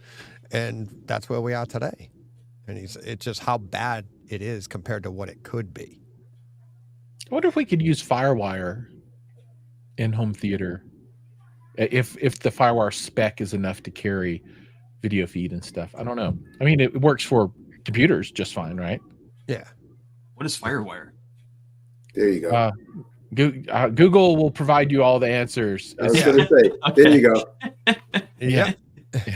Fire. Let me see if I can get the description. It's not new. No, it is not new. It is not new. I'm telling Greg, it's not new. So don't put the word looking for a new. It's not new. Oh, that's like the optical audio cable you plug in. No, that's SPDIF. I don't even SP. Does anybody know what that stands for? By the way, I used to know, and I've since SPD pushed out of my mind. Oh, you know what? I'm totally saying the wrong thing. I'm not thinking FireWire. FireWire is super old. It's the Thunderbolt. Oh, Thunderbolt. Oh, yeah. When I say FireWire, translate in your head to Thunderbolt. Understood. When Giles said that, I was like, okay, it's not definitely nothing new. FireWire, I think you used to hook up like hard drives like forever ago. It's like a USB thing. Yeah, but it's a high bandwidth. It's supposed to be a high bandwidth for hard drives and stuff like that. Yeah, so. Thunderbolt looks like USB-C. Yeah. Yep. Wouldn't that be cool? Just a whole bunch of little USB-Cs on the back. Bleep, bleep, bleep, bleep, bleep, bleep. As long as there was no repercussions for plugging in the wrong one. Yeah. Yeah. Make it all universal. Be back and forth. It's awesome. I just think of how even coax used to be one way, and now that the technology, coax cable for your cable television or your satellite, that when I had coax cable going all over this house, because it was input or output.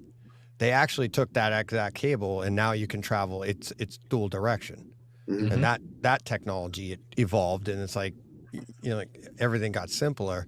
Less cable was sold, so the cable companies weren't, manufacturers weren't too happy.